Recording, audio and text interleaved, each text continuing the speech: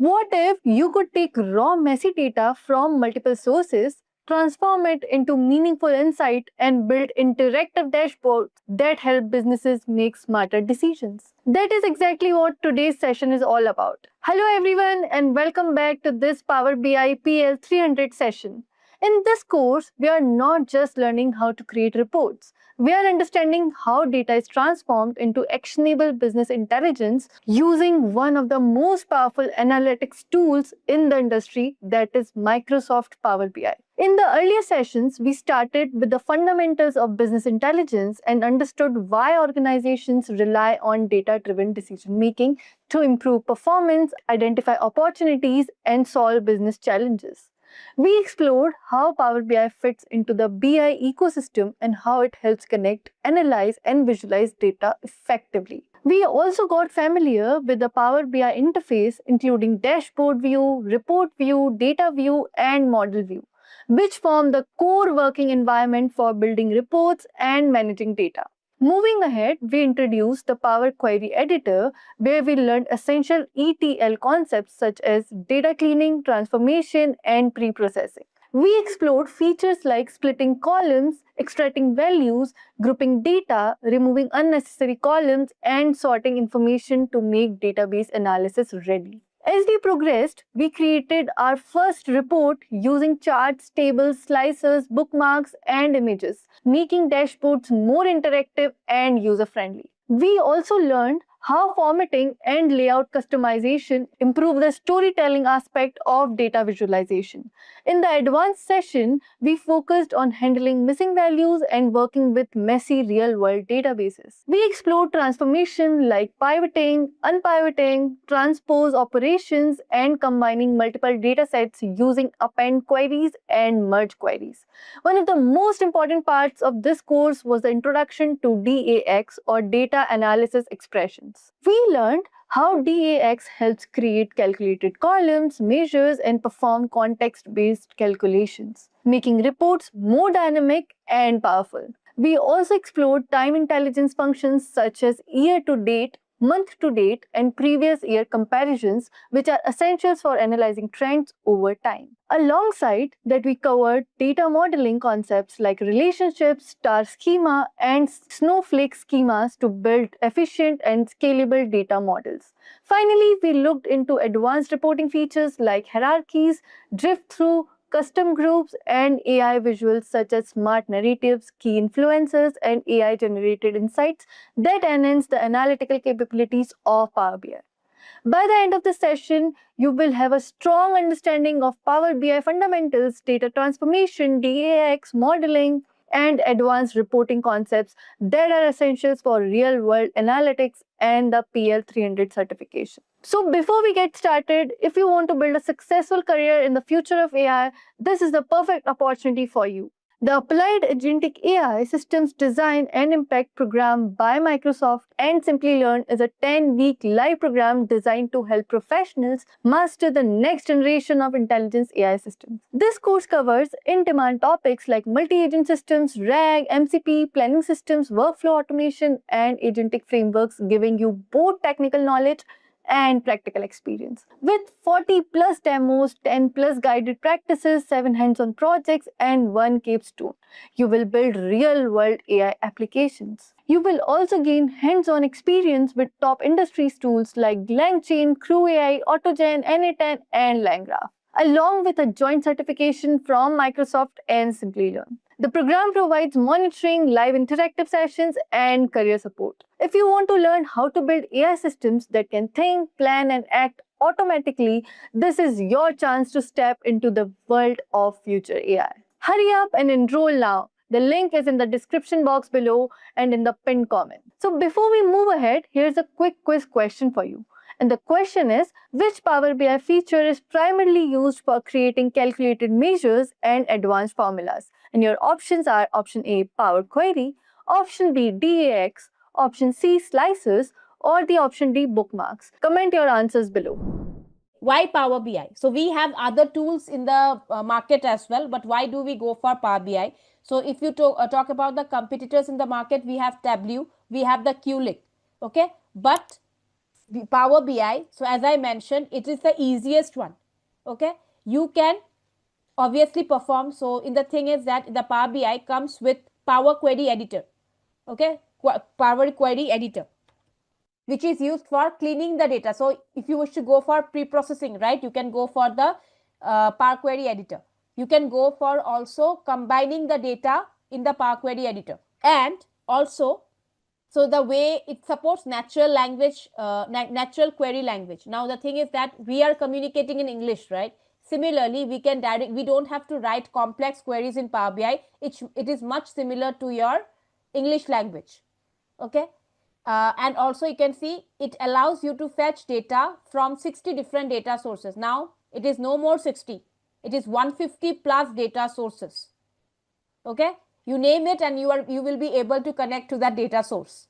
You can also connect to the live data. So any live data from the website you will be able to connect to, and you will be able to do the analysis. Okay, and since it is a Microsoft product, updates are happening quite frequently. So I think the Power BI, right, launch its the Power BI has been upgraded today itself. Okay, and it offers a very simple learning curve. So I don't know that if any one of you are from the Tableau background, you might feel that Power BI is super easy, okay, compared to Tableau as well.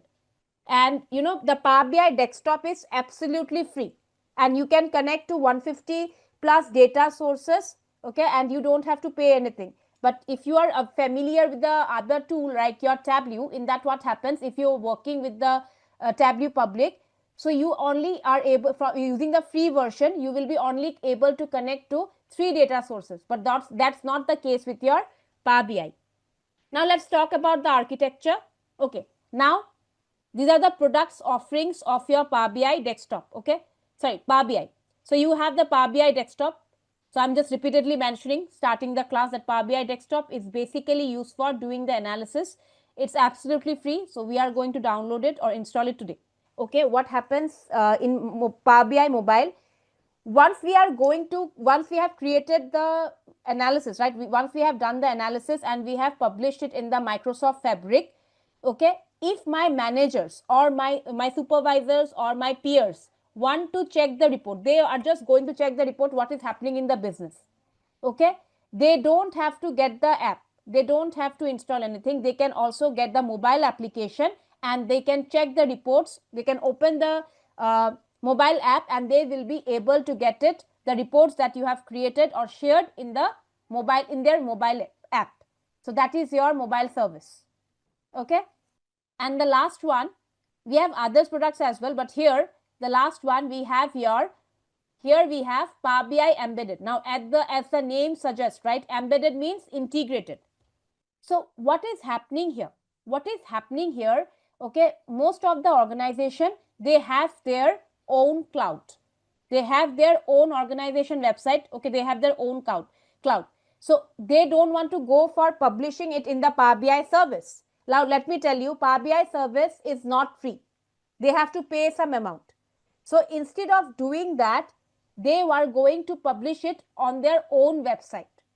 Instead of publishing the reports into the Power BI Microsoft Fabric, they are going to publish it in their own cloud. Okay, so that is, they have, for that they have to purchase the embedded Power BI embedded. They will be getting all the interactivity, flexibility like the Microsoft Fabric only, but they are able to do it in their own organization. That is Power BI embedded. So Power BI embedded is also not free. You pay as you go. How much you require, for that only you are paying it. It follows a pay as you go model.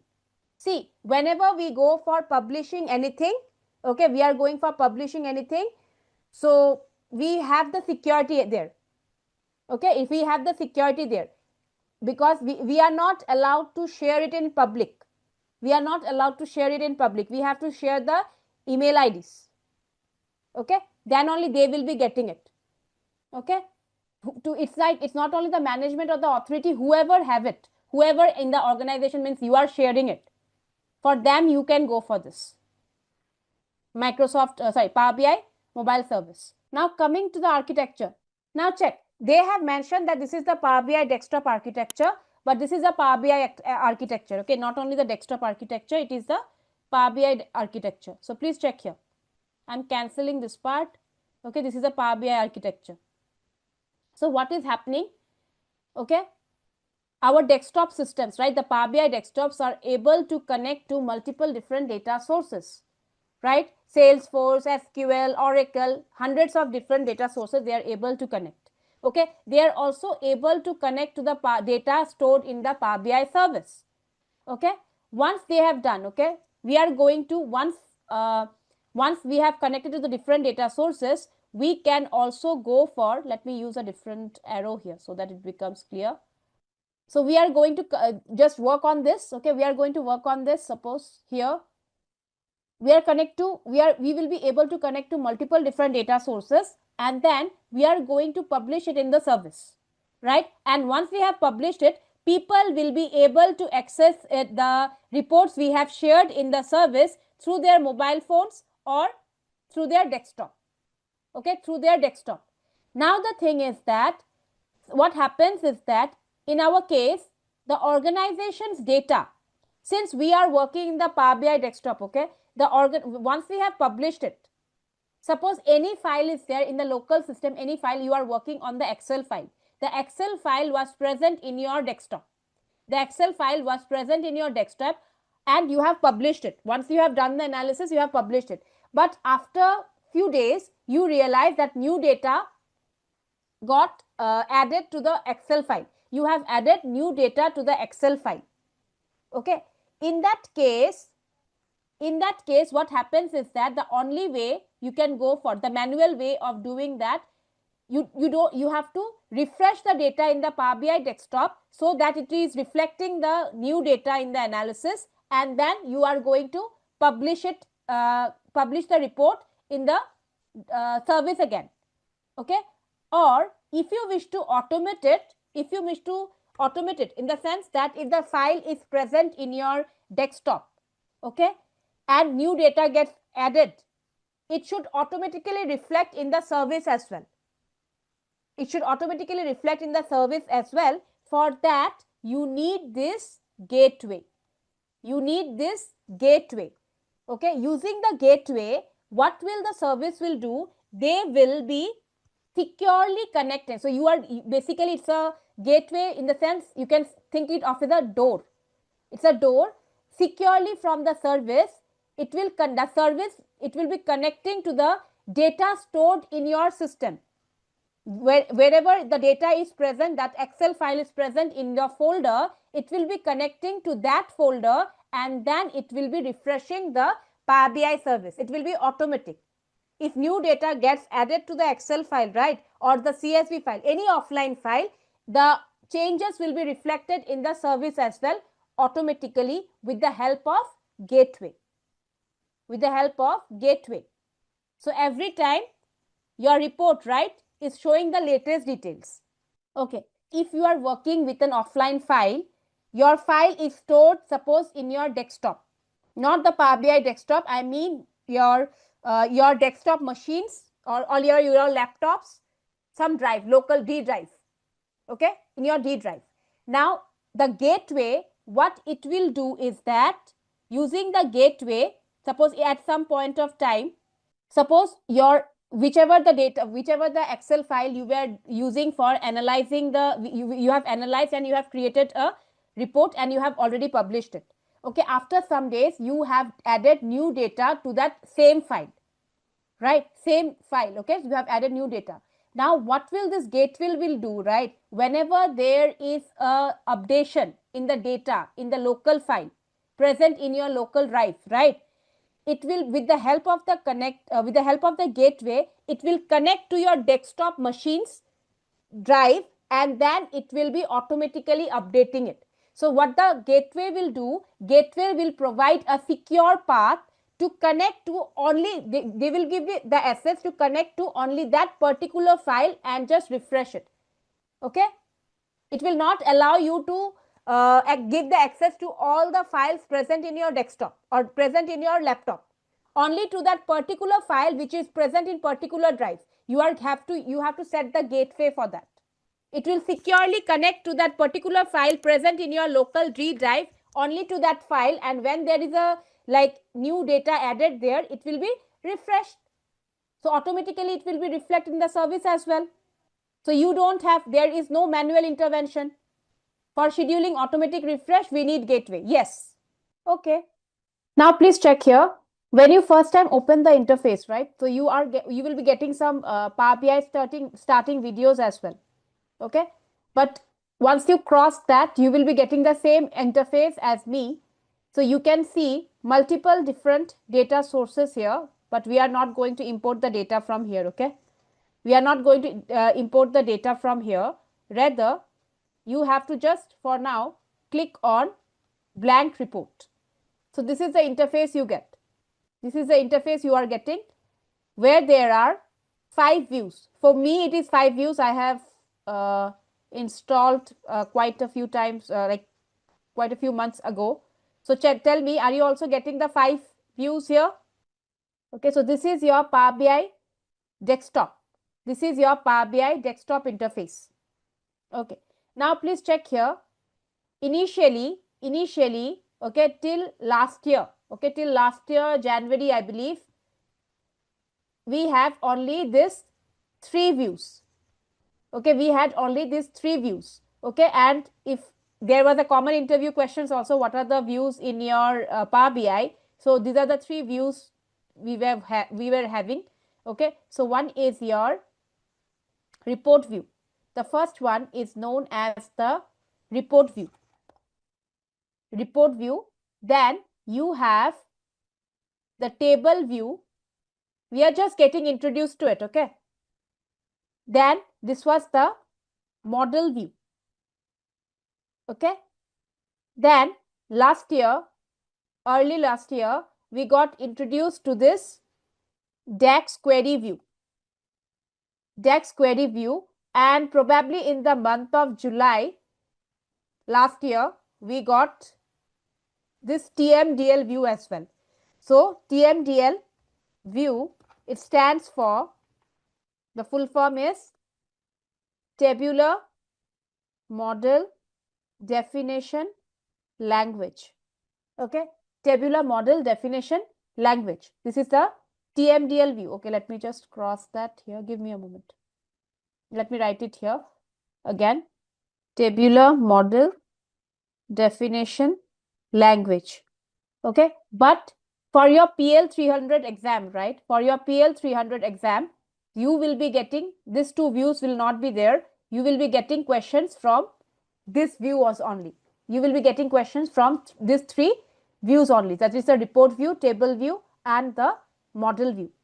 Okay, you can also notice, so this is about the views. Okay, this is about the views. I will be also showing you how the views look. The current view you are getting, right? The current view you are getting. So here you are having this white where you go for creating your visualization. This view is known as the report view. The current view we are currently in is known as your report view, where we go for creating the report. Right? On your right hand side, you will be able to see the panes here. 3 panes will be there. One is your data pane. Collapse that. You have the visualization pane. You have the filter pane as well. So as I mentioned, Power BI is more or less like a expand and collapse. So you will be able to collapse it. Are you all having these 3 panes? Filter, visualization, and data. Kindly confirm in the new version as well. Now please check how can we load the data. Okay, to load the data, right? To get the data or to load the data, you have to load it from here. You can check it out here. Get data. Okay, so I want you to click on this get data. Okay, once you click on the get data, you will be able to notice the common data sources. You will be able to get the common data sources, right? So what I want you people to do, instead of selecting it from here, just go for more option. We will be able to see the different options present in your Power BI that we can connect to. The different data sources that present in Power BI that we can connect to. So please click on that. So here, once you click on more, right?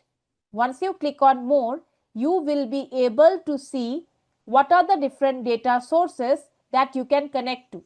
You can connect to Excel workbook, text CSV file, XML file, JSON files, folders, PDF files, PowerPoint files, SharePoint folder. So all the different sources you will be able to connect to. Check it out. So there are more than 150 plus data sources. There are more than 150 plus data sources that you can connect to. Okay. Now, the all thing we have to do right now, because ours is a simple Excel file, right? Ours is a simple Excel file. We are going to connect to this Excel workbook. We are going to connect to this Excel workbook. Please click on that. Select the Excel workbook and go for connect. Go for connect. Then you have to browse to the file. Browse to the data set. Okay, where it is present. So for me, it is this one. You will be getting the navigator pen. Now check if you are getting there in the workbook, right? I have three files are there, three sheets are there.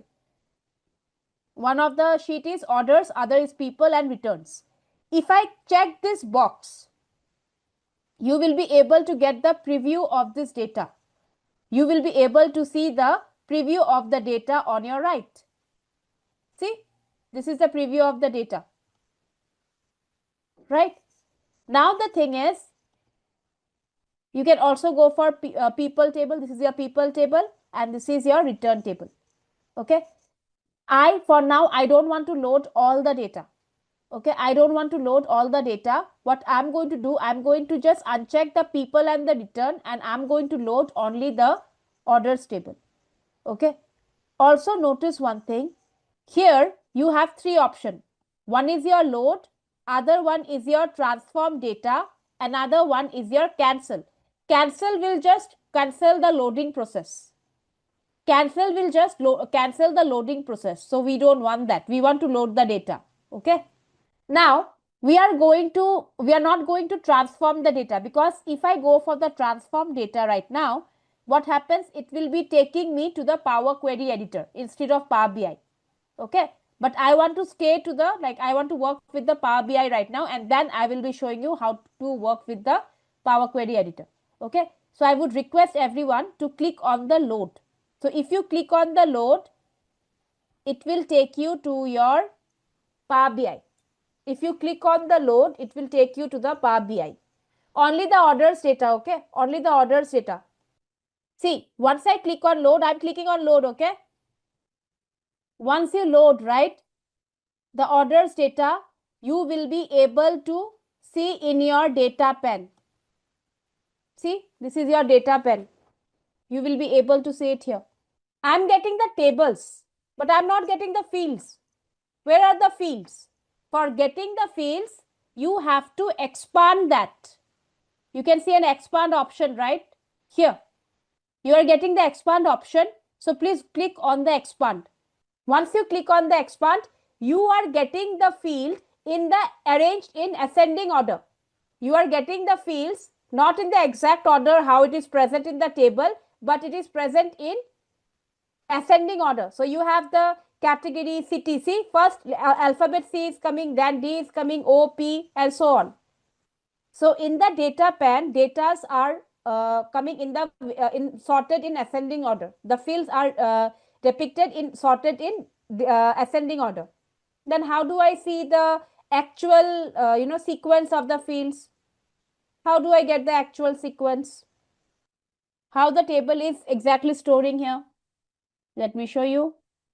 For that, you have to click on the table view. Please click on that. So if you go to this table view, you will be able to see how it is exactly present in your original data set. How it is present in your original data set. Now let me go to the report view again. Okay, let me go to the report view again. So if to go to the report view, I will be going for this, the first one, clicking on the first one. This is your report view. Okay, I will be going to the first one. Okay, now the thing is that before we go for any visualization, any analysis, we have to make sure that our data is cleaned, right? Our data is cleaned. For that, we have to use the, for pre-processing part, right? For pre-processing the data, pre-processing is not done in your Power BI report view or in the Power BI interface. For that, we have to go to the Power Query editor. Okay, how do I go to the Power Query editor? See, at that time we have loaded the data, right? We can from here as well, from the desktop also, we can go to the Power Query editor. You are having the option for transform tab. You are having the option for transform tab here. Okay, so click on the transform tab, and there you have the first option as the transform data. Here you have the first option as the transform data. So click on this. So this is the interface for your Power Query editor. If you have worked with Excel, right, normal Excel, in Excel also we have the Power Query editor. It is the same interface we have for here as well. So Power Query editor comes free with your Power BI and Microsoft Excel. Now the first and foremost thing, what I'm going to check, okay, what I'm going to check, what is the total number of rows? Okay, what is the total number of rows? So what I'm going to do for that, again, in the Power Query editor also, there you have the transform tab. In the Power Query editor, you have the transform tab. Click on this transform tab. Okay, there you will be getting the option for count rows. You will be getting the option for count rows. Please click on that and let me know what is the total number of rows and columns. Sorry, or what is the total number of rows, columns? Yes. Okay. Now see, I'm clicking on this total number of count. I'm getting the count. So sorry, I will not be able to increase the size of the Power Query editor. So this is the default size. Okay. But the thing is, the total number of rows in this data set is 9,994. But the thing is, how do I get my data back? My data is gone. And I don't have an undo option. Do I have an undo option? You can see the table I had, right? It has been transformed to a number right now.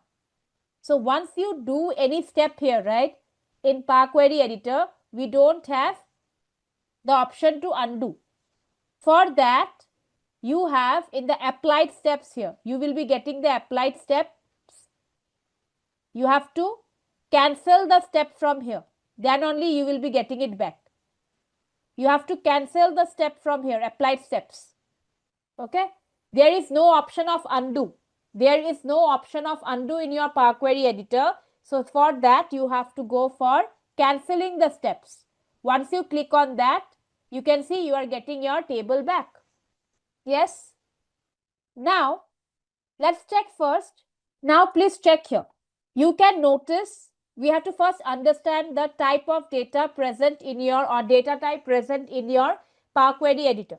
Okay. So if you check here, 1, 2, 3. If you check on the ordered ID, you have ABC. You have ABC. Similarly, you can see a calendar like icon. These are nothing but the type of data. Now, what are the type of data are there?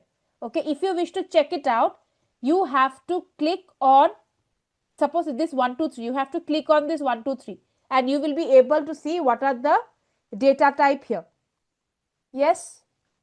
So the first and foremost thing when we go for data cleaning, we have to check whether the rows are or the columns are marked correctly or not, whether the data types of the columns are correct or not. Okay. So if you check here, and Power BI is an intelligent tool. Power BI is an intelligent tool. It is able to detect the data type on its own. Okay. most depending upon the values you have, right, it is able to detect the data type on its own. We don't have to worry on that. Okay, but still if it is not able to do that, you are going to do it ourselves. Okay, for example, okay, let's go to the scroll and go to the, suppose your this one, sales column. Go to the scroll and go to the sales column, please. Okay, now check here, what is this 1.2 mean? Okay, it refers to decimal number. It refers to decimal number. 1.2 refers to decimal number. Okay, but there is another decimal here, fixed decimal number. What is the difference between the two? Okay, please check here. For the sales column, we have after the decimal point, for the first case 261.96, but somewhere you are also having 907.152, right? Somewhere it is after decimal point we have 2 digits, somewhere after decimal point we have 3 digits, and somewhere it is 1 digit. Okay, so it is not uniform. So if you go for fixed decimal number, instead of decimal number, go for fixed decimal number, and we'll go for replace the current.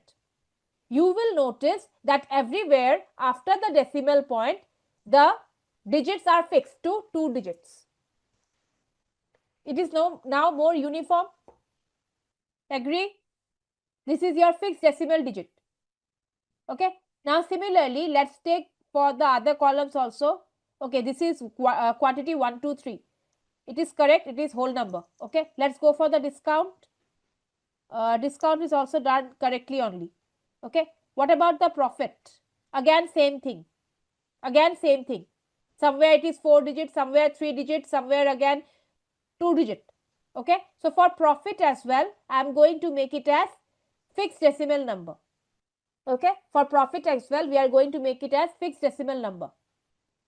We have to go for writing an M query here. Okay, if we want to go for, okay, whatever the things we are doing here, whatever the changes we are doing here, I am just doing with a simple click, right? But in the back end, you will be able to see that codes are generated for you, right? Codes are generated for you. Suppose if I wish to go for right click, sorry, not right click, I am going for suppose fixed decimal number, and I want to add a new step. Okay, a step has been added here. Okay, a step has been added here. Okay, now I'm also going for right now fixed decimal. So this is changed to step. So you can see here, whatever I'm doing, I'm just clicking it. I'm clicking and doing it. But in the back end, your codes are generated. You can see on the top, it's highlighted. So that language, Power Query Editor, it's written in M query language, that is known as your M query. We can just go for click, click, click, click, click. But in the backend, codes are generated. It is similar to macros in your Excel. Like we go for clicking, right? But in the Excel, right, what happens? The VBA codes are generated for you. VBA codes are generated. Similarly, in Power Query Editor, the M query language is working. So here in the backend, even though we go for click, click, click, click, click, here we are getting the codes. So you will be able to see the codes using this advanced editor option as well. If you click on the advanced editor, you will be able to see the codes. See what are the codes that has been generated. What are the codes that has been generated so far? What did I do? I went for change data type. See, integer, order, date, order ID, all those things, then transform. Change type, sales type, number, right? Similarly, these are all the steps in the backends. These are all the steps in the backend. Getting it? This is your M query language. Okay, now simple things. Few simple things here. Please check it out. Here, you are able to notice column profiling based on, so top column profiling on top 1000 rows. Okay, now the thing is that if you go to the view tab, if you go to this view tab, right, in the view tab, you have suppose the column distribution. Let's go for the column distribution. Check this box, please. Check the box, please. column distribution, column distribution. So column distribution you are getting on the 1000 rows only. Column distribution you are getting on the top 1000 rows only. Okay, you are not getting on the 9994. Okay, out of that column profile you are getting that out of that 1000 rows you have here, in this case for row ID all are unique, but in case of order ID 479 are distinct and 226 are unique value. But we know that this analysis is wrong because incorrect in the sense we have 9994 data, but it is showing me only top 1000. So what you can do here, please everyone notice here, focus right now. Click on the column profiling and go for column profiling based on entire data set. Column profiling based on entire data set. Choose the second option. Then you will be getting the correct one. Got it? Profiling means you are doing the analysis. Initially, the analysis was done only on the top 1000 rows. That was incorrect, right? That was incorrect here. That's why we went for, instead of doing the analysis on the top 1000 rows, I want to do it on the entire data set. I want to do it on the entire data set. How this helps? So please check out here. In this data set, okay, let me go to the, let's go for the column city. Okay, you can see the city column here. So out of the city column, you can check here, there are 9994 rows are there, right? Out of that, 531 are distinct, 70 cities are unique. Now, what is the difference between the unique and the distinct? Okay, let me give you a small example here. What is the difference here? Okay, suppose I have some values. Okay, suppose I have some values. Okay, now if I ask you how many distinct values are there? 1, suppose this is 12, 13, 14, 15, 4, right? 4 distinct values. How many unique values are there that are not repeated? We have only 2, that is your 13 and 14. Understood? Difference between distinct and unique. Okay. Now, let's go for the column profile as well. Please go for the column profile. Check this box, please. If you click on the column profile, you will be able to understand here. See, there is only one unique value here. There is only one in the cities. There is only one unique value, and all the cities are repeated. Okay, so that is why you are getting 49 distinct and only one unique, right? Only one unique. Let me go for the ship mode as well. So in the ship mode, we have 4 modes, 4 distinct values. Second class, standard class, then we have, I think, same day and the first day, first class, right? But there is no distinct, unique value. There is no unique value. The chart will be only visible to you if you go for the column profile and column distribution, not about the type. Okay, I'm going to the home tab in the Power Query editor. Okay, in the Power Query editor also, I have the option for getting the data. Okay, that was whatever the get data portion was there, right? That was a part of your Power Query editor only. So if I click on this, see, I have the Excel workbook. So I can also get the data from here. So let's go from here, just get the data, sample superstore, open it. So this time I will be getting the people and the returns because I already have it. Okay, so I will be trying to, this time I don't have the option for transform because already I'm in the Power Query editor, right? Already I am in the Power Query editor. So I don't have the option for transform. I directly have OK. So once I go for OK, this data will be loaded here. Now check here. If you go to the people's table, right? If you go to the people's table, you are getting in the column 1 and column 2. But if you check the first row value, you have a regional manager here and you have the region here. And then you have the names, looks like the names of the person, and it's talking about the regions, right? In that case, what we can do, this row, right? I can make it as header. I can make it as column name. Can I do so? because it feels like this is not able to, Power BI is not able to identify the row name, column names properly. Okay, so we have to make it work right now. How do I? So this is the column name. How do I do that? Please go to the home tab. Go to the home tab. There you have the option for this. Use first row as header. This one. Click on the drop down. There you have the first option as use first row as headers. Please click on that. Okay. Now go to the people's table. That means click on this people's table. You will be getting the people table here, right? Now what you need to do, you have to go to the home tab. Home tab. There you have the option for use first row as headers. Focus on my screen, please. Click on this. Click on the home tab. You will be here. You have the people and the returns table here, right? I'm going to the orders table again.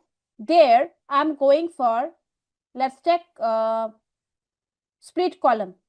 Okay, let me go for first split column here. This one. Do you get it? Split column. Are you able to see the split column? Okay. So there we have the order ID. We have the order ID. Okay. So please check it out. I'll tell you one thing, those who are appearing for the PL 300, right? So Power Query editor is a very important topic. Okay. So data cleaning is a very important topic. So please learn each and every option clearly. So you can go for the split column, click on this drop down, and you can see various options here. You can see various options here. Now, how do I want to split? I want to split it by the delimiter, the first option. Check the order ID column. Check the order ID column. I want to split it by delimiter. Please click on that.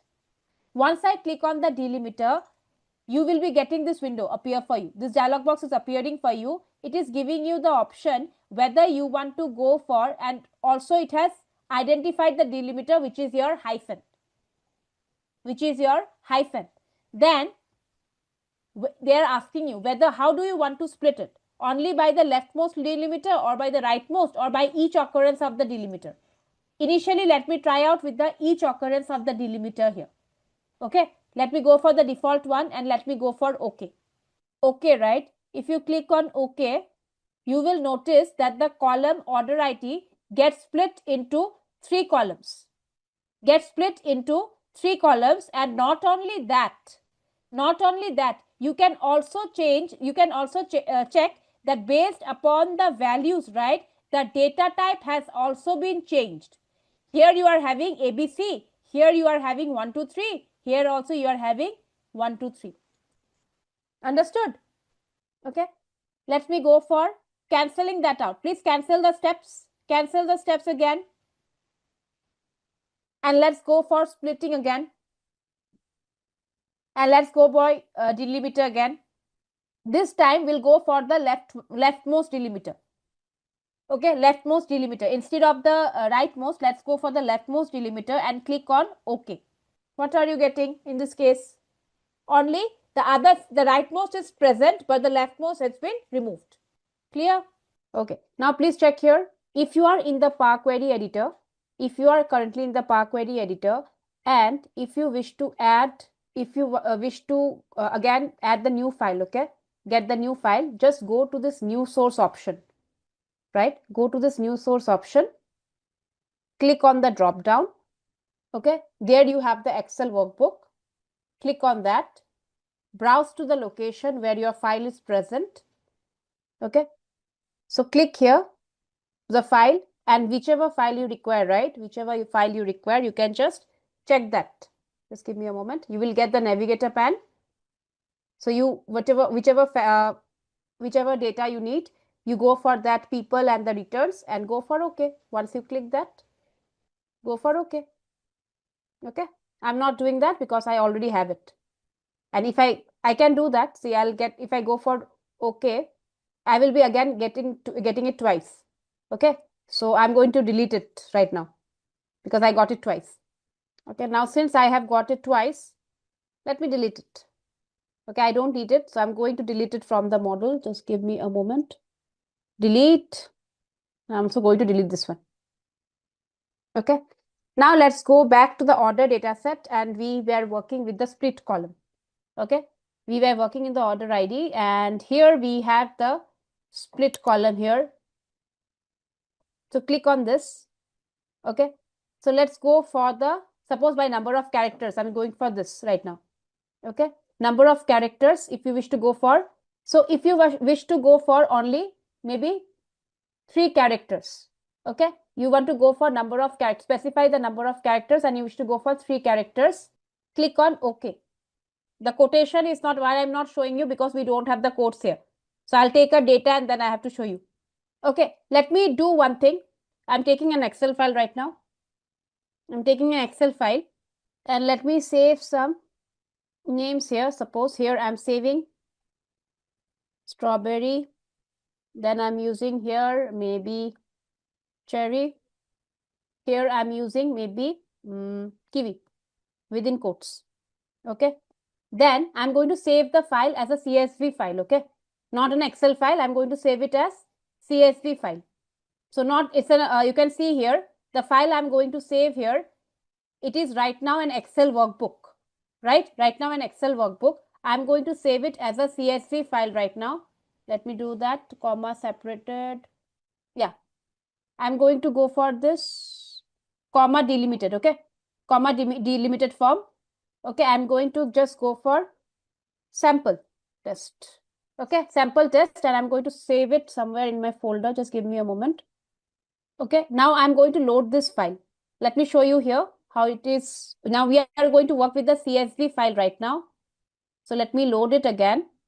I'll not go for the Excel workbook. It is my text CSV. Okay, so this is my sample test. So this is my file right now. Okay, this is my file right now. Okay, now I'm going to use the split column. Okay, I'm going to use the split column here. Okay, how do I do that?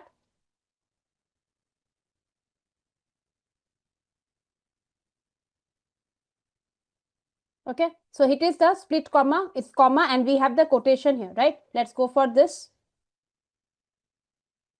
See, what happens is that even though a comma is here, right, it is going to replace the quotation here. So that is the purpose of your quote. That is the purpose of your quotation right now. Okay, for the comma, and then you have to again split it by the comma. Once you go for splitting it by the quotation, then you have to go for split it by comma. Okay, all right. Now please check here. Let's try out with the another one. Let's go for another one. Okay, let's understand the split properly, then only we will be going to understand the extract as well. There is an extract option is also there. Okay, let's go for split, and let's go for number of characters. Okay, let's go for here number of characters. I'll go for 3 characters. After 3 characters, it should repeatedly split. Okay, let's check it out what happens here. If I go for the number of characters, see, it is first 3 characters 1 2 3, that is C, A and hyphen. Then we have again 202, again 3 characters, then 0 and hyphen and 1, 3 characters. So it is splitting. Every time it is splitting by 3 characters repeatedly. It is splitting by 3 characters repeatedly. Are you able to understand? Number of characters. So I'm again removing that. Okay, I'm deleting that. Let me go for one more example from here. Suppose, okay, why I'm going for this? Let me take the okay, first name. Let me go for this one, customer name. Okay, we have the customer name where we have the space here. Right? We can go for the delimiter to get to extract the first name and the last name. To extract the first name and the last name and save it in a separate column. You can do that. Otherwise, let me go for some other one. Suppose by uppercase to lowercase. What will happen by uppercase to lowercase if I go for this for customer name? Your C will be in separate column, your L will be in a separate column. Please check it out. If I go for uppercase to lowercase, C, your C is in separate column and rest other is in all other column. Okay, and again G you have it here, and you go for this last name here. This is for your uppercase to lowercase. Clear? Uppercase to lowercase. All right. Let's go for the extract right now. Let's go for the extract right now. Okay. Let's understand how it is different from the extract. All right. Now please check here. How do we go for the extract and what's the difference between the extract? Okay. Let's go for the transform tab. Let's go for the transform tab right now. In the transform tab, you will be having the extract option. Now, similar to this, similar to the split column, I'm going for the extract option, and the first option, okay, I'm going for text before delimiter. I'm going for the text before delimiter. Okay, the fifth option. So if I go for this, so what is the delimiter? You have to mention here. So it is, suppose, space. Click on OK. Space I have given. Okay, so what is the difference? You can check here of the customer column, customer name column. If I go for extract, what is the difference are you getting here from split? Check here. This is my customer column. Go to the extract. Go for the text before delimiter. Okay. Here, it is not identifying the delimiter. We have to take that. Okay. So I'm giving here space. Just click space. Click on OK. What is happening here? Are we getting two different columns here? No, right? Only the text which before the delimiter, right? Delimiter I have given a space. Only the delimiter I have given a space. So I'm able to extract the first name here, right? So that's what your difference between your extracted. Extract will just retrieve it. It is not going to split the column. Split is going to split the column, right, into different columns. But your extract is just going to retrieve the value, fetch the value. Okay. Let's go for, okay, I have just cancelled the step. Okay, I have just cancelled the step. Now let's go for, suppose if you wish to go for the by the length of the character. If you wish to go for length of the character, if you wish to go for extract, okay, give me a moment. See, you will be also, if you just go for extract the length, right, I'm showing you here, you will be able to get the length as well. You are getting the length. The first name was 11 characters. So on, you are getting it like this. Okay. Now I will be going for group by. Let's go to the home tab again. Let's go to the home tab again.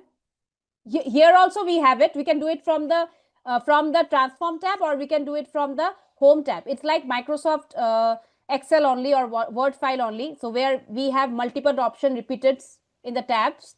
So here we are going to get the group by option. You will be able to get the group by option here.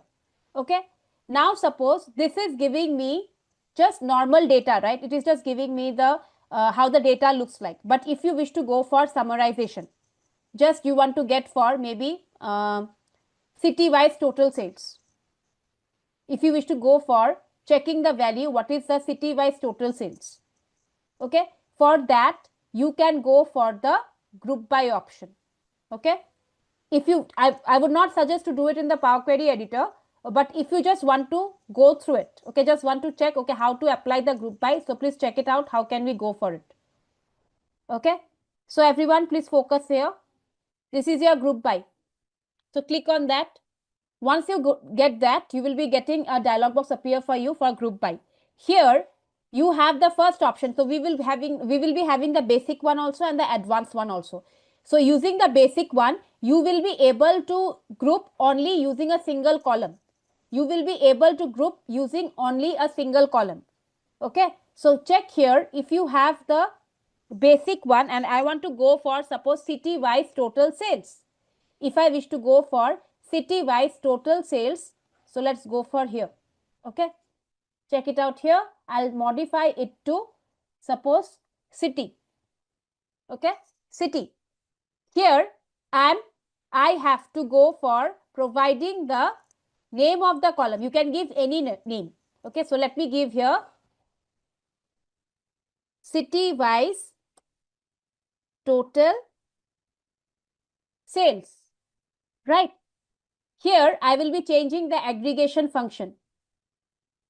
I will be changing the aggregation function. So to sum, because I want the total, right? I am going for sum here. And in the column, I am going to choose the sales. Please modify the to the changes, please. See, what is the city-wise total sales? For each city, you will be able to get it here. Okay. But the thing is that, see, we are just doing the pre-processing.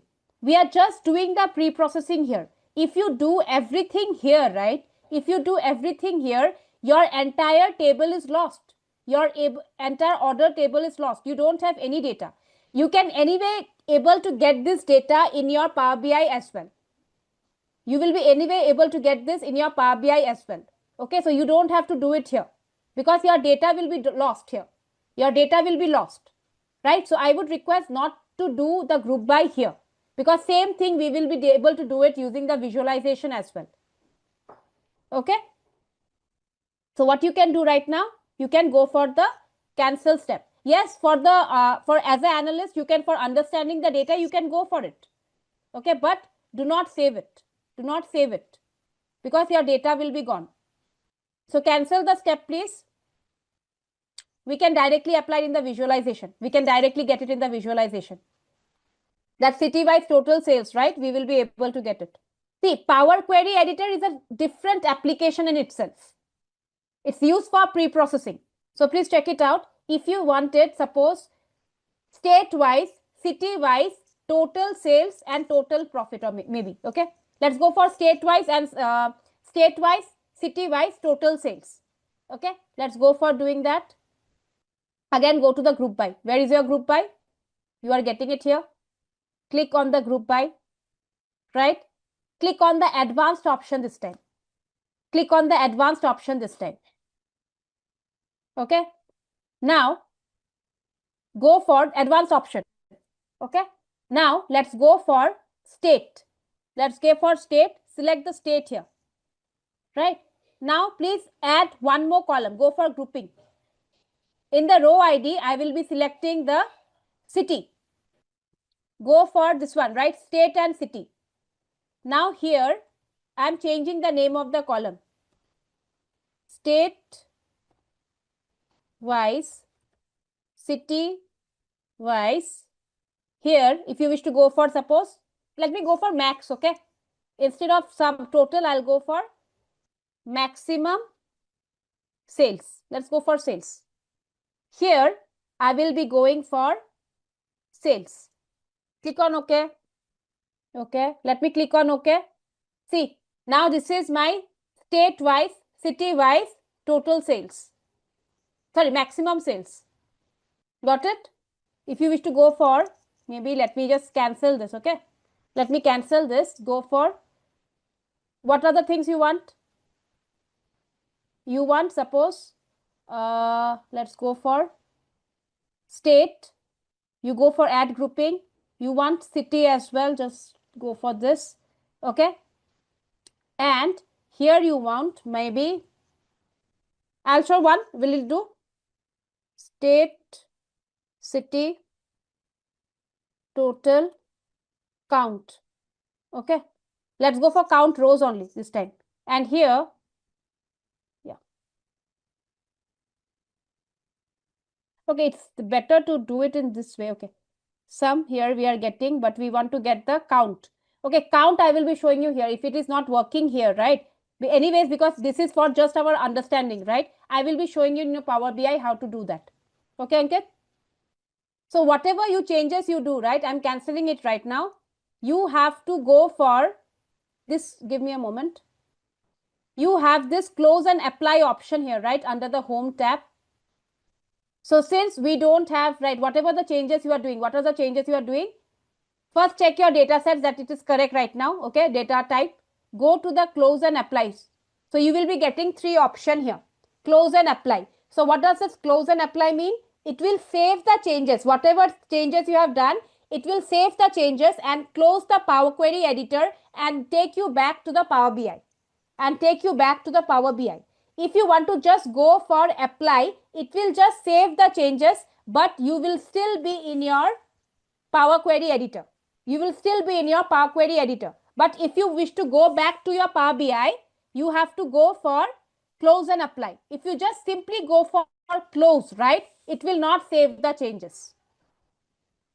Am I clear? If you go for close and apply, it will save the changes and you will be closing the Power Query editor and you will be getting back to the Power BI. Am I clear? Now check here one thing.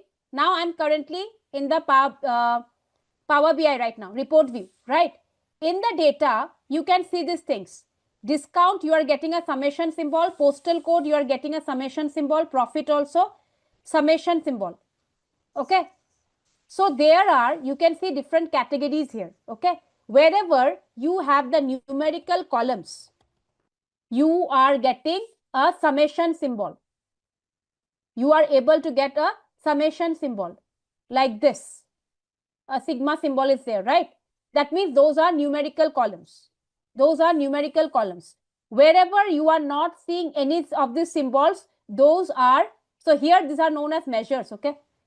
The numerical columns are known as measures. The numerical columns are known as measures.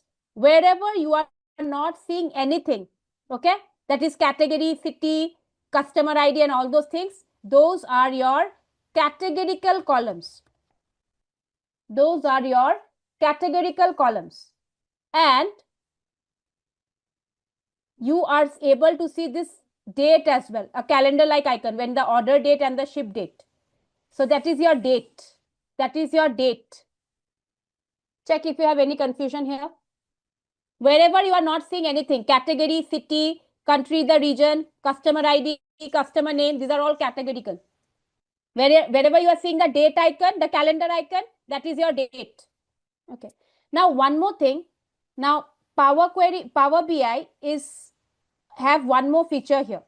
Okay, that Power Query editor don't have. That is, we can go for categorizing the geographic locations as well. We can categorize the geographic locations as well. Okay, so we have a data type for that. So please check how can we do that. How can we do that? Geographical locations. So city is a geographical location, right? City, then we have the state, all those things. So please check here.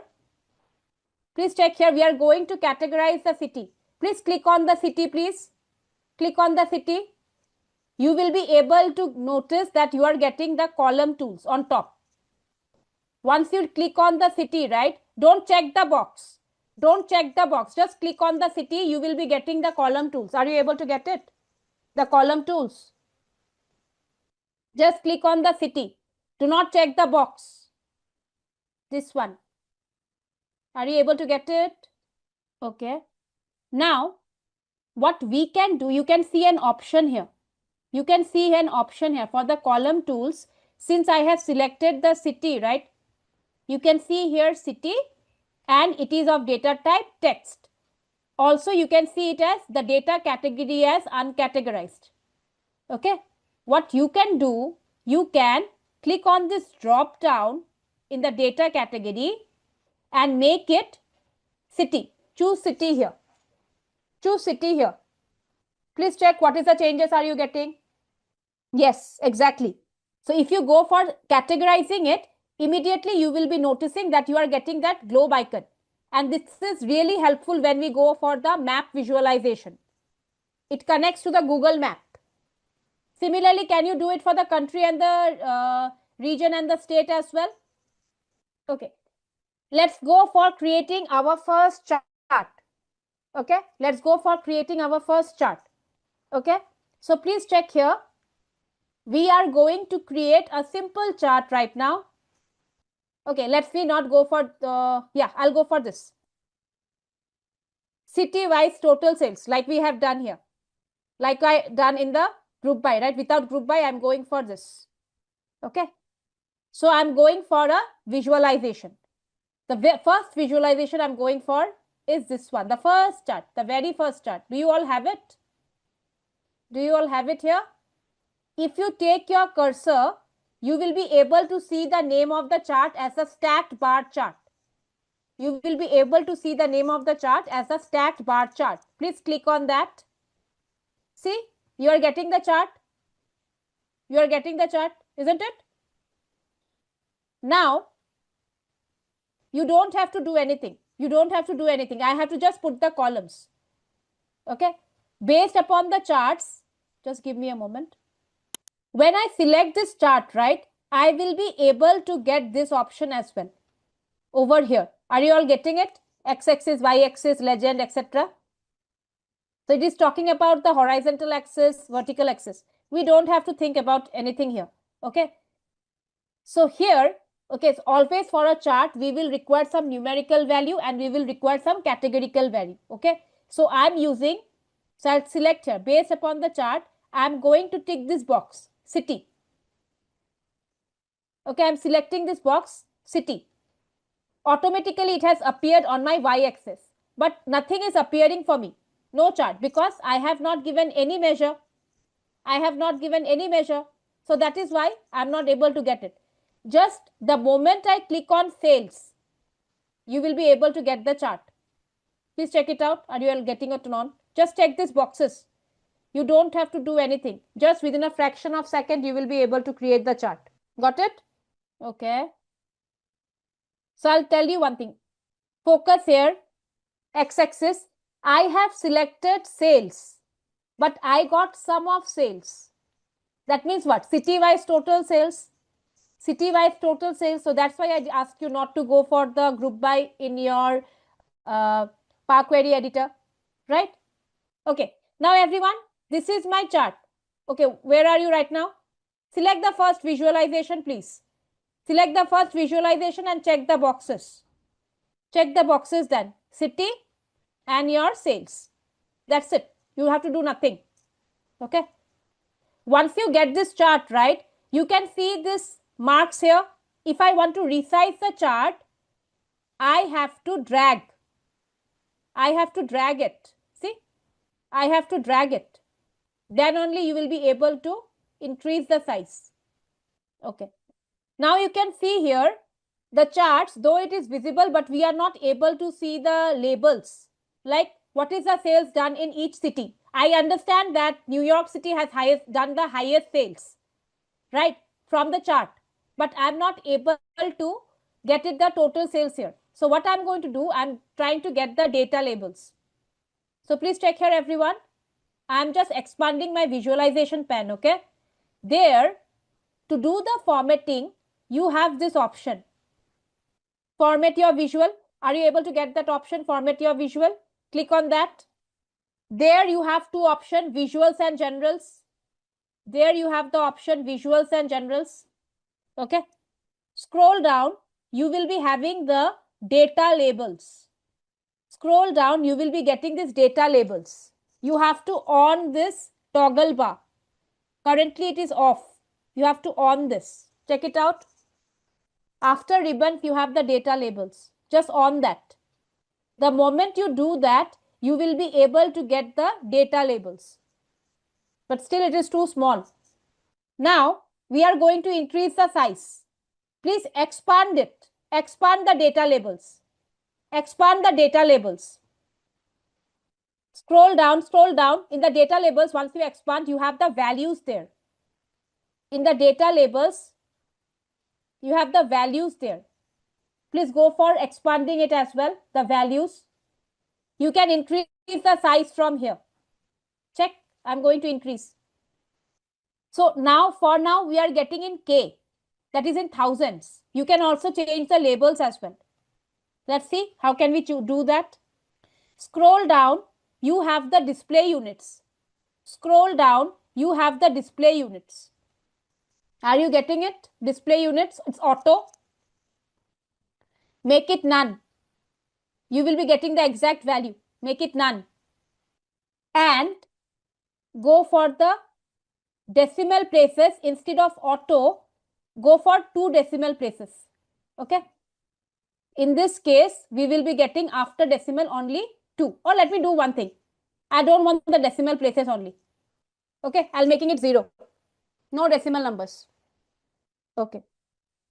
Similarly, so this is for the data labels. Now let us increase the size of this,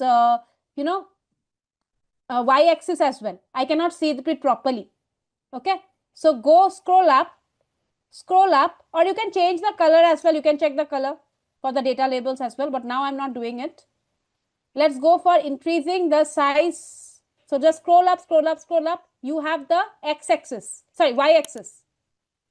Can you see the y-axis, please? The first option, this one, expand it, increase the size. See, I'm able to see it now. I'm changing the color as well, black. So this is our very first chart. This is our very first chart. If you wish to save this, how do you save it? Please check it out. You can just go to this file option. You can go to this file option, and there you have the save as.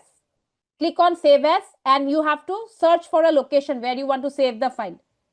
So go for browse this device and save your file. It will be saved as PBIX file. So let's do one thing. Let's quickly start. And I would request you all to kindly load the sample superstore data. You are already aware of it. Please go for loading.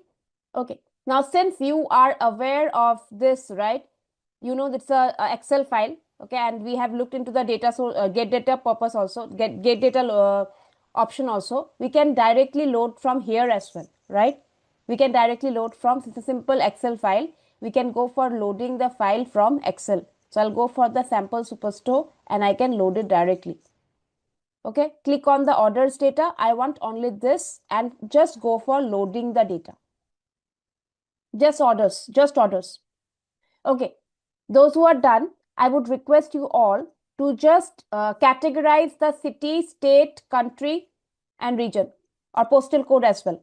Categorizing the geographical location, that please do it. It's always a good practice that you do the categorization. Okay, check the data type properly. So go for this. Here is your city column, right? Just click on this. You are getting the column tools. Categorize instead of uncategorize, right? Please categorize it to city. Categorize it to city.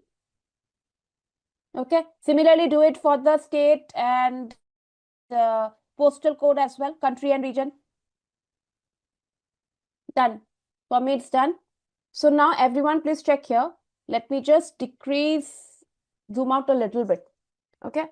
Now please check here. You can see this dotted line portion, right? This dotted line portion. So this area is known as your canvas. This area is known as your canvas. So whatever reports, okay, charts and the all the visualization tables, whatever you are going to create, you are going to create inside this canvas. You are going to create inside this canvas. Okay. Now, if you wish to color this canvas, okay, so you can see no chart is selected right now. No chart is selected right now. What you can do, you can go to this visualization pane where you have this, focus on my screen, okay? I hope you have this option, format your visual, or format your report page. Right now you are getting, this is known as your report page, right? Click on that, please. Since we have not selected any chart, selected any chart, no chart is present here, it is a canvas which is empty, right? That is why you are getting the option for format report page, and here you have the different informations. Okay, suppose now if I go for the if I want to apply some color on the background, I want to apply some color on the background. Okay, let's go for this. Expand it. Expand the canvas background. Expand the canvas background.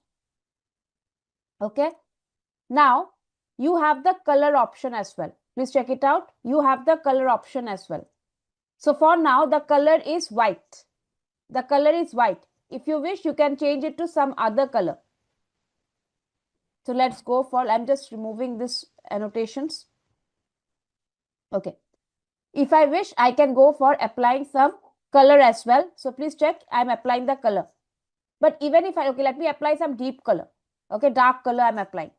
But even if I applying this color, I'm not able to get this color here. I'm not able to see this color here. Okay. Why? That's because of the transparency. It is entirely transparent, right? So I'm not able to view the color.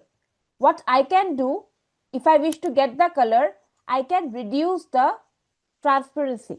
Then I will be getting the color. Try it out. If you reduce it, you will be getting a deeper color. Okay. Now check. You can, if you wish, you can also add an image. If you don't want to go for background color, right? You can also go for image as well in the background, right? Whatever you wish, you can go for that. If you have an image in your system, okay, what you can do, you can just click on this sign, okay, symbol, and then you will be able to get an image and you will be able to apply it, okay, as a background. But for now, what I'm going to do, I'm going to apply the color only, background color only, instead of an image. Okay, image we are going to work today because we are going to create a report. There I will be showing you how to insert an image. Okay, so let's go to the build visual again. Okay, now please kindly let me know, are you able to view all these images? Are you able to get all the images that I have, or you have something less? All the images, especially this one, 1 2 3 or something, then only you will be understand. Okay, all are there, right? If all are there, not an issue, because in the previous version they have removed it, so that's why I asked you. Okay, let's go forward then.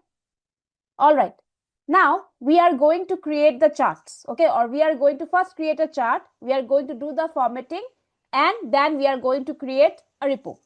Okay, so let's start it. Okay, now let's go for the visuals. Okay, build visual. So I'm going for the visualization right now, everyone. Okay, this is my build visual. Okay, this is the maximum background we have, the default background you have. If you wish to go for changing the size, okay, if you want to go for a default size, right, you can go for canvas settings, and again same thing, if you wish to go for setting, you can go for the canvas setting and you can select the sizes. So for us it is 16:9. Keep it that one, that's better one. Okay, but if you wish to still change it, you can go for custom. And you can make it custom. Okay, size, you can go for the height and the pixel, you can set it, but I would suggest go for the default one, that is your 16:9. There are different options as well, right? 4:3, letter, tooltip, custom. So go for the 16:9, that is the most appropriate for creating the report. Okay, now let's proceed. We are going to create a chart, okay, category wise total sales. We are going to create a sales dashboard today. Okay, let's go for creating a sales dashboard. So I'm selecting the first chart. You are aware of this one, right? Okay, so let's go for this. Okay, now I'm clicking on this chart, then I'm selecting category. Just check that box, category, then I'm going to select the sales. So please check, once I click here, right, so this is my category. On the y-axis, on x-axis, I'm getting the sales. Now I can simply drag it to enlarge the image a little bit. Okay, it's simple here. I'm removing the chart. Please click on the first chart. Okay, select the category, check the box, category, check the box, sales under the data pane. That's it. Okay, now please check, if you wish to enlarge the size, okay, maximize the size, I can just take my cursor here. You will be able to see the cursor has changed. Now you can able to drag it. So I'm dragging it little bit right now. Okay, once I drag it, if I wish, I can also just move it to some other position. So what I'll do, I'll take it somewhere here. I'll take it down. Okay, now let's go with the formatting. When you are going for the formatting, right, you have to make sure that your chart is selected. How do I know my chart is selected? You can see these gray lines. you can get this gray lines over here. So that means my chart is selected. If my chart is selected, then only I will be getting this option. Just give me a moment. Then only you will be able to get this option, that format your visual. Okay, check here, format your visual. If your chart is not selected, you will be getting format your report page. Format your report page. So make sure that your chart is selected. So click inside the chart, you will be getting this format your visual. Click on that. Okay, now please check. Once you get this format your visual, right? Once you get this format your visual, you can see in the formatting part, you can see two options. One is your general option, another is your visual options. Now, whatever the options are present under the visuals, right? Whatever the options are present under the visuals are specific to the chart you have selected, right? Are specific to the chart you have selected. Suppose the y-axis, x-axis, grid lines, so bars, etc. These are specific. But coming to the, suppose the background of the chart, okay, then the font of the title, so that is related to the general portion. So that general will be common for all the charts. General will be common for all the charts, but the visuals options will vary for different charts. Okay, so let's work on that, and then you will understand it. Let's work on the visual.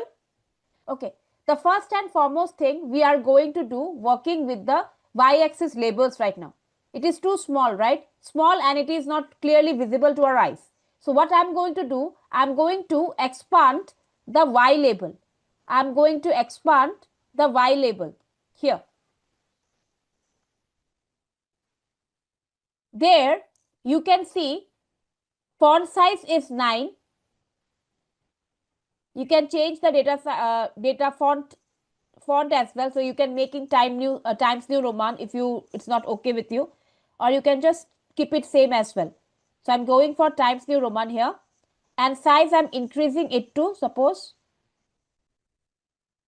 11. Okay, 11. Color, you can go for color, so I'm applying some color, maybe black. Now we are not going to switch the axis position. Okay, we are not going to switch the axis position. Why? Because check, this is how it looks if I switch the axis position. Not good, right? So I'm not going to use that. Now what about the width? If I increase the width, okay, less than 50. See, this is the width of the bars, right? So we don't want that. We don't want that. So let's keep it around 20% or 25% only. Okay, my chart is unselected right now. Done with the y-axis. Okay. Now let's go for the x-axis also. But if you check the x-axis, right? Okay, you have the y-axis title. Y-axis title is a category. Okay, let's go for that. Let's expand the y-axis again. Let's expand the y-axis again. There you have the y-axis title. These were the values, right? These were the values. You have the title as well. Let's do that. Give me a moment. Scroll, scroll, scroll. You have the titles. Scroll down. Let it be auto only. You can also change the title. Instead of category, you can give categories. That is also okay, but let us keep it same. That is category. Then let's scroll down. You can change, if you wish, you can make it a little bit bold. Okay, I have made it bold. That's it. Nothing else. Font size is 12. Let it be 12. Now let's go for the x-axis as well. Please go for the x-axis. Okay, now in the x-axis, please do not change the minimum and the maximum range. Please don't change this. Let it be auto. Otherwise, because the difference is not much. The difference is not much. We will not be able to understand. So you will be getting a straight bars only. Let it be. We are not setting that. We keep it same as automatic. Okay. After that, go to the values. Go to the values. Make it black. In the display unit, you can make it none. Sorry, yeah, display unit, make it K in thousands. Please display unit, make it thousands.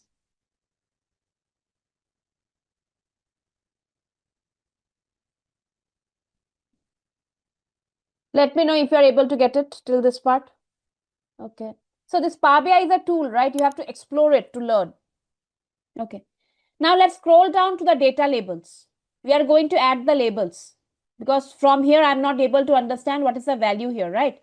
Let's go to the data labels. Okay. And let's go for values. In the data labels, scroll down to the values and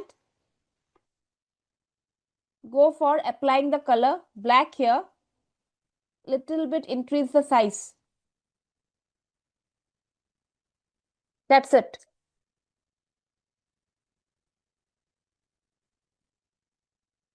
Okay.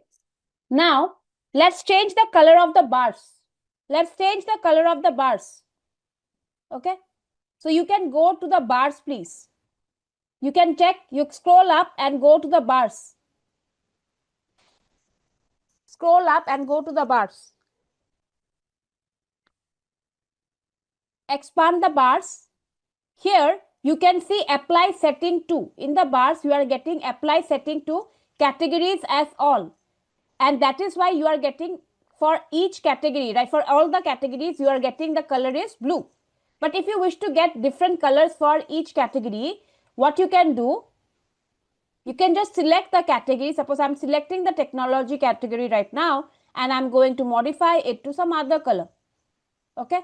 Now if I go for this, any color of your choice, furniture, you can go for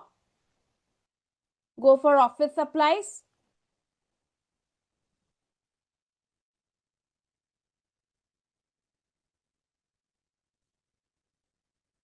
See, data labels, you have to scroll down to the data labels and on it. You have to scroll down to the data labels and on that. After that, expand the data labels. Once you expand the data labels, scroll down, go to the values. You have to make it the display unit as, okay, in the y-axis, but you can still make it as thousands here. That's it. You can still make it 1000, but anyways we are getting in thousands only because we have done it for the x-axis. Okay, so you can do it like this. And what else? Okay, bars. So please check after that. After you have this, just give me a moment. Scroll up. You have the bars. To change the color. To change the color, you have the bars. Expand it. You have the apply setting to categories, right? For you it might be all. For you, it might be all. And the color is blue. So what you do, select each category separately and change the color of it. Since select each category separately, suppose this office supply I have selected, I have given yellow color. Similarly, you can go for technology and give blue color. So whatever color you wish, you go for that. Now, please check here. We have the grid lines here. You can see here. Okay, I'll click on the focus mode. Okay, please everyone check here. This is known as the focus mode. When your chart is selected, right, you are having this option, right? You will be getting this focus. This is known as the focus mode. So if you take your cursor here, you will be able to see the name of it. It's the focus mode. So if you click on this, right, the second part, you will be able to get the enlarged image. You will be able to get the enlarged image. Okay, so this is known as the focus mode. Now, you can, if you just click on, when you check my diagram, right, if you check the start, you will be able to see small grid lines. Are you able to see it? The grid lines. Now, if I wish to just, for the aesthetic purpose only, if I wish to go for coloring it, making it little bit deeper, I can do that. How? So please check here. I have the grid lines here. Okay, I have the grid lines here. Please expand the grid lines. Expand the grid lines. You will be getting the color as gray right now. So I'll make it black.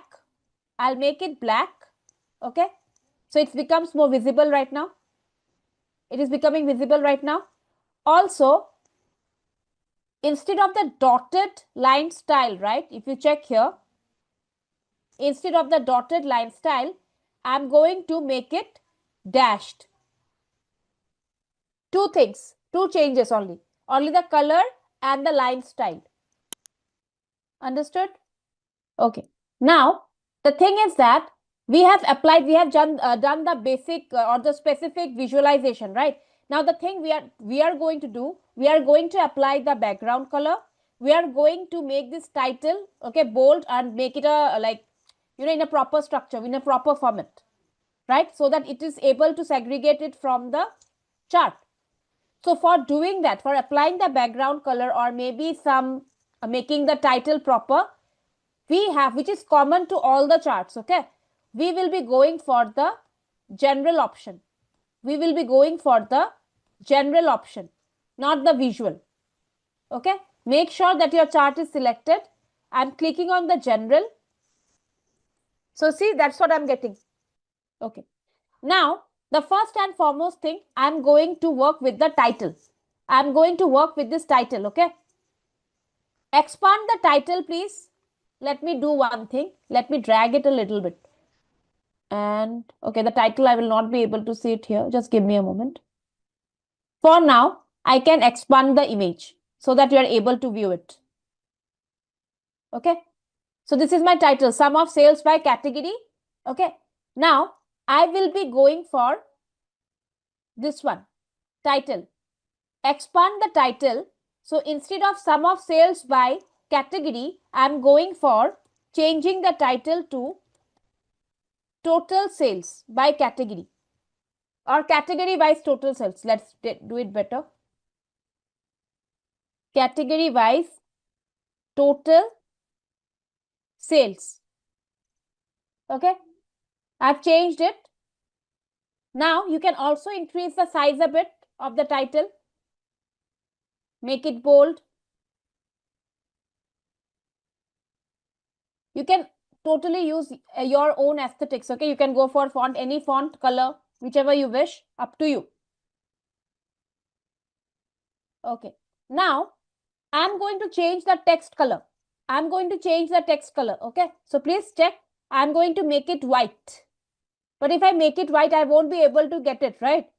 So the background color, I will make it black. Background color, this is for the title.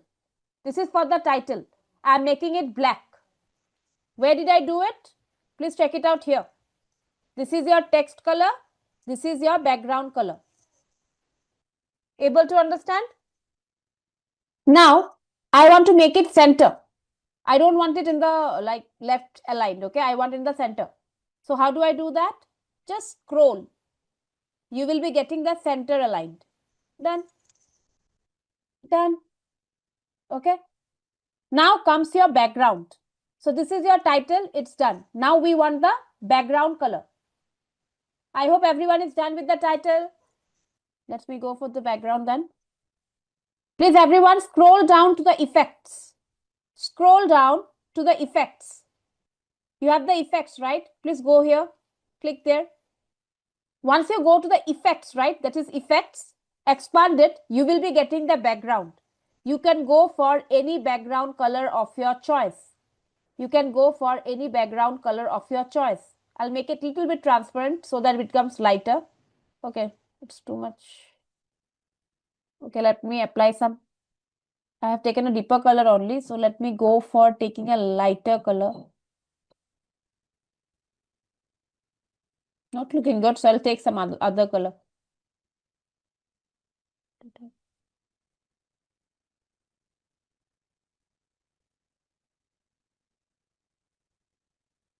Okay, I have to change the font color then. I have to change the font color because it's not visible only. So I'll change the font color. Now please check. You have a visual border. If you want a visual border to the chart, right? So you can just on that. You can just on that. You will be getting a visual border. And apart from that, if you expand it, you can also get the border rounded because it is now sharp edges. So I'll make it rounded. I'll also increase the width. What is happening in this case? Please check it out. It becomes rounded right now. Give me a moment. I'll just make it the lighter so that you are able to view it.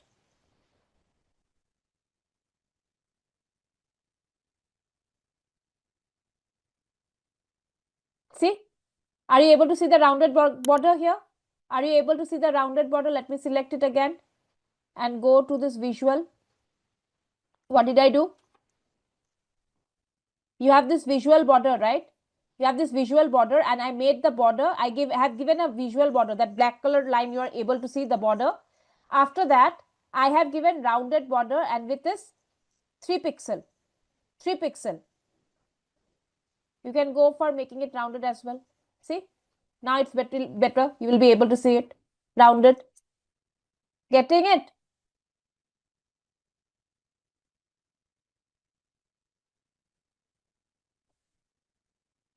If you wish, you can go for shadow as well. Shadow of this chart also, you can go for that. Shadow, just on the shadow. Go for owning the shadow, that's it. And you can just change the color as well. So what will happen in the shadow, please check it out. See, can you see the shadow? Can you see a shadow? So that's the thing. You will be getting a shadow here. Clear? Now, so this is your formatting of the first visual. We have created that. Okay. Now the thing is that if you come with the other visualization background, maybe the Tableau, right? You have heard of the Tableau. In that case, we create a single chart in a single page, right? But that's not the case with your Power BI. We create multiple charts, okay, so in a single page, because each page should depict some information. Each page should depict some information of a particular thing. Suppose if I'm going for here, I have to go in, I'll be creating a sales report. So this page should give me a detailed information of the sales. This page should give me a detailed information of the sales. So for that purpose, it is pretty much required that we adjust our images properly. We adjust our images properly so as to accommodate the other charts as well. We have to create a report here. So how do I do that? So now you know to adjust the size, take here.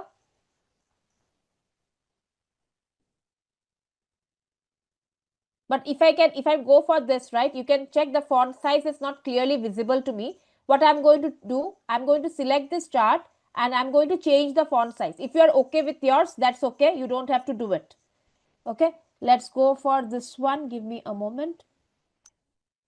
Font size of the data labels, color. Font color, I'm going to change it so that it becomes visible.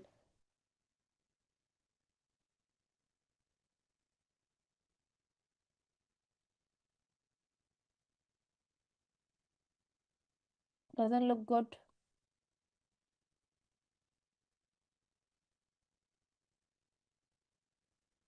Okay, at least it's becoming visible, so I have made it bold. Okay, I have made it bold. Okay, if you want to change the name of your sum of sales, right, of this field, if you wish to change the name of the sum of the field, that is also possible. But if you don't want to do it here and you want to go for suppose the category by sales, right? So in the chart, so go to here, go to the chart, that is your visual, and there you can go for the x-axis. You can go for the x-axis. In the x-axis, you have the title. Scroll down, you have the title, right? There, instead of auto, you can change it to total sales. Total sales. Increase the size. If you just increase it a little bit, you will be able to see it. Now, are you getting it? Total sales. So this is how you do it for the x-axis, title change. Instead of auto, you can go for replacing it. How to increase the space between the total sales title and the x-axis values. This is done automatically. Why? I'll tell you here. Okay. So what happens is that this is known as your plot area. Let me just increase the size. Okay. So what happens here? I'll show you. In any visualization you go for, any visualization, or you do it manually. Okay. Let me go for this one. Okay, this is the portion that is known as your plot area. Okay, so this is the portion. Let me take a different thing. Just give me a moment. This is known as your plot area, and this is your x-axis and y-axis. So whatever you mentioned regarding the total sales and the values, right? So this we will not be able to do it. Why? Why? Because this is the title. Okay, this total sales is basically the title of this axis, x-axis, right? This title is of the category only, right? The title is of the y-axis. So that is we are not able to increase it. It's not a separate component. These are axis only. These are your axis only. Let me show you. This is your x-axis, right? Where total sales represented your x-axis, and these are the values, right? And these are your y-axis, and these are your y-axis values. And this is the plot area where you create the chart. This is your plot area where you create the chart. Okay, so that is what we are doing right now. So it's not a separate component, so we will not be able to do that.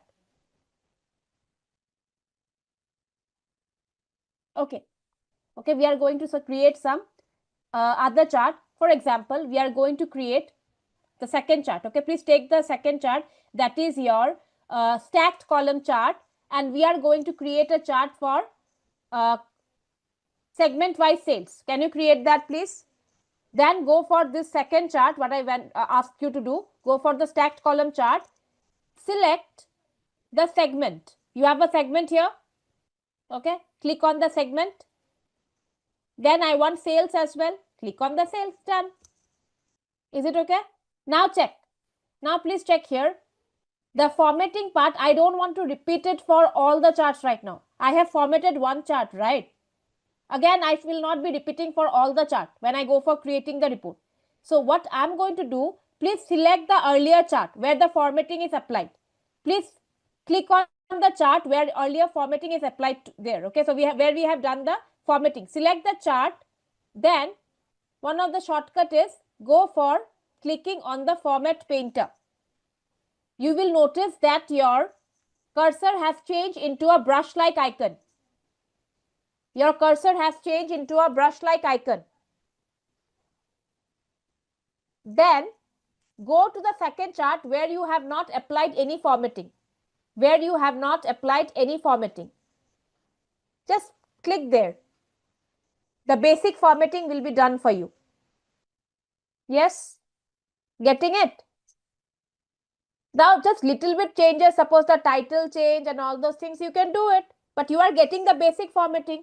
We don't have to repeat it like your background or the title. Title, obviously, if you wish to change the color of the bars, you have to go for that. But the basic one you are getting. Okay, so let's do the basic formatting of this chart. Go to the formatting of visuals. First, I'll go for segment-wise total sales. Change the name to segment-wise total sales. How will you do that if you remember? Go to the general. Go to the general. You have to make sure that your chart is selected. Second chart is selected. Go to the general option. Go to the title option. Here I will be changing the name to segment-wise total sales. And if you wish, you can also change the color of the bars as well by going to the visual. So this time it is columns. These are known as columns, not bars. Okay. Go for changing the color of the columns as well. Now, I'm changing those who have not done it, please focus on my screen. If you wish to change the color of the columns, okay, click on the visual again. Click on the visual again. That is your chart is still selected. That is why we are getting the visual. Okay. There you will be getting the columns. There you will be getting the columns. Okay. You have to expand it.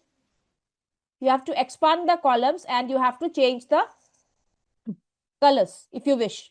Okay. If you wish, you can go for changing the colors from here. So this is my column. So instead, for me, it's all as blue, right? So instead of that, you can just select any color from here. Consumer. I'll go for then corporate. I'll go for home office. Okay. Any color of your choice, you can go for that. Okay. Now let us adjust it to some place. Okay, here. Let's adjust it right now. Let me adjust this one here. Check it. No, I'll keep it here itself. So you have, because we are going to create a report, right? We have to adjust it. Let's create the pie chart. So which is my pie chart? That is the circle. Okay, so let's click on that. Where is my region? Region. Where is my sales? Sales. Okay. Now, if I go for applying the formatting, let's go for, you can click on any of the chart. Format painter. Apply the formatting. Done. Basic formatting is done. Okay. Now, please check what pie chart, what I'm going to do right now. Okay. So, I'm going to change the title. So, all of you, are you able to do for the pie chart? So, please check here. First, I'm going to change the title as we have done. Let's do the common one first. Okay. So, let's go for it. General. So, I'm changing the title of it. Done. So, this is for the, this is for the title. Now, what I'm going to do, I'm going to look into the formatting of the visual. So, you can see the visuals are different. You can check the visuals are different, right? The options are totally different. Now, what is a legend? Legend is this one. Region. So, using the purple color, you are able to understand that it is west. Blue color is your east. Then light blue is central. And then you have orange color as south, right? Without this color, right? If I off that legend, you will not be understanding that these regions are representing what, which color is representing what. Yes, if you hover over there, you will be able to get the value, right? You will be able to get the value. But instead of that, the legend is always a better, because that is the best representation we do. Okay, so I will be owning the legend, but I can also put it in a different way. So please expand the legend. For now, the position is center right. Okay, the legends options, you can see the position is center right. So instead of that, what I'm going to do, these are the positions that are available in the legend. See, these are the different positions that are available in the legend. Okay, I want it, suppose, in the top right. Okay, top right is there, right? So please check it out. I made it in the top right corner. Are you getting it? Top right. What did I do? I changed the position of the legend to top right. So instead of getting it on the right, I'm getting it on the top right. Clear? Now, once you are done there, you are also getting this region here. Right, see, by looking at the color and the name of it, I do understand that this is talking about the region only. Why do I need this region title? If you don't need it, you can simply off this title from here. So if I off that, your region will be gone. Got it? Now we have to work with the text. Because it is not visible, right? So let's go to the text option, please. Expand it. I'm going to make it black. Okay, and you can, if you wish, you can also just increase the size a little bit, right? Just go for increasing a little bit here.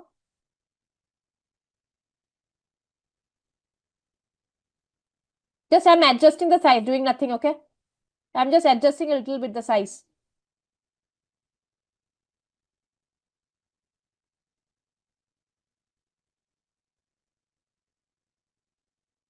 Are you all done? The legend, you can off that toggle bar in the legend. The region will be gone. Once in the legend, right, you have the title, please off that. Now let's go to the slices. Slices is basically the slices, I'm talking about this one, the colors. Okay, instead of that, let's go for the detail labels. Okay, we'll go for the slices little bit later. Let's go for the detail labels. Okay, so expand the detail labels, and you can see the label contents are data value, and then you have the percent of total. You have the data value and then the percent of total. But you know what is that? If I talk about the pie chart should depict only the percentage, right? Pie chart should depict the percentage instead of the data value.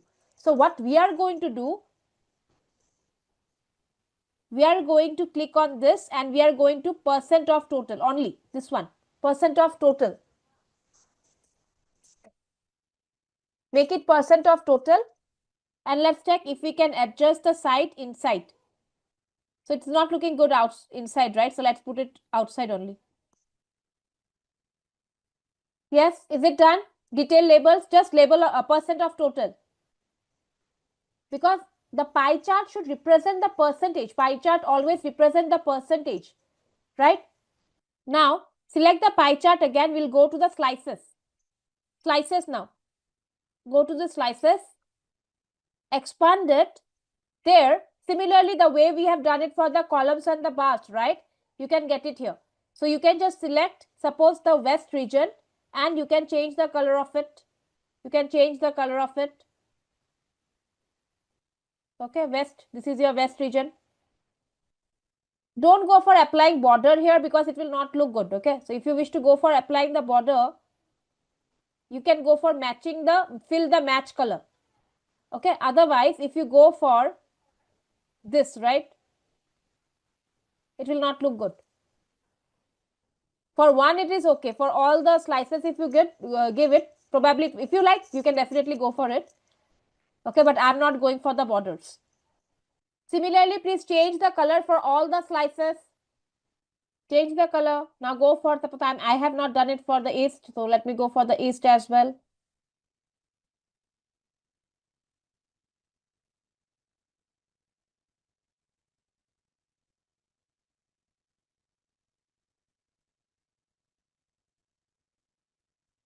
Let it be same color. Not applying any color. Okay, let me add. Okay, now one thing please notice here. Power BI is highly interactive, right? Power BI is highly interactive. Now please check. If I click on any one of the bars, are you able to see the changes in the other charts as well? What is happening here? The interactions. Did I do anything on the interactions? No.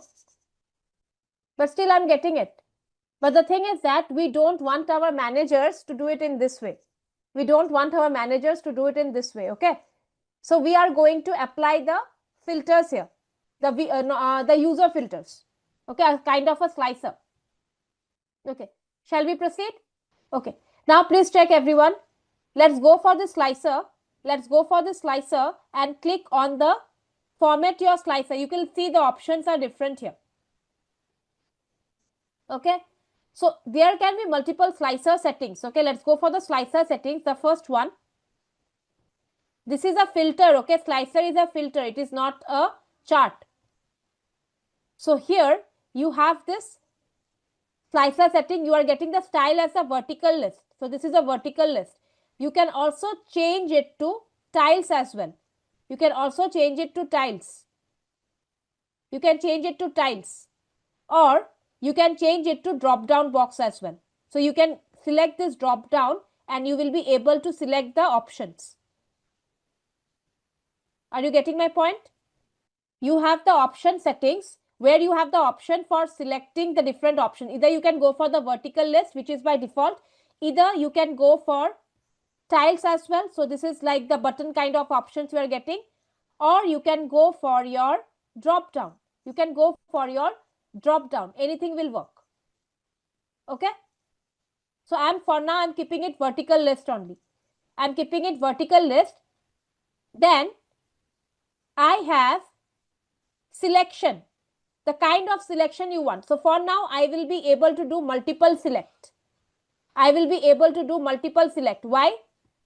If you go for it, okay, let me go back to my report. You can see I can just press the control key and I will be able to go for multiple selection, right? If you don't want that, you can just turn off the multiple select under the selection. So go for the selection, expand it.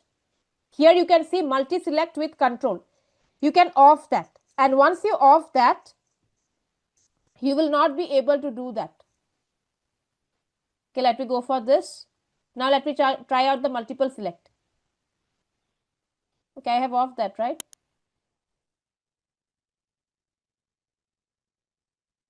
Let me off that again. Okay, single select, I'll go for that. Okay, so selection. See, I'll go for single select. I'll go for I will just off the multiple select and I will on the single select. This one. Okay, if I do that, you will be noticing that I'm getting a radio button. If I go for single button, right, single option, I'm getting radio button. So this time, even if I press control, right, I will not be able to do multiple selection. You can go for increasing the size as well by the values, right, by the values. Just go for this and increase the values if you wish to increase the size of the values. Okay. Yeah. Now I will on the interactions. You don't have to do it. I did it. Okay. One more thing I want to show you, that is the tiles right now. Cool. Let's go for this little bit, minimize it little bit. Okay. Now let's go for formatting this as well. Formatting this as well. Let's check if it works or not. Select this. Go for the format. Go for this one. Okay. We are getting the basic formatting. But why are we not getting the titles? Because there is no title here. If you go to this selection, right? If you go to the general, you can see title is off. You can see here title is off. So that is why we are not getting it. That is why we are not getting it. The two circles are nothing. What you have to do, if you click on that, so you will be able to get it. The interactions. That is the interaction. So that is why I am getting it.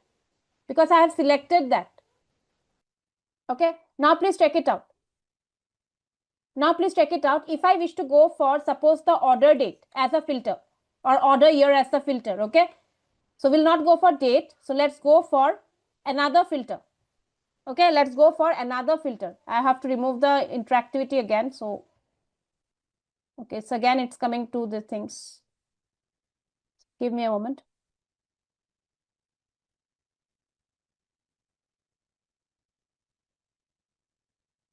Okay. So please check here. I will be applying another filter. Okay. One more slicer I will be applying. Make sure that you have not selected any of the chart. Make sure you have not selected any of the chart. Then I'm going to click another slicer. Same slicer. Okay. But this time I will be applying tiles. Okay. I'll click on this. Click on this. Here I will be going for, okay, let's go for ship mode. Let's go for ship mode. Okay. Instead of this, let's go for here. You have the ship mode. This is your ship mode.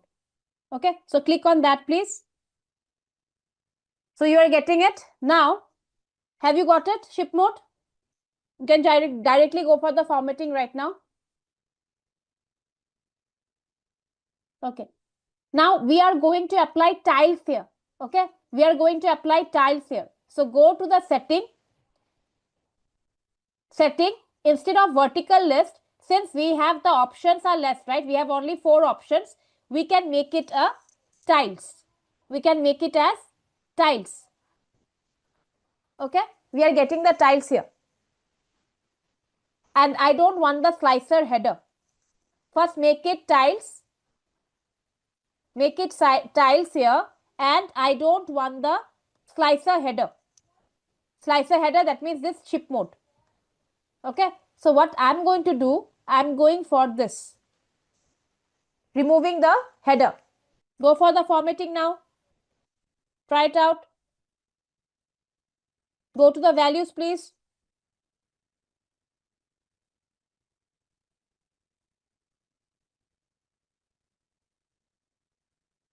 You can apply background color as well. No, it is multiple select.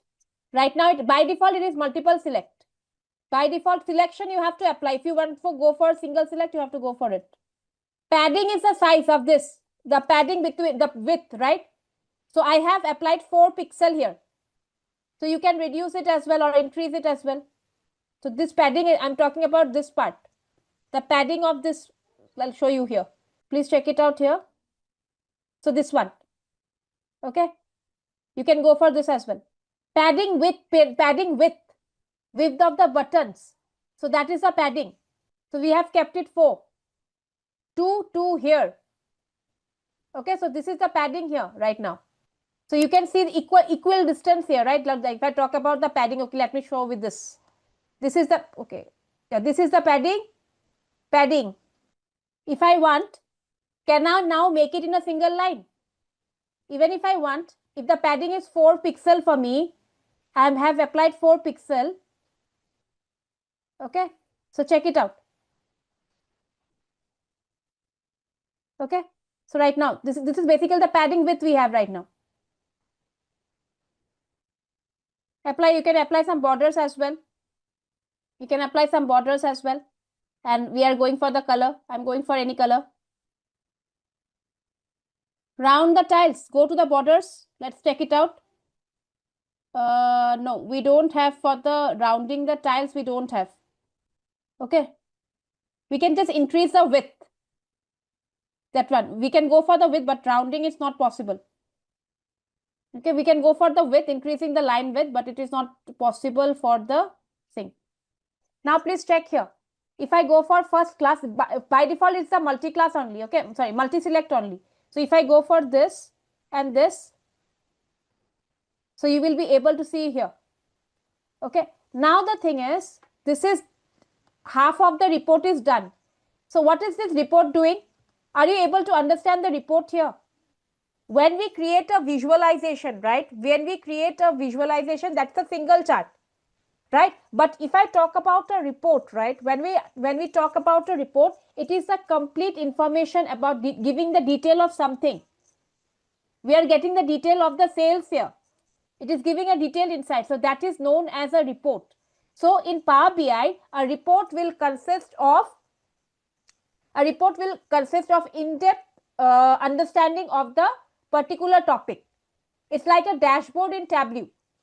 It looks like a dashboard, but it is called a report here. Okay. Now we have to add a header. Now let's add a header. Let me just decrease the size little bit here. Okay.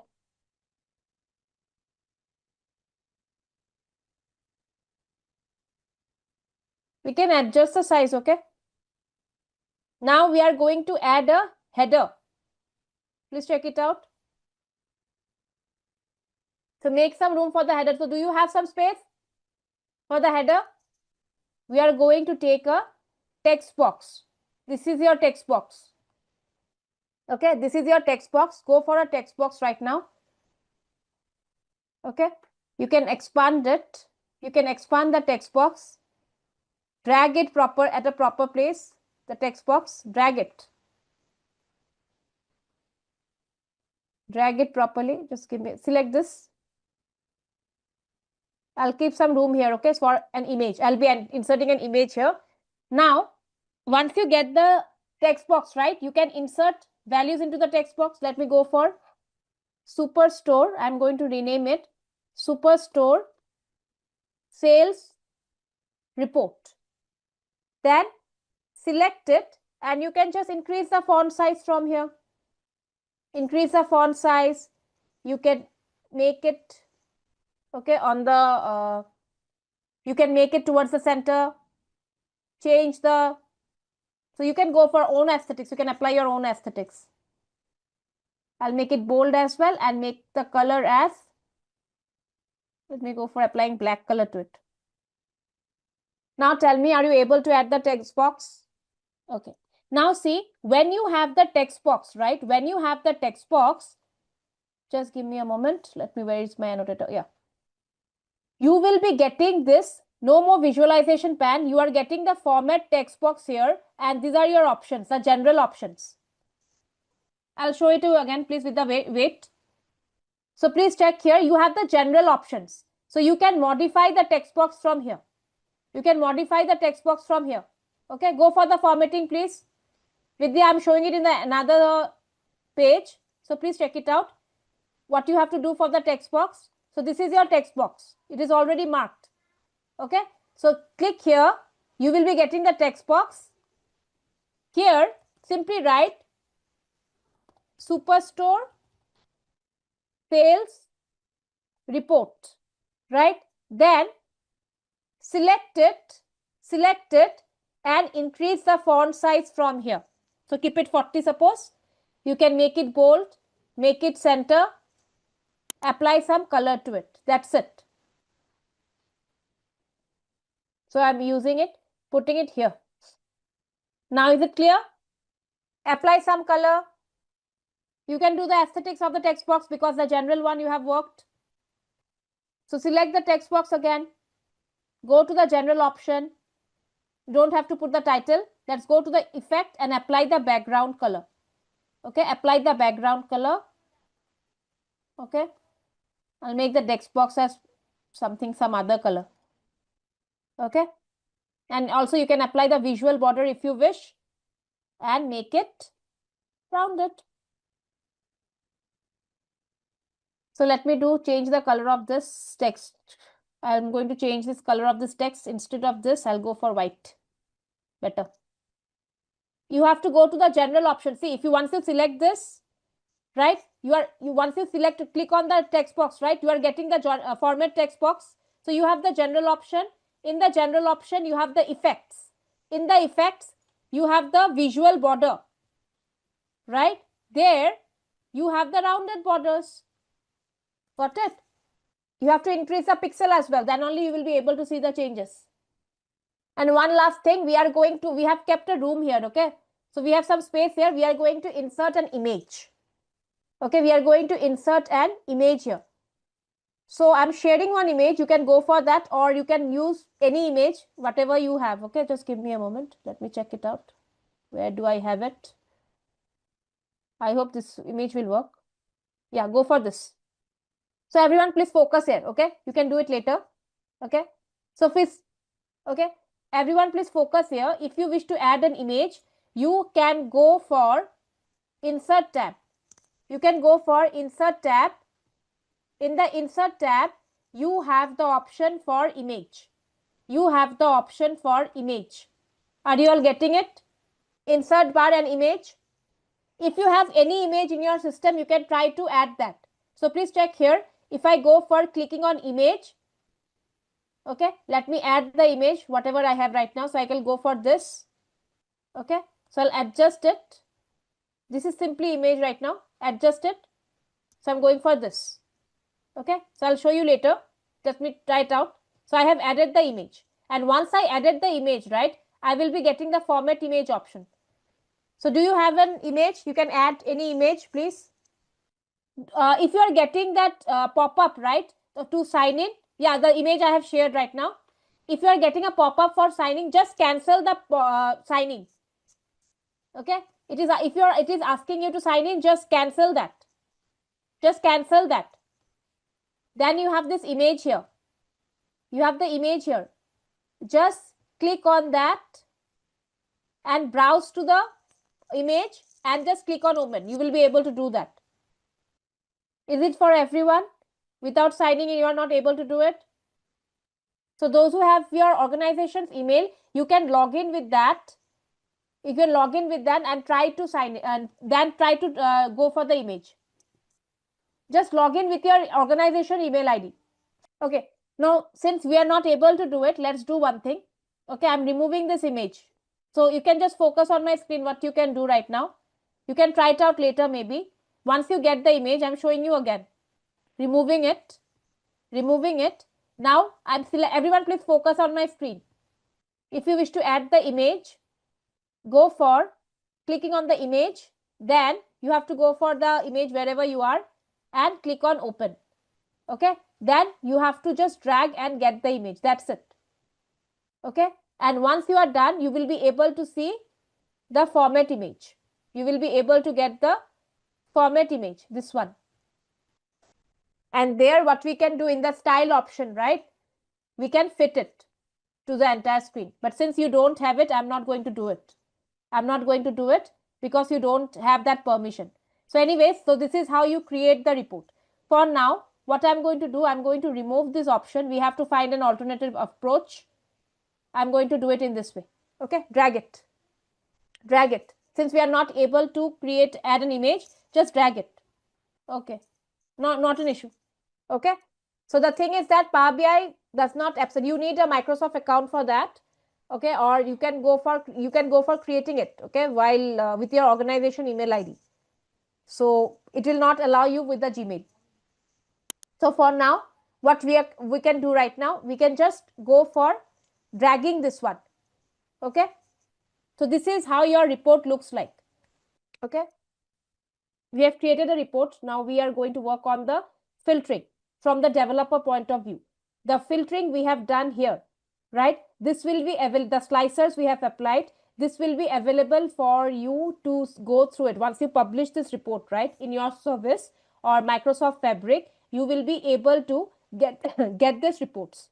You will be able to get these slicers. But now we are going to apply the report from the developer point of view, from the filter pan, from this filter pan. Okay, so please click on the page 2. Click on page 2. Once done, please let me know. Just click on page 2. You have to come to the next page.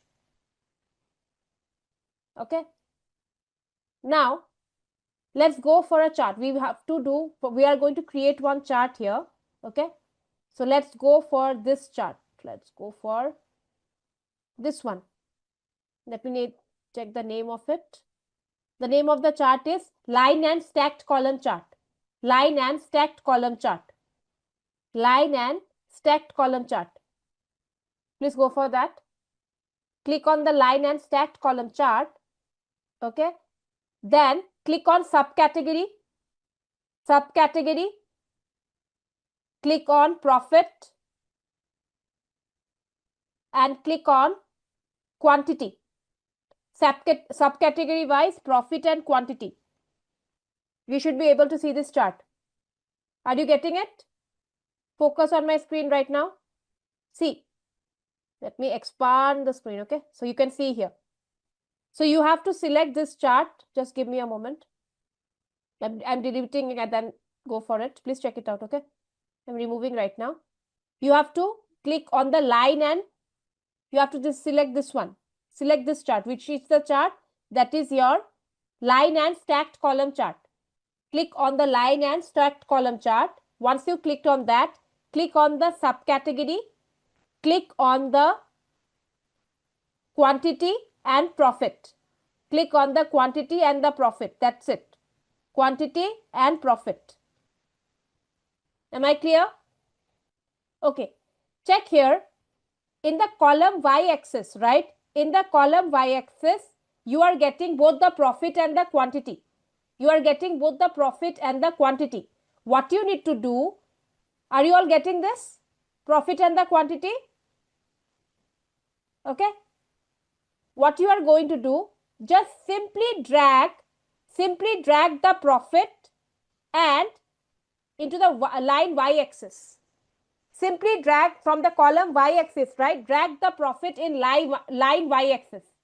That's it. Understood? So you have to get the quantity and the profit in the column y-axis, right? So focus on my screen. Focus on my screen. Here you will be getting the quantity. Click on the profit. That's it. Are you getting the bars? Kindly confirm me. Are you getting these bars right now? Anything. First profit or quantity, anything you go for it. It will be coming into the same column only, column y-axis. Okay. Now, once you get it, you have the profit here. Both profit and quantity are coming into the column y-axis. Right? Column y-axis. Just drag this field, right? Drag this field here in the line y-axis. You will be getting it. Are you all getting it now? Just don't go for much formatting, nothing, no color change or anything. Just increase the size of the x-axis and the labels a little bit. Add the data labels, that's it, nothing else. Subcategory is here. Subcategory is here. Why are you not getting it? It is arranged in ascending order, right? This is your subcategory. You have to add it in the x-axis. Automatically it's taking. You don't have to do much. Just go for adding the data labels. Go for the data labels. and just increase the size. That's it, nothing else. And also you can go for display unit as none. Display unit as none. Okay, let it make it, if I make it none, I'll go for the, and decimal places 0. You will be getting the numbers there. What did I do? Display unit, enable the display unit, go to the values, make the display unit as none and decimal values as 0. That's it. So now we are going to learn about your filtering. Okay, we are not going to work on the aesthetics part. Okay, we are not going to work on the aesthetics, the formatting, the basic one we have done. Okay, but for that we need some visuals, right? We need some visuals, so we are going for that. So I'm going for this one. Okay, let me explain you this chart. Okay, so what happens here, you are having two axes. Okay, so this is your y-axis, this is your x-axis. Just let me show you here. This is your x-axis, this is your y-axis. Here you have the sum of profit in the secondary y-axis. So that is how you are getting two lines, right? So you can understand from this chart, okay, the quantity sold for binders was 5974. What was the profit earned for the binders? We have 30,222. What was the paper? If I talk about the paper, how do you read the chart, right? For paper, the quantity sold was 5178. What was the profit made? It's 34058. That's how you have to read the data, right? Okay, now let's go for another chart. Okay, let's go for another chart. Okay, let me just put it, let me remove this one. Okay, give me a moment. Yeah, we'll remove it. And we are going to create another chart. Okay, we are going to create another chart, a simple chart, basic chart, and also that is also subcategory wise total sales. So for that I'm taking this one, second one, stacked column chart. Please go for taking the stacked column chart and go for subcategory wise sales. Subcategory wise sales. That's it. Okay, add the data labels here as well as the data labels and make it none again. So now our main purpose is not to learn about the charts, but rather to apply the filtering here. So make the display unit as none. Okay, it is auto and it's coming in million for me. This is a basic chart. The second chart we have selected, and just do the same thing. Do the same thing. Data labels, add the data labels please. Subcategory wise total sales. This is we have done for subcategory wise total profit and quantity, right? Sum of profit and quantity. Here we are going for total sales. That's it. Okay. One more chart I am going to add. A card visual. Okay. So please check here. I'm going to apply this card visual 1, 2, 3. Go for this 1, 2, 3 please.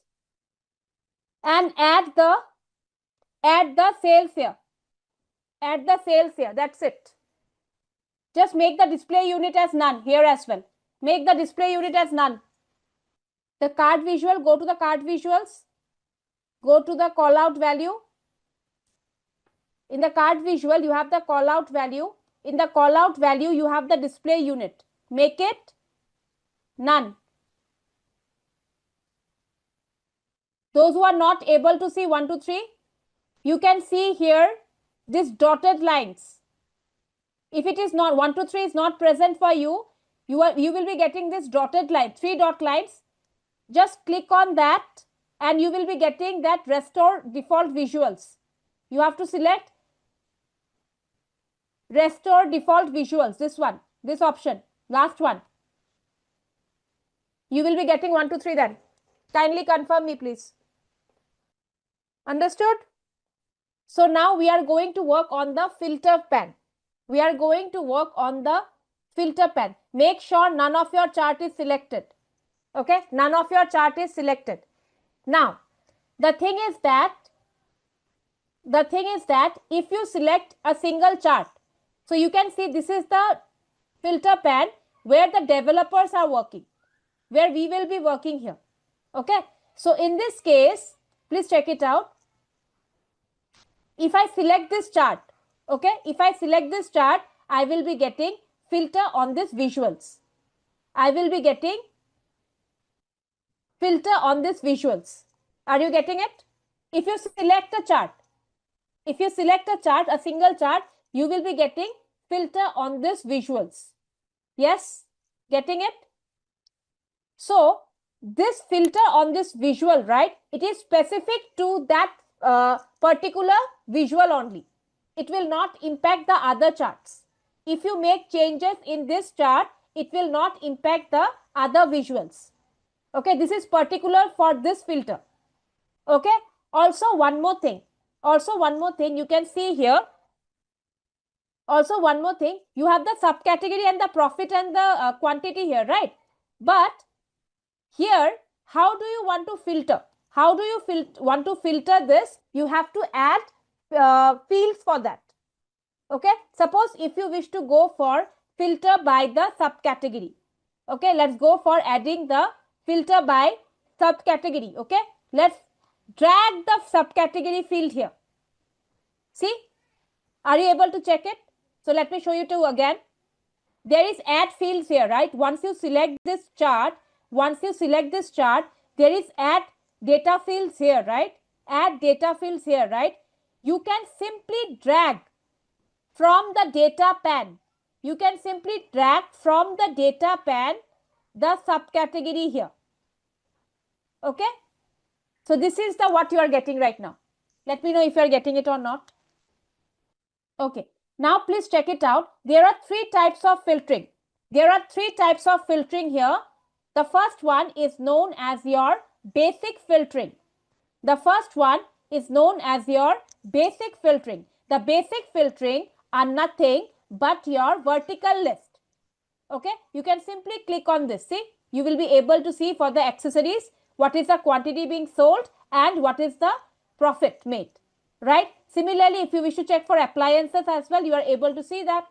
So this is your nothing but your vertical list only. This is your vertical list. Okay, you can please check it out here, try it out here. This is a basic filtering you have. You can also go for single selection from this. You can click on the single selection in that case as well. So you will not be able to go for multiple select. Try it out, please. Yes, everyone. So clear with the basic filtering? It's exactly the same as your vertical list. Okay, it's exactly the same as your vertical list. Okay, now the second type of filtering is basically your top end filtering. The second type of filtering is basically your top end. So you can just click on this drop down and go for this top end. So using this top end, see what is the advantage. If you wish to get the top 3 performing categories, right? If you wish to get the top 3 performing categories and in the subcategory, how do you want it? How do you want it? According to the profit or by the quantity? I want it according to the profit. Okay, so I have to drag the profit column here. What did I do? I'll not go only. So please check it out here. What did I do? I have to go for the subcategory here. Then I have to go for changing the top end. Changing to top end. So let's go for the top end. Okay. Now you want suppose the top 5 performing subcategory. But according to what value? Subcategory you want it according to the some items, right? So you want the top 5 performing subcategories. But how? I want it according to the profit. So for that, you have to drag the profit by value. Drag the profit by value. Okay. With this, not only you will be able to get the top, you will be also able to get the worst performing subcategories as well. Okay. So if you wish to go for, it will be top end filtering only. It will be top end filtering only. You have to go for changing this. You have to go for changing this. Okay, so instead of top, go for bottom. In that case, it will not work. Okay, so it will not work. So what you have to go for it? Since the sum of profit is already applied there, you are going to go for apply filter. So you will be able to see the worst performing products as well, the worst performing subcategories as well. Clear? So now please check. The other filter we have is basically your advanced filtering. The other filter we have is basically your advanced filtering. Okay. So here you can see if I click on this, I will go for advanced one. I'll go for advanced one. Okay. Before that, let me go for the top end. And how do I clear the filter? Okay. I can go for clearing the filter. Just if you take your cursor, right, you can see an eraser like symbol is there. So that is your clear filter, right? You have this clear symbol, and if you wish to, whatever the data has been filtered, right, if you click on this eraser symbol, your filter will be gone and you will be getting the original visual. You will be able to get the original visual. Okay. Okay. Now let's talk about the advanced filtering. What's there to understand filtering? Please check here. This is top end, right? So if you wish to get the top performing categories according to the profit, so if you wish to get maybe top 5 or maybe top 2 performing top 2 performing subcategories, right? And according to the profit you want, you are going to drag the profit here and click on the apply filter. You are getting this is a top 2. So phones, we are having the profit and we are having the copiers. This is the top 2 performing categories. We have the phones and the copiers. If I wish to check for the bottom 2, right, which is the underperforming products, so you can go for bottom profit. So go for applying the filter. So we are having negative profit for tables and bookcases. You are just filtering the data. So the chart, what you do, you have taken the line and stacked column chart, right? Line and stacked column chart. What you have to do, you have to drag it to the line y-axis. You have to drag it to the line y-axis because one is representing your quantity and other one is representing your profit. Okay. Now everyone please focus on the advanced filtering part. Let's go for the advanced filtering. Select the advanced filtering. I'm working still with the filter on this visual only. I'm still working on filter on this visual, the single visual, not on any other visual. Okay. So let's go for this. If I select on advanced filtering, now this is how your advanced filtering looks like. It is like similar to your Excel as well, right? Excel filtering, you are getting this advanced filtering option. So you can apply the criteria here. What is the criteria? So you are going for contents. Suppose I'm going for contents A. Okay. And the condition starts with A. For the subcategory, I'm going to look for the subcategory. Suppose there are lots of subcategory and we are going to apply the filter that is going to start the subcategory name should contain A and it should start with A, right? And it should start with A. Apply the filter. So you will be getting only those filter which is satisfying this criteria: art, accessories, appliances. Arts, accessories and appliances, which is the subcategory names are beginning with A and also beginning with A. So that is why, and it contains A, right? So both the conditions are satisfied. So that is why we are getting this art, accessories and appliances. By each time, give me a moment. So each time you have to know the filter, you have to go for apply the subcategory and also by value. Yes, you have to mention by value, which value you want it. How to remove the filter? You have to, when you take your cursor, right, once you have applied the filter, just give me a moment. If you take your cursor, right, wherever you have applied the filter, you will be getting this eraser icon. Just click on that. Your filter will be gone. Okay, not. Have you all tried it out? So this was for the subcategory. This was for the subcategory. Basic filtering, you have to select, suppose this is basic filtering, right? So you can just click on this. once you go, you again, if you apply the basic filtering here, suppose you are going for appliance, just give me a moment, going for the appliances, right? You are getting, see, this clear filter option, clear it. So since we are working on the data field right now, so instead of subcategories, you can also go for maybe the profit and the quantity. Okay, if you don't wish to go for your subcategory, you can add the field profit here and you can drag it, do the profit wise thing as well. Just give me a moment. Let me cancel this. Okay, please check it out. Here you have the add fields here, right? Steve, please check it out here. If you wish to filter the data by profit, just drag the profit here. Okay, so this is your profit right now. This is not by subcategory. Okay, now suppose you want to check for profit maybe from, I'm going for advanced filtering only. Okay, profit should be greater than or equal to 5,000. Okay, and it is less than or equal to 15,000. Only for those profit you want to check. Now I'm going to apply the filter. So you are having copiers within this range. You are having the copiers. Okay, so if you want to delete it, go for this. So this is apply only on this visual is happening. Okay, let me go back to the, so I just wanted to show you. So check here. This was happening only on this visual. Now no changes was reflecting here. Let me show you here. Okay, again, let's go for this for profits.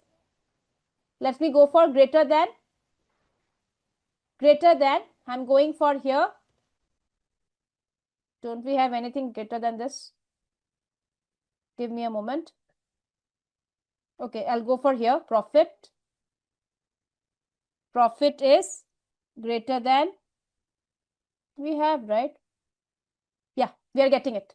Okay, so this is, can you see only the changes are done in your single image. No changes are done in the other images, other visuals. Are you able to understand? Okay, now everyone please focus here. This was done only for the visual, this particular visual. No changes was done here because we did apply the filtering only on this visual. But what if I want to make it interactive? If any changes I'm doing here, I want to see the changes here also, right? So what I can do, go to the filter.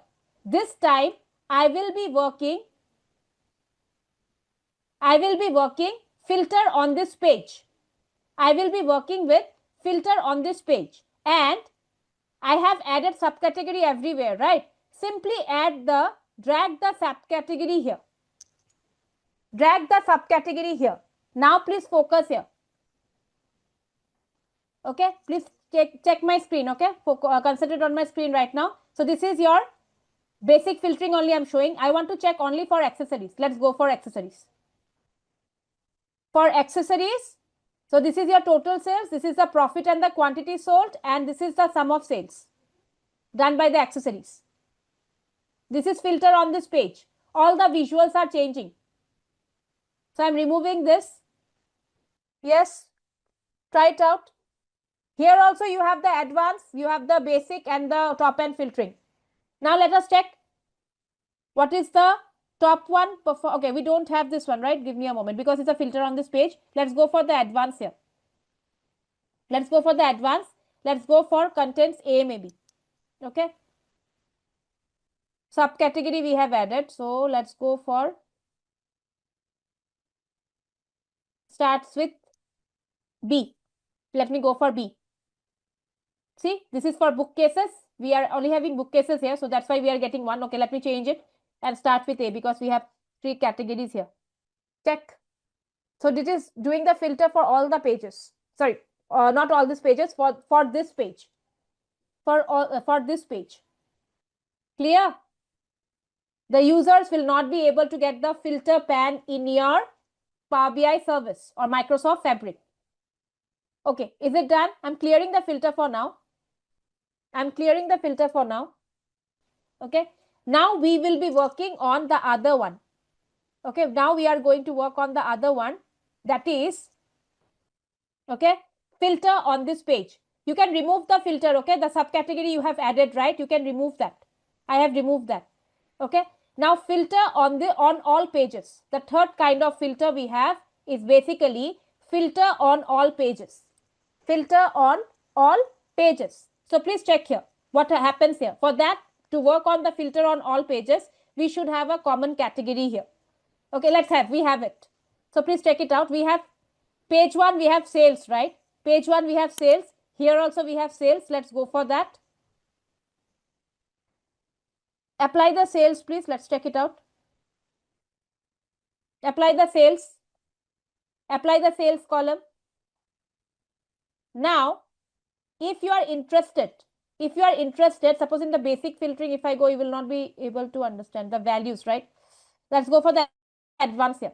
Filter on all pages. Here, let's try to go for the sales, okay, which is greater than or equal to maybe 30,000. Let me check. We have, right? Okay, let's go for 50,000. 50,000. Show items when the value is greater than or equal to 50,000. Okay, let's check it out. I'm going to apply the filter. Okay, we don't have anything. Okay, let me apply instead of the sales, right? Let's go for the subcategory here. It will be better. Okay, so let's go for this accessories. You have seen that. Here we don't have it, so we are going to create a chart. Okay, we are going to create a chart. We don't have anything on the subcategory, so it will not work.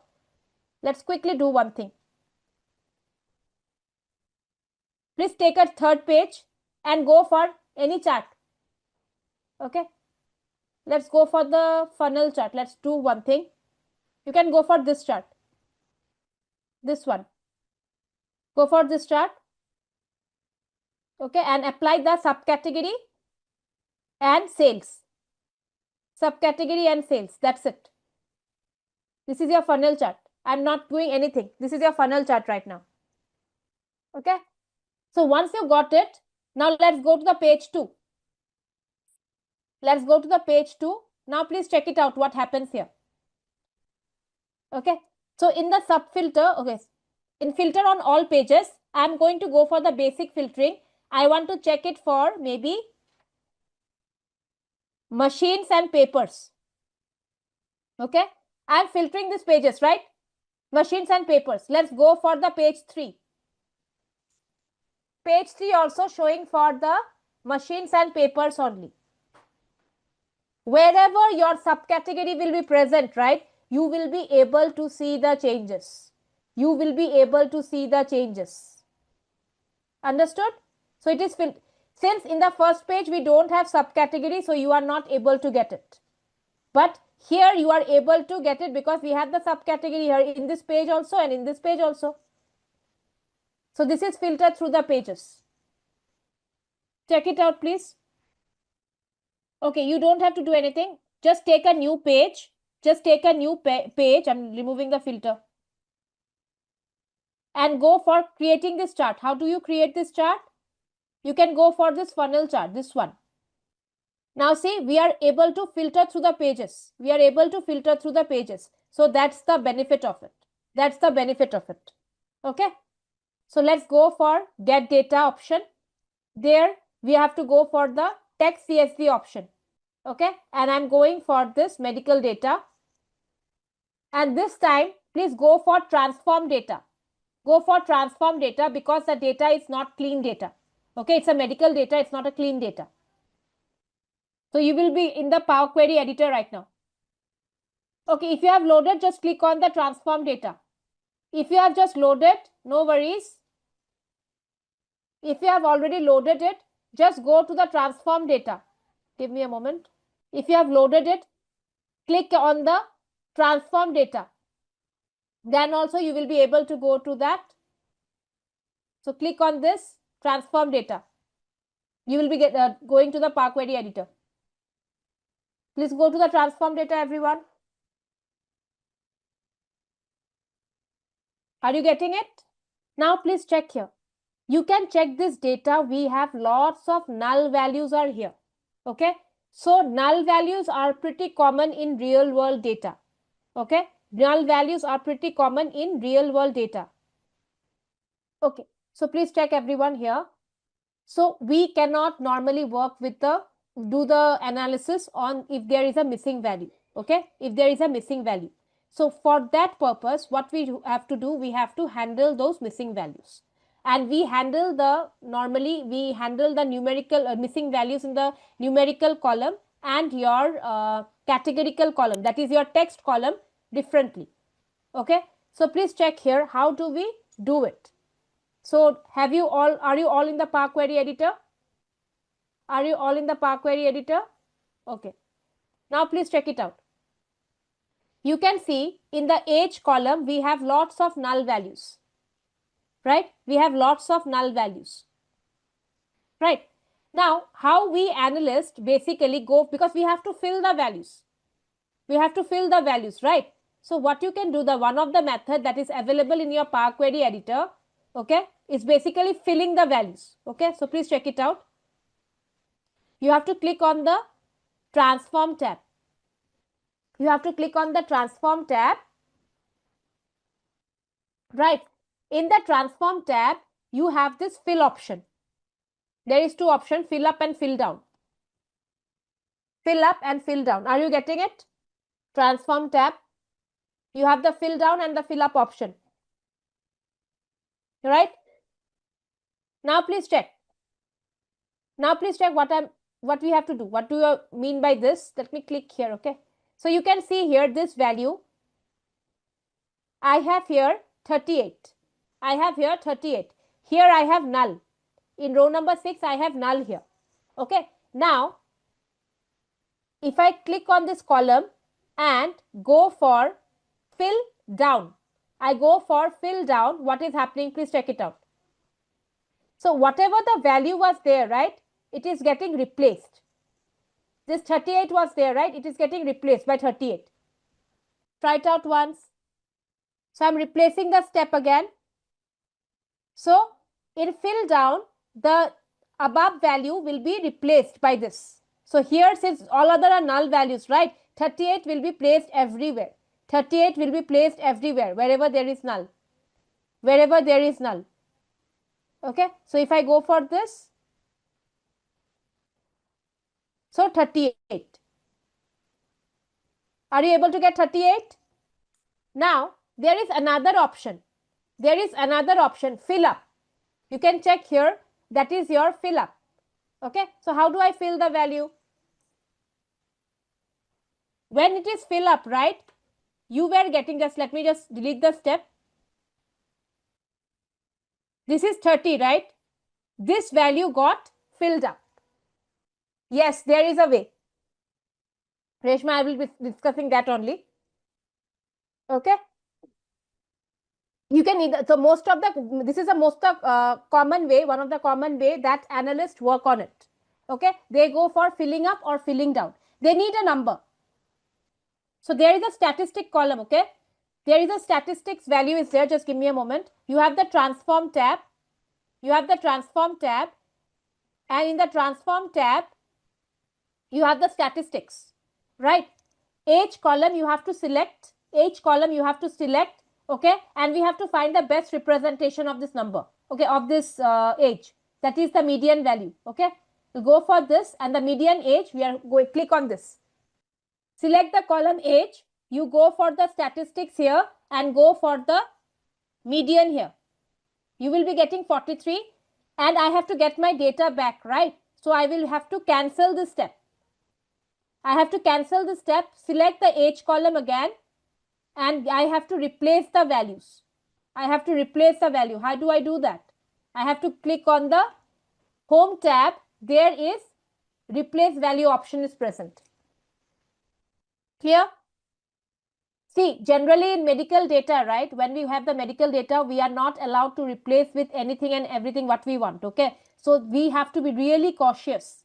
Suppose if we have null value over here also, in the risk level or maybe in these things, right? If I talk about, right, risk levels, moderate risk, and let me go for the outcome.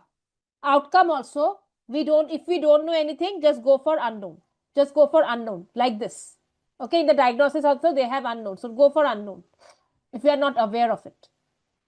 Okay, so the thing is that what is your job? Okay, in this week, during this week, you have to create a report.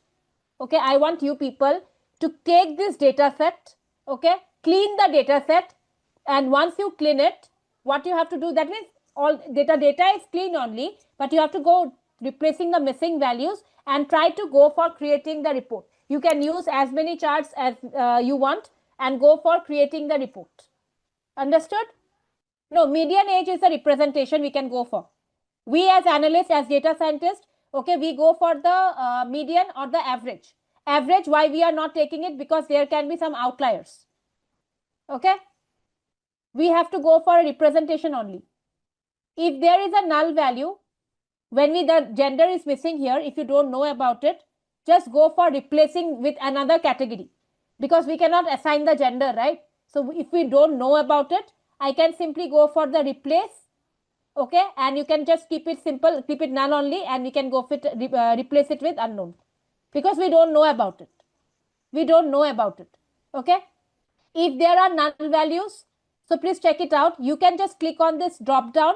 You will be able to see what are the, if there is some null values also or not. You will be able to get it here. Okay, let's check it out. Give me a moment. Suppose in the recovered part, we have blank here? That means we have null value. We have null value. Okay, that is also possible. Okay, so once you have cleaned the data, okay, for multiple columns you will not be able to do it for at one go. You have to select for one column only, one by one. Okay, so if you, once you have cleaned the data, right, you have filled your missing values, handle the missing values, what you have to do, you have to go for this close and apply. So you have done the changes, you are happy with the changes, click on this, go for close and apply. It will come out of your Power Query editor. Okay, it will come out of your Power Query editor. Understood? So I want to go back to the part. Okay. Okay, once we go for transform, right, and once we are in the transform, we are in the Power Query editor, right, and once you close and apply, it will automatically take you to the Power BI. It has been loaded. Okay, Power BI, once you connect to the source, right, it will not be able to differentiate whether it's an Excel file or a CSV file, or you are getting it from an SQL server or OneDrive.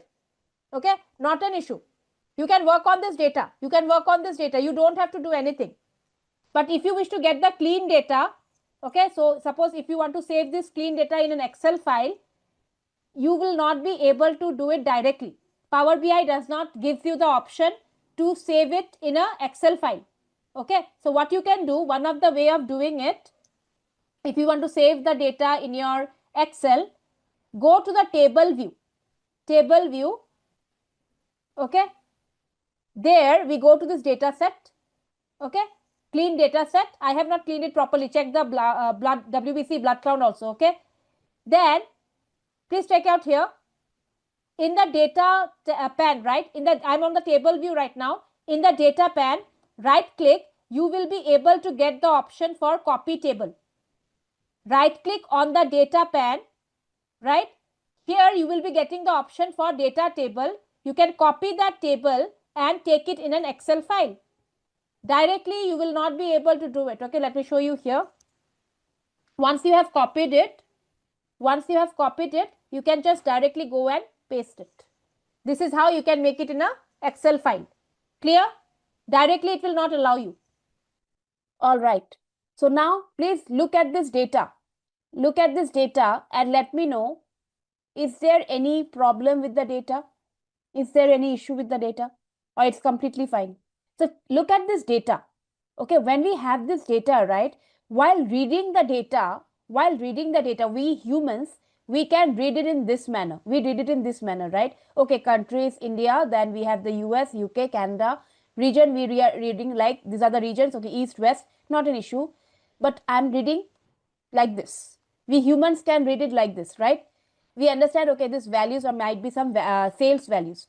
But when it comes to the tools, the analysis tools, whether you are using Python, whether you are using Power BI or you are using Tableau, whatever you go for, when we do the analysis, right, the tools we read the data in this manner. We read the data in this manner. That is, every row should give us some information. Okay, every row should give us some information. Okay, currently the format you are getting here is known as wide format data. This kind of data, right? This kind of data are known as your wide format data, right? We human can read the wide format data, but when I talk about the analysis tool, okay, what happens? They expect, when we talk about analysis, each row should depict some information. Okay, information that is known as the granularity of the data.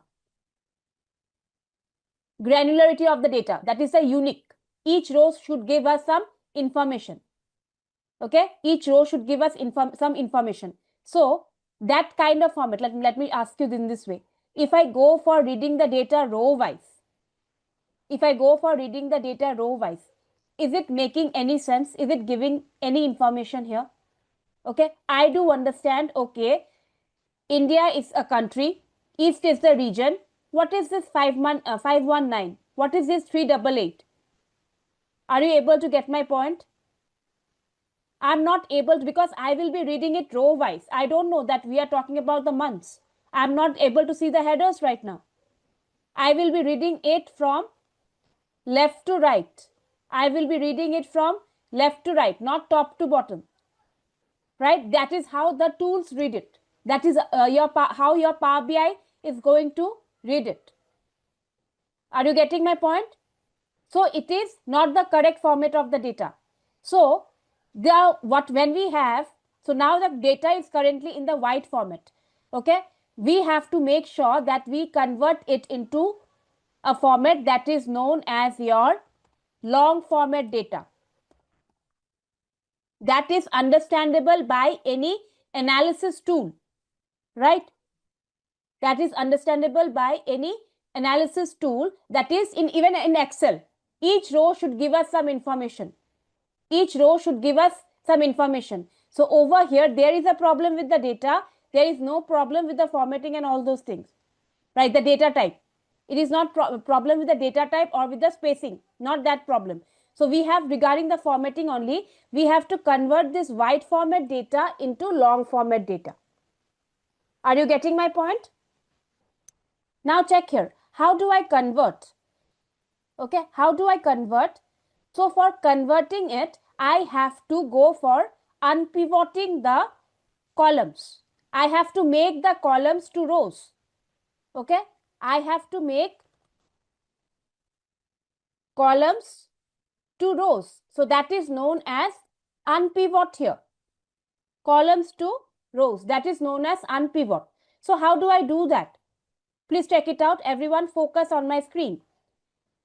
This country, right? Country and region are absolutely fine right now, because I understand that India is a country, East is a region. Similarly, US is a country, and we are talking about the East region. But I'm not clear with these values, right? I'm not clear with the other values. So what I'm going to do, I'm going to select these two columns together. Please select the first two columns using the control key on your keyboard. Control key on your keyboard. You can select both, like we do in Excel as well, right? Press the control key and select the region as well. Select the region as well. Once you are done, what you need to do, you have to go to the transform tab option. You have to go to the transform tab option. Okay, transform tab. There you have the option for unpivot columns. You have the option for unpivot columns. Yes, you have to select on the drop down and you have to go for unpivot other columns, because the selected columns are correct.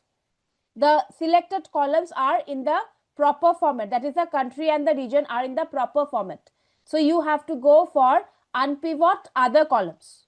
Please click on the second option, please. Okay, so this is your data right now. So this is known as your long format data. Okay, now try to read the data. Okay, India is a country. We have East, region is East. Jan is the month. So we have some values, might be the sales value. Similarly, you can, every time we go for reading row wise, every row is depicting some information. It is giving some information, right? Every row is giving us some information here. So this kind of data is known as long format data. This kind of data is known as your, let me write it somewhere else as well, long format. Okay. So the analysis tools, right? It understands long formats data. It expects the data that in the long format. Okay. So once you have converted this, yes. Now what you can do, because you are getting attribute here, right? In the column name, you are getting attribute over here. Check it out. Just double click here like we do in Excel, and you can rename it to month. Enter. We are changing it. Similarly, the value field also, I can change it to, double click, I can change it to, suppose, sales. Now this is good to create the report. We can go for creating the report right now. So go to the home tab and click on close and apply. Close and apply.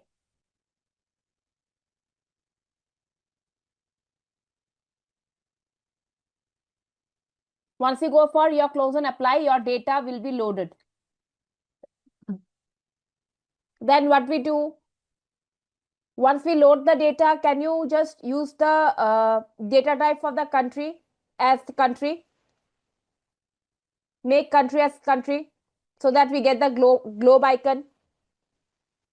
Click on the country and make the data type as, so data category as country.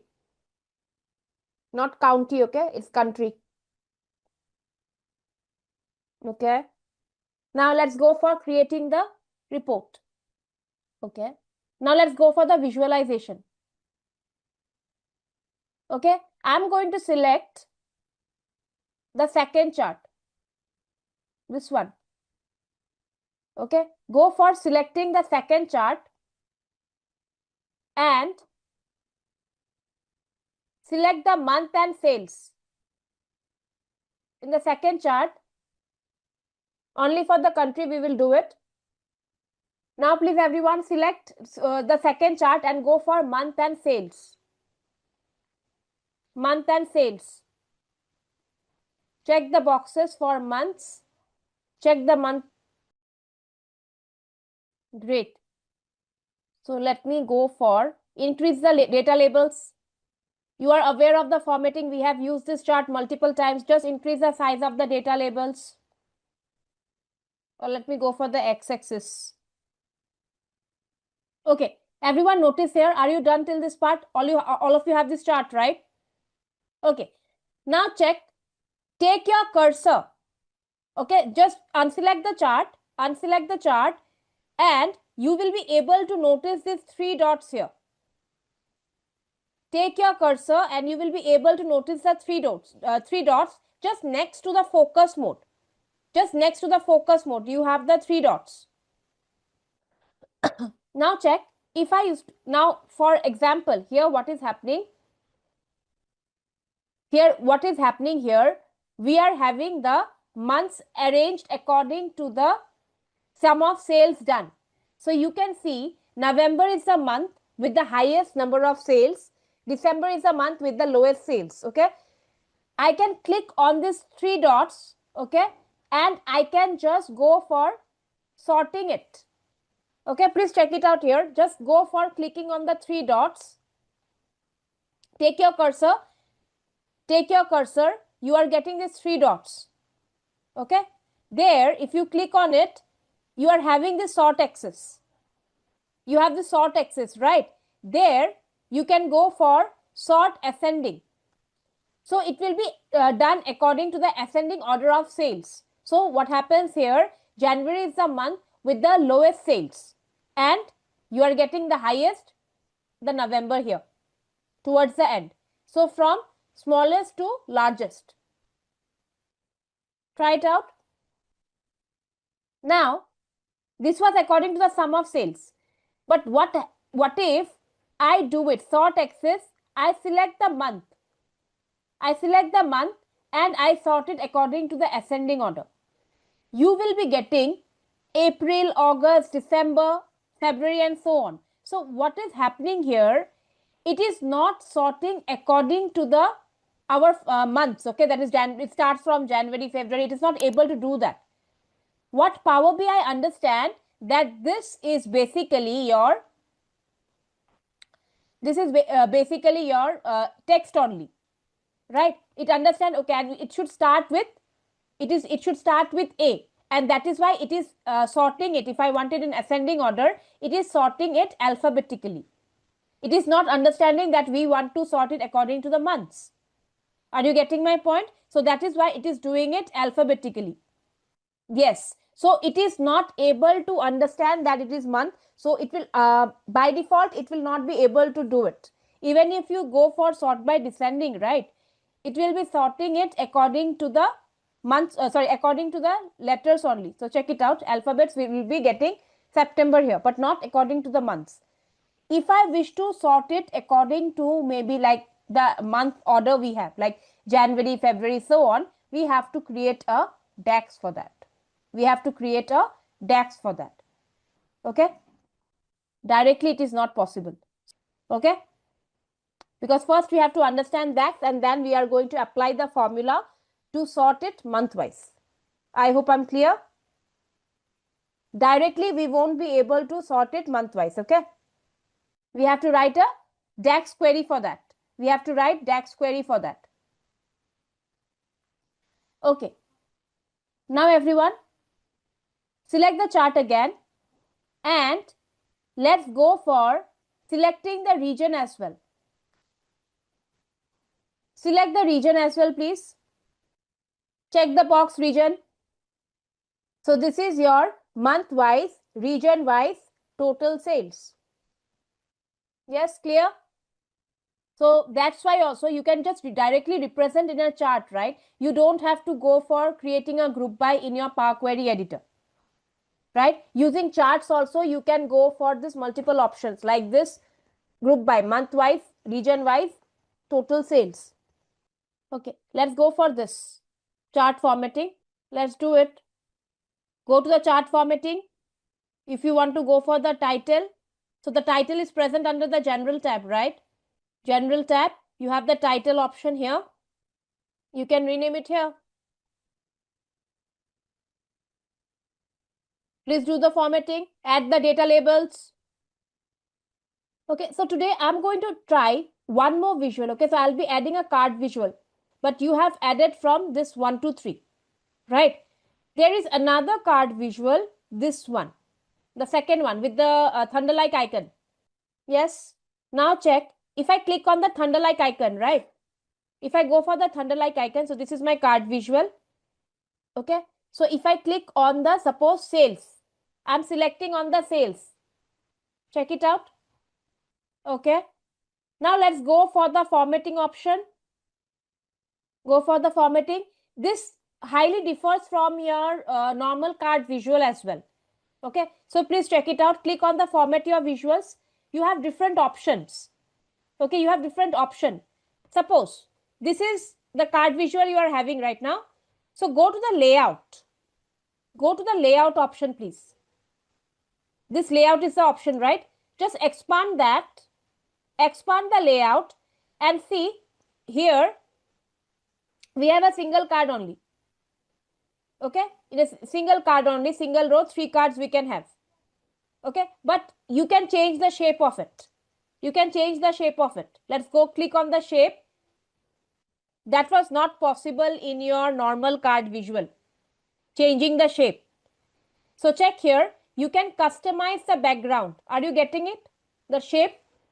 The difference between both the cards is basically the formatting. Also one more thing. Okay, I'll show you one more thing. So it is the new card that has been added. It is much more flexible. Okay, I'll show you. You are getting the number here. This is displaying the total sum of sales, right? It is showing you the total sum of sales. Now, I can also go for further bifurcation of this number. Okay, I can also go for further bifurcation. Why? According to the category as well. So you can check here. So this was not possible for your normal card. Okay, suppose if I wish to go for region wise, if you wish to check what is the sales done, you are able to get it. So this is the total sales done in your east region, total sales done in your north region, south, and so on. So you have to expand it and you will be able to see it.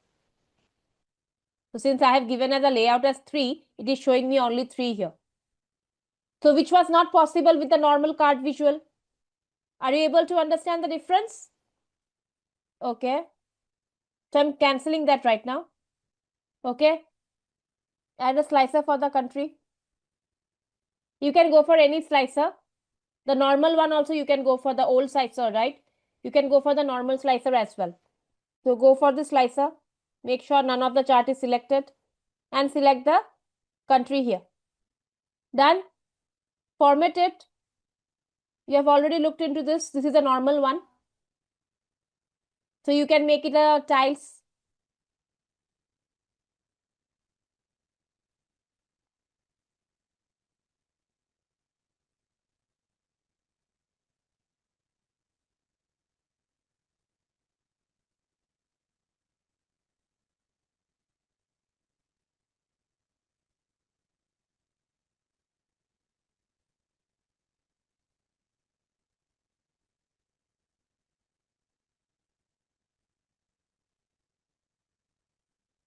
You can go for applying any color.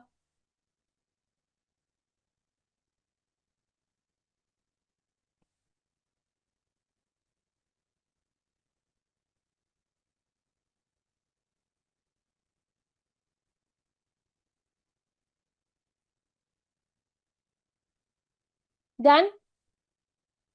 This was a simple slicer.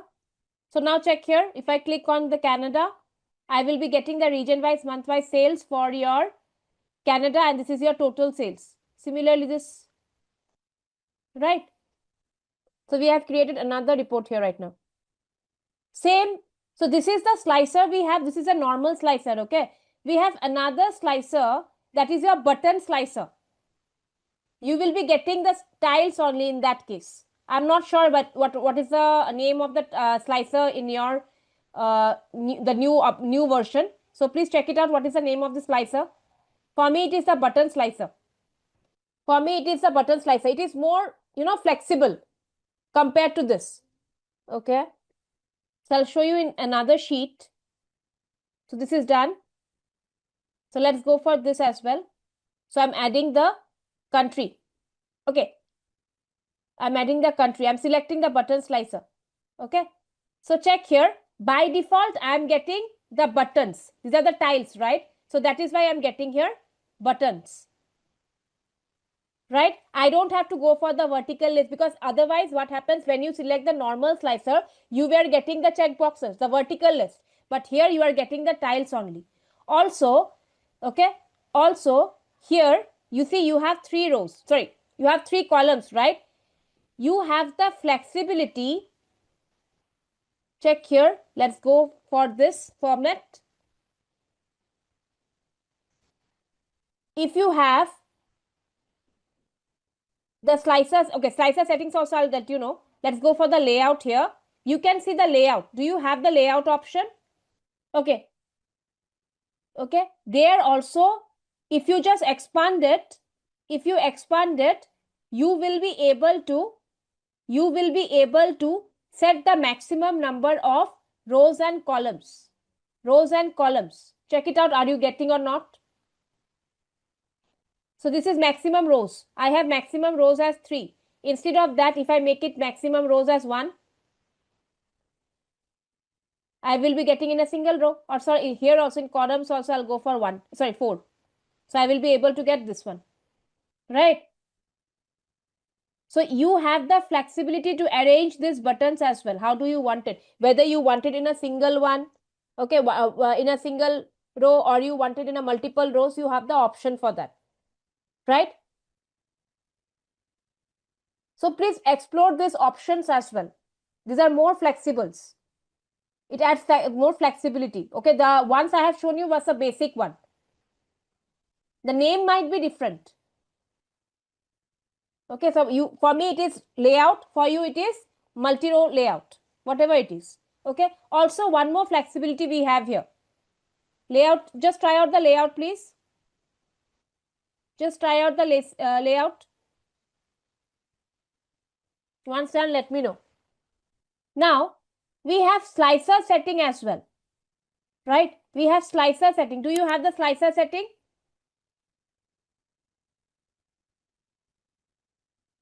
Do you have the slicer setting? In the slicer setting, we have two options. One is single select, you're already aware of it, right? You can go for selecting it like this. That is your single select. That is your single select, right? You can click on the control key and you can go for multiple select as well, right? But the thing is, using single select, you can also unselect, and so you are not forced to select any of the options. You can also go for unselecting or unchecking any of the tiles.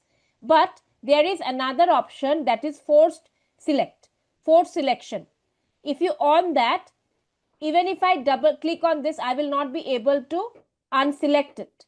I have to make sure that any one of the option is selected. That is your forced selection. That is your forced selection. Do you have the forced selection? Okay. So there might be question in your interviews, okay, what is the difference between the forced selection and single selection? Okay, forced selection and single selection. Then you can go for this. So you have to understand these concepts, okay?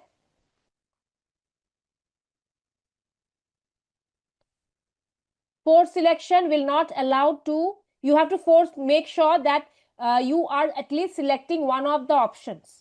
You are at least selecting one of the options. Okay, you cannot go for unselecting all the option. Using the forced selection, right? Using the forced selection, if you are selecting only single select, I can unselect that as well. See? But when I use the forced selection, okay, I have to make sure that one of the option is selected. One of the option is selected. Clear? You can go for changing the call out values as well. Changing means size. So that is present in the call out values. Right? You can go for the call out values. You can make it center aligned. That's are all common thing. You will be able to do it. Right? I have 4 options here because we haven't discussed about the hierarchy. Under the slicer setting, I have one is your select show all. Select all option will be there. Another is restrict to leaf node. So that you will be able to do it once we learn about the hierarchy. When we have hierarchy, right, then only you will be able to understand that. Okay. Now check here. Everyone, focus here. Let's come back to the topic.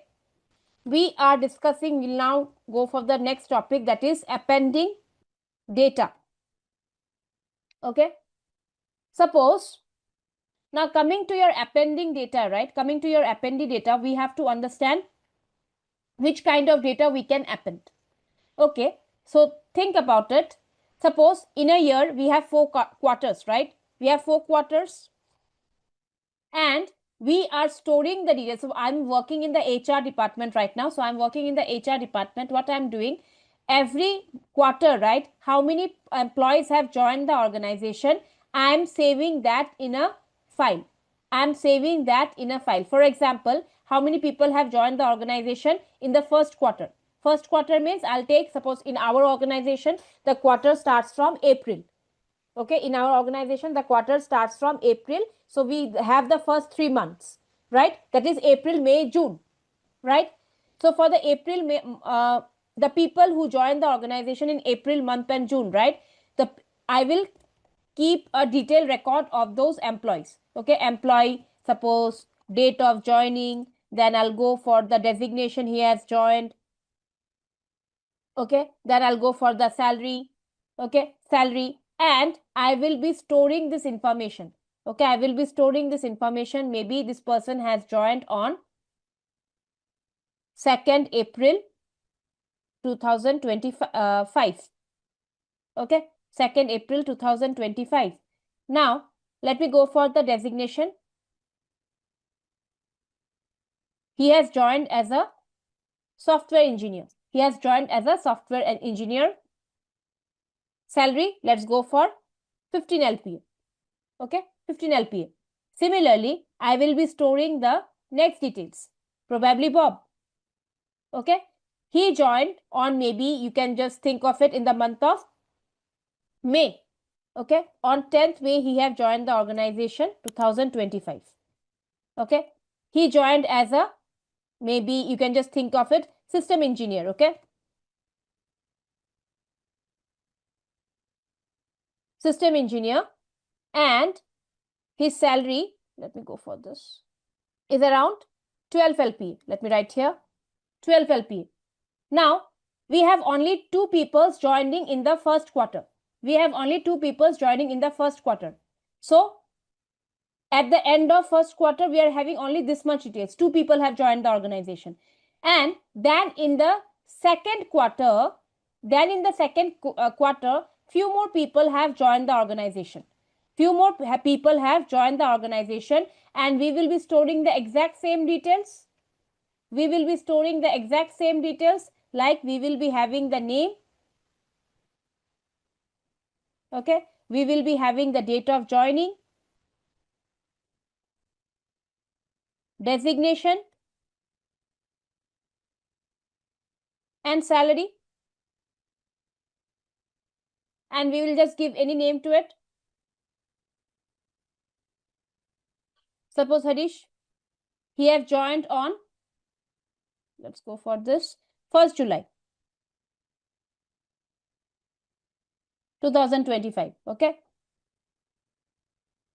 he has joined as a DA, database administrator,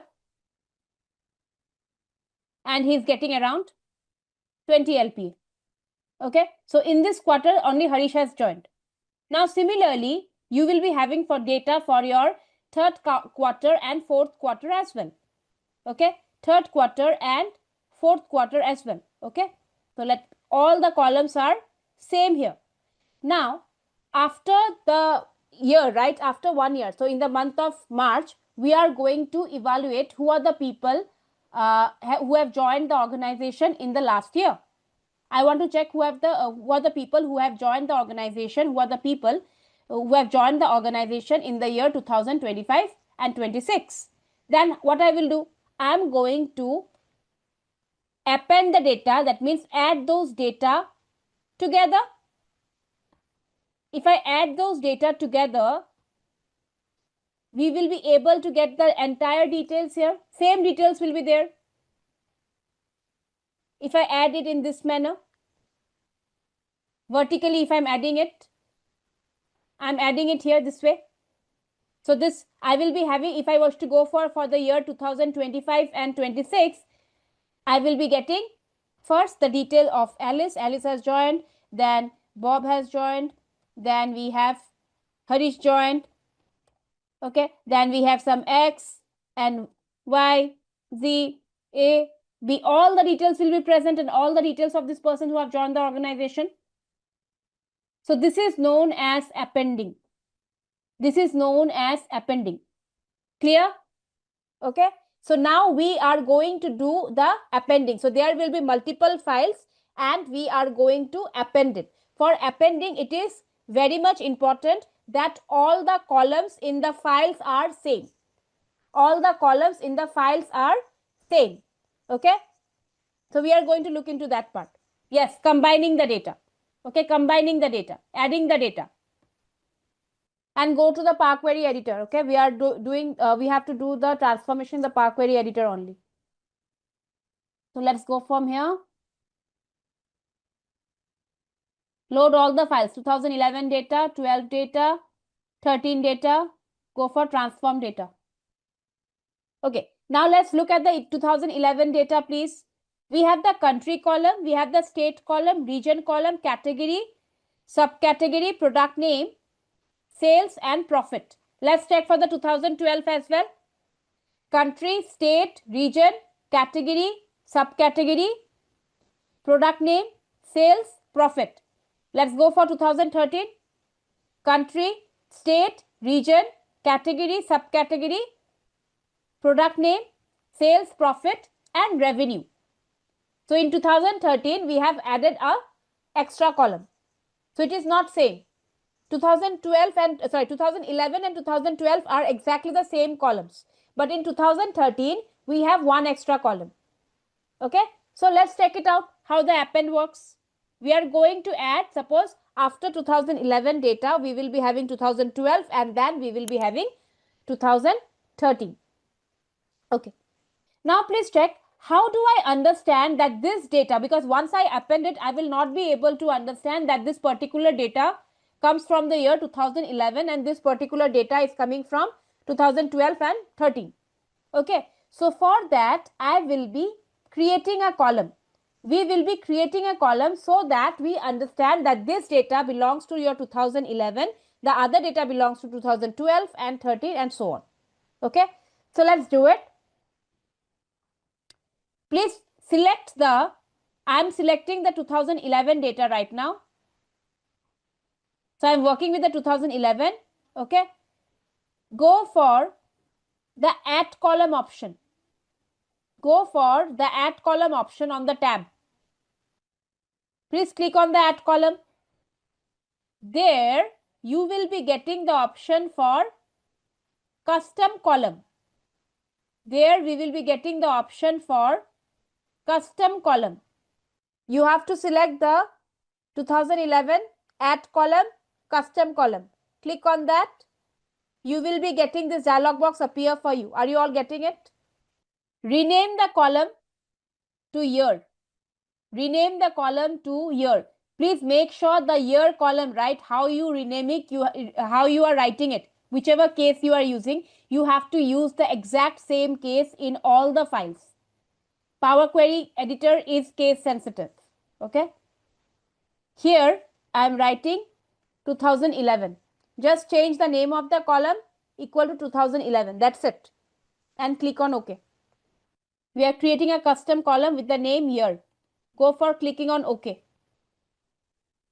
Click on OK. Now, right click on the column. Right click on the year column. Last third option is the move. Last third option is the move. Go click on the third option to beginning. Again, I repeat. Right click on the year column. Last third option is the move. Click on to beginning. Your year column will be moved to the beginning. Understood? Okay. Similarly, do it for 2012 and 13 as well. So, we have to repeat the same process for 2012 and 13. Make sure, however you have written the year, right, whichever case you have written for your 2011, you have to do exactly the same for 2012 as well. Let's go for this. Add column, custom column, changing the name to year.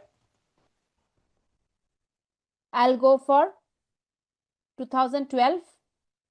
Okay, done. Right click, move to beginning. Similarly, 2013, custom column, year, 2013. Okay. Right click,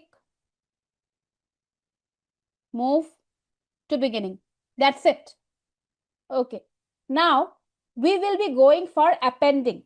We will be going for appending. Okay. Once we have added it, let's go for appending right now. Again, go to the home tab. Go to the home tab. Okay. Go to the home tab. There you have the option for append queries. Here.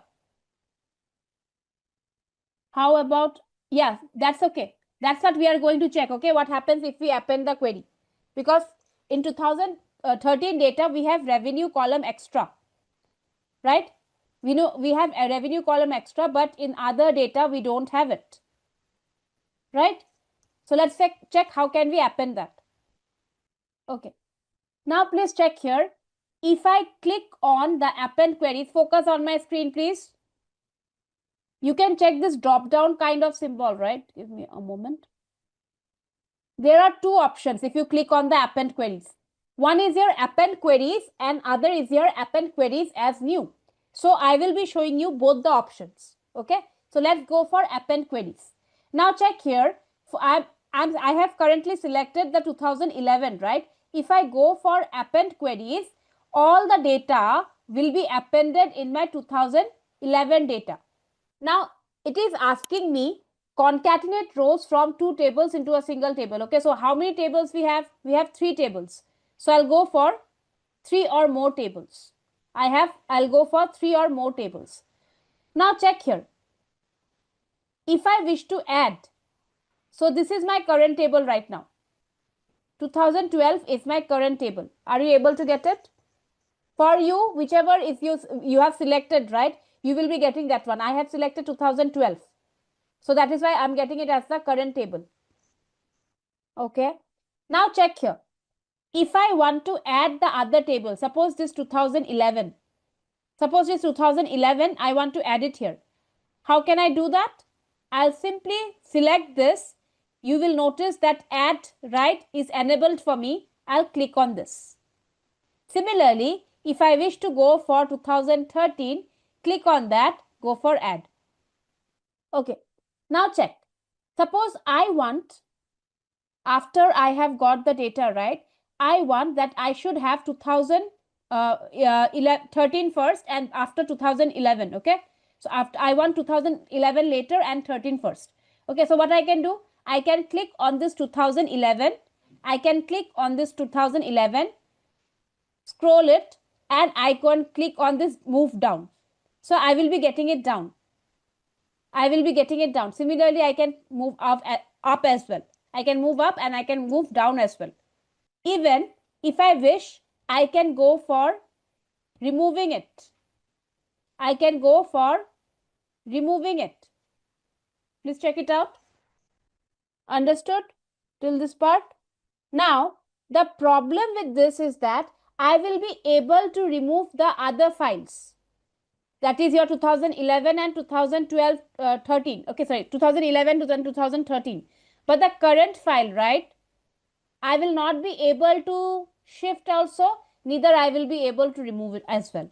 Okay, so please check here. If I select this current one, if I wish to remove, the options are disabled for me.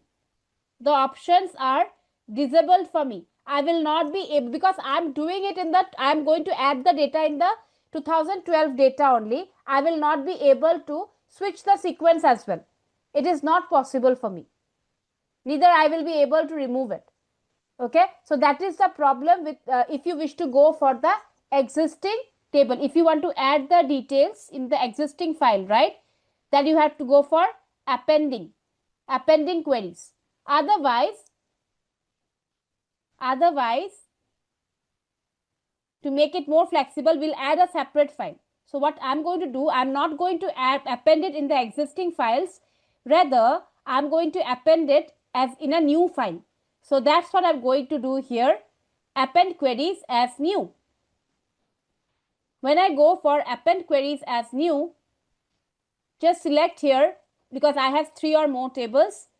Now check here. Once I have append queries as new, even though this two tables to append, I have this 2012 here. Select this.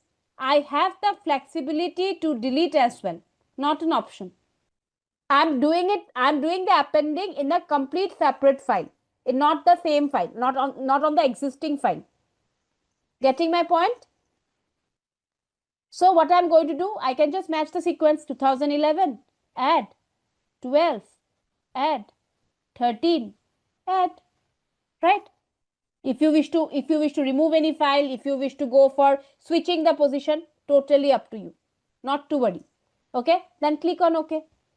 Click on OK, please, once you are done with this. Once you click on OK, what will you get?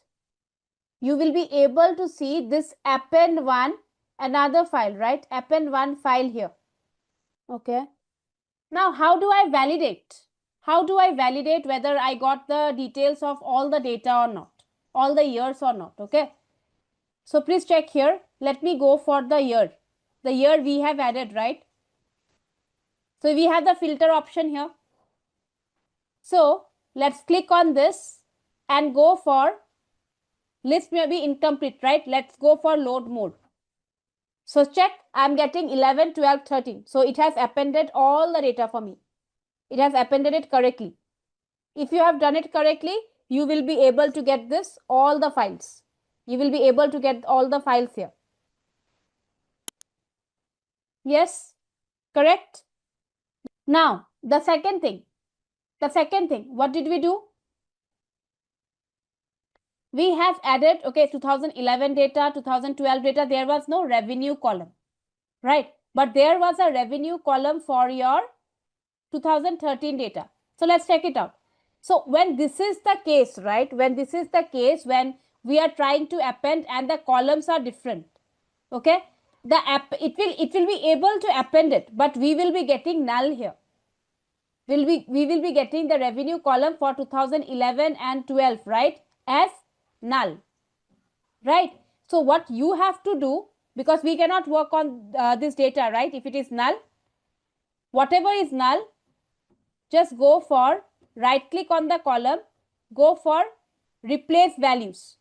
I repeat, right click on the column, go for replace values, value to find null, replace it with 0 because this is a numerical column. So I'm going to replace it with 0.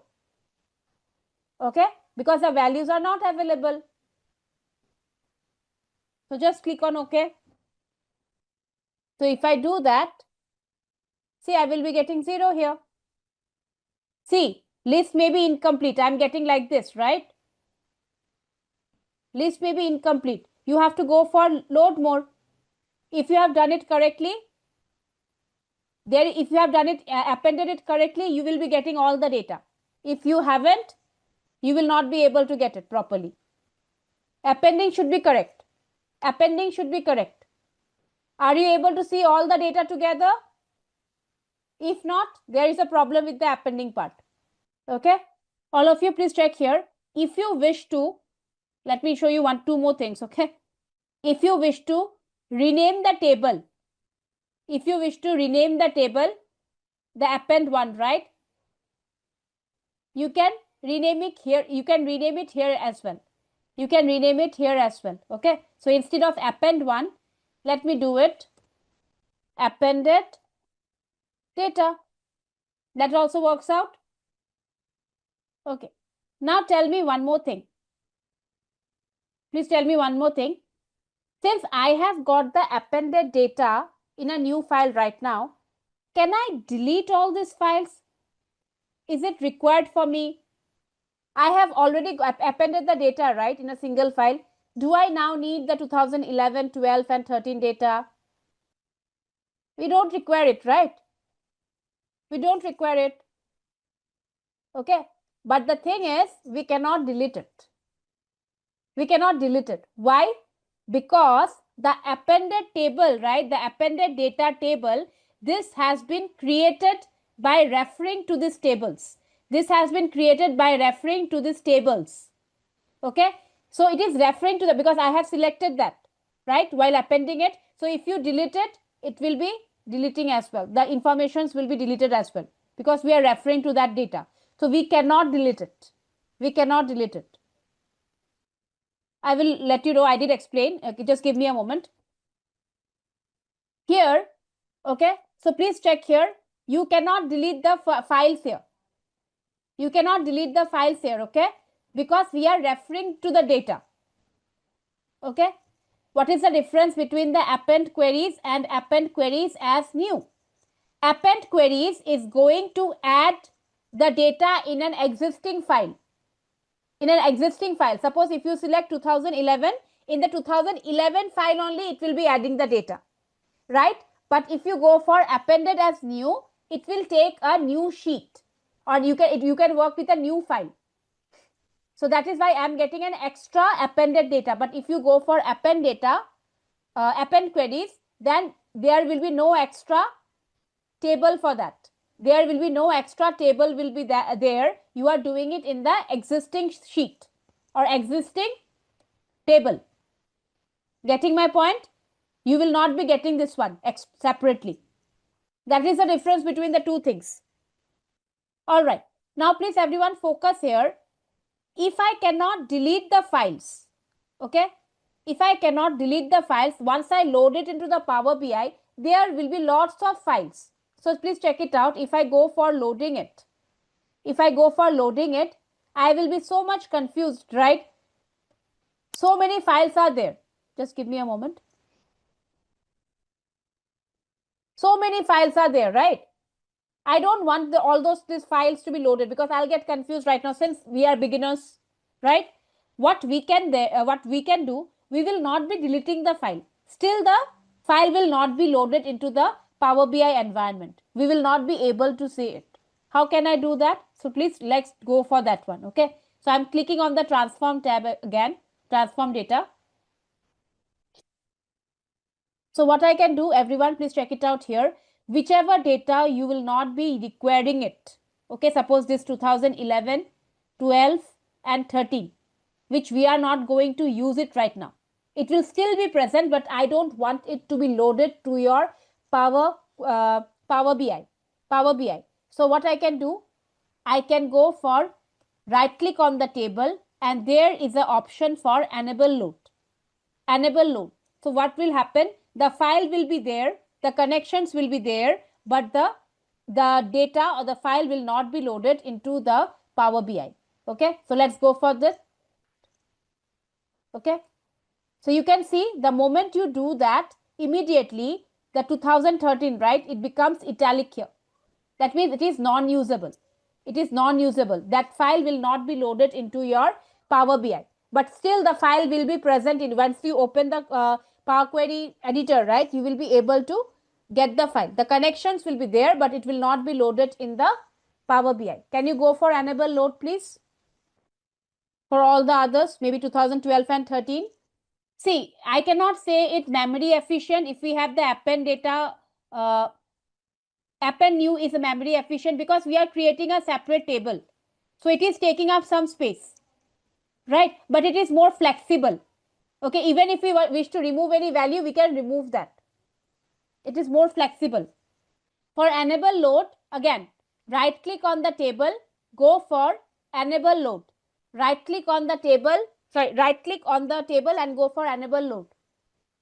You will notice it has changed into your italic symbol. That means it becomes non-usable. Once you have gone for enable load, you can again do it. It will be again, we will be getting that back. It will be loaded. Okay, let's do for 2011 as well. We are not losing out any information. It's just a warning they give us. It's okay. Are you all done? Enable load.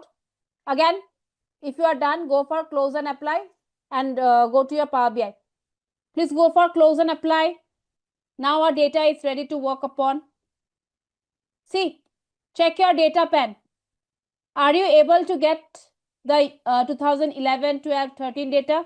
Are you able to get it here in the data pen? No, right? Since we have went for the enable load. Okay, so let's take a new page. And let's go for creating the report right now. Okay, so please expand the visualization pan. Okay, before that, okay, let's go for categorizing your country, state, and country and state. Please categorize the country and state, please. Go to your country. Let's go for categorizing to your country or region. Similarly, we will be doing for the state as well. Let's go for the state or province. That's it. Are you able to see the globe icon? Are you able to get the globe icon? I hope it's done. Region not required because it is all east, west, north, south. So not required. Okay, let me know if I select, suppose the states. Okay, if I select the states, how many of you are able to get the map chart? So those who are not getting it, I would request you all to please save the file, because we might have to restart Power BI. We have to change some settings here, okay? So please save the file. Save the file you are currently working on. So go for file and then you can go for save as. Save the file, please. Let's go for saving it. Today is Feb 21, day 3. Okay, so we are going to do some settings right now. 2 settings we are going to change, okay? Okay, so what you need to do, everyone, you have to go to the file tab. Everyone, you have to click on the file tab. Now, you have to click on, you can see here options and settings. You will be getting options and settings. Yes? Are you getting it? Options and settings. Please click on that. You have to go to the file tab, then options and settings. Let me write it down as well. File, options and settings. Click on that. After that, you have to click on options. You have to click on options. Yes. Are you all getting this options? Dialog box appear for you? Okay. Once you do that, you will be having, let's go for this, okay? Under the global, you have this preview features. Can you see the preview features? In the preview features, make sure your shape map visual is enabled for you. Check the box, shape map visual. Then first you have to go for the preview features and shape map visual. I'm writing it down. Preview features, check shape map visual. Then you have to select security. Once you have gone for this, you have to also go for security option here. You have to click on security option. Make sure your field map and field map options are enabled for you. Go to the security, map and field map visuals are enabled for you. Check this box, please. Once you are done, click on OK. You might require to restart Power BI. Click on OK. You might require to restart Power BI. Only these 2 changes. One is your preview features, then check map, shape map visual. Okay, and then you have security, and you have map and field map visuals. Okay, so those who are not getting it, please do the changes and go for just restart your Power BI, open the file again, you will be getting it. Okay, all right. So we have we have created this chart, right? We have only have the states there in the chart. Okay, now what we are going to do, we are also going to take, because you can see some bubbles here. So bubbles are representing the states. The bubbles are representing the states here. Okay, this is also known as your bubble chart. Okay, where you have the bubbles representing the different states. But if you wish to check the sales done in different states, right, what you need to do, you have to select the sales as well. Okay, so let's go for selecting the sales as well. Please check the box for the sales. Yes, are you able to see the changes now? According to the size of the sales, right, or according to the sum of the sales, the size of the bubbles depend on that. Can you check that? Bigger bubbles mean that the sales are higher, on the higher end. Okay, smaller bubbles means the sales are lower. Okay, now these maps are basically directly linked with your Google Maps. Okay, so let's try it out right now. We are going to go for, so now we are going to try the formatting part here. Okay, so my chart is selected. Let me go for the data formatting. Let's click on that. So do you have the same options like map settings? Can you see the same options like map settings here? So expand the map settings and you have the style. Can you see that? Do you have the style? Okay. Now let's check here. The style represents the style, that is the background, the kind of chart you have right now. Okay. So this is known as the road. If you change it, there are different charts as well. Suppose if you change it to Arial, what is the style? This is your Arial map. Let me click on this. This is your dark. This is your dark. All are theme only, nothing but themes. Okay. Then you have light. This is light. This is your grayscale. And the road, you have already seen it. Yes, clear? Explore it on your own little bit. Check the different styles. Now check. You have the labels as well. You have the labels. So labels are basically the state names. It's showing the labels for them. If you off that, you will not be getting the labels for the state. So that's why I want the labels. Okay, I want to check which is the state here. Okay, so I'm able to get the states here. Apart from that, you also have the controls. Please expand the controls. Give me a moment. You can expand the controls, please. There you have the option for zoom buttons. Are you getting it?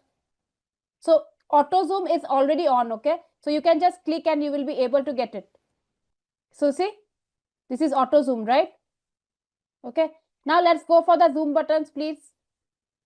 On the zoom buttons, what is the difference here? Click on the zoom buttons. On that, are you able to see any changes? Are you able to see any changes? A plus icon and a minus icon. So click on that plus icon. It is zooming for you. If you go for the minus, zooming out, this is your zoom. Okay. For understanding the lasso, we are going to create a table. We are going to take a table and then we are going to understand it. Otherwise, you will not get it. Okay. So please everyone, unselect the map chart. Unselect the map chart and take a table. This is your table. This is your table. Okay. So click on the table, please. So I'm taking it here, the table. Now, in the table, we are going to understand the formatting of the table later. Just go for adding few columns here. Suppose subcategory, check this box, subcategory, profit, revenue, and sales. That's it. Add few columns, subcategory, profit or revenue, or you can go for sales and revenue also. Only 2 fields will suffice. Just for the understanding of your lasso.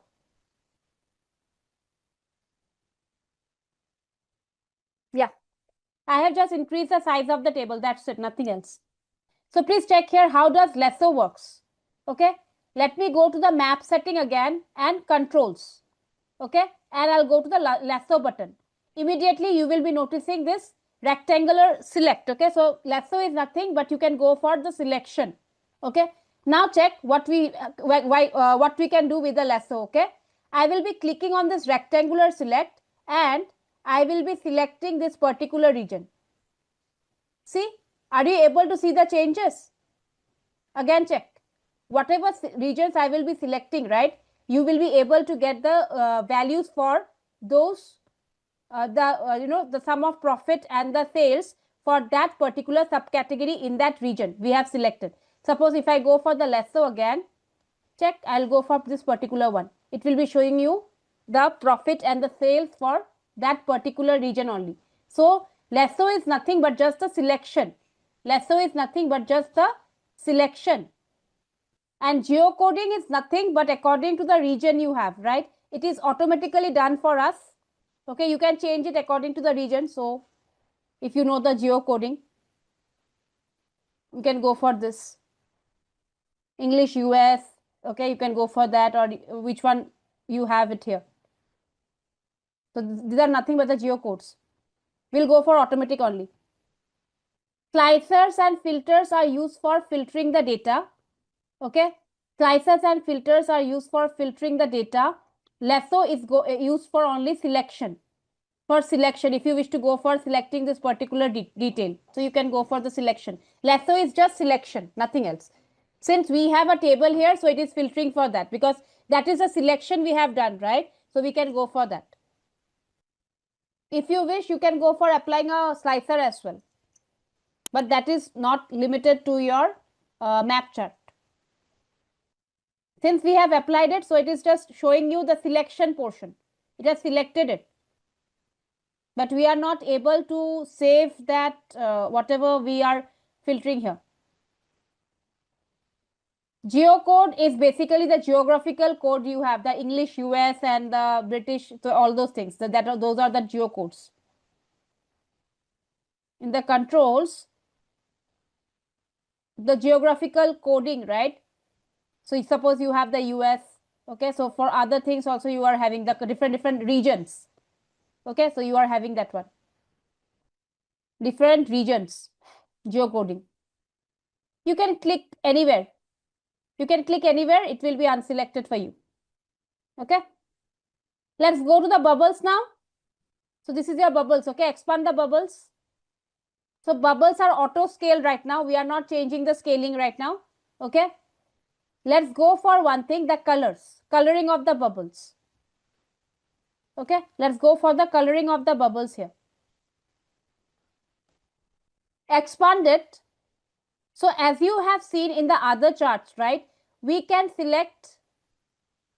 go for selecting each of the options. So let me show you here. Either we can go for show all and select each state and do it one by one, right? Do it one by one. But when we have so many states, that won't be a good option for us. What I can do, I can just go for conditional formatting. I can simply go for conditional formatting. So conditional formatting is present in Excel. Similarly, that conditional formatting is also present in your Power BI. The effects you are seeing here, right, is nothing but it is conditional formatting. That is formatting based upon some condition. Formatting based upon some condition. Let's look into this. Click on this, please. Yes, are you able to get this? Bubbles, effects.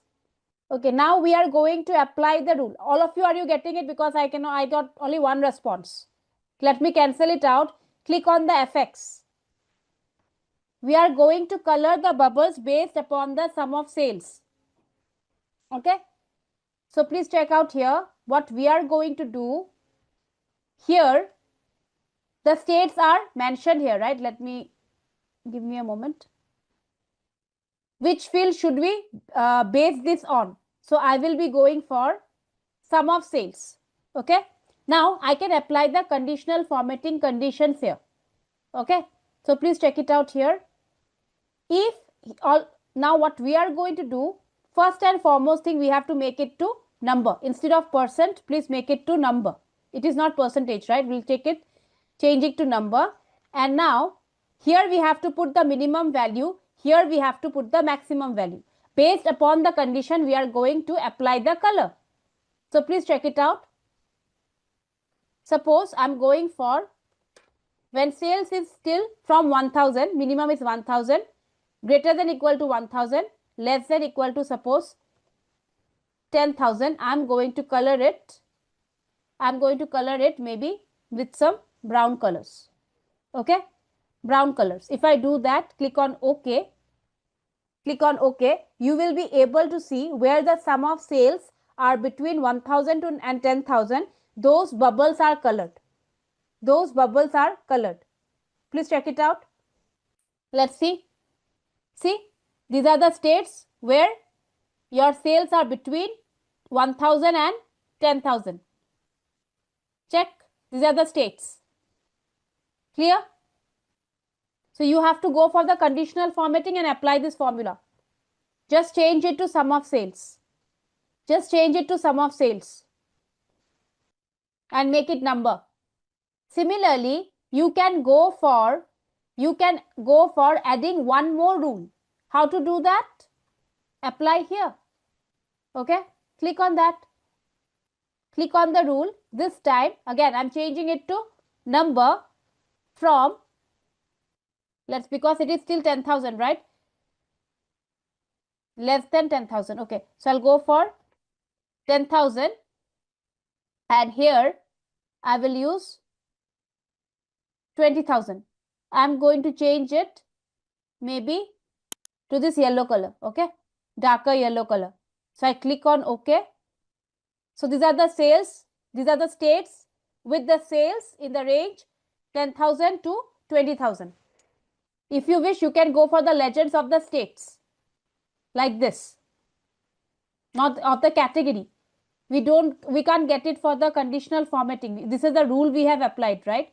These are the rules we have applied. So similarly, you can go for creating another rule, change it to number, and you go for 20,000 to 30,000. So this is how you can go for conditional formatting. Check it out.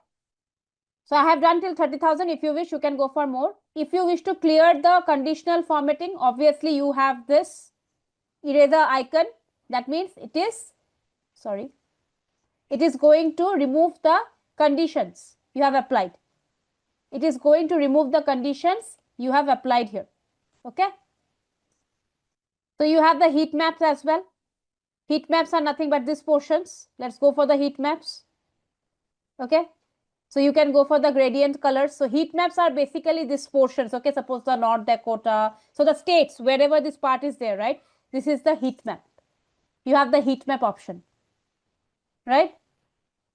So heat map, we are going to study that, but not now, not in this part. Okay. Not in this part. So I'm currently offing that. Okay. I'm putting that off because I want to keep it as a default theme. That is, for me, it is the light. For me, it's the light, I believe. Yeah. The style is grayscale. It is grayscale. So I'm not changing it. Okay.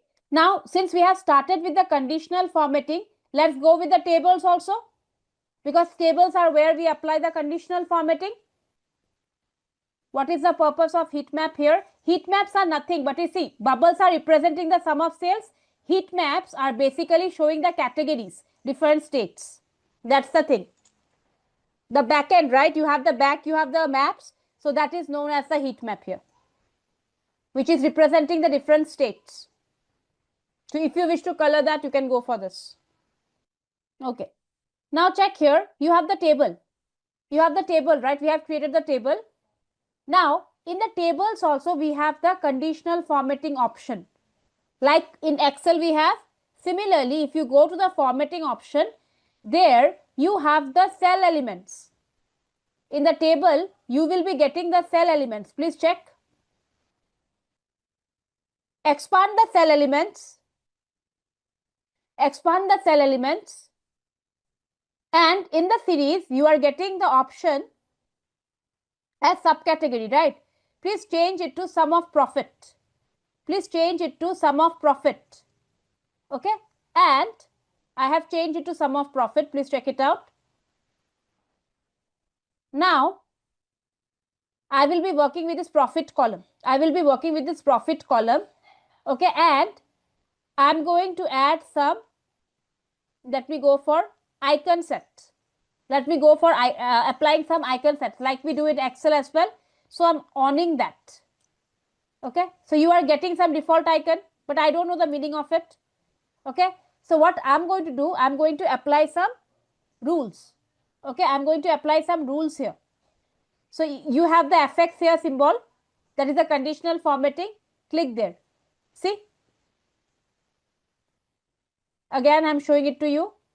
Just on the icons and click on FX. And you can write your own formula. Okay. First, the thing you have to do, go for numbers. Go for numbers. Everywhere numbers. Don't go for percent. Okay. Change it to number. Let me go for deleting the rule. Okay. Okay, let's go for conditional formatting.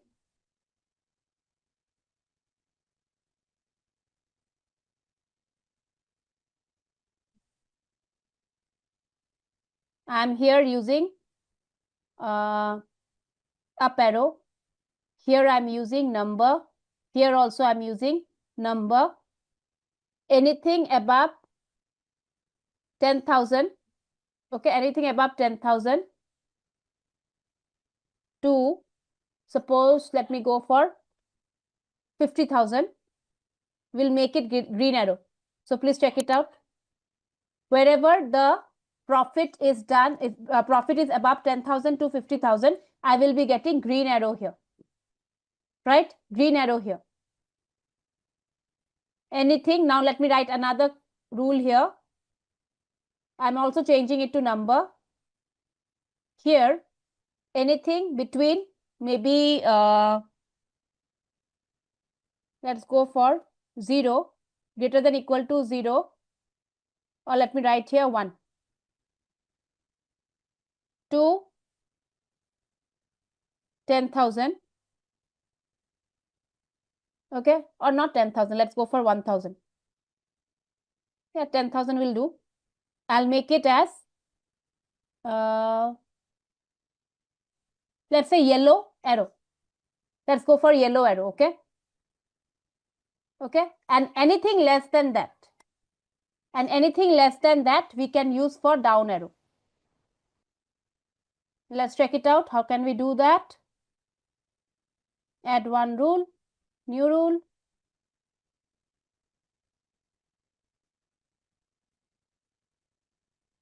Okay, if I do this for formatting options, let me check it out. Greater than equal to 0. Okay, let me go for,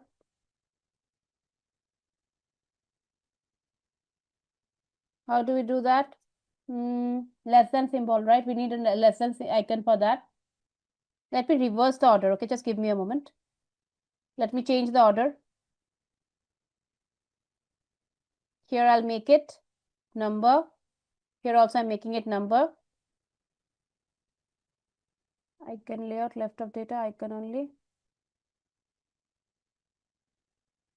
Greater than equal to 0 to 10,000. Let me go for this arrow. Okay, then we go for 10,000 to 50,000. We'll go for green upward arrow. Okay, then let's go for another rule. Greater than equal to 0. Okay, less than is an option is not there. Okay, let's keep it same only because I'm not sure which to use it right now. Okay, let's put it same right now because we don't have the condition. So let's keep it same like this. Okay, this a bit different here. So check it out if you're able to apply the rule. You can also get the icon set done. Great. Not only this, you can also go for the sum of sales as well. Okay, sum of sales. And if you wish, you can go for applying the bars. So wherever the sales are higher, you will be getting longer bars. Sales is lower, you will be getting small bars. Okay, so you can on that. And one more thing, you are getting the header as sum of profit and sum of sales, right? Go to the visual, go to the build visual. You can change the name of it. So you can just go for double clicking on that. You can go for double clicking on that. Please check it out. Total profit. Enter. See, it has modified. Similarly, you can go for here as well. Total sales. You can rename the column name. Okay. So this is your conditional formatting. Check it out if you have any confusion here. We have to find out a logic to get the minus, okay, some color. Okay, we have above 50,000 also here number. So we have to find out a logic for that. Okay, size of bars are basically dependent on the sales, sum of sales. Yes. Okay, If we go for the cell elements, here I am selecting the total profit, right? Okay, that is the problem we have right now, that we don't have less than. So what we are going to do, we are going to add, okay, suppose new rule and greater than,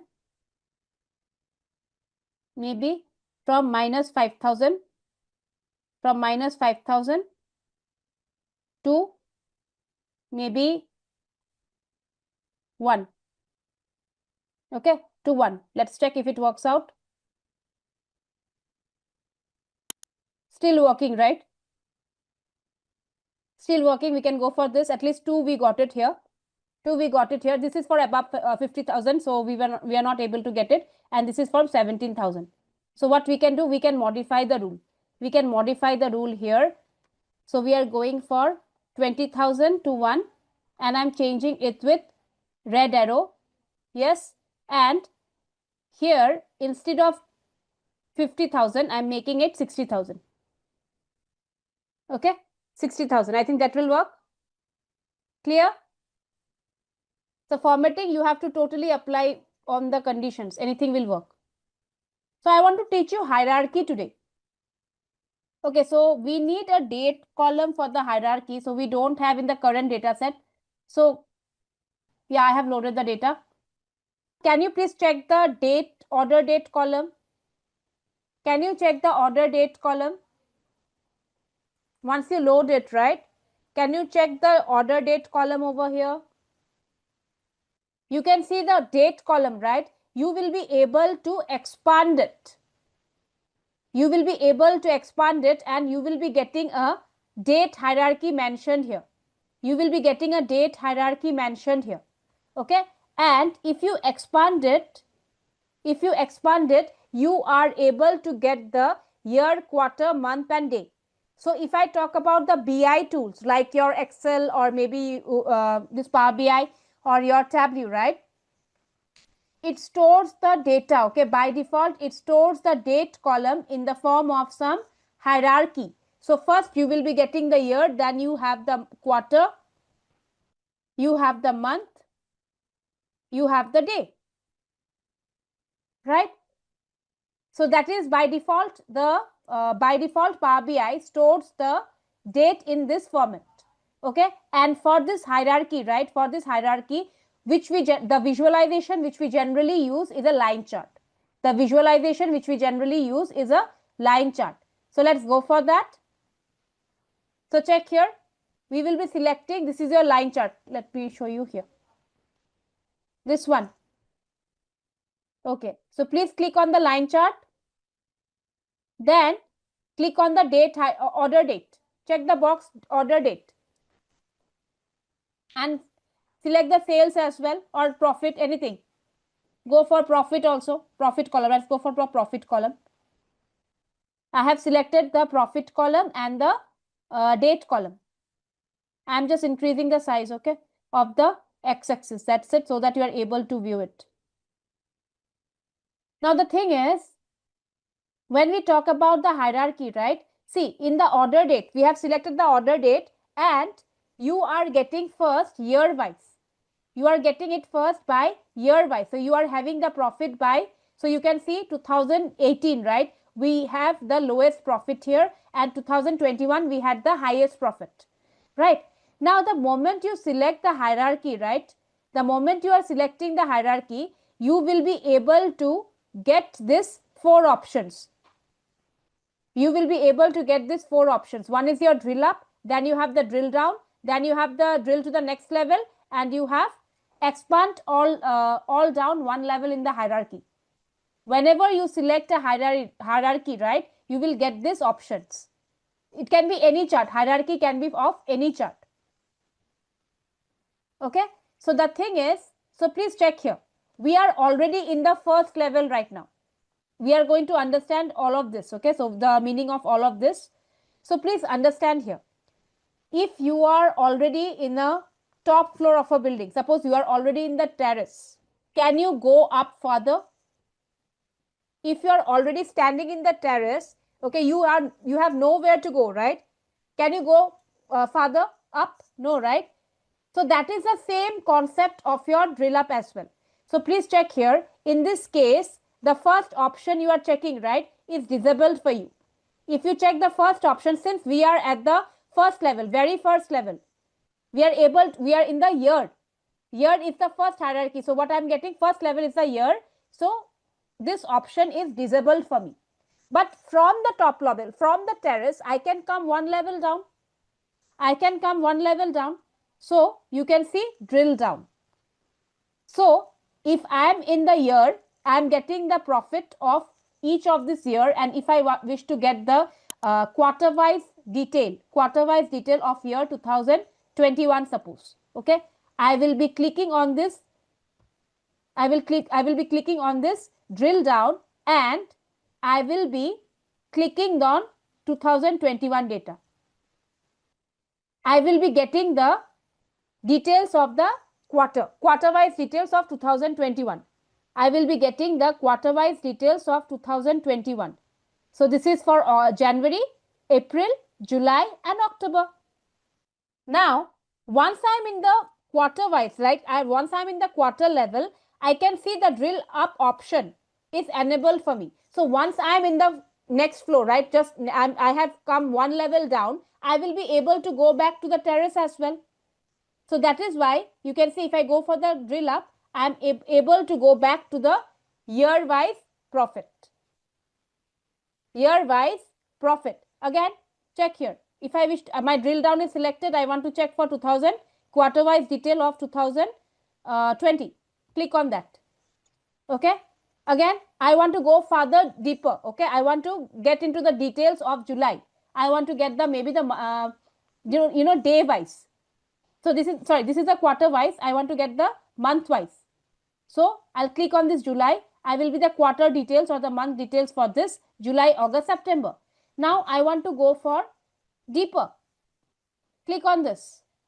In the month of August, okay, how did the sales perform in each day? You will be able to get an idea. So this is your hierarchy. You are getting one level deeper and deeper and deeper. This is just I'm clicking on the drill down. So that's why I did explain you this part. What is happening here? You have to click. I am clicking the same option. See, this is click for you. Go for 2021. Check. You are getting for the quarter. Now, if you wish to check for the October, you are getting for the months as well. Now, you want to go for month of December. You are getting day wise. That's it. That is your drill down. That is your drill down. It will take you one level down. It will take you one level down. And drill up, it will take you one level up. Yes, everyone. Are you able to understand the concept of drill up and drill down? Drill down will take you one level down. See, I am getting the quarter details. Again, I am getting the month details for the quarter Jan. Again, month details for the quarter, for the February month. So you are getting the day wise details. Now check it out. Drill up, drill down, clear? What is the option for drill up? Drill up, one level up, drill down, one level down, right? Then if we are at the top level, right? See, if I go for drill down, I'm only able to look into the information of the quarters of only a single year. Of only a single year, I will be able to get the details. So that is why I have to click every time, right? Drill down, I want to get the quarter wise details of 2019. So I have to click here. So I will be getting all the quarter details of 2019, right? Similarly, now if I wish to go for the month wise details of April 2019, I have to click on this, right? Instead of that, how the drill to the next level works. Okay, drill to the next level works.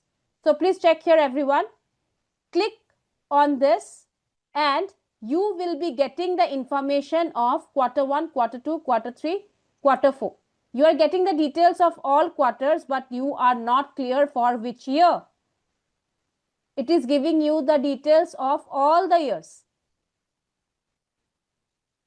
check out further. Okay, I have not selected any particular one and I'm going to the next level. I'm going to the drill to the next level, this one, not drill down. Okay, so I'm clicking on this.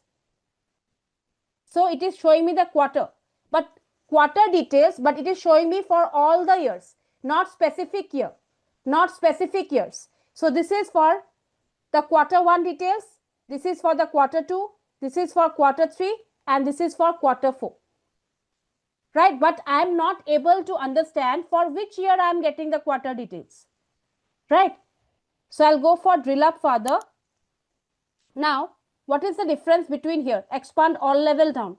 If I go for this, see, now it becomes more clear. It becomes more clear.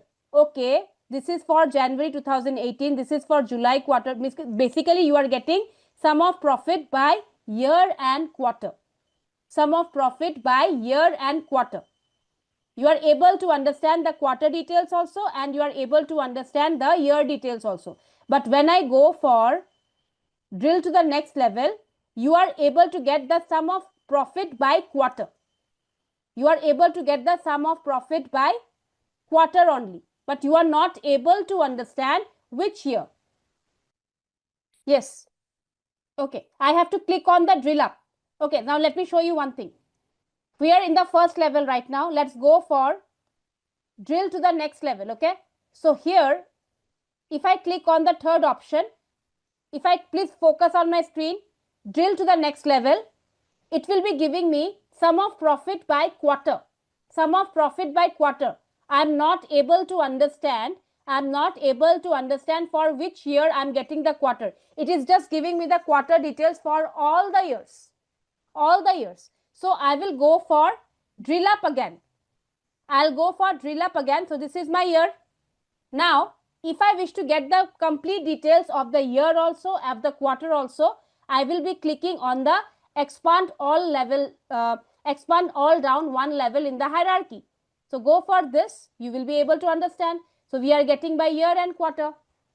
Okay, let's clear, instead of this, right, let me create our own hierarchy. So this is a default hierarchy we have, right? We can also go for creating our own hierarchy. Let's create that and let's understand these 4 options better. Okay, so let's go for this. I'm just resizing it. So please check here. You have to, how do we create a hierarchy? We are going to create our own hierarchy. Okay, so please check here. I'm going to take, focus on my screen, right click on the category hierarchy. Right click on the category, right click on the category. There you have the third option of creating hierarchy. Please go for that. Right click on the category. You will be having the option for create hierarchy. Please click on that. You will be able to get this option, category hierarchy. Are you all getting it? Category hierarchy. Okay. Now, if you expand it, if you expand the category hierarchy, you will be able to get the category inside the category hierarchy. You will be able to get the category inside the category hierarchy. Are you all getting it? Okay. Now, let's do one thing. Let's add the subcategory inside the category hierarchy. Let's add the subcategory inside the category hierarchy. Let's scroll down. This is a subcategory here, right? Right click, go for add to hierarchy, category hierarchy. Right click on the subcategory. Right click on the subcategory, go for add to hierarchy, category hierarchy. Yes, are you able to add it? Are you able to add the category subcategory into the, okay. Once you add it, you shall be seeing this category and subcategory together. Clear? Now let's add the product name also to the category hierarchy. The thing is, we just don't simply just add it to the hierarchy. Okay, there should be a meaning, there should be a relation. Okay, we are the analysts, we have to think which are the things we can add it in a hierarchy. It's not simple random things. Okay, so we know we have the category, we have the subcategory, and now let's add the product category. Okay, product name as the add to hierarchy. So you should be able to get this. Okay, now we are going to create the chart. We are going to create the chart. You can go for any chart. You can go for any chart, but generally for category hierarchy, we use the heat map. Okay, so you will be able to see, give me a moment. This is your heat map. Do you have it? Can you see the category hierarchy? Sorry, not the category, the heat map here. Yes, the tree map. So please click on that and selecting the category hierarchy, you can go for profit. The tree map, okay, you can go for any chart, but generally for categories we use the tree map. Okay, we use the tree map. Okay, I'm using the focus mode. I'm in the focus mode right now. So please check here. I'm currently in the so this is my category right now. Since I have used a hierarchy, you will be able to notice this option. These 4 options here. Drill down, drill up, then drill to the next level and expand all levels. Okay. Now please focus here. Okay. Here already we are at the first level. What is the first level? Category. And category wise total profit you are able to see. So you can see from this tree map you understand, okay, that technology is giving us the highest profit. Technology is giving us the highest profit. Office supply is the second one, and we have the furniture. Right. Now suppose if you wish to notice, if you want to check, okay, in the technology category, what are the subcategories are present? I repeat, in the technology category, what are the subcategories are there? What you will do? You will click on this option, drill down, and you will click on technology category. And you will be able to notice the subcategories here. Do you agree? Are you able to get it? Okay. Now suppose if you want to check, okay, under the technology, under the copiers, what are the products that are available here? Because you can see copiers are the highest profitable one. Okay, let's go for that. My drill down option is selected. Let's click on this. So these are the products under the copiers. You are trying to get the detailed information. You are trying to deep dive insight, right? You are trying to get the insights. So you are able to get it. Okay, these are the products which are giving you the highest profit. Am I clear? Now, if I wish to move to the subcategory again, I will click on drill up. Now I want to check for the phones. Go for drill down. So these are the phones here.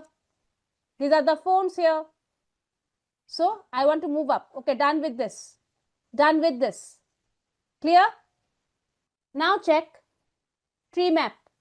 Check here what we have to do. We have to go for the third option. Let's see how the third option works. Okay. Now see, I am in the first level right now. Very first level, that is the category. I have technology, office supplies and furniture. Now what if I go for this, go to the next level in the hierarchy? Let me click on that. I am getting all the subcategories. It is not bifurcated according to your technology, then you are, what is that other things, office supplies, or you have the office supplies and the furniture. We are getting all the furniture, all the subcategories. We are getting all the subcategories. Okay. Similarly, if I go for the next level, I will be getting all the product name. I will be getting all the product name, showing me the next level of the entire product name. So you can see by product name, drill up, this is by subcategory, right? But I am not able to understand, okay, this category belongs to which, sorry, this subcategory belongs to which subcategory.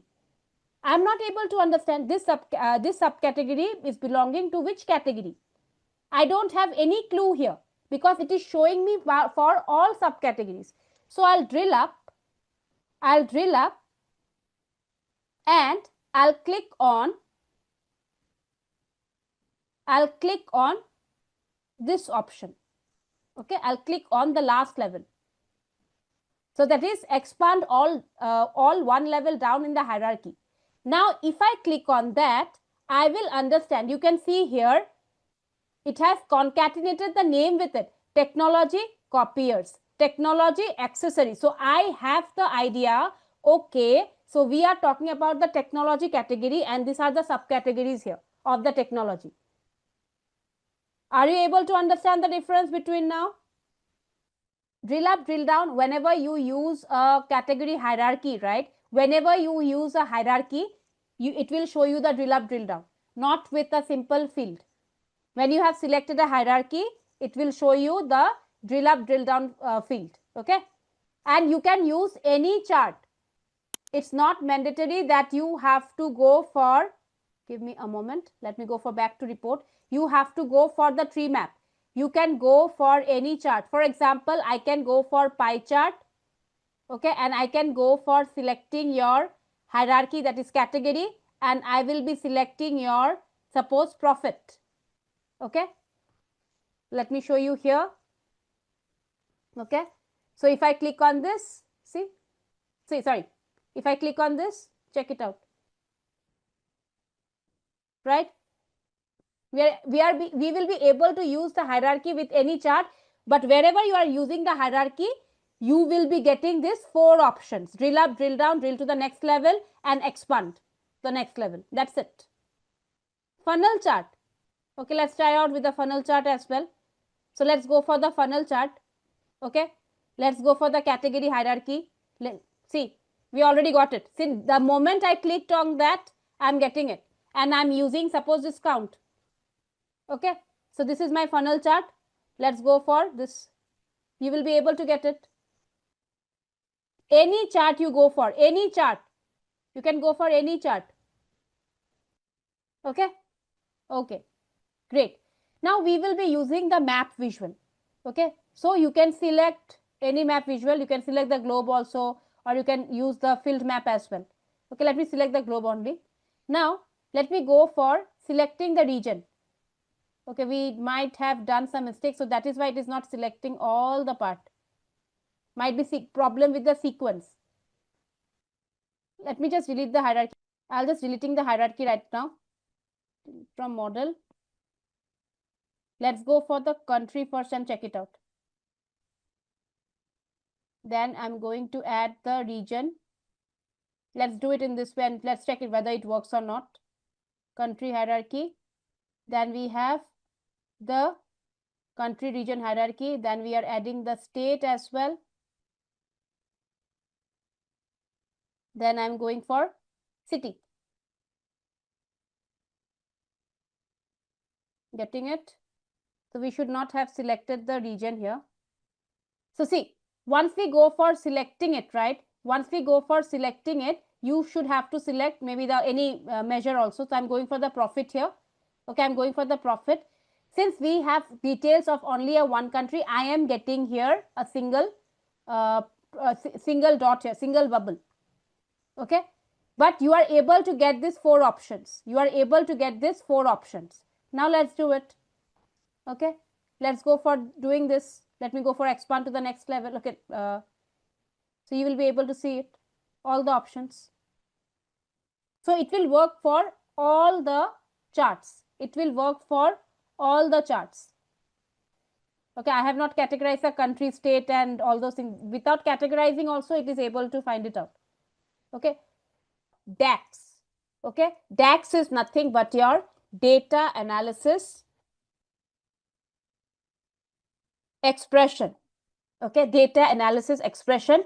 So you can just think data analysis expression, right? You can just think of it as the like if you wish to go for creation of the calculated columns, right? If you wish to go for the creation, so because using DAX you will be able to go for 2 things. Either you can go for creating calculated columns or you can go for calculated measures. Okay, the difference between the two we will be understanding as well with the examples. Okay, so it is the this is a programming language, or you can say the this is the formula, like data analysis expression. We go for you writing the formulas in your Power BI environment. It is the programming language in your Power BI environment. Okay, so if you check here, Okay, if you check here in this code, right, if you talk about this table view right now, I'm in the table view, you have this different columns already.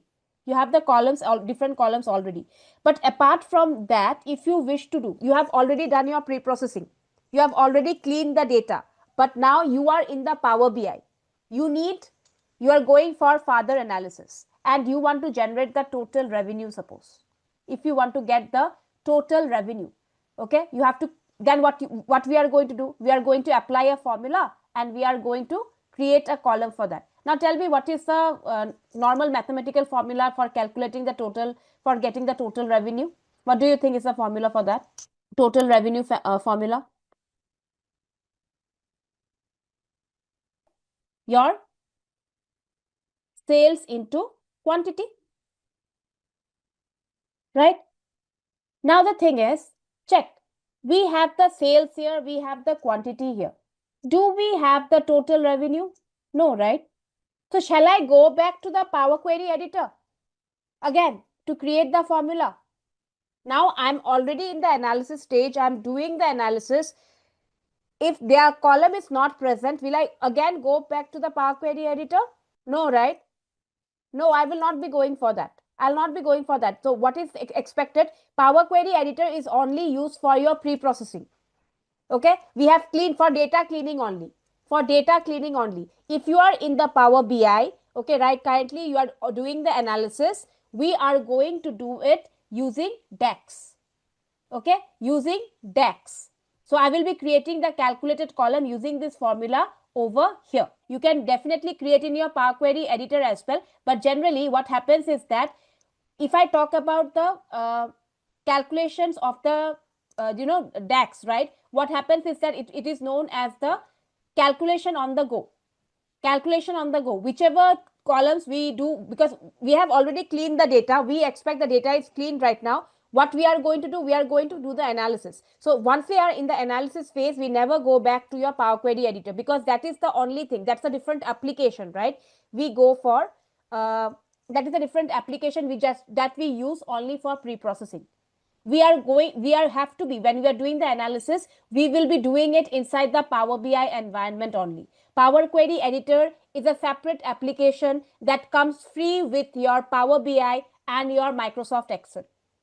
Okay, that comes free with your, but it is not the Power BI environment. So if anything, if any analysis we are doing, we are just going for the analysis and we realize that we are going, like we do the charts, right? Similarly, if we require, okay, I'm doing this analysis, probably I can go for getting the total revenue and maybe I can go for the category wise revenue as well, right? So what you can do, you don't have to go back to the Power Query editor again.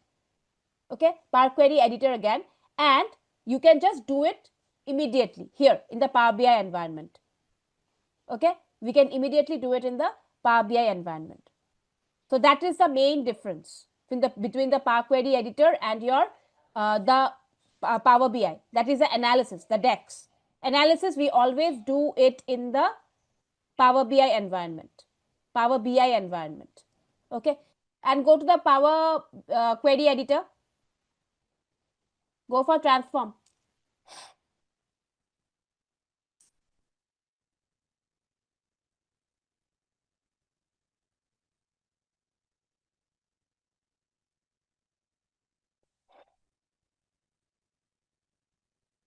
Okay, we have to do few changes here. Okay, the data is cleaned, not much changes. We are going to rename the sheet. We are going to rename the sheet 1 to, suppose, sales table or sales data.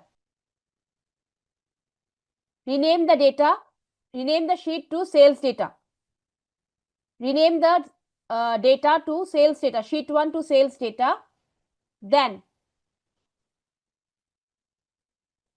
you will be getting this list price and the unit price, right? You are having, just scroll, you will be having the list price. Change the list price to SP and unit price to CP. List price to SP, unit price to CP. Double click, double click, That's it. Only 3 changes. Only 3 changes. Then you go for close and apply. Once you are done, please go for close and apply and leave the Power BI. Sorry, Power Query Editor.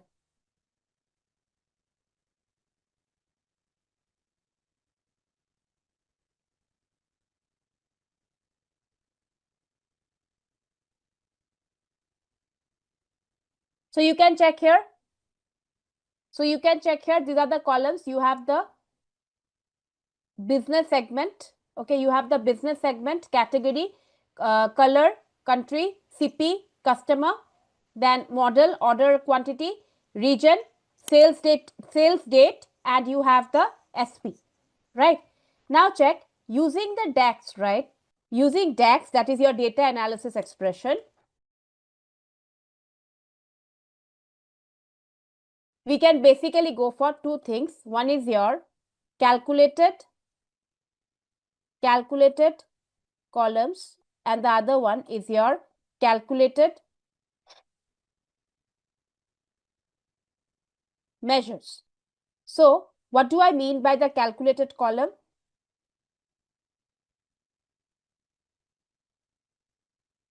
Calculated column, basically a new column is added to the table using a DAX formula. Okay, DAX formula. So obviously it will take up some space. Okay, it will take some memory space. Okay, so check here, how do I go for creating our first calculated column?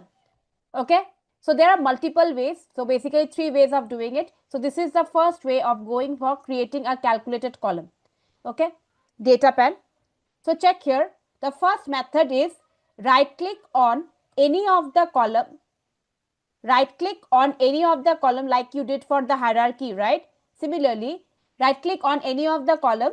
There you will be having the option, the 5th option as the new column. Please click on that. Once I get that, you will be able to notice one thing, that is your column has been added here. Your column has been added here. Also, you can write your formula over here. You can write your formula here. So, if I want to write the formula for total revenue, let me first change the name of it.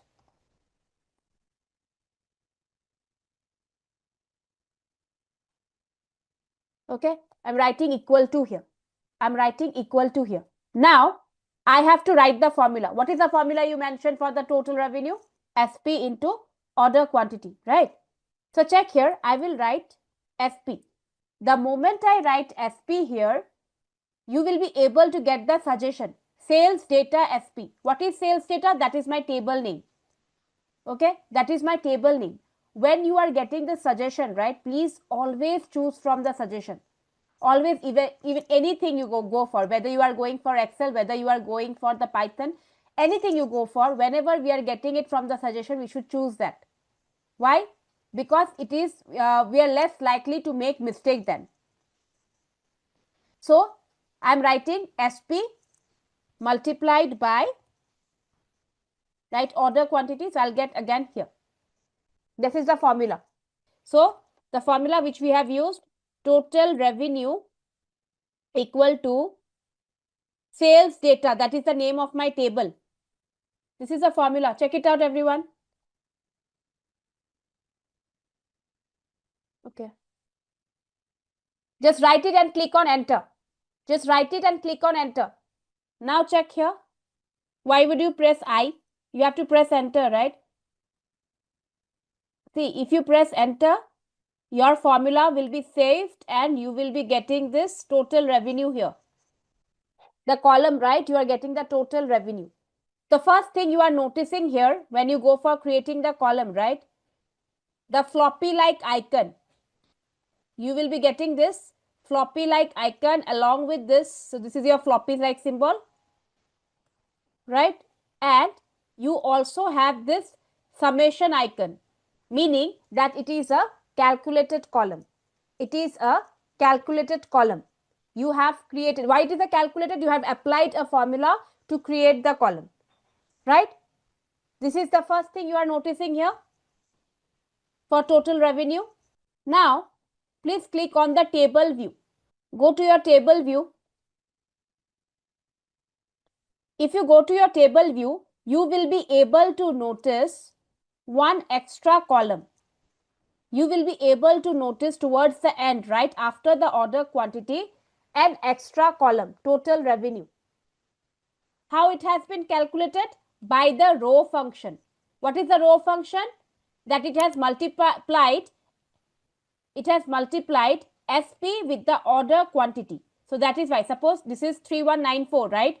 What is SP here? 3194 multiplied by 23, we got this value as 73462. So it has multiplied that. For every row we got this output. For every row we got the output, right? Row wise it is doing the calculation. Row wise it is doing the calculation. So for calculated column we go for row wise application. Now can you go to transform data? Go to your Power Query editor.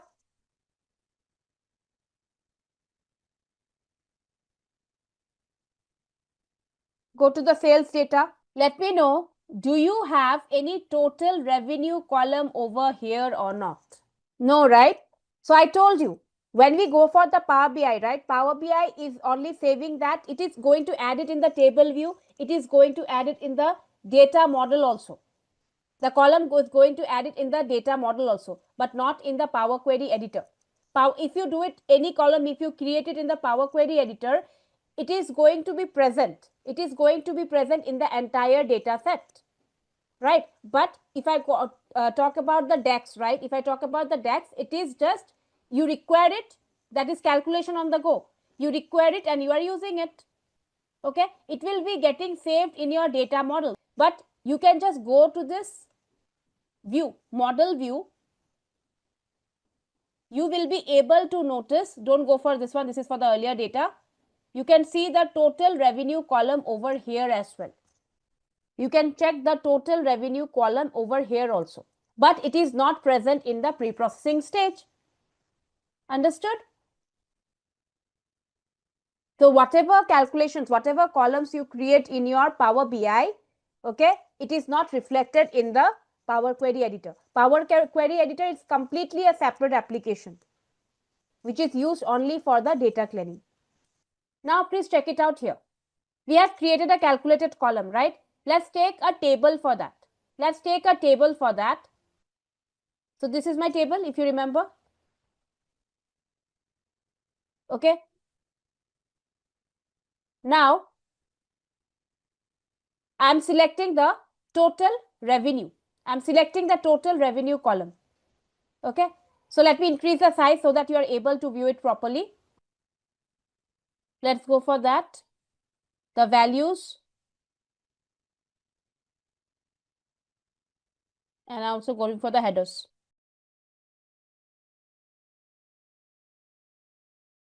So this is the total value we are having right now. The column, right? The entire column, the total revenue column, it has added, and the sum, we are getting it as the sum of total revenue as this one, around 7.5 billion.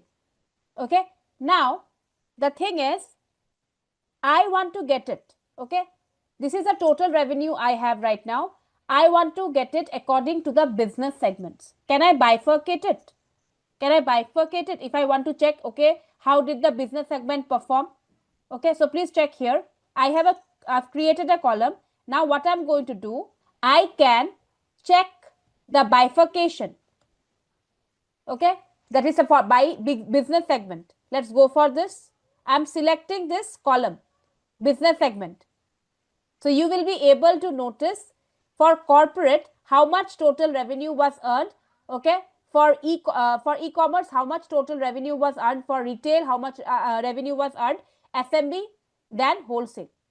Okay, also since it is on the right now, I'm going to drag the business segment on the top. How do I do that? You can just simply drag it.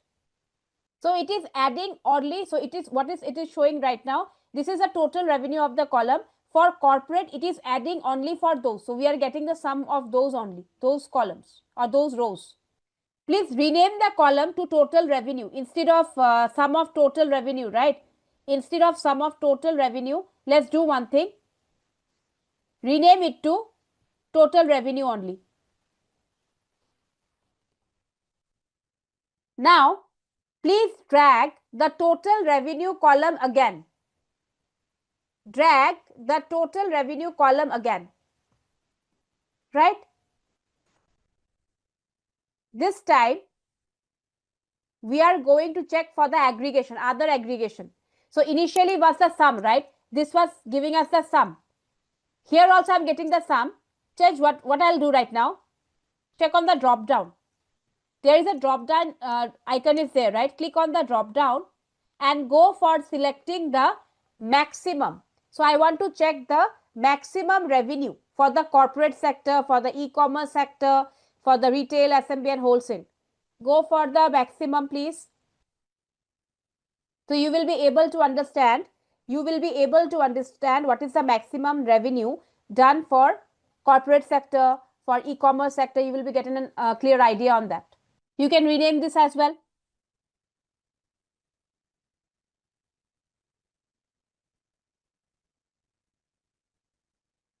Similarly, try to get the average. Again, drag the total revenue here, modify it to average, and rename it to average revenue.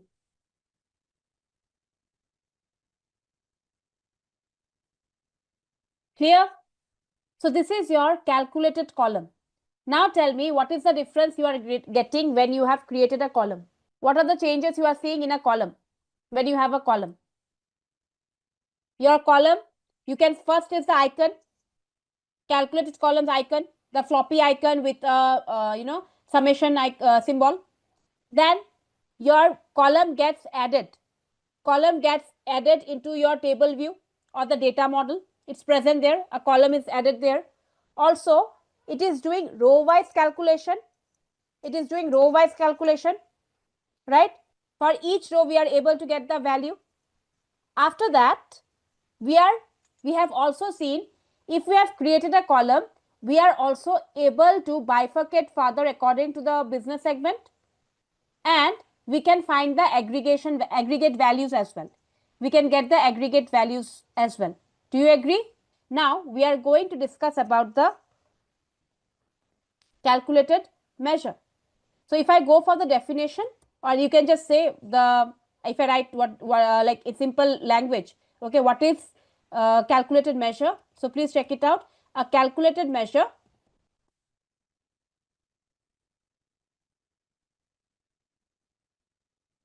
is a calculation that is evaluated based on the filter context.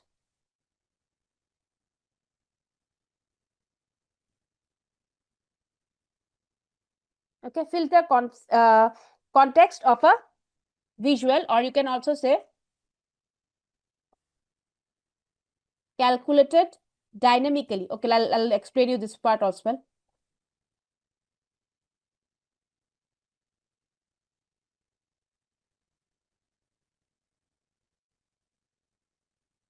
Now check here. Okay, what do I mean by that? So when we have a calculated column, right, like this, right, when you go for modifying the data, right, when your data is updated, for now it is static column right now. It has calculated it. But if you in future add more data to it, the calculated column will also be refreshed. Okay, it will be also working on the refreshed data if you have added any updated data, right, if you have added. But if I go for the if you want to go for any further calculation like we have done, maybe we are going to use it later also, the total revenue, you can use that total revenue column for that, because that's the column and it is stored in the view. It is present, it is stored in the model right now. But coming to your measure, suppose you are creating a report, and suddenly you realize that I need to show the, you need, for the displaying purpose, you need to show some details. You don't need to create a column for that. For now only I will be requiring it. Okay, I want to go for showing maybe the Asia revenue, or I want to show the total sum done by the corporate. I will not be creating a uh, I will not be creating a column for that. I can, for the just for the displaying purpose, I need it. Okay, I can go for I'll be going for creating a calculated measure for that. Column will be stored. Column will be stored in the data model, but measure will not be stored. It is just for the purpose of displaying. So on the go, we will write the formula. It will be, we will be using a card visual, or you can use any visual, and we are displaying it, and that's it. For if you are going for filtering condition, okay, suppose in this case, when you have this column, right, when you have this column, you have the suppose the sum of total revenue of the corporate, e-commerce, retail, SMB, wholesale, but I don't want it. I only want to display the sales of total sales done by the corporate. I can, instead of designing a column for that, okay, I can simply go for a filter condition. I can simply go for a filter condition, and I will be doing that with the help of a measure. For only corporate, I will be creating a measure instead of saving it as a column. So if I wish to get the total revenue as measure, okay, I don't want to bifurcate it. I don't want to get the maybe the aggregation of later. I just want to display it, the total revenue. How can we go for it? Again, do one thing this time. You can go for creating a new measure from here as well. Can you check that on the home tab? You have it. You have that new measure in the home tab. Click on that.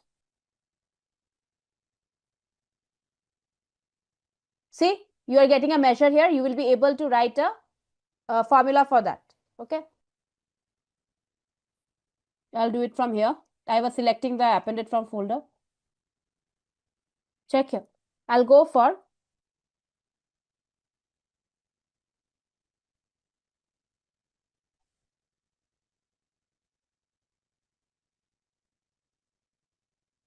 okay, total revenue as measure. Now here, if I give, because I need aggregation, right? What formula I'm going to apply? Now I'm see, I'm getting the suggestions. Now I'm getting the suggestions. Okay, so let me choose this SP multiplied by, so sum will take only one parameter as argument, okay, not more than that. So I'll go for order quantity. Okay, write the formula please. Once you are done, you can either go for enter, or you can go for this commit icon also. Commit is basically saving only. Then also it will be saved. You will be getting the total revenue as measure.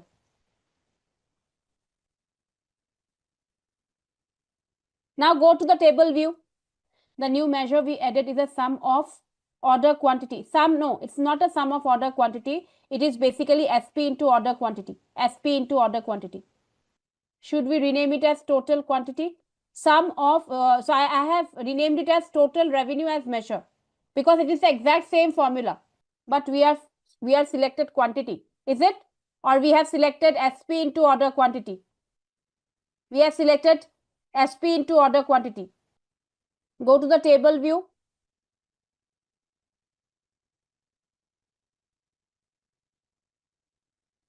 Do you have any column as total revenue of as measure? You are having total revenue, but do you have any column as total revenue as measure? Can you check that? So what do you understand from this? When you talk about the calculated columns gets added into your table view, the data model. The data model is present, right? If you check in the data model view also, you will be able to get the total revenue. Okay, here we are getting in the total revenue as measure. This is present here, but it is not storing the data. It is not storing the data here. In the table view, it is not present. The measure. Okay. What is the other difference? How not to select the append? go for the transform data, and go for enable load. If you are appending from the data, if this is getting selected, right, like we have done yesterday, right click, go for enable load, that's it. So it will still be there, but it will not be loaded. Just go for right click and enable load.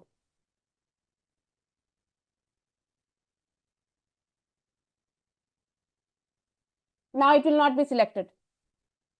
So one thing you have noticed, that your total revenue as measured is not getting saved in your table, right? It is not getting saved in your table. The other thing is that it always works on the aggregation. It always works on the aggregation, right? Now, you also notice one thing, the total revenue, we did not apply any aggregation here, right? Sales data SP into order quantity. If I go for the total revenue, I was not able to apply the formula. It was not giving me the suggestion only for applying the formula if I don't put the aggregation, right? So without aggregation, your measures will not work. Without aggregation, your measures will not work. Now please check out here. Take a card visual, please, or take a table. Take a table again. Take a table again and use the total revenue. Okay, total revenue as measure. Take a total revenue as measure. I'm increasing the values.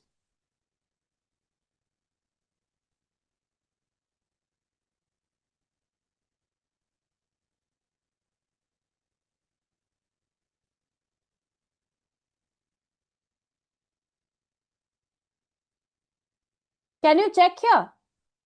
The value what we are getting here, it is around 8 billion, but you can check this value. It is so much higher. It is so much higher here, isn't it? When we go for the calculated column, what if we add the column, right? If we add the total, add the entire column total revenue, what is the value here we are getting, and what is the value we are getting here for the measure? But we should get same value, right? It should not give us the different value. Do you agree? Because we are just creating a measure here. It should not be different. What happens in this case? I told you, right? In the table, in the calculated columns, we go for your row wise calculation. What is the row wise calculation? That is SP into order quantity. We are getting then the total revenue as 73462. Similarly, SP into order quantity, this is the value, and finally it is adding it. So if I say in simple sense, let's check it out here. I'm going for an example here, simple example. Now understand, I have SP here, I have order quantity here. Okay, order quantity, and this is my total revenue. Okay, if I have, suppose I'll go for a simple number, 10, 1000, I'll have 20, 2000, I have 30, 3000. If in terms of your this one, if I go for your simple this one revenue, right, the way we have done it in the column, what it does, we get here 10,000, here we get 40,000, right, here we get 90,000. What is the total are we getting? What is the total are we getting? 1,40,000.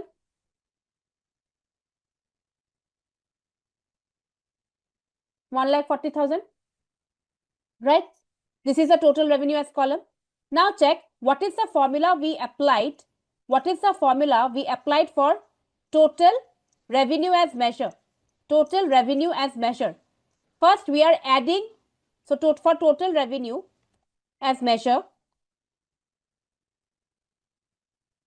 TR as measure. Let me write here TR as measure. What we are doing here? We have first added the SP column, sum of SP, multiplied by sum of OQ. So that means what? We are adding all the FPs together. That is, we have here 60, right? So we are getting the value here. Let me write it here. 60 multiplied by 60 multiplied by 6,000. 60 multiplied by 60,000. Sorry, 6,000. What is the value are we getting? 1, 2. Sorry, 36, right? This is 36. And then, is this value the same? Is this value the same?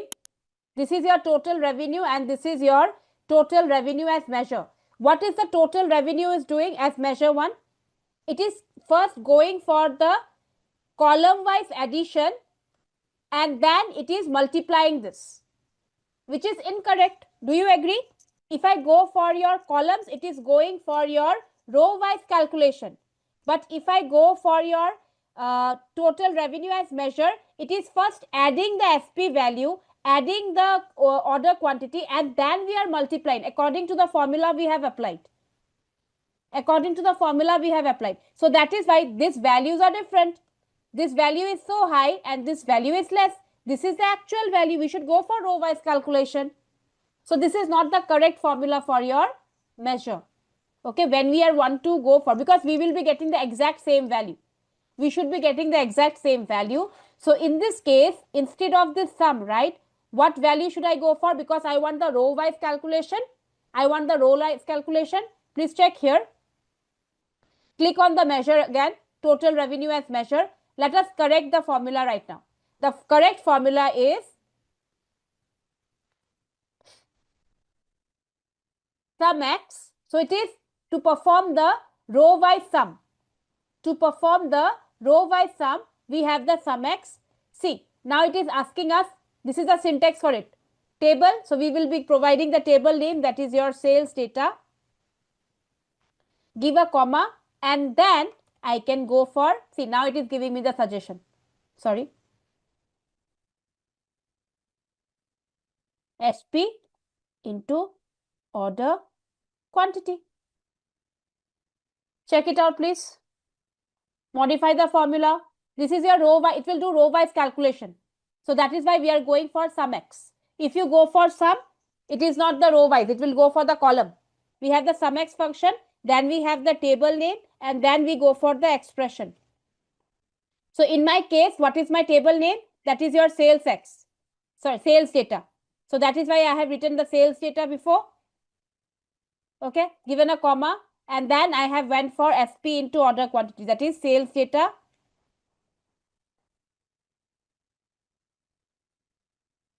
SP multiplied by sales data order quantity.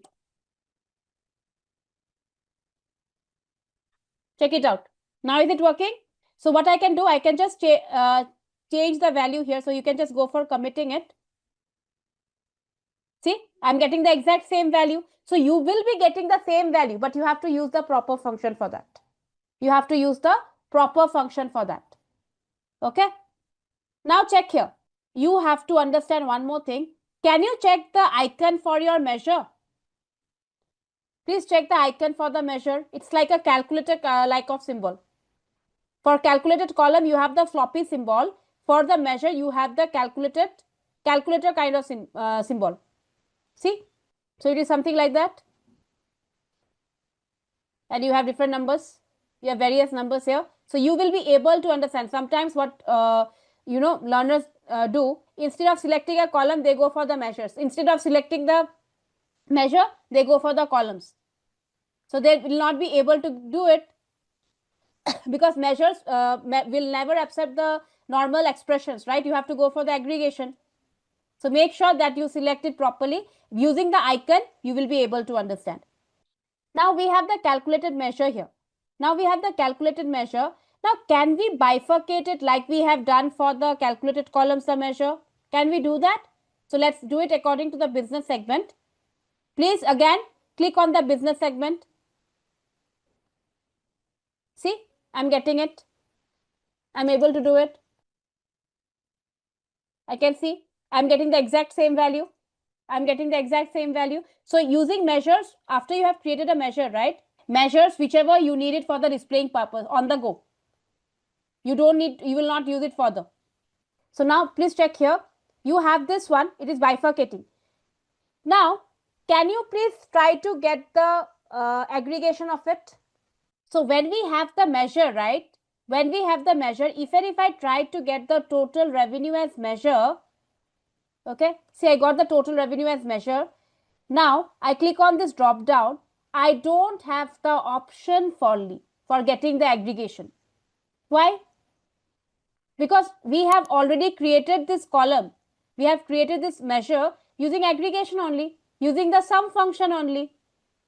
Right? What kind of other aggregations will you be able to do it? As I told you, it is calculation on the go. It is calculation on the go. You will not be able to go for further aggregation. You will not be able to go for further aggregation. So that is for the displaying purpose only. That is for the displaying purpose only. If you would be doing further calculations, okay, further calculations, right, you are going for maximum, you want to go for the average revenue, you want to get the average revenue maybe by the continent, by the category, you will be going for the columns. Okay, but if you need it just for the purpose of displaying, you will be going for the measures. Using measures, you will be able to display on that particular information only, not more than that. So I'm cancelling this. Okay. So generally we go for applying the measures when we go for applying some filters and to display it as a card visual, we'll go for the measures, whichever we will not require further. Now check here. I'm going to write a if condition. So how many of you are aware of the if condition in Excel? The syntax, are you aware of it?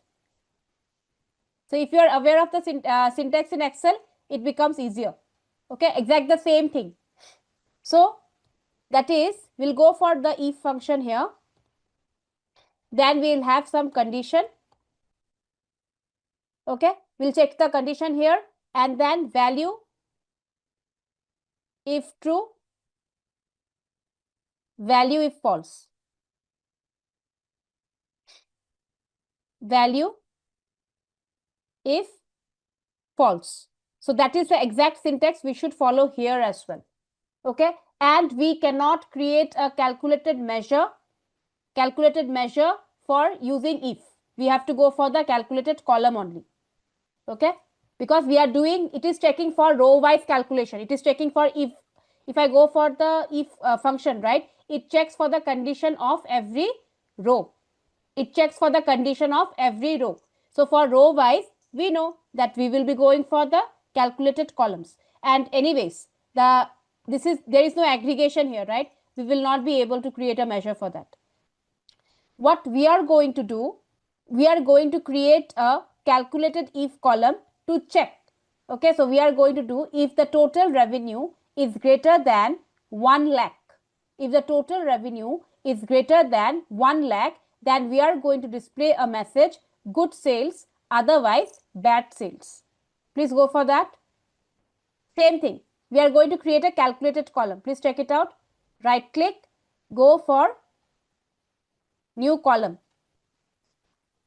Okay, and I'm going for a, suppose the name of the column is remarks.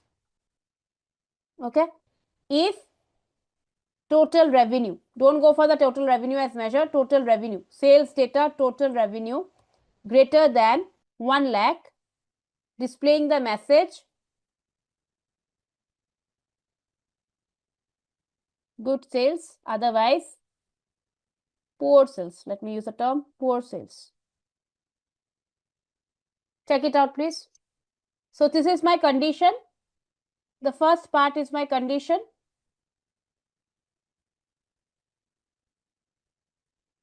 And this is value if true. This is value if true, value if false. If the condition is satisfied, we will get good sales. Otherwise, we will get bad sales. Poor sales. That's it. So once you do that, since it is a formula, right? It's the if function we have applied. Since if function we have applied, you can check the icon as well. It's a calculated column only. But since it's a function, we are getting it as like this. After the floppy symbol, we have this as well. It's a function. Please check it out. Are you done with the formula? Now let us check what is the good sales and the bad sales. Okay, let's go for that. Okay, you can go for, so as I said, right, DAX and visualization go hand in hand. Let's go for that. Let me just decrease the table a little bit here. Okay, and we'll add some more. Let it be here. Okay, now I'm adding the, suppose the first chart. Let me go for the first chart.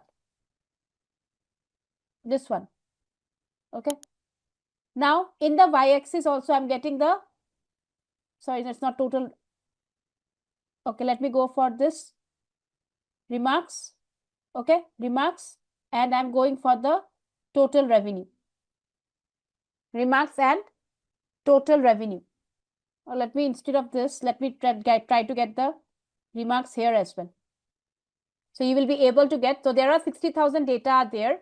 Okay, it will be giving you the count. Let me just go for the increasing the, getting the data labels. Okay, let me go for that.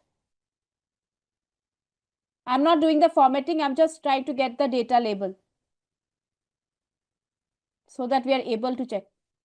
Y-axis also, let me just increase the size so that you are able to see, analyze, like how many good sales are there, how many bad sales are there. That's it.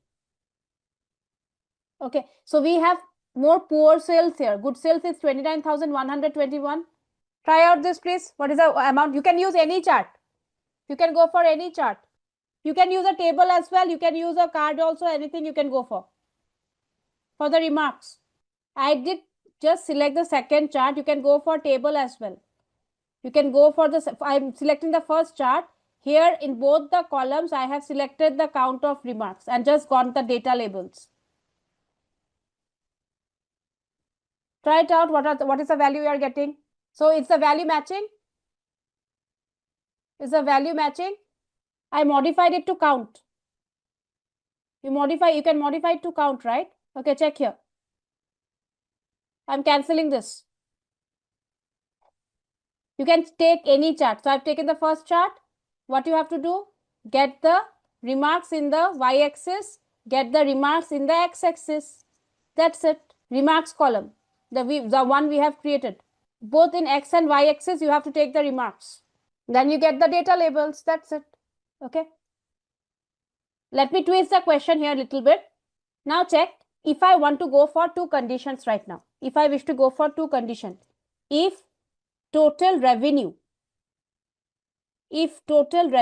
is greater than 1 lakh, okay, and the sales with, and the category is sales, right? So category is electronics,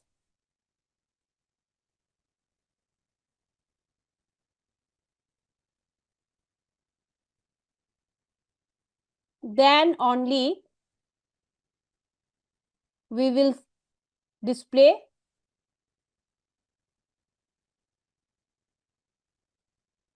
good electronic sales,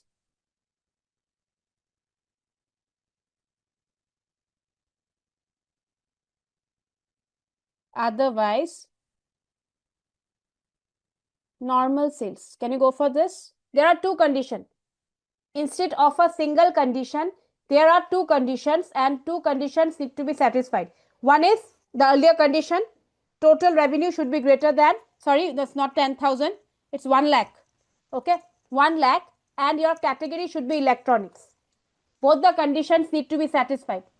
How will you use it in simple if condition? If you would have used Excel, two conditions are there, but there are two conditions. Your category is electronics, total revenue. Okay, in Excel, we can use only the AND function for that, okay? But in Power BI, we have the flexibility.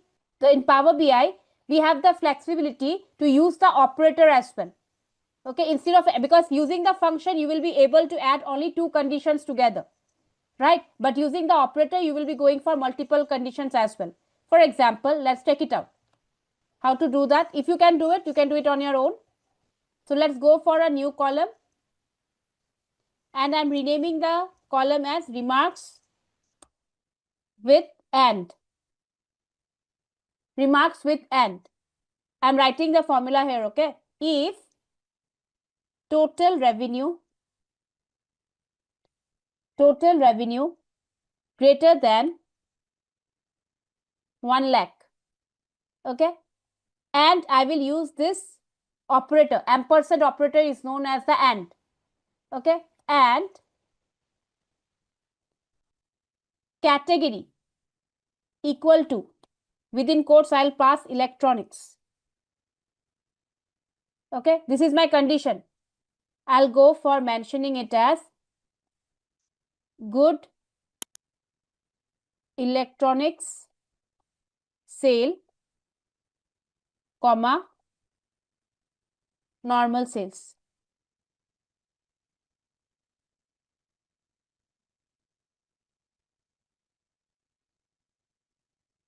Check it out. So this ampersand operator is used for and, okay? This is your ampersand operator. It stands for your and. Then you have this pipe operator, which stands for your or. Any programming language. But the thing is that Excel nowadays don't allow these operators. Initially, it used to allow, right? But now it does not allow. But in Excel, but Power BI allows that. Now you can go for any visualization. You can go for any visualization to check what is the electronic sales. Let me go for the pie chart. That's what you can go for more than 2. That is why we should go for the operator instead of the AND function, because using AND function you will be able to do it for two conditions only. But when you have this operator, when you use the operator, you can go for many conditions. But again, in even other programming language also, but Excel has stopped that. Now Excel allows 255 conditions inside your AND function. I'm going for any chart. You can also go for any chart here. Let me check. I'm going for pie chart.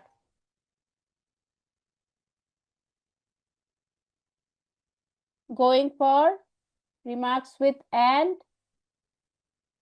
Going for remarks with and.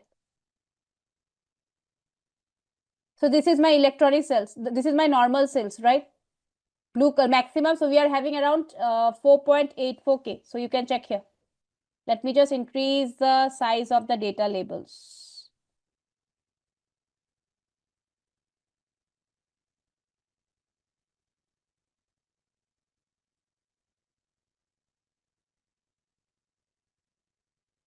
If we don't remember the exact name, right? If we don't put the value properly, it will not work, right? If we go for remarks with and, we have to make sure that we are not doing the spelling mistake. Because if I go for this equal to sign, right, it is going for matching the pattern. Electronics, if there is a spelling mistake, it will not be able to identify that. So make sure that you are not doing any spelling mistake here. Just one question, we are going to do that right now. If sales is from, okay, if sales is from country Canada and Brazil, okay, and the total revenue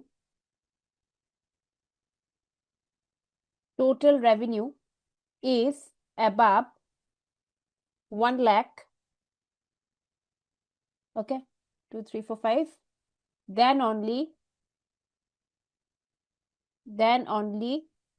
we will display good sales, otherwise bad sales. If the sales is from country Canada or Brazil, let's go for or here, okay. If the country is this one, just give me a moment.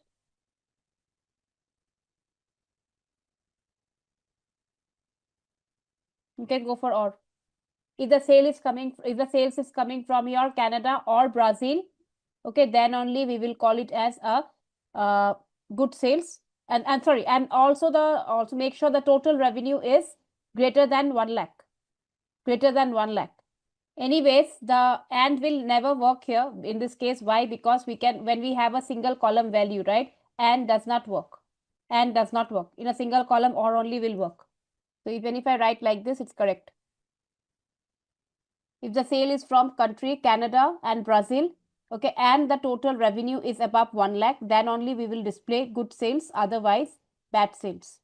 So always remember one thing, but you can focus one thing here. When I talk about the country column, right, I'm talking about the country column, and I mentioned that the sale is from the Canada or Brazil. The thing is that when we are talking about a single column, right, when we are talking about the options of a single column, we will not be able to work with and. When we are talking about the options of a single column, there always we will be using or only. Okay, when we have the different categories in a single column, we have to use or, and will never work out here. Okay, so make sure how to do it. We'll go for new column, right click, new column. We'll go for remarks with, can you tell me, will it be or and? Which one we will be using here? What do you think?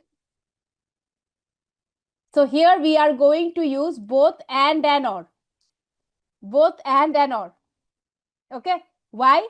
Because I have mentioned, see, with a single, there is a condition here that if sales is from country Canada and Brazil, right, that is or.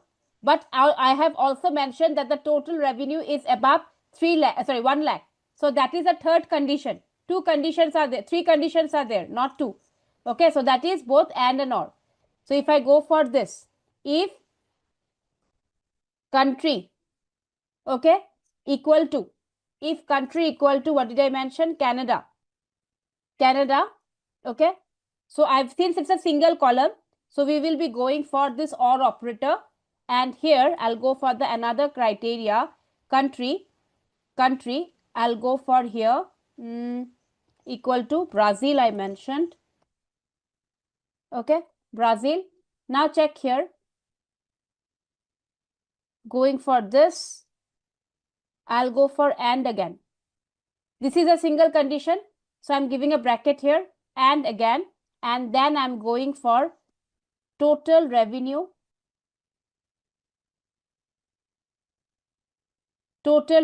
greater than 1 lakh.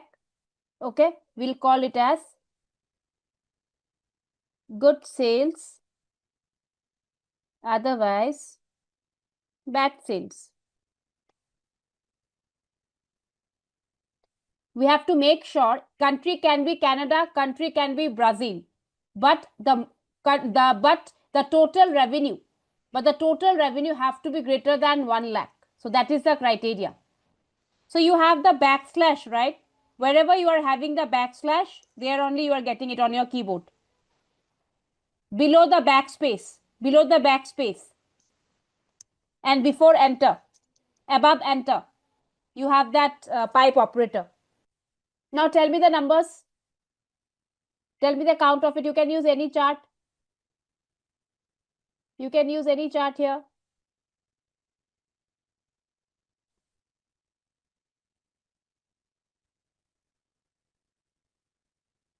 So instead of this, let me go for the card visual. Okay, multi-card visual. Do you have the multi-row card visual?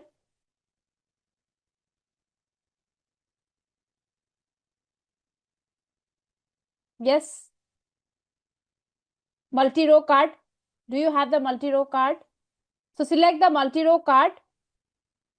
Select the multi-row card and go for selecting your and or. That's it. Twice. You will do it twice.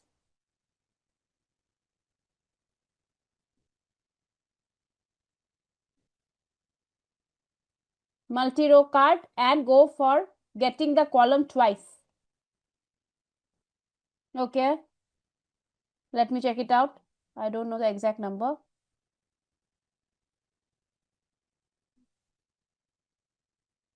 I think this should be the values.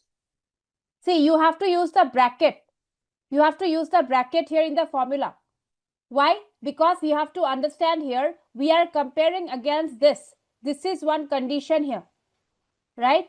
And this condition needs to be satisfied no matter what. Country can be your Brazil, country can be your Canada, right? But we have to make sure that the total revenue is above 1 lakh. Then only we will be calling it as good sales.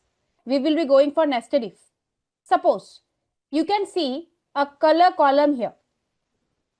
Okay, you will be getting a color column here where we have different colors.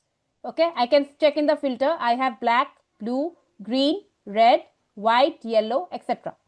Okay, and I want to go for color coding it. Okay, let me go for the syntax. Suppose what I am going to do, check here. If you wish to know the syntax of the nested if, similar to your if condition only. Okay, if, okay, then we have the condition. We are checking for the condition.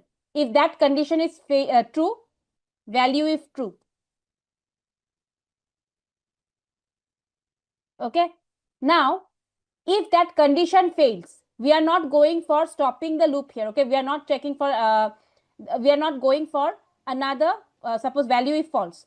Instead of that, we are checking for another condition. Okay, condition again, we are going for value if true. Again, I'll go for keep on checking until and unless it has met the criteria, right? Once it is done, value is true.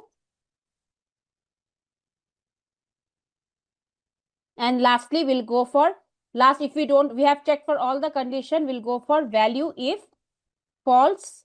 The very important part here is how many brackets you open. You have to close exactly those number of brackets. So 1, 2, 3. I have opened 3 brackets, right? 1, 2, 3, 1, 2, 3. So similar way, we have to go for writing the condition of if right now in nested if. Okay, so if inside if. Nested if means if inside if. Okay, I am going to create a column. So I can go for creating a column from here as well.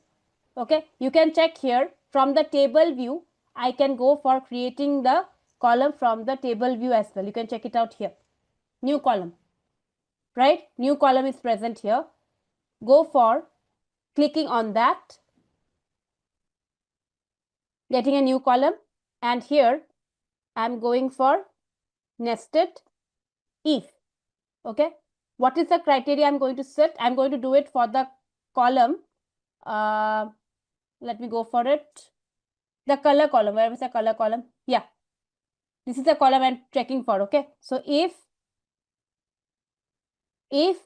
color equal to white, if color equal to white, you can just give any value. Maybe I will represent it using 1. Okay, then if it is not white, I have to check for the second condition. If color, choose it from here, equal to, maybe let's go for, I think we have blue as well. Blue, go for 2. If that is also not true, it is not white, it is not blue, let's go for the third condition. If, okay, color equal to green, then 3. If that is also failing, if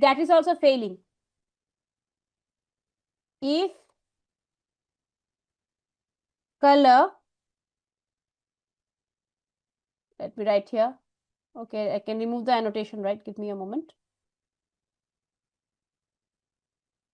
Equal to black. If color equal to black, then 4.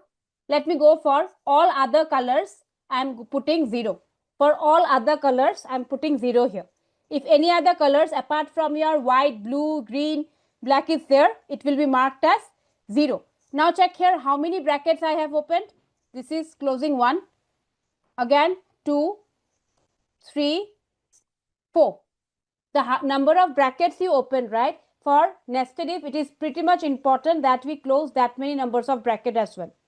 Okay, So if I go for this commit, so I will be getting it. So please check here. I will be sharing the formula. No worries. Understand it. Wherever I was having white, right? You can check this column, two columns together. How this works. Wherever we had one, right? Sorry, white. I'm getting the nested if as 1. I'm changing it to some other color. Suppose black. I'm going for black this time. I'm filtering the data, okay? I'm getting 4. If I go for blue, okay, I'm getting 2. If I go for green, I'm getting 3. What if I give red here? Okay, if I give red, I'm getting 0 for all other colors. Even if I give here yellow, I will be getting 0 because I have not give the condition I have mentioned as 0. So that is how we go nested if works. Okay. No, it is not case sensitive. It is not case sensitive. Power BI is not case sensitive. Okay. But Power Query Editor is. Give me a moment. So you can write anything. Now check here. We have the date column, right? We have the date column, the sales date. Now from this date, suppose I want to extract the year, month and day separately. I want to separate it out. Okay. How can I do it? So creating a column, from data pane, from table view, from Power Query Editor. No, from Power Query Editor, you cannot create a column, right? From Power Query Editor, that is totally a separate application. That is not Power BI. Okay, therefore there you can go for creating a custom column. We are working with the DAX. Okay, let's work on this. So here, what we are trying to do, we are going to extract the day here, month here and the year here. How do I do that? For that also we have a function. For that also we have a function. Again, please go for taking a new column, please go for new column. Right click, new column. Right click, new column. Here I am going to rename it as year. Okay, I am going to rename it as year, and this time I am using the function format. Now format is basically a function which is used to extract the pattern. Just the pattern, okay? So I will pass the sales date here. Let me pass the sales date. Where is my sales date?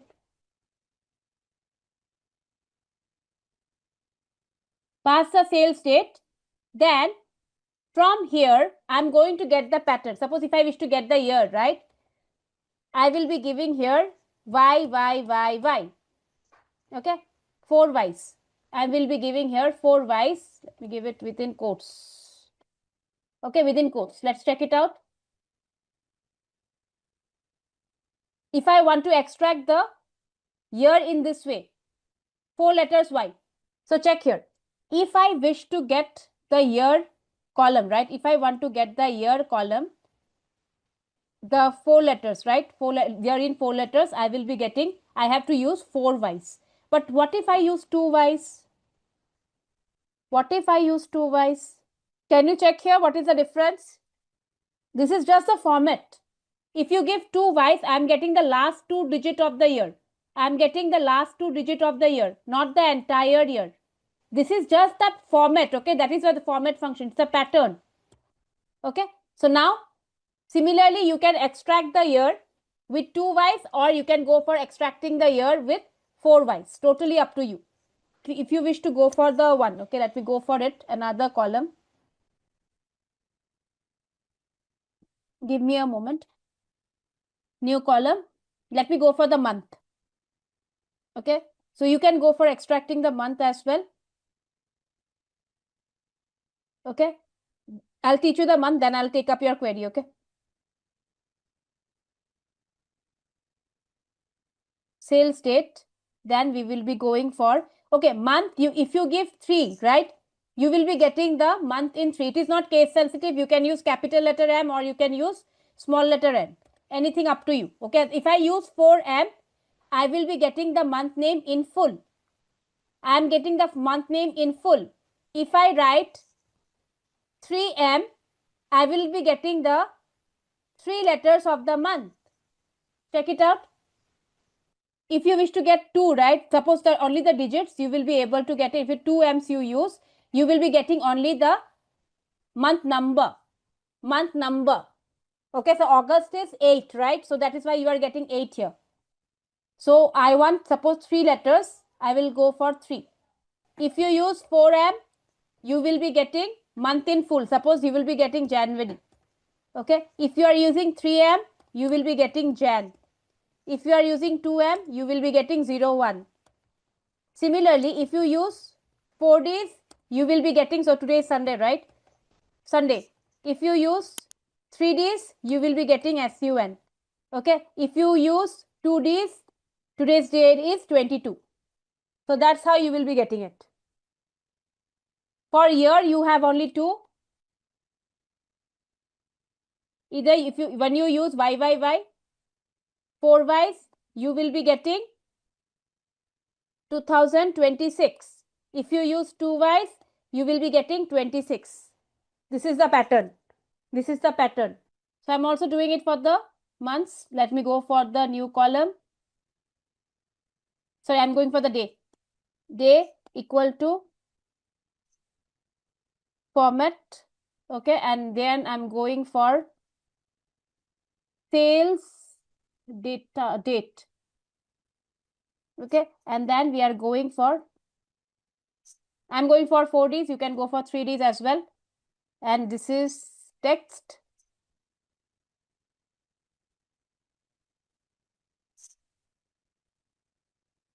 You have the day names right. You have the day names right now. Okay. Now, can you help me get the total revenue? Can you get me the total revenue done on the weekdays and the weekends? Total revenue generated on the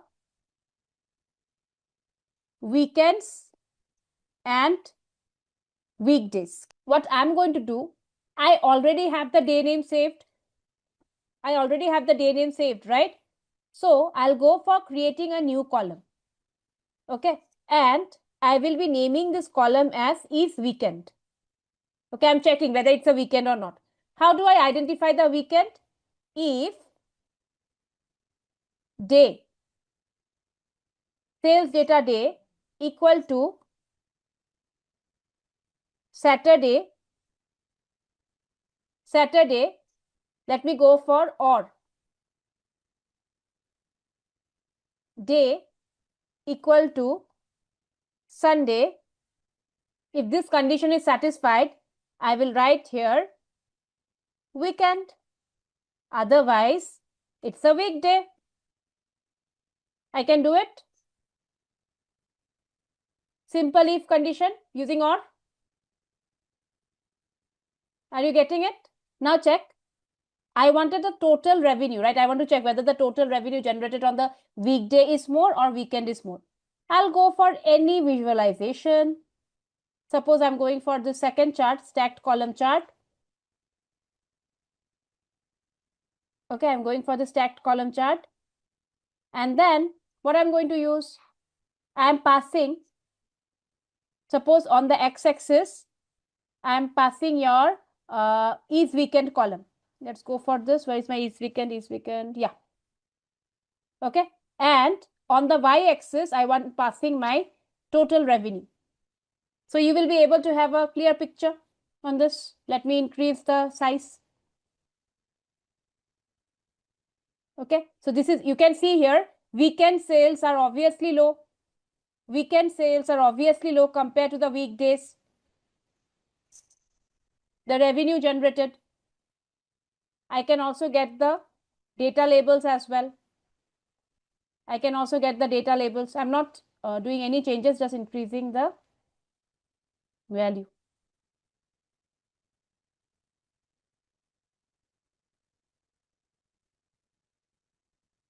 Okay, we can. But we have to use a different function for that. Okay, but using the if, you will not be able to do it. Using the if, you will not be able to do it. Okay. because we don't have a column for your weekend. Okay, so that will be a difficult one. That will be a difficult. If is a safer option to do that. Otherwise, we have to use a calculate one.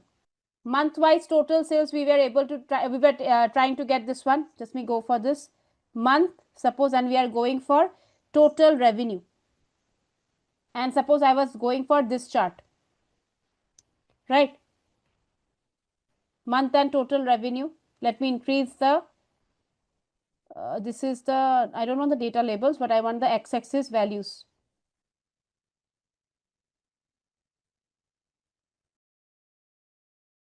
If I want to sort it, suppose I'm getting here January, October. So according to the sum of sales I'm getting or sum of the total revenue I'm getting. If I'm going for sorting axis, right? If I'm going for sorting axis according to the month, so we are getting it how? According to the alphabetical order. According to the alphabetical order. It is not according to the months. Right? I told you if I want to do it if I want to do it month wise, we have to create a DAX for that. We have to go for creating a DAX because directly Power BI does not understand that this is basically a month. It is not a text. It is understanding that it is a text right now. So how do we do that? How do we do that? Are you getting my point?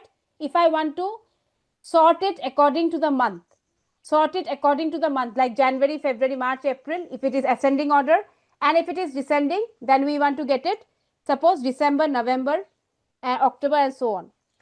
The format which we have used, right? The format which we have used for getting the months, it is just extracting the pattern. It does not referring to the actual month. It is just a pattern it is extracting. MMM we have given. So it is extracting the month here. But it's just the pattern. It is not the actual month. To go for the actual month, so please check what we have to do. First, we are going to create a new column. Okay, we have to go for getting the new column. So I'm going for this. And I'm going for a new column name month number. Okay, and I'm using the function month. I'm using the function month. So month is a function, okay? It's present. If you pass the date here, sales date. Where is my sales date? This one. Okay. If I pass the month function, and if in the month function, if I pass the sales date, you will be getting the month numbers. You will be able to get the month numbers, which is referring to the actual month. So August is 8. It is not the pattern. It is referring to the actual months. So the month is giving us the actual month number. Okay. The month is giving us the actual month number, but using the format which month you have extracted, right? The month details you have extracted, it is just basically the pattern. Okay. It is not referring to the actual month. Now, what we have to do, we have to connect the month we have extracted, right? The month we have extracted, the format with this month number.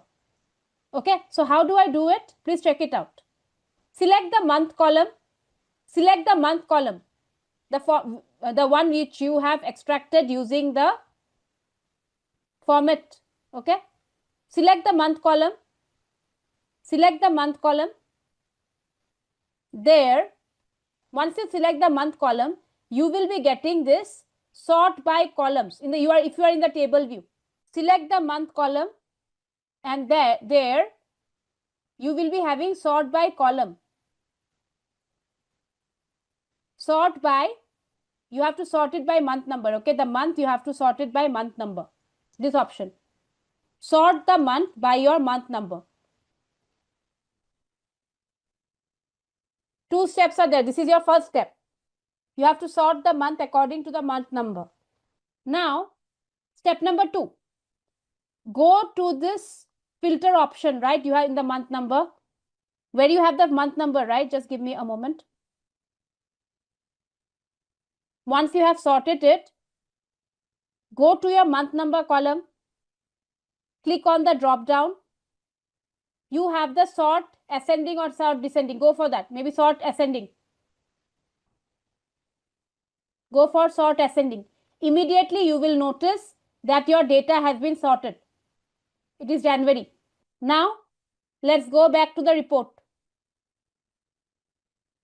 Let's go back to the report and let's sort it according to the month in ascending order. You can go for descending also now, according to the month. Go for sort exit, descending. So this is the two-step. What you have right now, you want to get, okay, you want to just display in a card visual, or maybe you can just, you want to display the total sales, or maybe the total sales done by the electronics category. You want to go for displaying the total sales done by the electronics category, only electronics category. Do I need to create a column for that if I wish to get the data for electronics category, total revenue generated by the electronics category? Will I create a column for that? Do you think so? Not required, right? For that, I can go for creating a measure. Let's go for creating a measure. Right click, new measure. Now, as I wanted, okay, so now I want to create a total revenue generated by electronics category, right? I will be creating a measure, but only for the electronics category. That means what? I'm going to apply some filter, okay? So when you are filtering the data, you want only particular category, you can go for another function. You can go for another function, that is your calculate. Calculate is basically used to filter the data. Calculate is basically used to filter the data. So please check it out here. I am going for electronics total revenue. Okay, so I'm writing the function calculate. Calculate here. Give me a moment. I am passing the what do I want to get? Total, right? So I will be getting the total sum of total revenue. Let's go for the total revenue. Where is my total revenue? This one, sales data. Okay. So if you are aware with sum if, right? If you are aware of sum if function in your Excel, that is the same thing. We are going to only sum the total revenue. What is the condition? Give a comma here, and there you have to give the condition, that is category equal to pass the value electronics, pass the value electronics. Now if I do that, see, a measure has been created. Check the formula please. First you are passing the aggregation. You are passing the aggregation, then the condition, filtering condition. I want to get the total revenue, so that is why I have done the sum of the column. And then I want to only do it for electronics category. So you can go for the measures when you are trying to filter the data. Okay, you don't need to go for displaying for all the columns here, right? Total revenue for all the columns, you don't need it. If you wish to get the average, just you can go for the measure in that case. Shall I proceed with the visualization? Okay, so for this, okay, I will be going for the gauge chart. I will be going for the gauge chart. So please check it out here. Here you have the gauge chart, right? This is your gauge chart. Click on that. Click on that. Okay, now what we are going to display, okay, out of the total revenue, how much has been contributed by the electronics category? Out of the total revenue, how much has been contributed by the electronics category? Okay, so how do I do that? Please check it out. Let's get the total revenue. You have the value field. You can check here, you have the value field here, right? In the value field, what you can do, you can add the total revenue. So it is the total revenue is 8 billion here, right? You have that 8 billion here. Now scroll down to the target value. scroll down to the target value and add your total revenue. That is a target. So out of the 8 billion, 1 billion has been contributed by electronics category. Isn't the target value supposed to be the total revenue? No. So the thing is that if I talk here, right, if we discuss here, in this case, you can just think the total value, right, that is the total revenue generated. Total revenue generated. And out of this, I want to check how much was achieved by your electronics category. How much was contributed. So based upon the problem, I have given the electronics here. Okay. So out of the total revenue, how much was contributed by the electronics category? Now, the thing is, if I ask you, okay, so you got an example of this measure right now. Now, if I ask you, display the max revenue, not max, let's go for the average. Average revenue generated by Asia and suppose Africa. How will you do that? Will I create a column for this? Will I create a column for this? Because this is just for the display purpose. Do I need to create a column? Do you think so? If we are not working for row-wise data here, why is it required, right? Okay. So how will you do this? We can go for a measure. So let's do it again. New measure. Okay. I'm going for Asia, Africa, average revenue. You can give any column name, okay? Equal to, I'll go for filtering only. So I'm using the calculate function. Okay, I'm using the calculate function. Here I have to get the average. Average of total revenue. Okay, give a comma. Okay, give a comma here and I'll pass region equal to Asia. Since we are talking about the options of the same column, we will be going for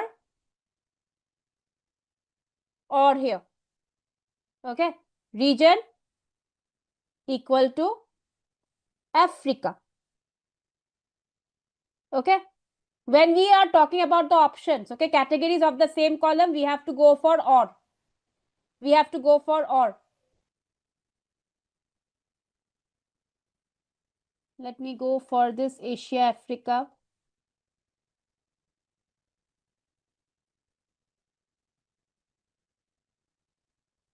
I'm taking a card visual here, normal card visual. Formula.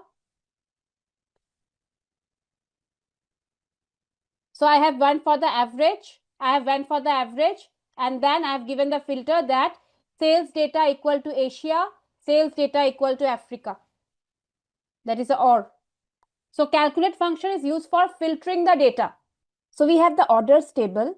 So I have the orders table and we have the people's table and we have the returns table. So the people's table have the region and the regional manager. Okay, and the orders table have order ID and the return.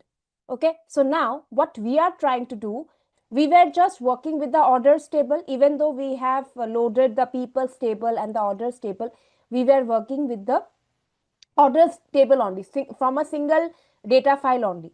Okay, what if, sorry, order return people, can you please come back on the column selected? I did not select any columns, just go for use first row as header. Srividya, please go for use first row as header for the returns and the people table. That's it. Transformation. Now please check here. Suppose if I wish to get, okay, if I wish to display, I'm taking a table right now, okay. So you focus on my screen. Suppose this is my, I'm taking a table here, okay. I'm taking this table right now, this one, okay, and I'm selecting the subcategory. Okay, I'm selecting the subcategory. Let me increase this. Okay, I'll not increase the size. I'll be in the focus mode right now. You can see the subcategory.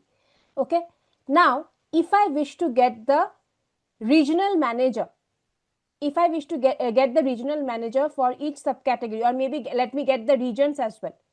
Let me try to get the maybe subcategory and the product name. Suppose I'm getting the product names here. Okay, for each subcategory I'm getting the product names. Now if I wish to get the regional manager, I want to get the regional manager for this product name and the subcategory. What I can do, I can directly click on this regional manager. I will check this box from the regional manager. Please check it out. You will be able to notice that I am getting the regional manager for each of the subcategories and the product names. I'm able to get it. Though it is from two different tables are there, but I'm able to get it. Let me remove the product name also so that it becomes more clear. You can see here. I'm removing the product name so that you are able to get it a clear picture. So you have the appliances here. Let me show you. For the accessories, you have who are the regional manager. For the appliances, who are the regional manager. For the art category, who are the regional manager. You will be able to get the detailing of it. Even though it is from a different table, we are able to get the information from it. We are able to get the information who are the regional manager for it. Okay. I try to get the subcategories or the which were returned. Okay, subcategories and the regional manager. I want to get the basically which were returned, right? Subcategories which were returned. And let me give the product. Okay, let me go for returned as well. Let me try out for the return from the returns table. Am I getting it? No. What is the answer is there? Can't determine the relationship between the tables. The thing is, when we use the people table, we were able to get alongside the columns of the subcategory the regional manager name. But when I use the returns table, I'm not getting it. Why? It should not be the case. Okay, the reason is, you will be getting the reason here,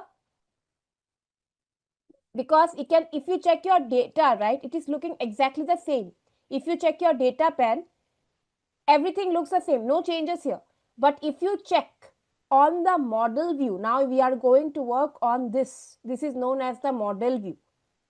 Okay, this is known as your model view. This one, the third view is known as the model view. Please click on that. Now you will be getting your answers. Why we are not able to get the return column here. So click on the model view, please. If you notice here, these are nothing. This is a people table. Okay, this is your order table, and this is your returns table. If you check here, there is a relationship, the line, right? This is known as a relationship that exists between your people and orders, but there is no connection between the orders and the returns table, right? And as such, you don't have any relationship between them, so you are not able to fetch the column from that. Okay, so the thing is that if you want to fetch the column, so as you know, right, in Power BI you can get the data from different sources, right? But if you want to make it usable, there has to be a connection between the tables, right? If there is no connection here with the other tables, it becomes non-usable. Okay, it becomes non-usable. So you have to connect it.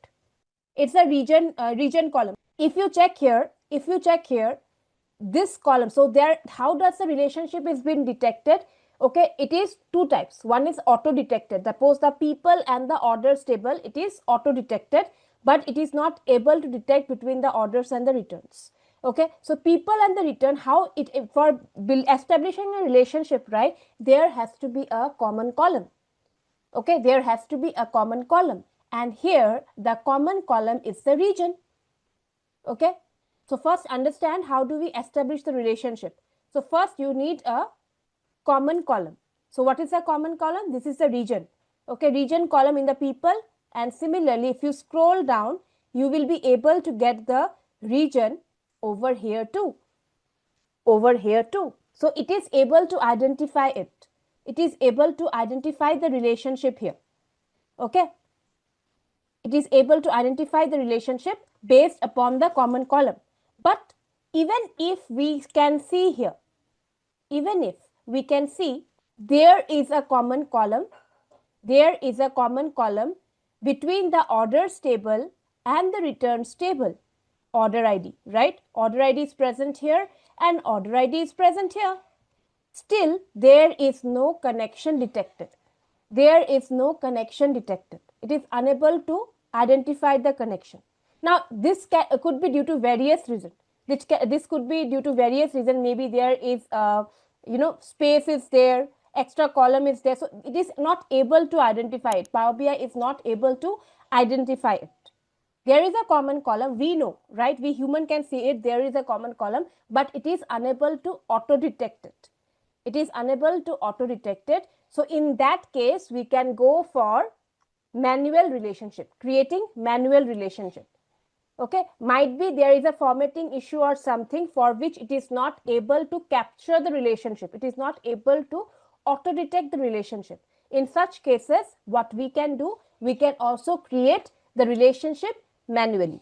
Okay, so please check here. If you want to know what are the values are there, you can click on the table view. Please go to the table view. Go to the table view and let's examine the data here.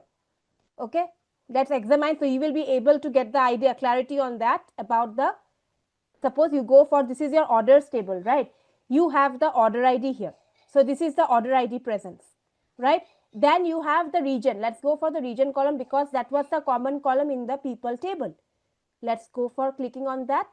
So you can see here in the region column, the values are central, east, south, west, but all the values are appearing multiple times. The values are appearing multiple times. Now, if I go to the people's table, check.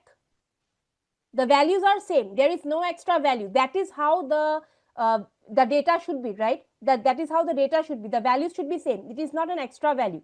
Otherwise, it is not a common column, right? Similarly, if I go for the orders as well, or sorry, returns as well, this is my order ID. And it might, I don't know for now because I don't know whether there is duplicate values or not. I am not aware of it. Okay. So this is how you go for your, this is how I wanted to show you the data. Now check here. As I mentioned, Power BI is able to detect, auto detect the relationship if there is no formatting issue. Okay, but when there is a formatting issue, it is not able to, sometimes it is not able to detect it. Okay, in that case, we have to build our own relationship. How do I build it? Okay, how do I create the relationship here? So for that, you have to go for this manage relationship. You have to click on the manage relationship. Can you see it on the model view? Can you get it on the model view? Manage relationship, please click on that. So when you have the manage relationship, you will be seeing that you are getting already an established relationship between the people table, between the people orders table and the people table. And what is the common column here? How it has identified the common column? Which column is the common? The region column. The region it has identified as the common column. Agree? But now our ultimate aim is to create the relationship between the returns table and the orders table. The returns table and the orders table. And we know there exists a common column. There exists a common column. Now, how do I create that column? How do I create the relationship? Okay. For now, just avoid this right now. For now, we are going to trying to build the relationship. So, how do I do that? So, for building a relationship manually, you have to go for new relationship. You have to go for new relationship. So, please click on the new relationship. So you are getting this window. Please check it out to build the relationship here. Now, here we have to select the table from the drop down. Select the table from the drop down. So I'm choosing the orders table. Okay, then over here to table, from table to table. So I'm selecting the returns table this time. Now it has identified the common column itself and also the type of relationship. So for now you can avoid this cardinality and the cross filter. So you have to select the table name and then you have to select the order ID. Just you have to make sure the tables you have to choose and you have to select the common column. So let me save it. Once you save it, you will be able to notice that you are getting two relationships right now. One is your orders, order ID and returns. Another is your orders region, people region. And both the status are active right now. So if you close that, please you can close that and you will be able to notice that the relationship has been identified. Now go to your report view if you have created that. Go to your report view. You will be getting the answers for that. You are getting the values instead of an error. Since you have identified the relationship, you have built the relationship, you are able to get the return column. Check yes or no.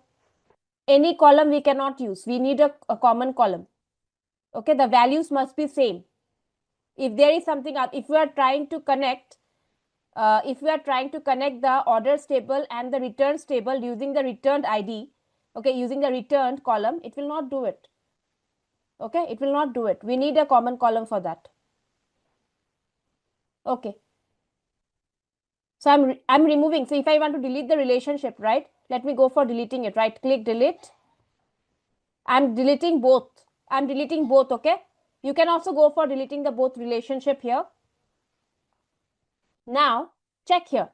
If I want to build the relationship, I'll be going for manage relationships. I don't have any relationship right now. I have removed it by right clicking and deleting it. Okay. I'm going for manage relationship. This time, first I will be going for auto detecting it. What does the term auto detect refers to? Please check it out. Either we can directly go and create the manual relationship. We can do that. Otherwise, we can go for asking the Power BI to auto detect the relationship. So if I click on that, you will be able to find, okay, found one new relationship which have been added to the semantic model. Let's click on close. You will be able to see that it has identified the orders region and the people region. If you don't select the return column, will it show automatically? I will select, then only you will get it. Now, to build the new relationship, what you have to do, go for the new relationship. Give me a moment. You have auto detected this. Now you want to go for creating a relationship manually because it has not able to identify it. Okay. Now check. I'm going for new relationship here. Let's go for this table again. So this time I'm taking maybe the returns table. Let's go for the returns table. And we'll go for the orders table. It can be any order. Okay. So it's not required that we have to select the orders table first only. No, it can be any order. Just make sure that you have the common column. That's it. Now click on save. Click on close. You will be able to get the relationship. Okay. You will be able to get the relationship here. Okay. Now the question was, if we go for the report view. Okay. If I go for this report view, why did I get it automatically? Because I have checked this box. If I don't check this box, how will I get it? If I'm not trying to identify anything, how will I get it? I have to definitely check which are the orders ID or maybe the product ID which were returned. Right? Suppose, let me remove this chart. Okay, I'm removing this regional manager subcategory and I'm going for the orders, maybe the product ID. Okay, I'm going for the product ID and I'll just take the returns later. Okay. So you are getting empty here. So some of you ask me, so this question that some of us, it is empty. That means what? That these are the product ID which were not returned. If you are not getting anything, that means what? These are the product ID which were not returned. Are you clear? Why did you get empty? Why are we getting empty for this? Because these products were not returned. There are lots of product IDs are there. Okay, let me do one thing now. Okay, we'll do later that one. So let me go for the order. Okay, let me go for, instead of the product title, let me go for the order ID from the orders table. Order ID from the orders table. Okay, let me go for the order ID from the orders table, and let me remove the product ID here. So we are getting it like this right now. Let me go back to report, and I'll increase the size better.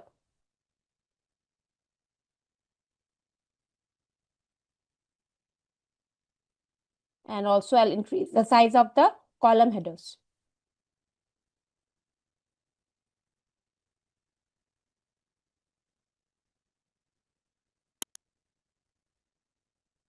There are so many products. So that means there are many products which have not been returned, right? So we are getting here nothing. Nothing means no. We are these products are not been returned. Okay, but we are not able to get it. We don't know that there are duplicate values or not. Okay, now let me show you one thing. There is, you can see here, there is this 1:2. Give me a moment. You have this 1 and you have this asterisk symbol here. You have this asterisk many:1 relationship. So I told you, right, the line represents the line, whatever you are getting, right, that is because of the relationship you have established, right? The line symbol you are getting, that means this one, the line, right, you are getting, that is because of the relationship, that is the representing the relationship between the tables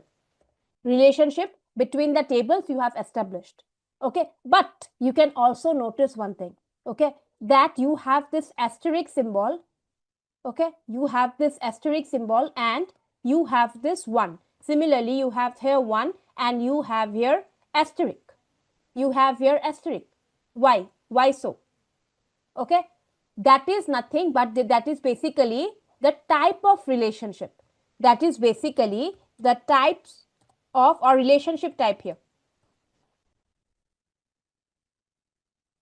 Based upon the value, right? Based upon the value, a relation has been developed. Okay, what is the relationship type? So there can be 4 types. Okay, suppose 1:1. Okay, that is 1:1. I'm discussing on the types of relationship right now. Then you have 1:* asterisk, which is means 1 to many. Asterisk is representing the many. 1 to many. So those who are not from the SQL background, don't worry, understand from here itself. Okay, I'll be explaining you. Then there could be many:1. And other thing is asterisk:* asterisk, that is many to many. 4 kind of relationships are there.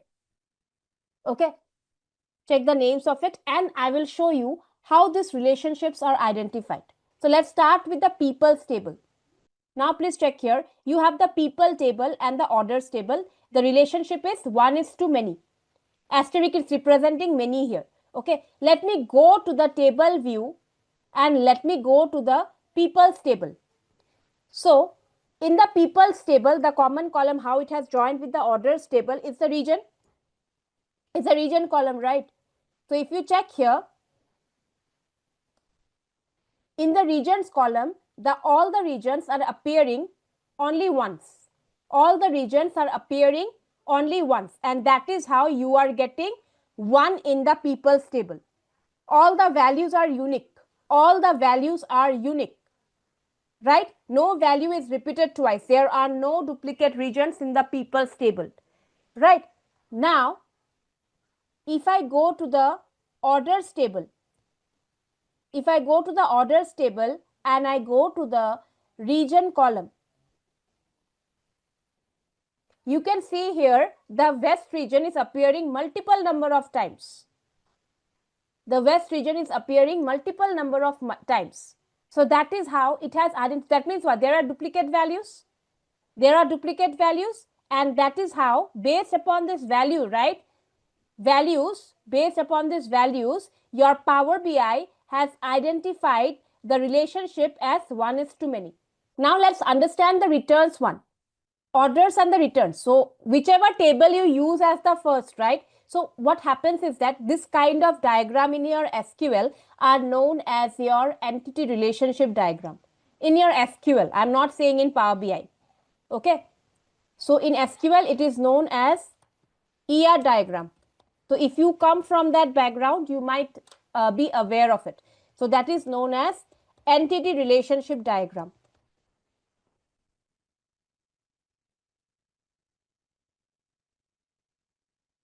Okay, where this data, right, you are seeing that people, orders and returns are nothing but your entities. It can be any real world objects. It can be any real world object. So you have the people is a real world object. Here you have the orders and you have the returns. Okay, you don't have to understand that part right now. Okay, so but that is building the relationship between the tables. Now we were discussing about the relationship type. Okay, now let's check here for the orders table. We have how did we connect it with the returns table? Using the orders ID. Let's go to the order ID table again. So I'm going to the table view where we have the order ID here.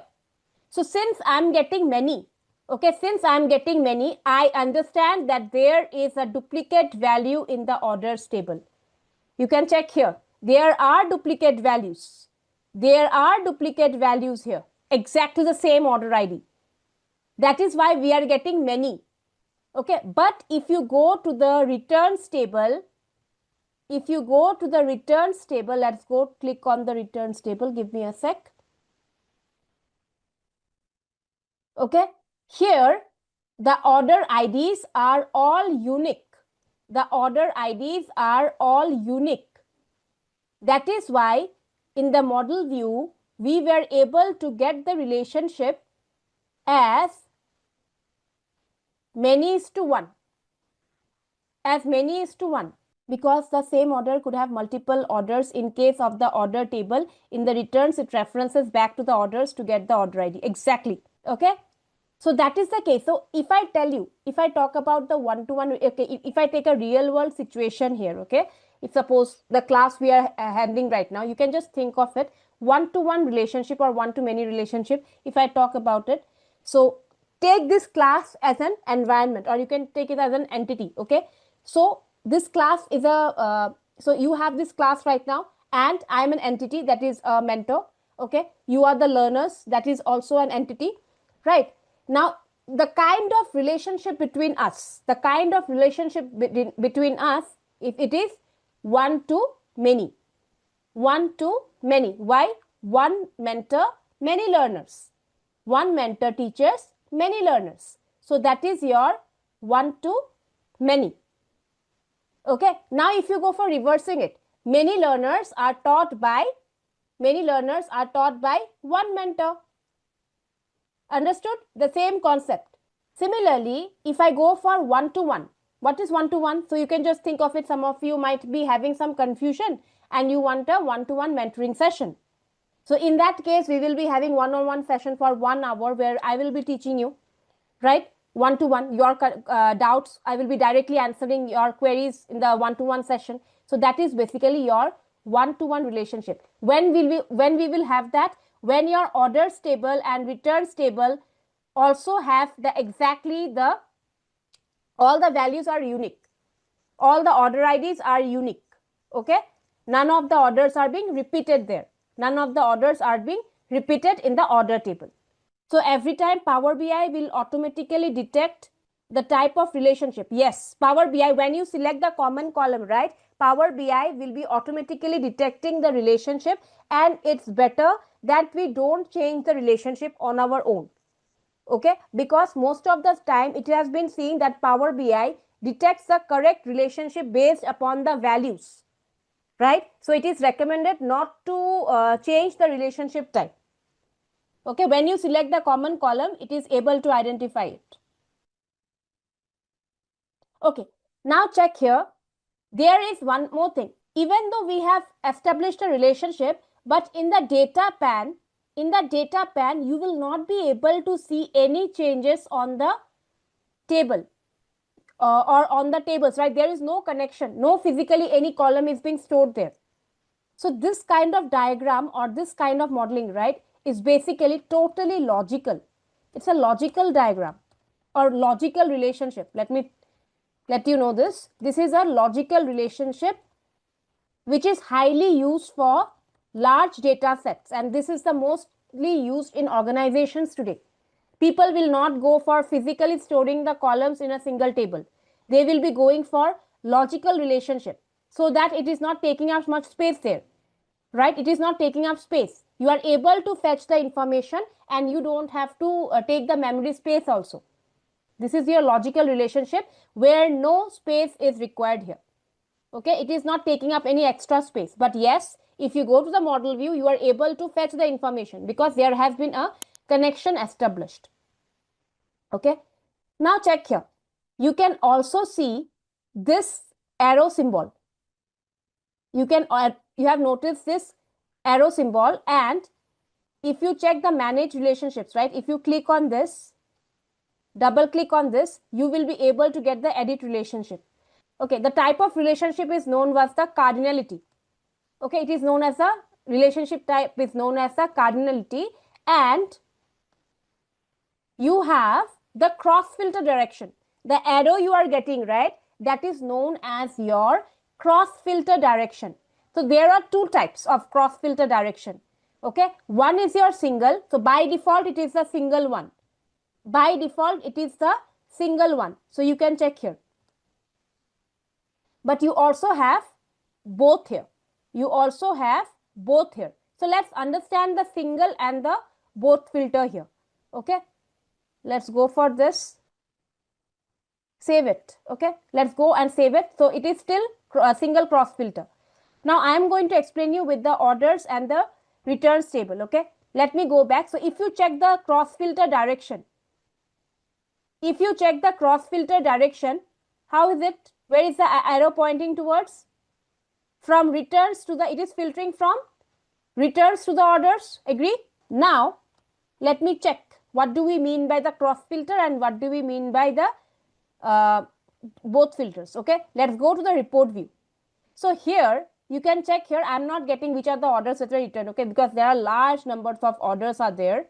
Okay, we are not able to see it here, but yes, definitely there are some values which are being returned. Now if I wish to get the count, if I wish to get the count of orders that were returned, I want to get the count of orders that were returned. Okay, let's check it out. If I wish to get the count of the products that were order ID that were returned, you can just go for this, change it to count. Now you will be able to get, okay, we are getting 296 here. Now the thing is, we understand from here that total 296 orders were returned. If you remember the data set, we have 9,994 rows were there, right? That was the total number of rows, but out of this only 296 orders were returned. But if I want to know, so this is giving me the total of it. It is giving me the total, but I am not getting here which are the order IDs that were returned. It is showing me just 296, 296, 296. It is not the exact value, definitely not the exact value. So if I go to the data model view, I was asking this question. So this was the thing. It is able to filter. This is cross filter is basically filtering. Cross filter is basically filtering. Okay. So it is now one way filtering, single filtering. I wanted the total orders that were returned. So it gave me 296. But I want to also know which are the order IDs that were returned.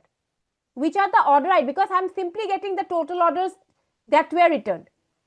Right? But if I wish to know which are the order IDs that were returned, I am not getting the output for that. Am I getting it? Which are the order IDs? You have the return here, right? Return column in the table. Just click on the drop down and go for count. That's it. So in this case, what is happening? I'm only able to get the total orders that were returned, but I'm not able to get which are the orders, the bifurcation, right? Which are the order IDs that were returned. Okay. So now if I wish to get it, which are the order IDs which are returned. For that, I have to go for applying, double click on it, and modify the cross filter direction to both. Modify the cross filter direction to both. Let's go for both. Go for save. So check the icon here. Once you go for both ways, check the icon. Check the icon here. Then click on the report view. You will be able to identify the bifurcation. You will be able to get the bifurcation as well. Which are the products that were returned? How many times you will be able to get it? See, if you are just able to, if you want to get the total orders that were returned, that is 296. But if you want to get it for which are the orders that have been, or like which are the orders that have been returned, okay, and how many times, you will be able to get it using the both way cross filter. So you are able to understand which are the order IDs that are returned here. So instead of 296, you are getting 11111. So this is all has been returned one time only probably. If I change, instead of this, let me go for the product ID. Let me go for the product ID here. So you will be able to get some values as well. So you can see here, this product has been returned twice. The value is 296, but this particular product ID has been returned twice. Right? Similarly, this as well. So that is how you are getting the 296. Totally depends upon the problem statement, okay, when to go for the cross filter. Suppose if you don't want the further bifurcation, you don't want, because cross filter is nothing but just a filter, okay, you are just filtering the data. If you are only interested in getting the count, or maybe just you are interested in getting the items that were returned, not required it, right? But if you wish to, are also interested in which are the product IDs, which are the product names, okay, details, so you have to go for both way. So I'm sharing another data set, that is car sales. Please get the data set, load the data set. So I will be working on the same file, okay? So please load the data. It's an Excel file only. Go for the Excel workbook and load both the files, okay? So I'm talking about the car sales. Click on the car sales and the logo. Both the file we require it. Both the files we require it. Just go for load. No transformation is required here. So once you load it, you will be able to get the car sales and the logo. You will be able to get the car sales and the logo. Now check. We will be taking a table, okay? Just give me a moment. So we have the car sales and we have the logo link. So these are the columns you will be getting. These are the columns you will be getting. Let's do one thing. From the car sales data, please click on the manufacturer model. Okay, manufacturer and model. I've just increased the size so that you are able to view it properly.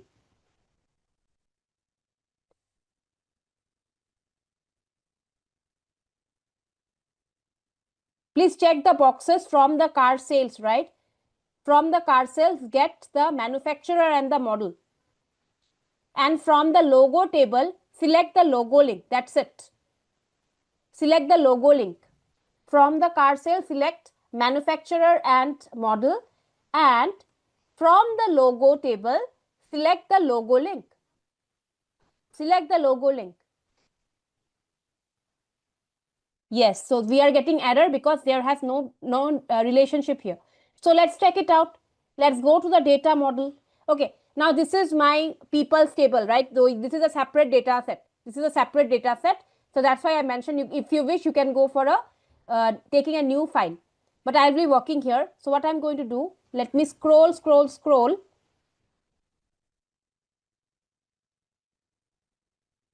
so that it's not visible to us. Let me go there. Type. Okay, that is a completely different data set, right? That is a completely different data set. We are working with a different data set right now. Now check here. I have this data set. Can I auto detect the relationship? Let's go, because we know we have, if I wish to use it, I have to establish the relationship. Now let's go for auto detecting it. There is no relationship right now. Let's go for manage relationship. So these are the relationship between the other two tables, that is the other three tables we have, right? Now if I go for auto detecting it, found no new relationship. That means what? I have to go for building the new relationship myself. Let's go for clicking on new relationship. Okay, so I'm selecting the table car sales. I'm selecting the table logo. Now check here. Do we have any common column here? This is the year resell. Then we have the curb fit, engine size, fuel capacity, fuel efficiency, horsepower, latest launch, length, manufacturer, model, power, performance, then price, sales, thought, vehicle type. Similarly, in no common column, right? We can't find it. But okay, you can think here we have a name. Okay, we have a name here. And if you check properly, we also have a manufacturer. When I select this, I can see here a relationship has been established. It is able to identify, that means the values are same here. The values are same here. So why did I show you? Because it is not mandatory that the common column name should be same in the tables you are trying to join, or you are trying to build a relationship. You are the analyst. You have to identify based upon the values which columns will be there. The headers are different, but the values are same. The headers are different, but the values are same. So you can go for the manufacturer and the name. Okay, rest are other things you are getting here many is to one. That means in the manufacturer, the names are appearing multiple times. The data are appearing, that there are duplicate values. But if you check the logo link, you will be getting only one times. So all the values in the name, the logo link table, right, it appearing only once. Click on save. Once you build the relationship, please click on save. Again, clicking on close. Go to the report view. Now you are getting it. What we are going to do, you are getting the logo link here, right? So I don't want the logo links, rather I want the logos, right? The images here. So how do I do that? Okay, so please check here. Click on, like you can just directly go to the column tools, right? You remember how we bifurcate your, segregate your geographical location. Similarly, you can click on the logo link. You will be getting the column tools on top. There you have the data category as uncategorized. Are you getting column tools? Data category uncategorized for the logo link? Yes. So you have to change it to image URL. You have to modify it to image URL. And you shall be getting the logos for that. Now check here. I will be adding a slicer as well. So go for adding a slicer, please. Let me go for adding a slicer. Let me do. So you know which is a slicer already. So this is the slicer, the basic one we are going to take. Okay. So this is the slicer. We are going for the name here.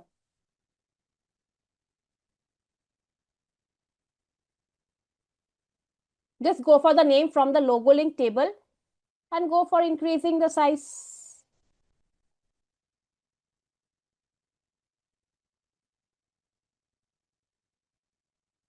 Okay. Now check. If I click on Acura, you will be getting only the data for Acura. Okay. For this Alpha, we don't have anything. What about for Aston? Still no. Audi, we have this detail. So you can add a slicer and check it out. Okay. Now, just take a new sheet. Go for new page. Just go for new page. This time, we have already established the relationship, right? Let's do one thing.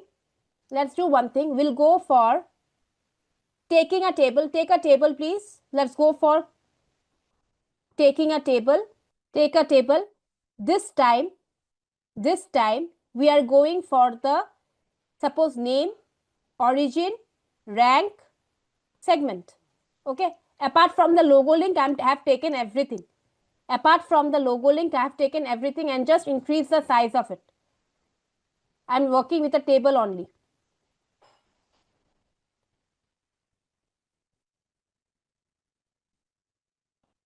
Let's go for going for the headers.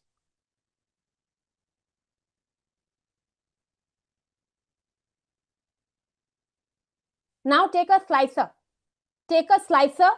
Again, take the basic slicer, please. There, add the manufacturer. Add the manufacturer. Or let's do one thing from the table, right? From the table, let me represent. Let me select the table.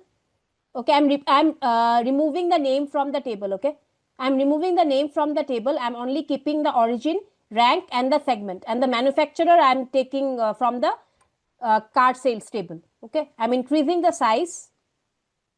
I'm increasing the size. Give me a moment. Now please check here. If you click on the slicer, suppose if I click on Acura, is it filtering my table? If I click on Audi, is it filtering the data? If I go to page 2, it was filtering, right? It was filtering. But if I go to page 3, this is my manufacturer column and these are the columns from your logo table. Now if I try to select any of the option, is anything happening? Why is not happening? Go to your data modeling view. So if you check here, the filtering direction, the filter direction is from the logo to the card sales. So you are able to filter the data from logo table to the card sales table, but it is not vice versa. It is not vice versa. So that is why you are not able to do that. You are not able to do that. So if you wish to go for filtering the data from card sales as well, if you absolutely require it, no, I want to get it from this table as well, then double click on it, modify it to, instead of single filter, right, you have to go for cross filter. You have to go for both ways cross filter. Both ways cross filter. Save it. See, save it. Now this time, see, it has done it. So if you check here, for this table as well, right? Let me go for double clicking on this. Make it single filter. So check here, it is single filter right now. Go back to my report view. Now if you are in the report view, if you check here, even if so this slicer I have added from the car sales. This slicer I have added. So this is a manufacturer column from the car sales, right? Now if I select on Acura or any of the options, is it making any changes here? Check. Nothing is happening because of the single filter. We are able to filter the data from logo. From this one, if you check here, we are able to filter the data from logo to the card sales, but we are not able to do it from the card sales to the logo link. I'm not able to do that. For that case, I have to make it both ways. I have to make it both ways, right? I'll go for this. Now, if I do this one, see, it is filtering the data. Even if the column belongs to your logo table and this column belongs to your manufacturer table. Let's just know how can we go for inserting an image. If we select name column in the table, then single filter will work. No, it will not work. Even if you take the name column there. Okay, so even if you are, for now, I'm just removing this. Let me remove it.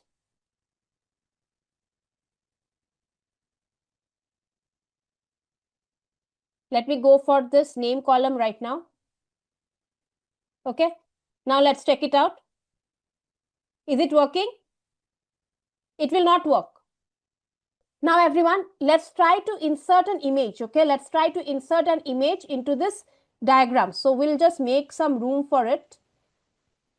How do we insert an image? And how can we use that image for page navigation? how can I use that image for page navigation? You can just go for adding, you can go for adding a header, please. You can go for adding a header. We are going to insert an image right now. Okay, please everyone insert a header. So we are going to connect page 2 and page 3 together, okay? So go for adding a header. Take a text box. I hope you are already aware of it. Take a text box. No aesthetics are required, just go for this. Let's make it more bigger.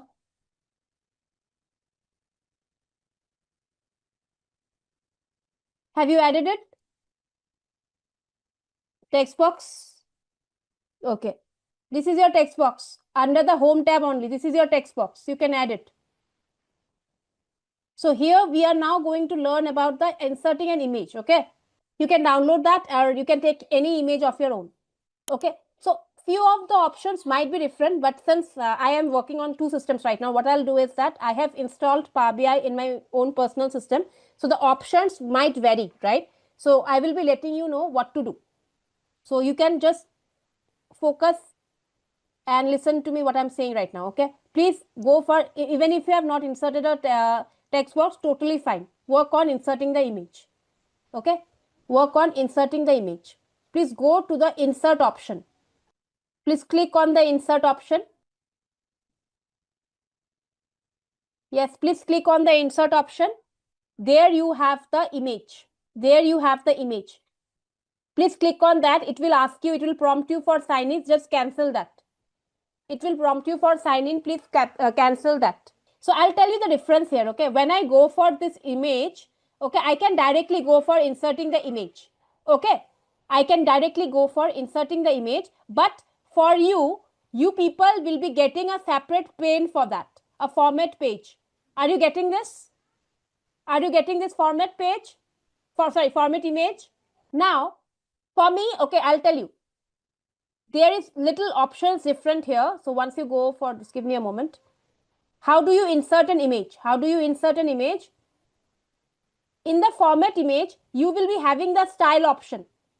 In the format image, you will be having the style option.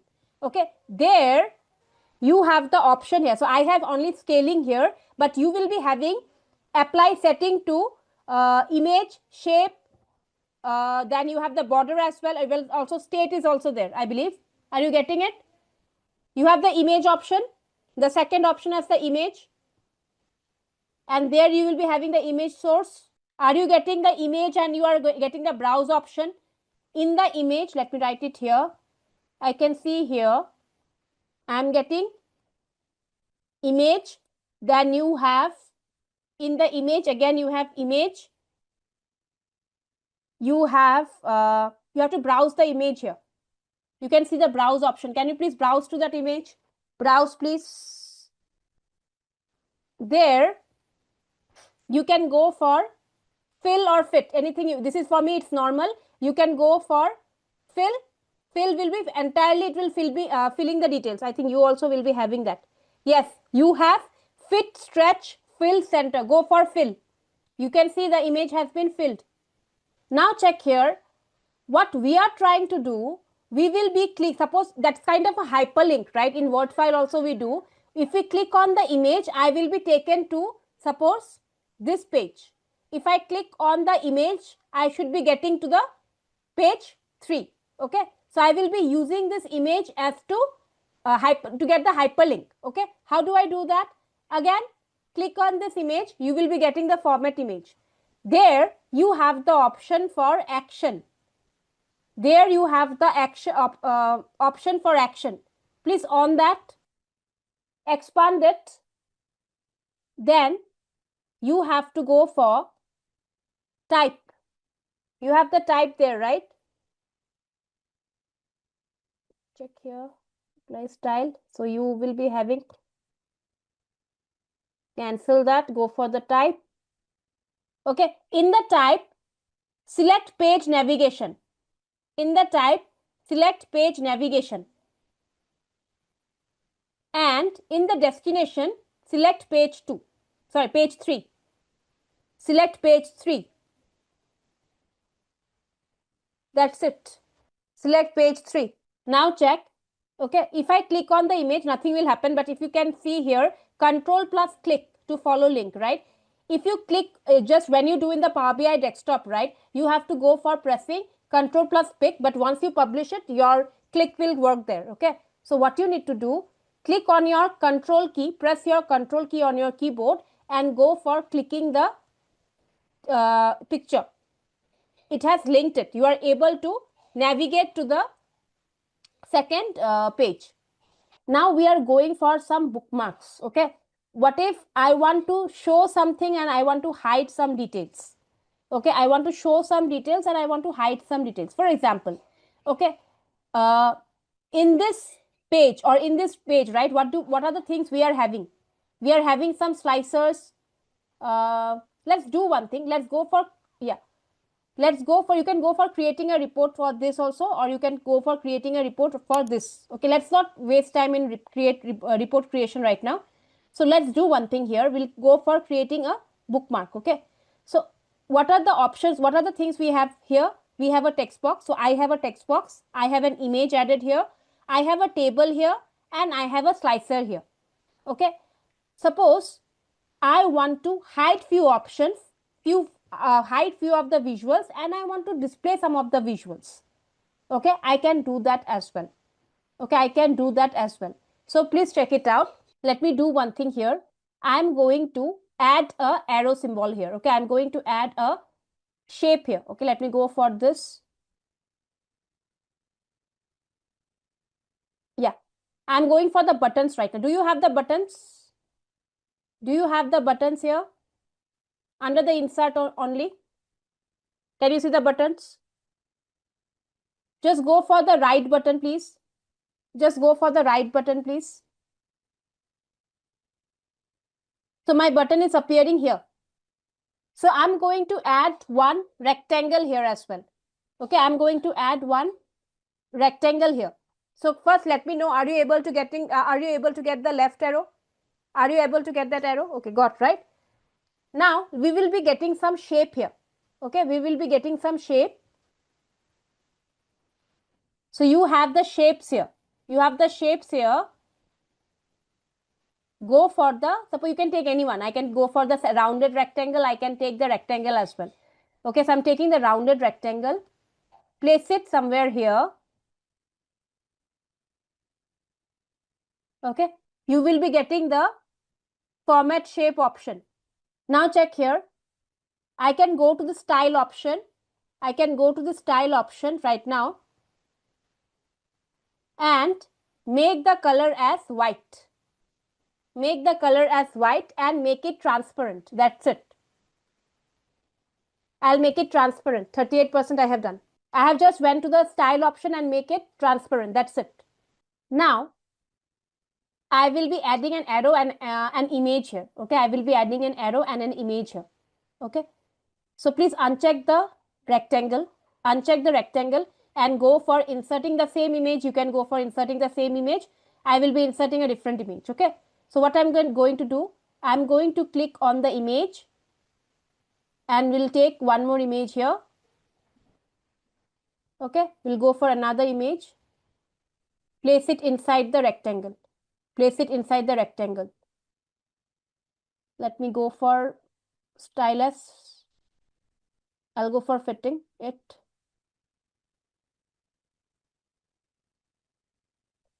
Okay, so just add that.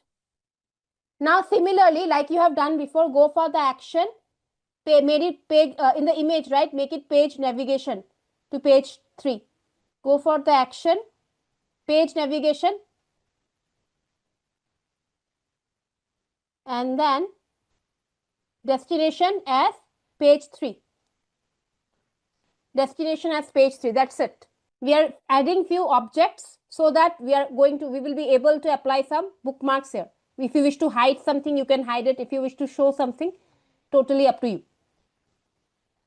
Okay, now after we have done with the image, I'm going to add a left arrow as well.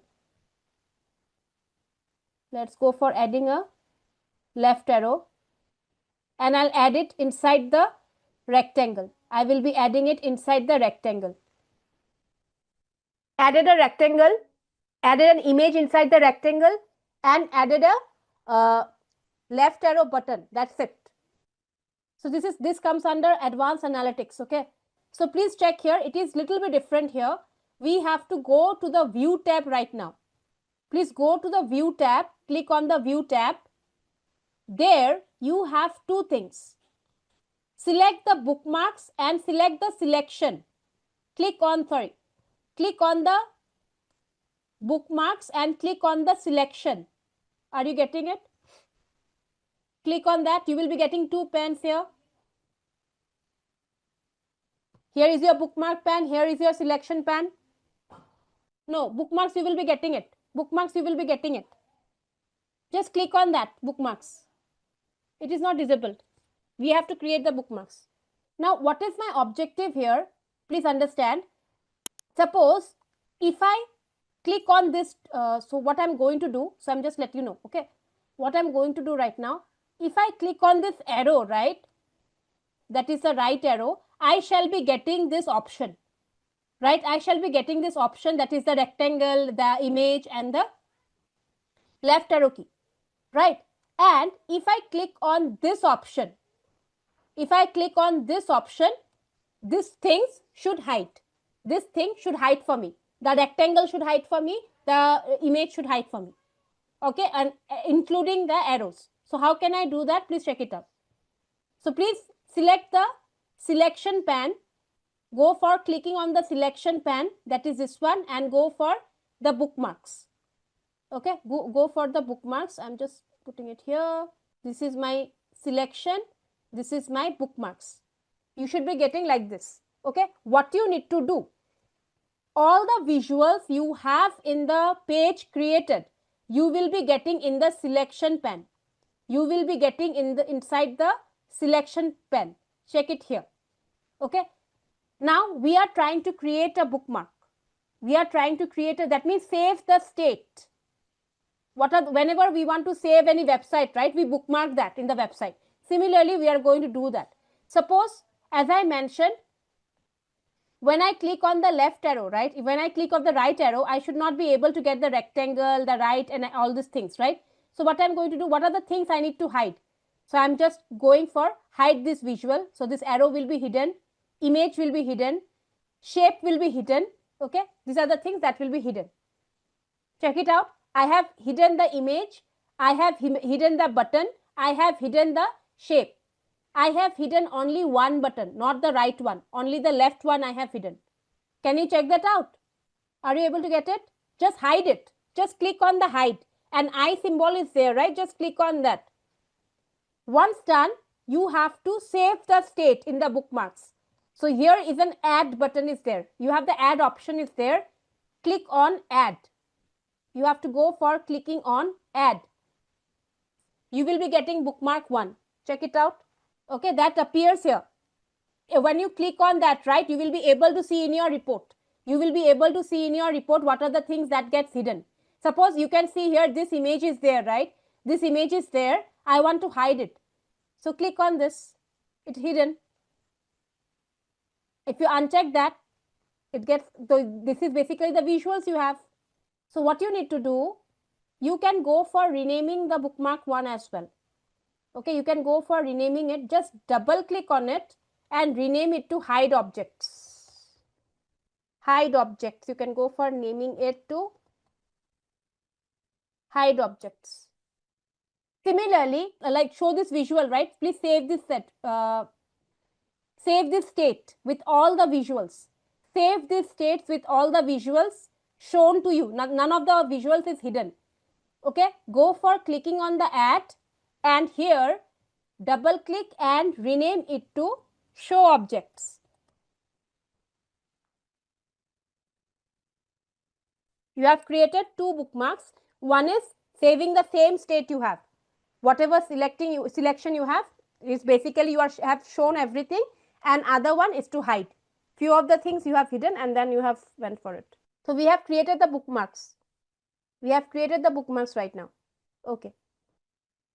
Now, as I mentioned, right, as I mentioned, when you click on the first button, that is your right button, right arrow key, you should be able to see the entire objects, right? Whatever the things, right? You have the image, you have the button, you have the shape, you should be able to view it. But whenever you click on this, it should be able to hide it, right? So how to do it? So please check it out. How can we add the bookmarks? We have created the bookmarks, and you have this button here, right? You have this button here, that is the left arrow key. Click on that. You will be getting the format button option. Let me show you here again. Like if we select the image, we get the format image. Similarly, if you select the button, you will be getting the format button. In the format button, you have the actions. Just turn it on. Again, in this case, right, in the type, you have to select bookmark. Last time we selected your page navigation. This time we are selecting bookmark. And what is the bookmark you are going to put here? So I'm going to select the show objects here. So whenever I click on this button, it will be showing the objects to me. Whenever I click on the first button, that is the left button, it will be showing the objects to me. And if whenever I click on this button, I have to do it for this as well, it should hide the objects. Okay. So once you are done with this button, do it for this button as well. The other button, the left button as well. Let me go for clicking on this format. So I have this action, making it bookmark, and I'll have to go for hide objects. Okay. Let me check how it will work. So if I go for clicking on this control click, it will be hidden. If I click on control click, we will be getting it. Is it not working for you like this? And what about others? You have to go for control click. Simple click will not work. Simple click will work in the service, not over in the desktop. Okay, not in the desktop. Now check if you are getting it or not, if you have added it properly. See, if I click on this, since it's already shown to me, right? If I go for control click, it gets hidden. If I go for control click here, it will be shown again. So that is what we wanted to achieve. So very useful thing in the user interface design as well, the UI. So the thing is, whatever the data modeling we have done, okay, you have the data modeling done here. You cannot see any relationship here. You cannot see any, we were not physically storing any data here, right? It looked exactly the same, right? We did not save logo link into the cart sales, and neither we saved in the orders table the returned column. We were not storing any data, right?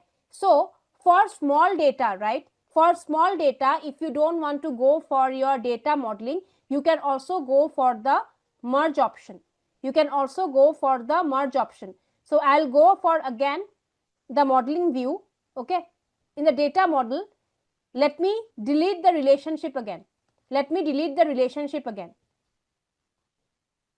Okay, I'm deleting the relationship from the orders table and the returns table, and similarly I'm deleting it from the orders and the people as well. So no relationship exists between the orders and the returns and the people's table. And I want to now physically, this is a small data, and I want to physically store some information. I want to physically store some data here into my orders table. So instead of connecting this table, right, and also, so I'll also tell you one thing. Okay, if you wish to go for creating a hierarchy, right, even if you have built a relationship, you will not be able to create a hierarchy from two different tables. The columns have to be present in the single table only. Are you getting my point? You remember what is a hierarchy? So for the hierarchy, it is mandatory that all the columns are from the same file only. It is coming from the same file, not from the other table. It will not work. Okay. Then you have, in that case, what you have to do, you have to physically store the data. And if you wish to physically store the data, data modeling will not work. Okay. You have to go for merge. And merge, you do it not in Power BI, but in Power Query Editor. Right. So we have studied about appending the data, right? Appending the data, where data was added horizontally, right? That means all the column names should be same. All the column names should be same, and one or two columns can be different. We have seen that, and for that it will be added separately. But it was done vertically, right? On top to bottom fashion it was done. Okay, but if you wish to go for merge, right, that is, merge means the data is added horizontally. The data is added horizontally, and there is only one requirement for adding the data horizontally. There should be a single common column. Okay, if we need a common column between the two tables, then only we will be able to merge it. So at least one common column should be there to merge the data. Okay, merge the data. Data modeling takes up some space, right? In the data modeling takes up some space, and it is done in the Power BI interface, but merging is done in the Power Query Editor. Okay, so how do we do it? Please check it out here. Let's go to the transform data option, please. Click on the transform data option and go to the Power Query Editor. So you have the orders table, returns table, and people's table. Okay, so instead of going for the returned ID, right, instead of checking the return ID from this table, right, I'm going to save this returns column, right, into the orders table, okay. So for merging, it is important that there should be at least single common column. So we do have it, order ID. We have the order ID here, right? Order ID here. So now if I wish to merge it, where to go for? So you have the merge queries option here. We have the merge queries option here. Can you check it?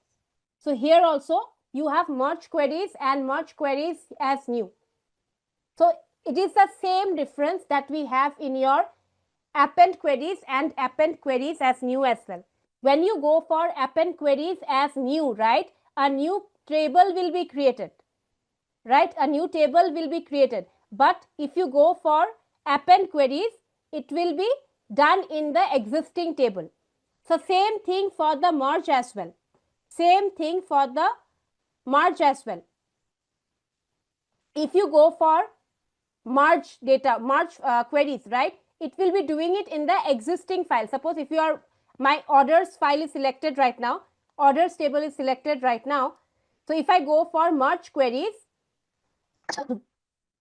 I will be doing it in the orders table only. I will be able to do it in the orders table only. Okay, it is not creating a separate table. I don't have the option for selecting the tables, the first table and the second table. Okay, see, first I am going for merge queries. Okay, so as I mentioned, if I go for merge queries, okay, I don't have the option for selecting the first table. I don't have the option. Automatically it will be done in my the table which is selected, that is my orders table. Okay, here I can click on the drop down and select the second table. Which table I want to merge? I want to merge with the returns table. Now what is the other thing you have to do? Still it is not merged. You have to select, first you have gone for the table, right? You have to go for selecting the common column as well. So order ID is our common, order ID is our common. Okay, based on that you can also see the join kind you have. You have different kinds of joins. So in SQL we have 4 joins. In Power BI merge or Power Query Editor we have 6 types of joins. Okay, so that based upon that your output will vary. So check here, total in the orders table we have 9,994 rows are there. Okay, we are going for left outer join. We are going for left outer. Okay, that means left join. Okay, what do I mean by left join? Suppose think of it right now. So you have, this is one table, this is another table. Okay, so I'm drawing a Venn diagram. I'm drawing a Venn diagram. So you can think of it as the orders table. Okay, and this is your returns table. Okay, returns table. Now, if I talk about this, it's basically the common, whichever is common in both the, whichever rows are common in both the table. Order IDs, because we are trying to join it using the order ID, right? Whichever order ID is common in both the tables, we are going for, this is the intersection. This is the intersection, right? But here we are going from left outer. Left outer means left join. That is everything from the orders table, everything from the orders table and only the matching from the left right table. Are you getting my point? Only the match, only everything from the left table and only the matching for the right table. So you are giving priority to the left table. You are giving priority to the left table, and that is how you can notice here. This is by default, the join is left join here, right? Out of 9,994, 800 values are 800 values are basically matching here. So that is why you are getting it out of selection. But if you wish to go for only the, if you don't want to go for left join, okay, so there is other kinds of join also. Suppose if you only want to, if you are only interested, suppose into this part, let's go for this. We have inner join, that is only matching rows. If you are only interested in this parts, I'm not interested on the orders table. I'm only interested where the where we have the matching orders, right? Order ID. So I'll go for the inner. So this time, again same thing. We are getting the first table. So you can see here the selection matches 800 of 9,994 rows from the first table and 296 of 296 rows from the second table. This is your inner, only matching rows. Yes, inner join is common in both the tables. So if I go for this, if I click on OK, okay, you will be getting something like this. You will be getting a table here. See, you are getting a table. You are not getting a column. Rather, the entire table has been merged here. The entire table has been merged here. Can you get it? Check it out. So what did I do? I'm repeating it. Okay, I'm repeating in the steps. I'm cancelling the merge. Okay, and I'm going to the merge queries. Yeah, again merge queries, not as new. Here I will be selecting the returns. Okay, and here I will be selecting the common column. I am choosing here the inner join. I'm choosing here on the inner join. Once I do that, I'll click on OK. So you are getting this table. The returns table has been merged to the orders table. Are you able to get it? This is the entire table has been merged. Now, you will be able to notice this expand symbol here. Okay, expand symbol here. Now, if I click on this expand symbol, you will be able to get the columns in the table. You will be able to get the columns in the table. I already have the order ID in the orders table. I don't require it. So I'm going to uncheck that order ID. I only need the returned. And similarly, I'll go for use column name as prefix. I don't want that, returns dot returned and all those things. I simply want the returned column. So take the difference. If I go for this, what will happen? I will be getting, since I have used the original table name as prefix, right? Column name as prefix. I'm getting returns here. I'm getting returns here. Okay. If not, if I just go for expand, uncheck order ID, use column name as prefix, you can check I'm getting only returned. That's the difference. So there are two extra things. Full join is also there. Full join is also there. Full join is basically everything from the right table, everything from the left table. Okay, so that is a union. You have the union operation. So if I go for the depict, if I want to go for this diagram, right, it looks like something like this. So all the rows from your left table and all the rows from your right table. So everything from the left and right, you will be getting it. That is your full join. So if you have studied in mathematics, right, in sets, we have the union operator. So exactly the same thing. Even in SQL, we have the union, right? So we will be going for this. This is your full join. But what is the two kind of joins that is different, that is not present your SQL, is your anti-join. Is your anti-join. Okay. So if you wish to go for the full join, okay, let me do one thing here. Now you can see the profiling only, the analysis is done on the 1000 rows. Column profiling on top 1000 rows. Please make it on the whole data set. Make it on the entire data set. Make it on the entire, click on that and you will be able to do it on the entire data set. Okay, let's do it, the joins. Okay, full join if you wish to check. Let's go for the full join. Let's go for the, I'm going for merge queries as new. Okay, I'm not doing it in the existing one. And here I'm going for the returns. I'm going for full join. Okay, let's go for the full join. Select the common. We have to select the common, otherwise it will not work, right? So in this data, we are getting 800 only. So otherwise, all values will be null. All values will be null. Just check it out. If I wish to go for checking the others, let's check it out. Okay, this is my returns. I'm going to expand it. Okay, I'm going to uncheck the order ID because I don't want it duplicate order ID.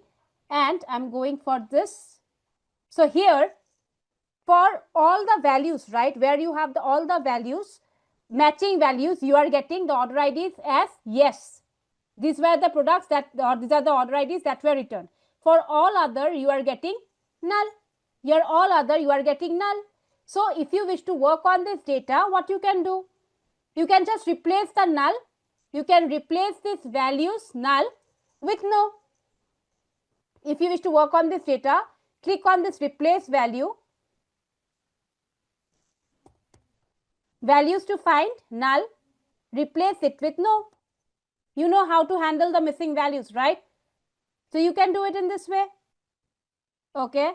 So we are getting it no. Okay. Now let's check it out for the inner join. Okay, I'm removing this. Okay, let it be same. Let it be same. I'm going to do it. Give me a moment. Returned. Okay. Now let's go for, let me go for the inner join here. Okay, let's go for the inner join. Let's go for merge queries as new. Again, doing the same thing. Doing the same thing, that is here I will go for the returns and I will be going for, okay, let me go for the right. What did he mention? Give me a inner and full join. Okay, let me go for the inner. Let me go for the inner now. Only matching rows. Okay, let's try it out. Okay.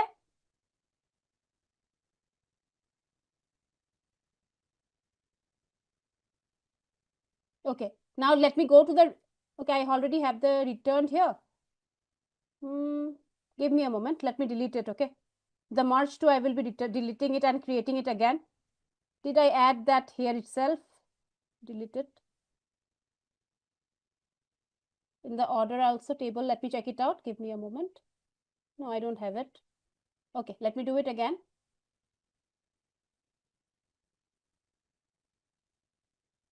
Orders, and I'll have the returns, common, common. We have the inner join. Okay, let's go for only matching rows here. Okay, okay.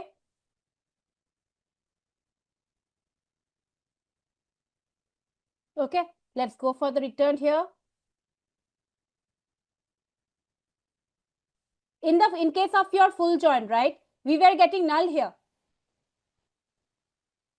In case of your this one, full join, we were getting null here. In case of your left join, we are getting here return first. These are the items which were returned. Ultimately, whichever the items, because we are giving priority to the one orders table in the left join, what is happening? This is the, we are getting the matching first.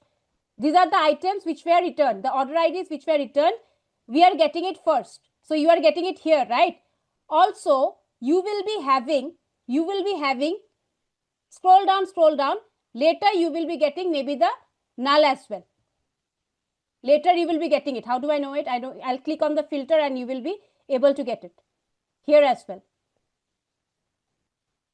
So how many rows will be there? You can detect the number of rows.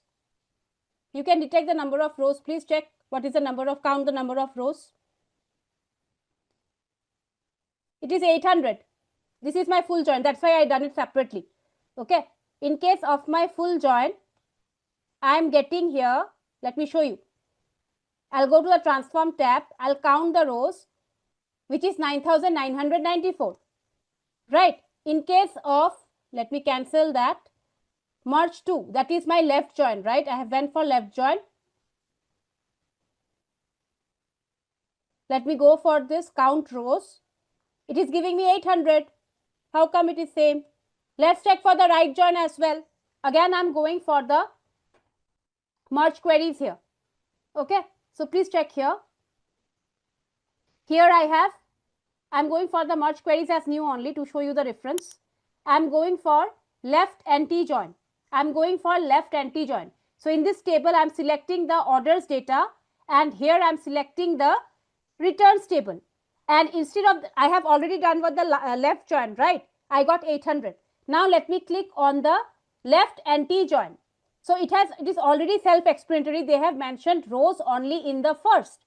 So that means what it refers to, if I want to represent it diagrammatically, if I went for this one left join, right? Left join basically meant everything from the left join, everything from the left table and only the common from the right table. But in case of anti-join, left anti-join, what does it refer? That data only from the left table. Okay, no common column field. Okay, this is your anti-join. This is your anti-join. So please check it out. If I go for this, okay, I'm going for this. So it will be excluding those 800. It will be excluding those 800 matching rows. 800 was matching, right? Now if I go for count, I am getting 9,194. I am getting 9,194. So 800 was matching. So it is skipping those 800. Similarly, you will be having the right join also. Please try it out. Anti-right join. Because using right join, you will be getting 296, right? Use anti-right join and check it out. What are you getting? 0 in case of right join. Because why it is 0? Why it is 0? Because in the returns table, right, we have only 296. So why are we getting 0 here? So please check here. Obviously, we will be giving priority to the right table. Right, we will be giving priority to the right table. So all the values are matching only. We don't have any extra values that are not matching. So that is why we will get 0 here. Okay, so here we have 296 rows and all 296 rows are matching with this value. There is no separate values. So that is why we are going for this. So this completes your merge. Now suppose the thing is, okay, you can check in the orders table. Okay, if you check in the orders table, let me go for this. Give me a moment. I'll take a tree map. Okay, if we are not getting the tree map right now, I'm not getting it right now. Okay, unable to view it. So what I'm going to do, I'm going to suppose take a pie chart. Okay, I'm taking a pie chart here. Here, I'm going to select here, suppose the product name. Okay, and I'm going for the sales. Okay, let me go for the sales. Check how it is represented. How it is represented. Right, okay, I got the tree map here. See how it has been represented, the product map, product name. I already mentioned why do we go for merge, right? So if you are, even if you are having, suppose if you want to go for a hierarchy, right, create a hierarchy, and even if your data modeling, you have established the relationship using your logical view, but you will not be able to create a hierarchy if the fields are from the different tables. Point number 1. Second, for smaller data sets, if you wish to go for like physically storing the column, you will be going for merge. For larger data, you will be going for data modeling. For smaller data, if you need 1 or 2 fields, you will be going for merge. What if you have lots of, items, and when you represent it visually, it does not look good. The representation does not look good. In that case, what will you do? What will you do? Where we have 10,000 product names, okay, suppose you can just think here we have 5,000 product names. Visual representation is not looking good, right? For that purpose, you can go for creation of groups. This is for creation of, you can create groups for categorical variables, you can create groups for numerical variables as well. Okay, so how do we do it for the categorical variables? So this is one of the way of doing it. Okay, so for visual representation, right? For visual representation, if you want to go for creation of groups, okay, so for visual representation of the categorical variable, you can go for creation of groups. Just for visually, you should depict the information. Okay, so please check how can we go for creating of groups. Shall I create the groups now? I am going to, instead of representing my product name in this manner, I will be going for creation of groups. Right click on the product name. There you have the option for new group, third last option, new group. Check it out. Please go for creating new group. Now see, you have to use your analysis power here. As an analyst, whichever products you feel comes under a single one, comes under a single group, you can group it together. What do I mean by that? Okay, suppose by looking at this, so you will be domain expert, right, who will be understanding your products well. For example, here I look at this data. That is a thing we analysts do, right? We understand that I have this hash here, right? Probably the case will be belonging to a single group. I have a hash 10, hash 10, hash 10. So these are the items which will be falling. We can group it under one product. We can group it under one group. Okay, so how can I do that? How can I do that? Whichever product names you find it that can be grouped together based upon your understanding, okay, you have to find that and you have to group it together. How do I group it? Please check it out here. Keep your cursor on the first one. Okay, click on the first one. Click on your shift key on your keyboard until whichever product you want to group it.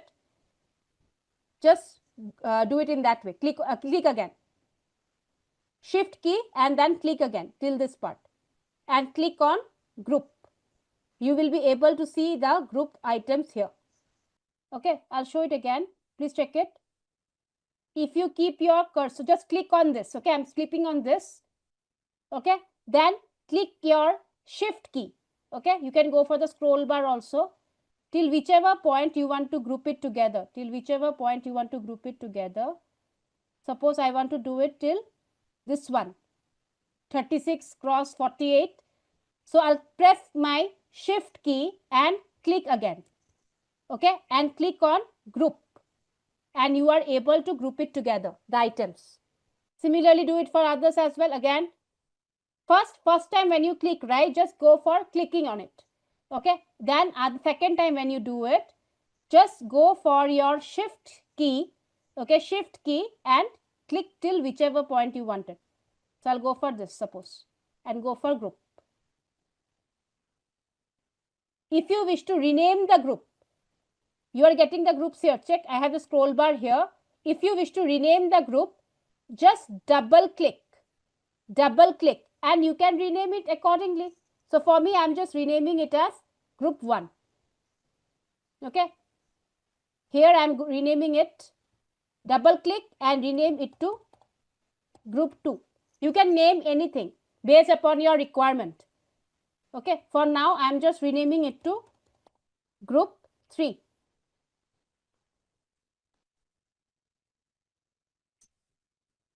This is just for the representation purpose. Okay, this is just for the representation purpose. If you are okay with the group, you can just go for clicking on. So all other items will be grouped under others group. Just check this box. So all other items will be grouped under others here. Others here. So this time if I click on OK, so it's not required that you have to go for your tree map only. You can go for pie chart as well. Okay, if you wish to go for tree map, go for this and go for, this is a product name. See, I'm getting the product name groups. You can also rename this group as well.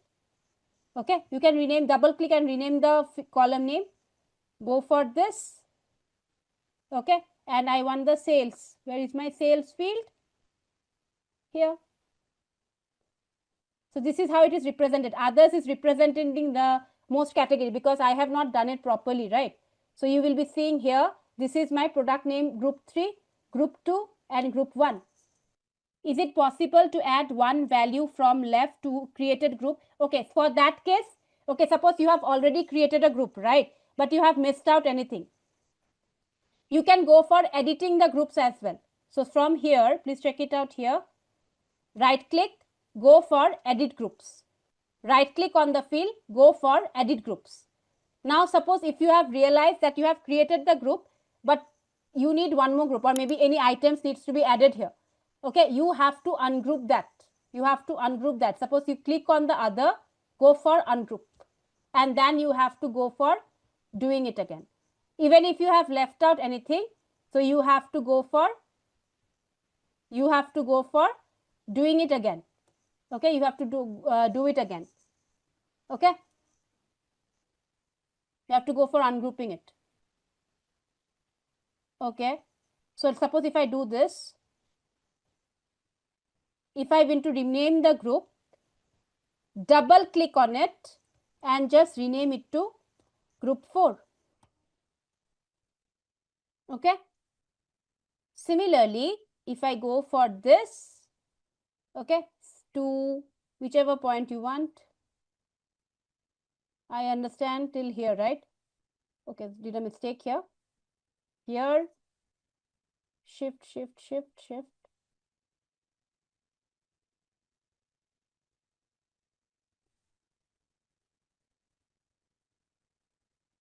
So this is just basically used for your better representation.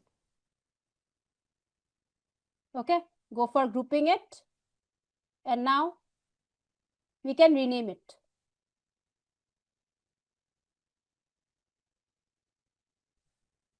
If anything you have missed out, you have to ungroup that and do it again.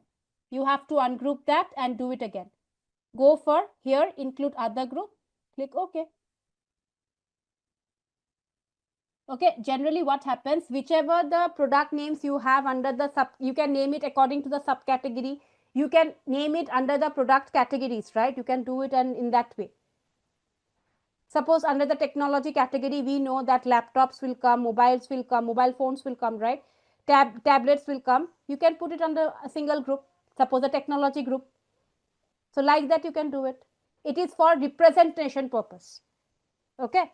For better representation, when you are going to create the reports, you don't require to represent everything. It does not make any sense when you represent in this way, right? So for better visualization, you can go for creating the groups. This is how we do it for categorical values. This is categorical values and this is the way we do it. There we can also create groups for numerical values as well, but that is different. Okay, that was little bit different here. So let me go for the groups or another. Okay, so let me go take a simple one. So I'll take this one. I'll go for, let me take the subcategory here. Okay, so I'll go for another group. Okay, and here I will take the, you can take anything, sales maybe or profit, whatever you take. Let me take the profit. Okay, so these are my subcategories are there. Okay, these are my subcategories. This is how it is representing. Okay, this is how it is representing right now. Okay, this is how it is representing. If you want to put it under some group, suppose if I'm going for another group, I'm doing it again. Okay, so please check it out. I'm creating another group for the subcategory. Right click, go for new group. Okay, right click, go for new group. Again I have it right now. Now suppose we want to put it under some category. Okay, we want to put it under some category. Okay, suppose we have the accessories accessories, arts, appliances, binders, bookcases, chairs, copiers, envelopes, and fasteners. So under this, sorry, till this part, okay, till this part, I am going to group it as, okay, chairs and copiers are not there, right? Okay, let me group it. Okay, I'm going to group it under one category. Okay, I'm going to group it under one category, category 1, suppose. Okay, done. Similarly, another thing, I'm going for this till this part. Okay, I have used the control key. Furnishings are there. Let me use the control key and go for the paper. Okay, then let me go for ungrouping it. Just give me a moment. Let me go for ungrouping this group. I'm ungrouping it, and few things I'm going to use. Suppose I'm using accessories, appliances, copiers, envelopes. This time I'm not selecting the shift key, okay? I'm pressing the control key, okay? Labels, and let me say paper, okay? Paper. I'm going to group it, and I'm going to name it as stationery. Stationery items maybe. Okay, this is one. This is one. You can also go for chairs, furnishings. You can press the control key. You can press the control key. Storage, tables. You can group it. Okay, this was selected, right? Let me go for control Z. Okay, not working. Ungrouping it. Yeah. And I'll go for grouping it again. Okay, here I will name it as furnishing or furniture. Better. And last, I'm going to rename that. Okay, let me go for include other group. Here I will be renaming it to technology. Okay, now if I go for, maybe I will be using a pie chart for that. I'll be going for pie chart, or also I also can use a tree map for that. Anything will work. Where is my subcategory? See, I'm getting it. So that is the same thing we have done here. Okay, okay, let's go for an AI chart. Please click on this. This decomposition tree is known as an AI chart. Okay, because the analysis will be done by AI. Okay, the AI algorithm, machine learning algorithms will be used. We will not be doing it. Okay, so check here. You can also get this bulb like icon. Please click on this chart. There you will be having the analyze. Once you select the chart, right? Once you have select the chart, you will be getting this analyze option. Are you all getting it? In this analyze, right, it will always take numerical measures. It will always take the numerical measures. So go for selecting anything you want to go for. Maybe I'm taking the sales here. Select the sales. Check the box sales, please. So you are getting sum of sales. You are getting sum of sales. Now, in the explain by, you can give the categorical fields here. In the explain by, how do you want to explain it? Okay, so this is the sum of sales for the entire data you have. This is the total sum of sales, right? Now suppose if you wish to know this sum of sales is coming from which country, so I'm going and selecting the country and the region. The moment I select that, you will be able to get the country and region here. Also, you will notice plus symbol here. You will be able to see plus symbol here. This analysis will be done by AI, okay? We are not doing it. So check here, the moment I click on the plus symbol, I will be getting the high value, low value and country and region. So high value is basically the in descending order, low value is ascending order, and country and region. So high value and country and region is the same thing. So Let's go for the high value right now. So you can check here, it has analyzed that the sum of sales, that this total sum of sales is coming from United States. So since we have a single country here, the entire sales is coming from United States only. Okay, now I want to check in United States which state is giving me the highest sales. For that, I will be checking the state column. I will be checking the state column. Automatically, the state column will appear here in the explain by. Now, similarly, I will go for highest state, high value. So you can see here, California is the one with the highest sales, and also calculating the values as well. So let's check it out in the state. So let me select the city. Okay, let me select the city. Now you can check as well, right? If I go for the city, high value city. So it is Los Angeles. It's not required that you have to go for high value only. You can also go for whichever the city is giving you the lowest sales. Otherwise, what I have to do, I have to change the size here. I have to change the size of the bars. I have to increase the values. Then only I will be able to get it. Okay. So let me go for, suppose if you wish to go for the category labels, increase the size. Okay.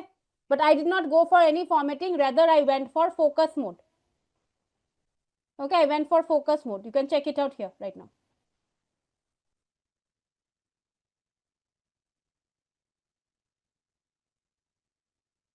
So this is the analysis, right? Whatever the values are you are getting, right? It's not done by us, right? It is not done by us. It is done by the AI, the algorithm. Backend, there are machine learning algorithms going on. So it is analyzing the things for us. You can go for expanding and this one, right? Collapsing as well. You can just, if you wish to go for that, you can expand and you can go for this. If you wish to go for the other report, right? This one is your canvas. Just don't select this pen. You will be getting this format your report page. Go to the canvas setting and make it 16:9. That's it. Check here. If I wish to go for the low value, if I wish to go by the low value, okay, so I'm replacing that. So I'm changing that. Let me put it here. Okay. Click on the plus symbol. So this time I want to get it according to the ascending order. Ascending order of what? Okay, I want to get it by the low value. So I'm getting it by the city. Okay, so just remove the city first now. And I'll be getting by the state. Let's go for the city, right? State by now. Okay. Now you can see you can check here that for state, right? South Dakota is showing you the, North Dakota is showing you the lowest sales. Right? You can click and check for the others as well. You can click and check for the others as well here. Check it out here. You can expand and you can check it out. Okay. Similarly, now you can get the city as well.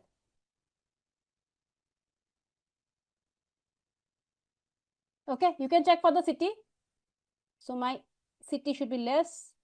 This is the state. Now I will be going for city low value. So you will be able to get it. So these are the AI charts in the backend your machine learning algorithms are going for. So if you are aware of the decision tree, right? So decision tree is a machine learning algorithm which is running in the backend. So you can see it is able to analyze the values as well. So this is how you do it. So any numerical value you can go for analyzing by the categorical fields. Post that you can also go for adding the subcategories as well. You can add the subcategories as well. Just give me a moment. Let me edit the subcategories. Okay. Now, maybe you in California, if you wish to check for the high value subcategory, you can check it out, accessories. So you can go for this way. But since these charts are automatically analyzing, right? We are not analyzing it further. It is getting the insights on its own. The machine learning algorithms are running every time to get the low value, to get the high value. So these are computationally lot more expensive than the normal charts. Okay, so this is all about the AI chart. Let's focus on the important topic, that is your row level security. Row level security. Now, as the word itself means, right, you are adding some security to it. You are adding some security to the RLS, okay? You are going to add some security to the model. Suppose, okay, think of it. As I mentioned, there are different people working in the organization, right? So there are different departments are there. Okay, so maybe there is an HR department, finance department, then you have the IT department, admin department, lot of departments are there, right? Now the thing is that the analyst, they will not create separate report. They will not create separate report. Why do I mention that? Because all the departments will be requiring different information to view it.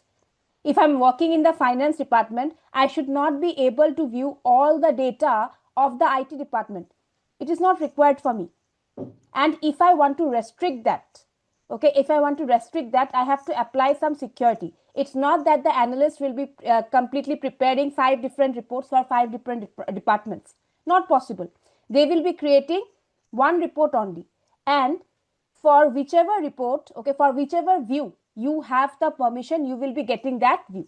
So you can restrict the access using the row level security. Using the row level security.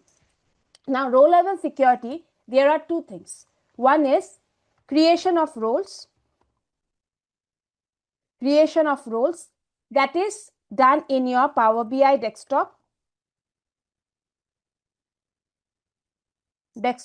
And another is role assignment or assignment of roles that is done in your Microsoft Fabric or Power BI service. So you assign the email ID, right? Who will be able to view what using the email ID? You will be able to do it in the service. So two parts are involved here, right? So we have to first go for the creation of the roles and then we will be going for the role assignment. Okay. So now please check it out. How can we go for role creation? Okay. So first going for role creation, we have to understand some charts. We are going to create some charts and then only we will be able to understand this row level security. Okay. So what I would suggest, you can just simply take the one with the superstore data and we will be working on that. Yes. Can you quickly get the data, please? Sample superstore. All the data. Okay. All the data sets and go to the transform tab. Go to the transform tab and just two changes. For the people table, use first row as header, and for the returns table, use first row as headers. That's it.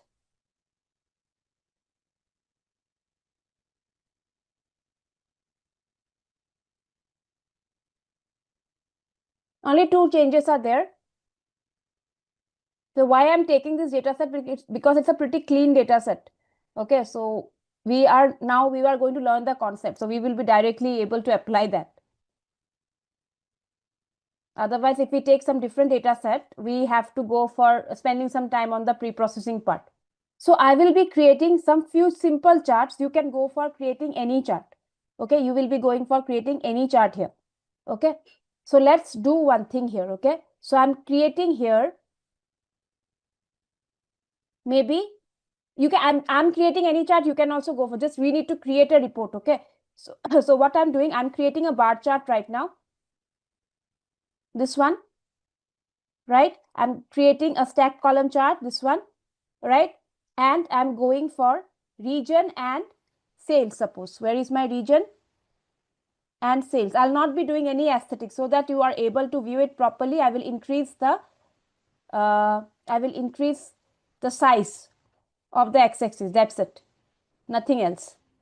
Okay, similarly I can also go for another chart just for understanding what is this row level security is doing. Okay, you can go for creating any chart. You can go for map chart as well. Okay, otherwise you will not be able to understand. Now let me go for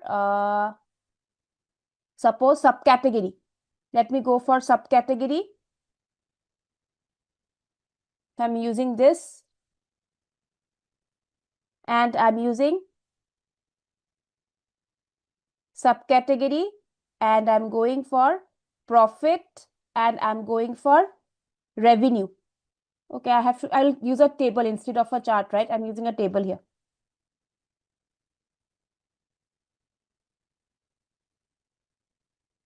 We don't have revenue here.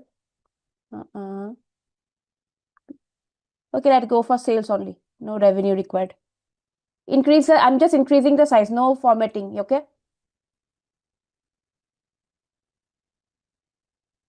Done. Two things I have done here. Now the motive is we are going to apply the role level security. That is not apply, we are going to create the roles, right? Now if I share this report with anyone, right? If I share this report with anyone, they will be able to see this report only. They will be able to view this report only because I have created that. Everyone will be able to view this report. I have no restrictions applied. Now I want to go for applying the restrictions. Okay, how do I do that? Now please everyone focus here. Okay, so please go to the modeling tab.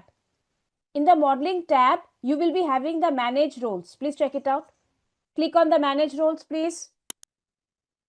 Modeling tab, go for the manage roles. This one. Now the first thing what you need to do, you have to go for, so you can see three sections here. First you have to create the roles here. Then you have to select the tables, and here you have to apply the filtering condition. Okay, let's go for role creation right now. So I have to click on new. Okay, I will be clicking on new. See, I will be getting a sheet like icon with a key, meaning that it is secure. Sheet like icon with a key, meaning that it is secure right now. Okay, now what I'm going to do, I'm going to double click here. I can either double click here and I can rename it like this, or I can click on the three dots and I can also rename it like this. Okay, suppose if I rename it West Manager, I'm renaming it to West Manager. Then I have to select this table. Suppose I'm selecting the orders table. Just select this table because there are three tables, right? So I'm selecting the orders table. Then I have to click on this new and apply the filtering condition. Okay. So I have to give the condition new, and here I'm changing region equals West. That's it. Three changes I have done.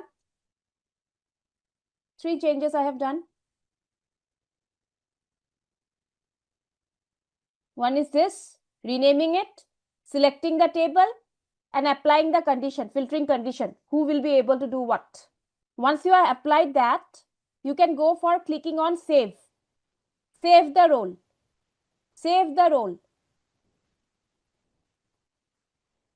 You can see if you have done it correctly, you will be able to get successfully applied role changes. Similarly, go for doing for the central manager as well. Go for central manager. If you have understood this, try to do it for adding a new role for central manager. So I'm clicking on new, naming it as central manager. Orders is already selected. New here. Here I will be selecting, do not select country or region. Select region, okay? Go for selecting region, and here I will give it central. Save. So now I have two things, central manager and I have West manager. Once you are done, please click on close. So it will be gone. Now please check out. If I see, this is how the role has impacted, right? So this is the entire thing. All the peoples will be able to see these changes. Okay, but I want, because I have created some security, that I want to make sure that the West people, the West manager is able to view only the West region sales. Okay, so now if they want to see it, how they will be viewing the data. If you want to look into that part, you have to go for this view as. So under the modeling tab only, next to the manage roles, you have the view as. So once you click on the view as, you will be getting this. So don't worry about the none and the other user. Once you publish it, right, you will not be getting it. Okay, you are just checking it out. What are the things the viewers will be able to see? Okay, others and none will not be there in your Power BI service, because assignment we do it there. We are just creating the roles. Now check here. If I check this box, suppose West Manager. Okay, so how the West Manager will be able to view the report? Please check it out. If I click on OK, are you able to see what is the total sales done or subcategory wise profit and sales done in your West region? So you are able to get that. If you wish to go for checking for the central region, central manager, it will be again different. We have created only 2 charts. That's why I mentioned go for any number of charts you wish. You now know how to create the reports, right? You now know how to create the reports. So that's why I have just shown you the example right now. Give me a moment. Now, if you want to stop viewing as, so go for stop viewing. You will be getting the all the data here. Now, go to page 2. Take a new page, please. How will this be showing a security here? So what is this view as? See, you are creating an entire report, right? You are creating one single report. But when you give restriction, only suppose as you can see, I have all region sales here. Suppose I give one more thing.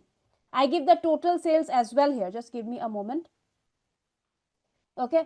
I'm using the card visual and I'm giving the total profit here. Okay. Total profit here.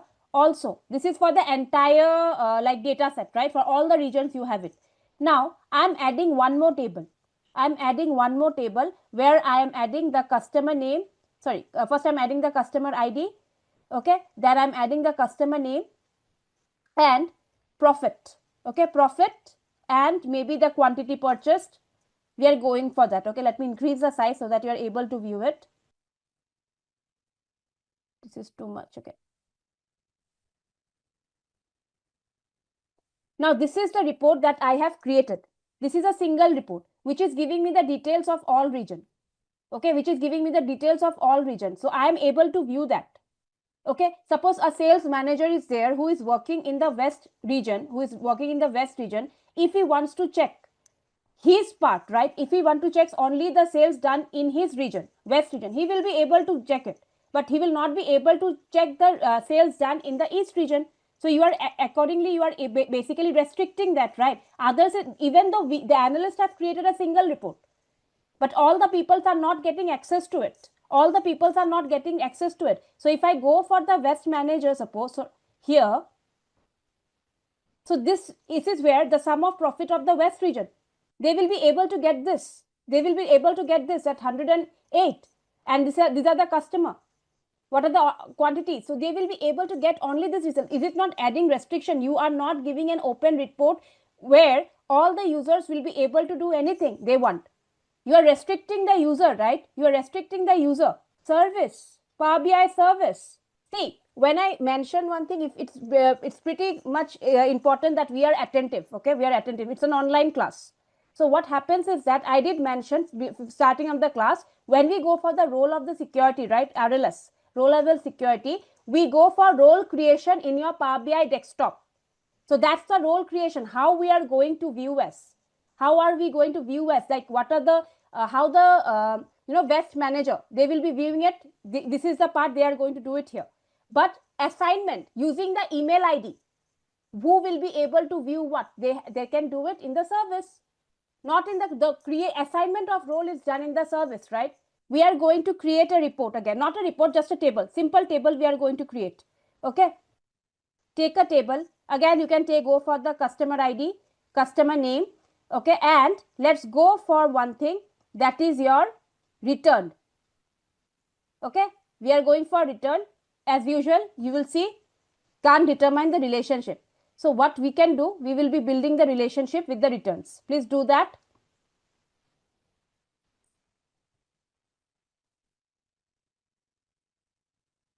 You are already aware of it.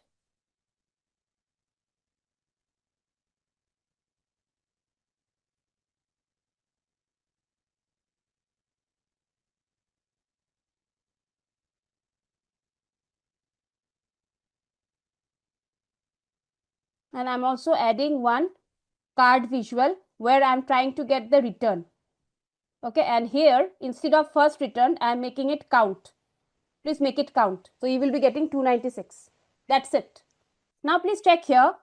I have already applied the row level security, right? I have already applied the row level security. Now, if I go for view as, let me show you here. Suppose central manager. So this is doing it for the central manager, right? I'm able to view it for the central manager. But what about this? Let me check it out. This, are we getting it for the central manager? It is 296 returned. It is 296 returned. So it is not able to filter this. It is not able to filter this. Okay. For this purpose, why? What was the reason? Because of this single filter. Because of this single filter. So you have to go to the data model. Let me show you here, and we'll go for stop viewing. Okay. Now go for data model. Please everyone go for the data model. So everyone please check here. You have built the relationship here. Okay. But what happens here? What happens here? You have this report, right? You have this report here. This report, when you go for view as, okay, view as and West Manager, you will be getting here for the West region only. You are getting the sum of profit for the West region. You are getting this West region here also. You are able to understand that categories, subcategory wise, and also the customer details, you are getting it for the West region. But if you check on page 2, it is not able to do that. It is not able to do that. It is only showing you for all the data, right? It is showing you for all the data. That means what? It is not filtering the second page. It is not showing you for the West Manager, right? Only one page is been filtered here. Only a single page has been filtered here. Okay. Now I'm clicking on stop viewing. I'm clicking on stop viewing here. Okay. Now check out, if I go to the data model, if I go to the data model here, what I need to do? So this is cross filter, right? We have looked into that. So single cross filter we have gone for. Double click on this. Here we are going to change it, the cross filter direction to both. Okay, we are going to change it, the cross filter direction to both. Also, this is not a simple cross filter, right? We are going to apply, see, we have applied the row level security. We have applied the row level security, right, this time. So I will be going for apply security filter in both direction. Go for saving it and check it out now. So you will be able to see the usage of this. Okay, now check here. Go to the report now. Okay. Now I will be going for view as, suppose West Manager, same thing. Now let us check. Initially it was 296. So you can see 189 people are refunding here, are returning here, not refunding, returning here. Let's check for the central as well.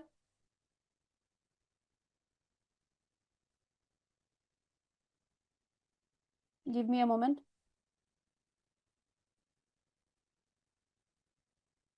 Okay, just a query. Why we are not doing filter both in people and order relationship? Okay, filter both in people and order relationship. Okay, if it is necessary, then only we are going to do it. Okay, so if, as I mentioned, these are all computationally expensive, right? These are all computationally expensive. We should only use it when required. When required. If it is not required, if you are not filtering the data, so in this case, you will be able to filter the data from people to orders. But if you wish to bifurcate it further based upon maybe the category wise regional manager, if you want to filter it in this way, okay, then you have to go for the both. Okay, here in this case your people table will be filtering the orders table, details of the orders table. But if you wish to do it both ways, that is from orders table also you want to filter it, then you can go for both ways. Okay, but you have to remember, when we go for both, right, when we go for both, it is computationally expensive. Okay, that comes the optimization into picture. The optimization comes into picture. So that is why if it is required, then only we'll make it both. So this is just one part of RLS. Apart from that, these are all computationally expensive. Okay.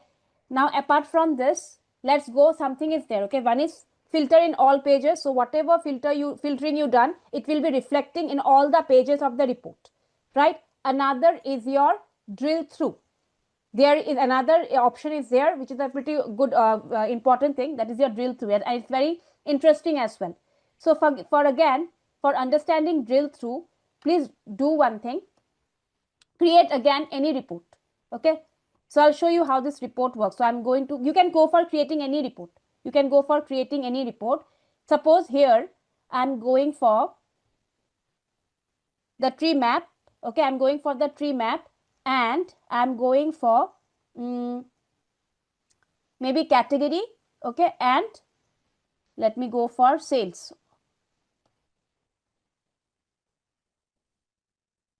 Okay, so this is my one page.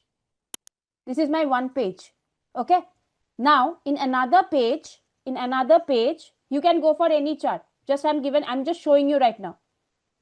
In another page, I will be just creating a table where I will be adding the category again. Give me a moment. Yeah, category, I will be adding subcategory, again I will be adding product name. Okay, and I will be adding the sales. Just creating the table, doing nothing here. Okay, let me just increase the size.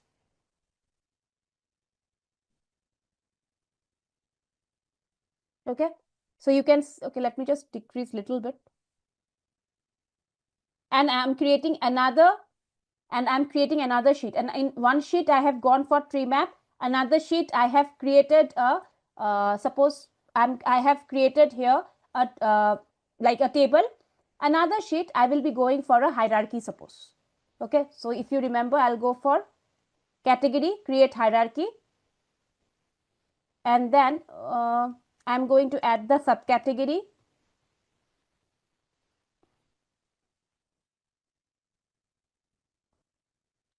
and suppose I'm going to add, yeah, product name also I can do for it.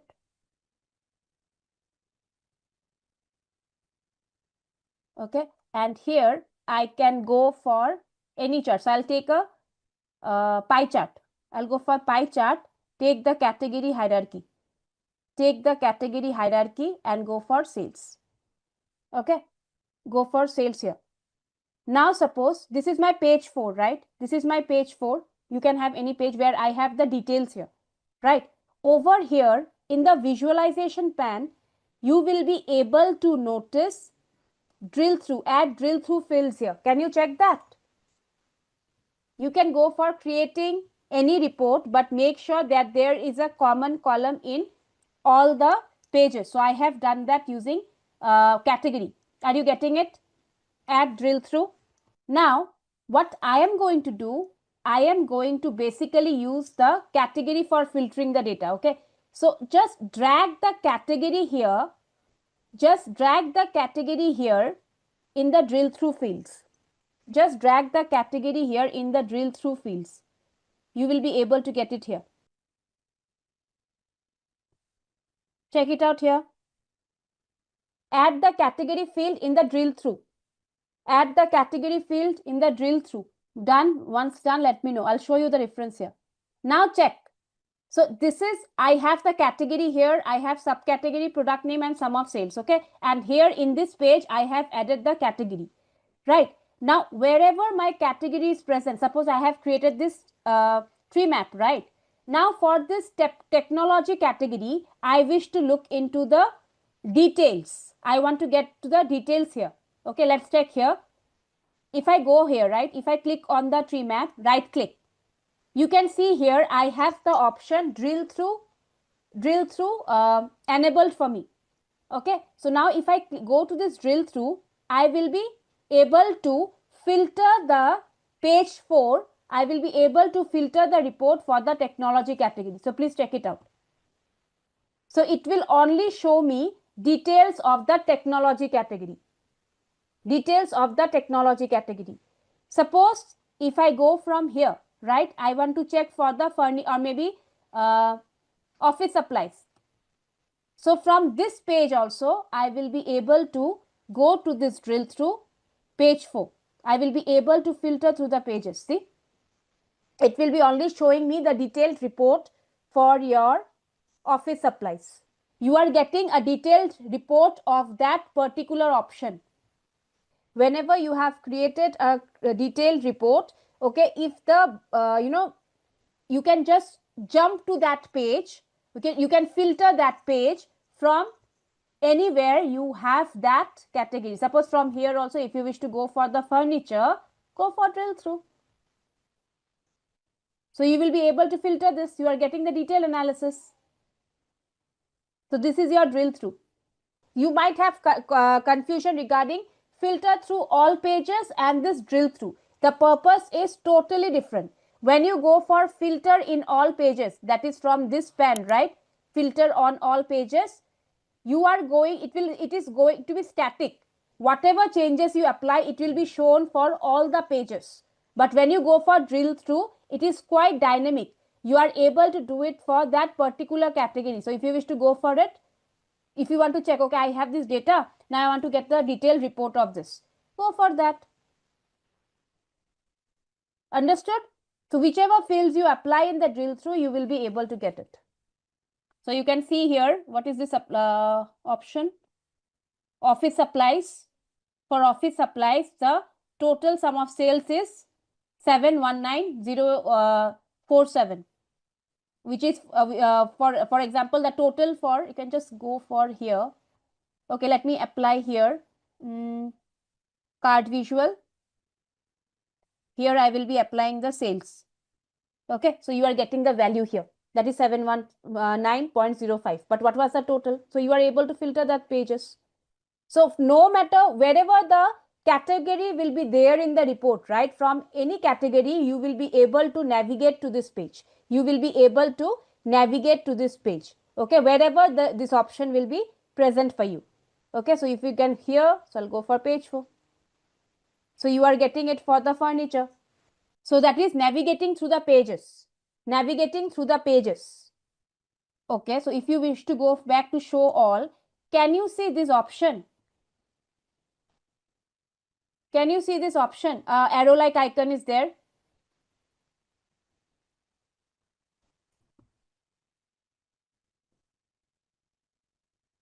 Now the grouping, but we discussed only about the grouping of the categorical variables. Okay, but we did not discuss the grouping of your numerical values.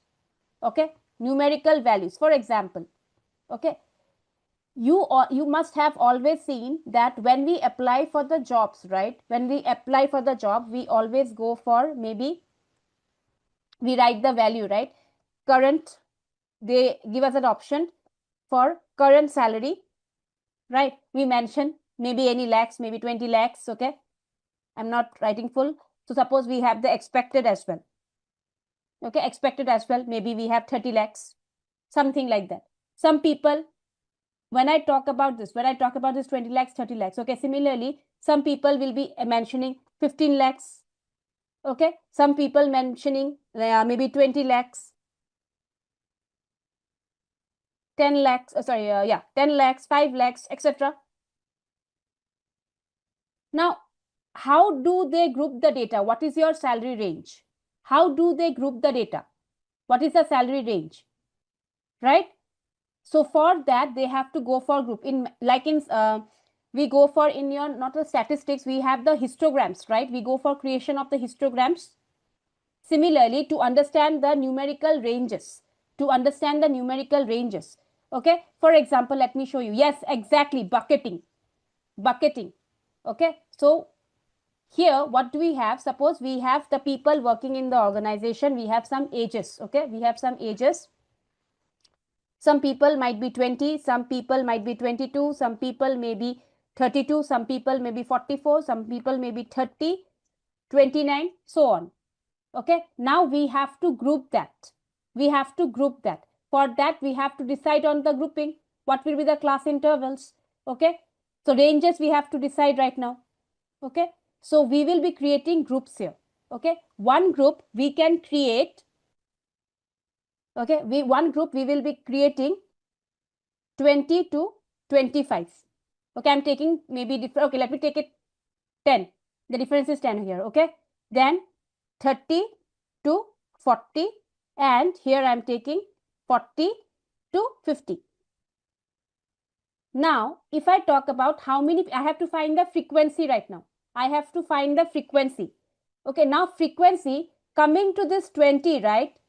20 will not fall in this group. So 20 will come here, but 30 will not fall in this group. So 20 is there. 1, 2, 3. Three peoples are in this range, right? But we will not involve 30 here, because it 30 means here, if I talk about this range, right? If I talk about this range, that means people involving from age 20 to 29.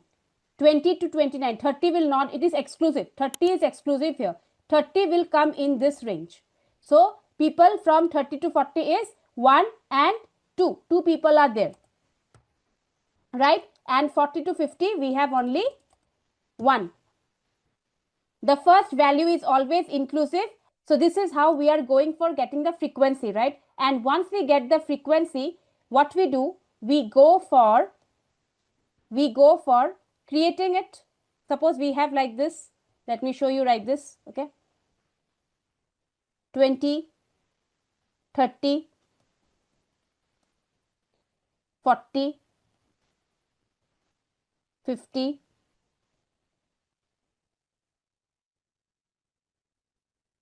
and suppose 60. Okay, 60. Now the thing is, how do we create the histogram, right? So here from 20 to 30, how many people are working? So maybe 3 people are working. So you have to go for creating it like this. Okay. From 30 to 40, 2 people. From 40 to 50, 1. So this is known as your histogram. So you have to go for grouping it. This is how we group the numerical variables using bucketing. So we are going to use Power BI to create the histogram right now. We are going to create the groups right now. Okay, so I'll show you how to create the groups. So are you able to understand this right now? Now the thing is, see, now let us take a situation. Okay, suppose we are going to launch a new product in the market.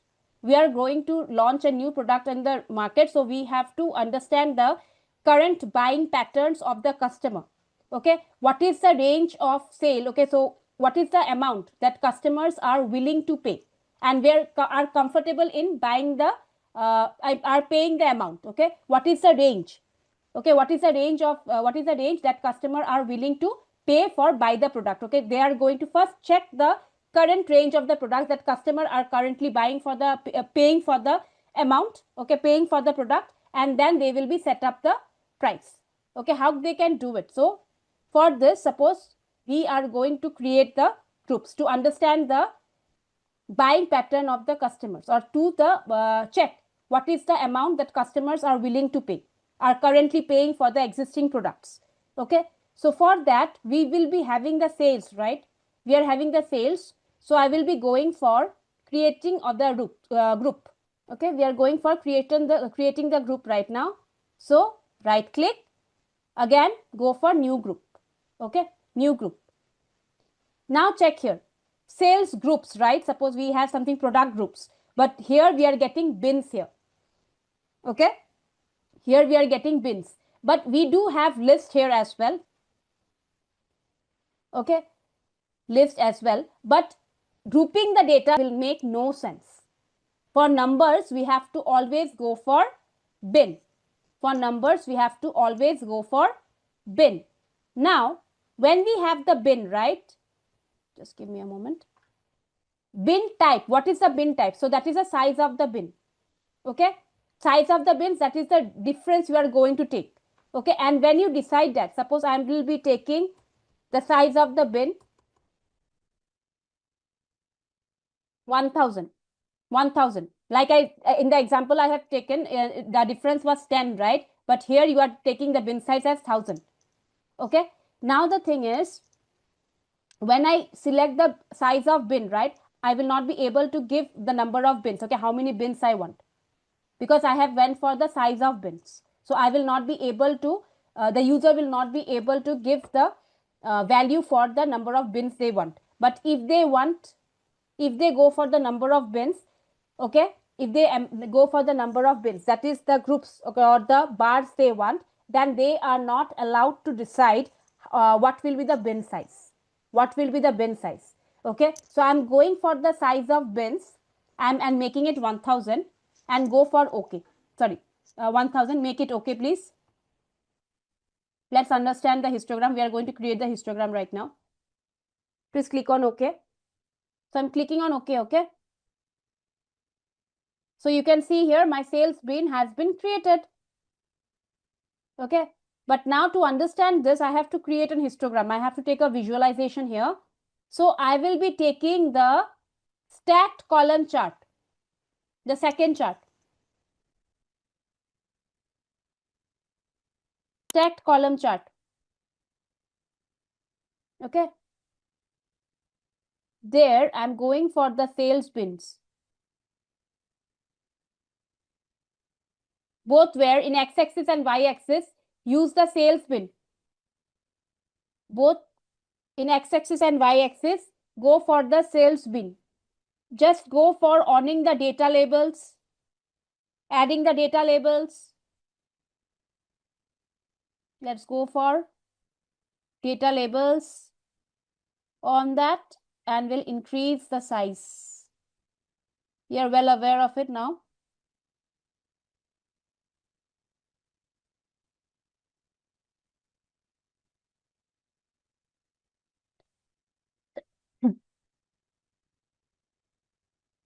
Now check here. If you wish to launch a product, right? If you wish to launch a product, you have to launch it in this range, that is 0 to 1000. 0 to 1000. Why? Because 9000 out of that 9994, right? People, 9526 people are buying in the range from 0 to $1000. 0 to $1000. And only one people is buying above $20,000. So you are able to understand it from here. You are going to estimate it. Let's go for editing the group, please. Let's go for editing the group you have created. Edit groups. And make it 500 instead of bin size as 1000. Make it 500 and check what is the value. Instead of 1000, edit the group and make it 500, please.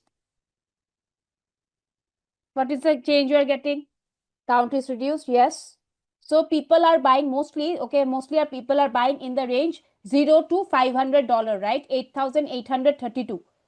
Okay, 8832 people are buying in this range. Right. Now let's check if I go for changing the size of bin, if I go for changing the size of bin to number of bins. Okay, suppose number of bins I want 10. Bins means this bars, okay, I want only 10 here, only 10 bars. Okay, then the bin size will not be detected, identified by me. Okay, I cannot give the bin size here. It will be automatically detected by your Power BI. It will be automatically detected by Power BI. So when you give the bin size, the number of bins will be decided by the Power BI, and when you give the number of bins, the bin size will be identified by your Power BI. Okay. So it has given me 10, but it is basically, it will show me for the bin size has been identified by your Power BI.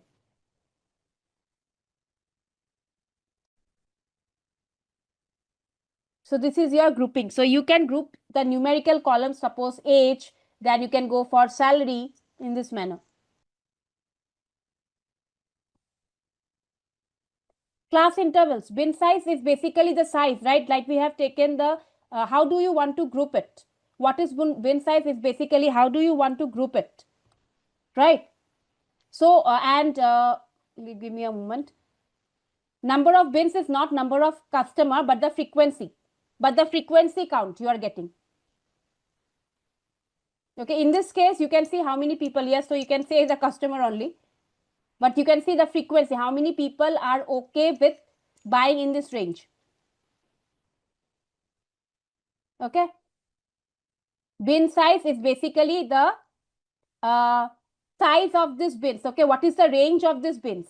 So it will first maybe accommodating 0 to 500, then 501 to 1000. So like that, the difference, the range we go for.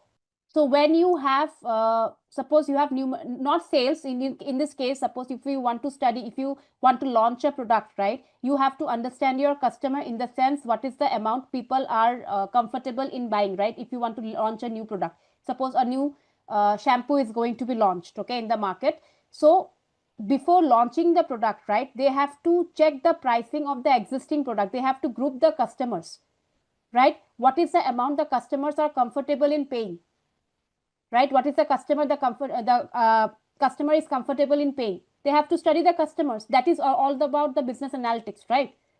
They have to understand the customer. So this is grouping will be helping out for the numerical variables, for example, if I go for the uh, what age group, will be buying this product, what if you are building any product also for a particular age group, that also you can check it out. If in a particular organization, you can see, okay, who are the people who are working in the data science team, what is the salary range, of people working in the data science team, in the AI salary. If you might have seen, right, probably that people are getting for the AI engineers or the ML engineers, the people are getting somewhere salary between 20 to 30 lakhs.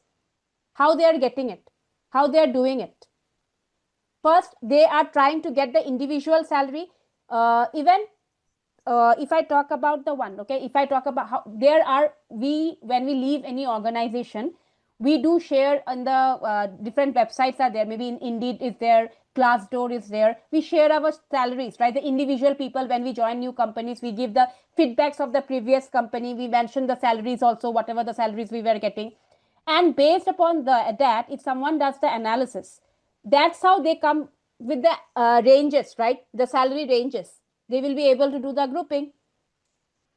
Understood how come grouping helps? So it is not only for Power BI, any analysis you do, if you do it using Python, you do it using Excel, same way. Shall we proceed to the service now? Power BI service, shall we publish our report? Because if we have created a report, right, if we don't publish it, makes no sense. We will not be able to share it. Okay, we don't want to share the PBIX file, the analysis we have done. Rather, we want to make it dynamic. We want to share it in the cloud so that people will be getting access to it. Okay, see, I'll tell you one thing. Power BI desktop is free, but Power BI service or Microsoft Fabric is not free. Okay, it is not free. We are able to do it. Okay, obviously we require a work mail for that, but that's not all. Okay, that is Power BI service only. It is only free for 60 days. Okay, it is only free for 60 days. So this is the interface for your service. You don't have the Power Query editor here. Power Query editor here. Power Query editor or the data modeling view, everything we do it in the desktop. The analysis desktop is totally for the analysis. But if you want to share the report, create a dashboard, you have to do it in the service. So in the service, you will be seeing here my workspace. So first we are getting the workspace. Workspace is basically a folder. Are you able to see? Let's understand the interface.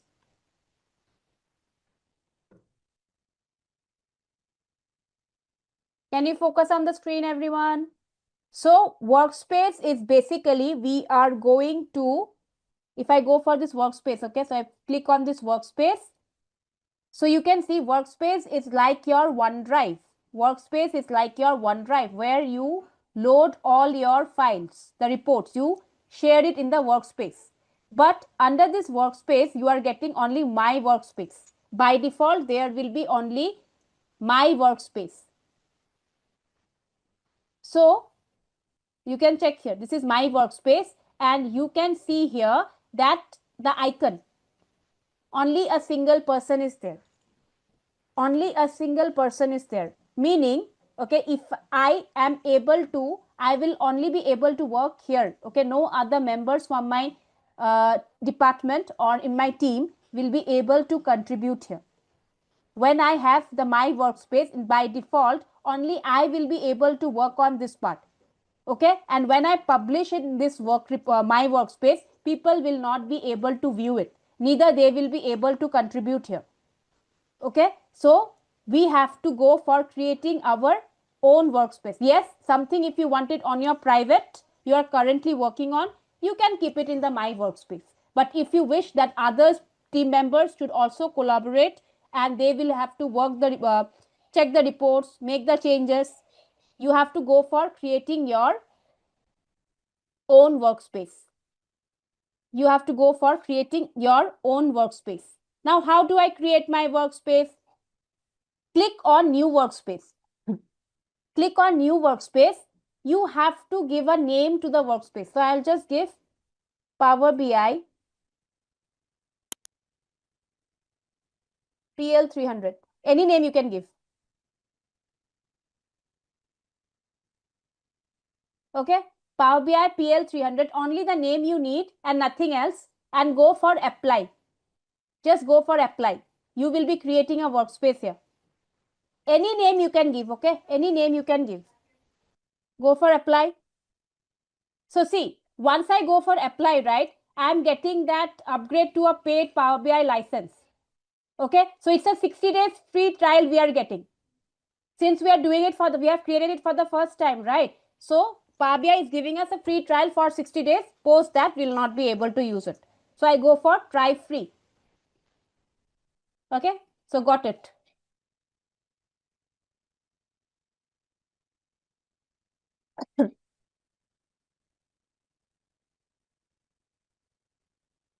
Okay, so now you will be able to notice once you have created the workspace over here, the name is provided here, and also you will be able to get the Power BI 59 days left. Okay, Power BI trial 59 days left. Okay, so now you can use the Power BI service for 60 days for free. Now, if we wish to publish anything, we have to first upload it here in the workspace. We have to first upload it in the workspace, then only we will be able to publish it. Okay, then only, not only publish, if I wish to share it with my peers as well, I have to publish it here. Also, you can see the icon. You can notice the icon here of the workspace you have created. Multiple users are there. Multiple users are there. Right? So that means multiple collaborators. In this my workspace, only one person was there. But in the one we have created, multiple people will be able to share it or they will be able to collaborate. Now I have to go for publishing my report. Okay. So the report, how do I do it? Make sure that you are signed in with the same account as in the Power BI service in the Power BI desktop as well. You are signed in with the same account. So this account, right, the one I have created here and the one in the Power BI service are exactly the same. Now, what I have to do, once you have signed in, all of you are signed in with the desktop and the service with the same account. Yes, are you all signed in with the same account? Now, if I wish to publish the report, so this is the report I have and I want to publish it. Okay, you can just go for this publish option. You have this publish option. Once I click on this publish, automatically, see, check here, it will be linking to the workspace of my service. Are you able to see it? Publish to Power BI, are you getting it? Now, once you are done, you will be getting, once you click on the publish, you will be getting the option to publish here. Select a destination. Here, if you go for my workspace, as I mentioned, you will not be able to publish it. It is for your own thing only. Only individual people will be, only you will be able to contribute. Okay. But I want to publish it, right? So I will be going for the Power BI PL300, the one we have created. Okay. Go for selecting this and go for select. Done. Okay. Either you can click on this or you can go for got it as well. Okay, got it as well. Now you go to your service. You go to your service. You will be getting it here. Automatically, you don't have to refresh or anything. You will be getting it here. So I have published it in the workspace. I have published it in the workspace. In the workspace, you will be getting, one is your report, the one you have created it. You know it. But what is the semantic model? What is the semantic model? Semantic models are nothing but your data set. So semantic models are nothing but your data set. So you can click on that and you can check the data set that you have used. So you can see one is your meningitis data and one is your orders data. Right? You will be able to, this is how the Power BI service stores the data. You will be able to see the data here. This is your semantic model.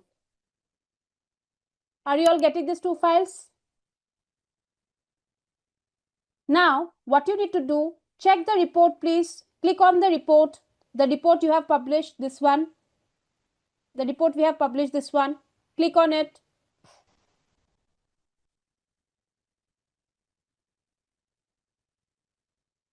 The report you have created. Now, we want to publish it. We want to publish it in the web. We want to publish it in the web. Okay. In this file, there is no security added. There is no security added. And if I want to publish it in the web, so please check here. Once I am in the report, right? I am once in the report, you will be able to notice this file, right? In the file, if you go to a drop down, here you have embed report. In the embed report, you will be getting publish to web. Publish to web, public, file, embed report, publish to web, public. Are you getting it? Click on publish to web, public. Those who are using corporate account, if your organization does not allow you, you will not be able to do it. Okay. So check. If I go for publish the report, right? I'm getting here. Okay. I'm getting here. Contact your admin to enable the embed code creation. Okay. Embed code creation. I'm not able to do that. Okay. But the thing is that since we have created the account, right? We are the admin ourselves. We are the admin ourselves. So we can go for changing the permission. Okay. Yes. For you, it's not available because we are working with the, so Power BI, you are not working with the trial version, right? So the thing is, whatever you are working, it's coming from the organization. So you don't have the option there. Now everyone, shall we proceed? How can we publish them to the web? Are you able to do it? Publish to the web, embed, report, publish to web. What are you getting? Manage permissions. Okay, so here, since we are the admin, we will be able to do it. So those who are using the Zoho mail, we can do it because we are the admin here. Okay, so we will be able to do it. Okay, so please check here. What you have to do, you have to go to the settings. You have to go to the settings. Can you see the settings? Can you see the settings on top? Click on that. Scroll down. So once you click on the settings, right, scroll down. Towards the end, you will be getting the admin setting. You have the admin portal here. In the settings, you have the admin portal. Are you getting it? In the settings, are you getting the admin portal? Here. Click on the admin portal. Click on the admin portal.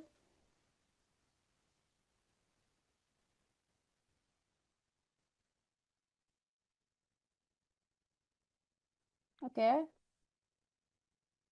Try premium features. It has changed. Just give me a moment.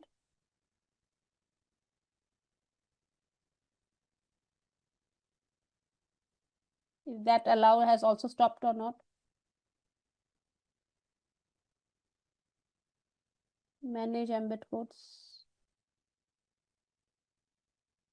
So since we are having Zoho account, they will not allow us. Otherwise, the on Microsoft was allowing us. So since we are doing it from the organization, they are not allowing us. So we will not be able to do it. Are you getting my point? Otherwise, we could have easily done it. We could have easily done it. But they are not giving us the permission to. It's an organization email ID, right? On Microsoft account would have been allowed us to do it. So we will not be able to publish it in the web.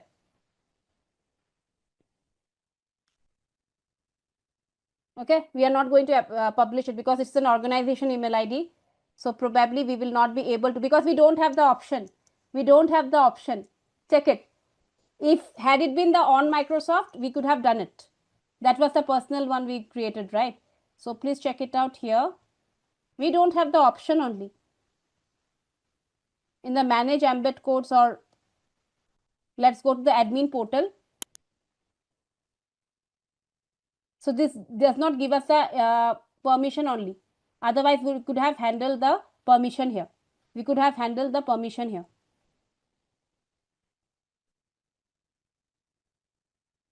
Anyways, we'll not work with the admin permission. Okay, one more thing. One more thing, please check out here. You can share the email ID as well. So everything can be done, but this is not over. I know that we cannot handle the admin permission, but we can go for creating the dashboards. We can go for creating the dashboard. You can export it as a PDF file as well. Okay, you can export it as a PDF file as well. Not an issue. All right. Now let's do one thing. So please check here. If you check for the workspace permission, right? If you check for the workspace permission, so if you go for creating this manage access is there, right? If you check here. So what are the types of roles are there in your Power BI service? So you can see here. So you have the manage access. Are you getting it? Manage access. Are you able to see the manage access? Click on that, please.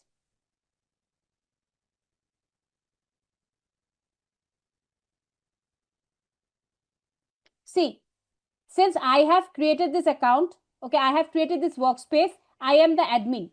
But what other roles are there? So as I mentioned, this is a workspace where other people can contribute, right?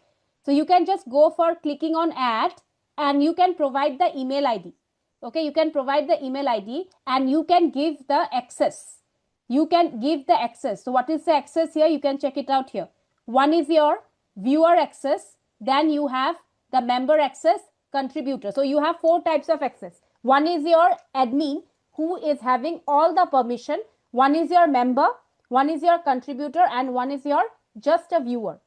Just a viewer. If you want to check what are the responsibilities of each of this, I have shared one doc file as well.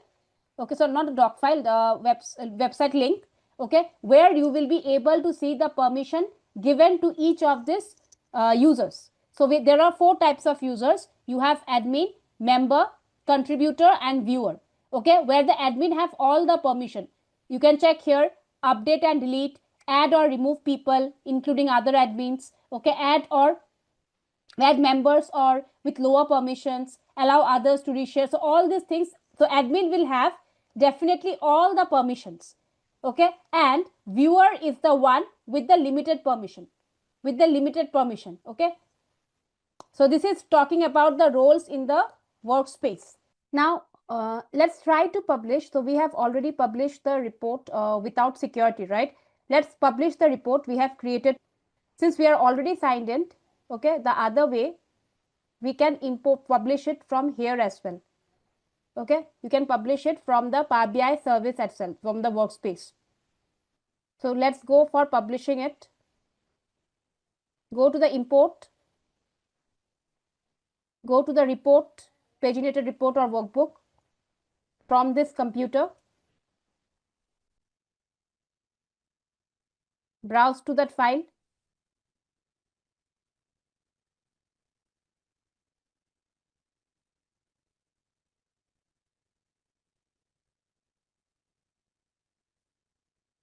So you can just go for importing the file from your workspace also. You directly, every time, you don't have to go to your desktop and publish it every time.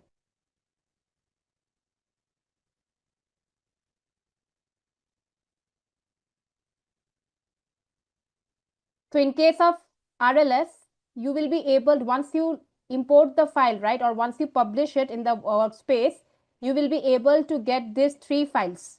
In case of the files with a report without security, you were getting the data set, and that is your semantic model and the report. But in case of your RLS, you are also getting the dashboard as well. Now see, we have created the roles. We have created the row level security. I mentioned, right, that we go for role creation in your Power BI desktop, and the assignment of the roles, we have to do it in the service. Okay, now please check here. You have to go to the semantic model. This one, this is your semantic model. Okay. If you take your cursor, you will be able to see this more option, three dots. You will be able to see these three dots. So if you go for this, clicking on this, okay, just scroll below, you will be able to get the security option. I repeat, take your cursor on the semantic model for the row level security. Okay, for me, the file name is RLS March 1. Here you have the three dots. Click on the three dots. Scroll down to the security. Scroll down to the security. Check if you are able to get it. Are you able to get it? Row level security like this. Now check here. As I mentioned, right, when we went for view as in the Power BI desktop, we had two more roles extra. That is the other and the none. But that is not visible here, because these are the actual roles you have created. Right? These are the actual roles you have created, and you have created in the Power BI desktop. You have created in the Power BI desktop. If you wish to go for the assignment, you have to go from here. Okay. So you can assign the roles by providing the email ID. You can go for role assignment by providing the email ID from here. Okay. You can go for providing the email ID from here. For example, for the first email ID, if I give my email ID, what is the email ID I have here? Okay, I'm giving my email ID. I'm going for add. Okay, this is how we have to go for. You can go for many people. Okay, so if you want people in the department, entire department should be able to view the details of that particular department, you have to add the email IDs in this way. Okay, but again, the same thing. When you are adding the email ID, suppose here I am working in the organization, suppose Zoho Mail I have given here, make sure all the email IDs here are from Zoho Mail only. So people within the organization. People within the organization. If you want to add some client or client email ID, in that case you need the Pro version. You need the Power BI Pro. So once you have added it, you doesn't matter. You can go for one people, two people, how many people you want to give access, and you have to go for the save option here. You have the save option here. But only thing you have to remember that you can only provide the email IDs. Okay, so all the email IDs of the people you are adding, right, should be belonging to the same organization. Okay, so if I try to give my email ID, suppose with the Simplilearn,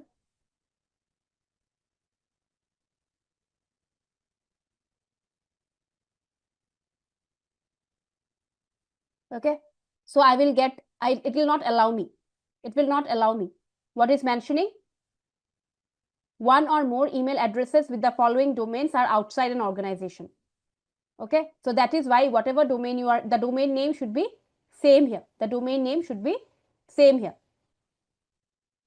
So by default, it expects that people working in the organization will be having the same domain name. So this is how you assign the roles in the row level security.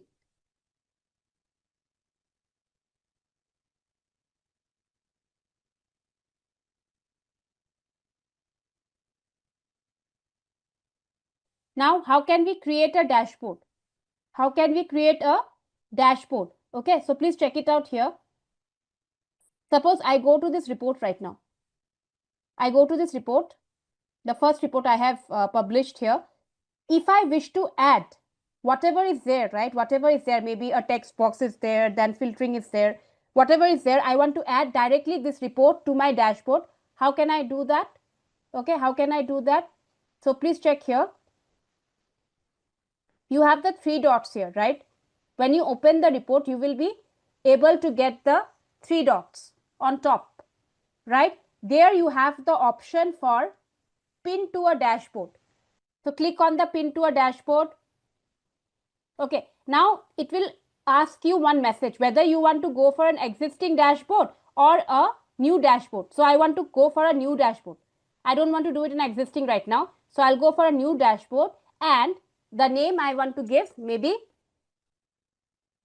Power BI project. Anything you can give.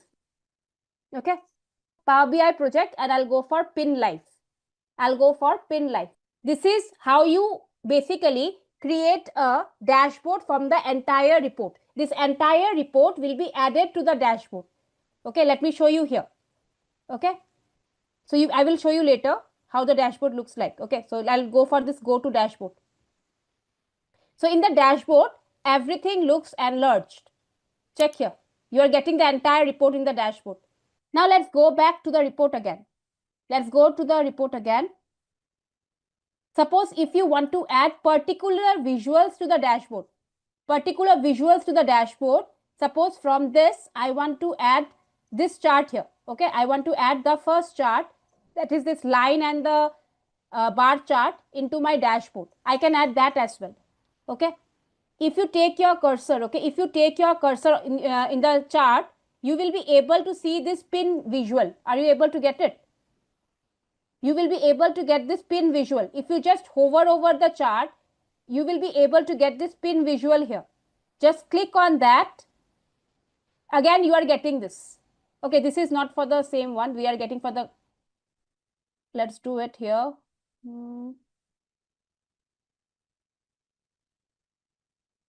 Give me a moment.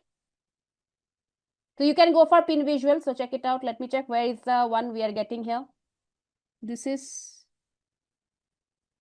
for the sum of sales, right? I don't want this right now.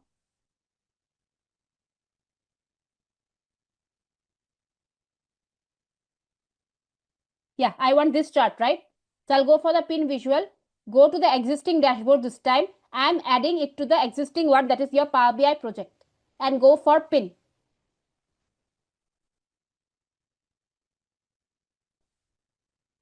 For example, this chart also I want to add it.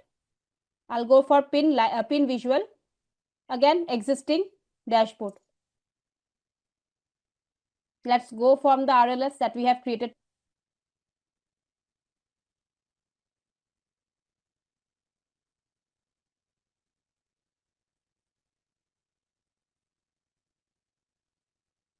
So I'm going to add this as well, the hierarchy we have created.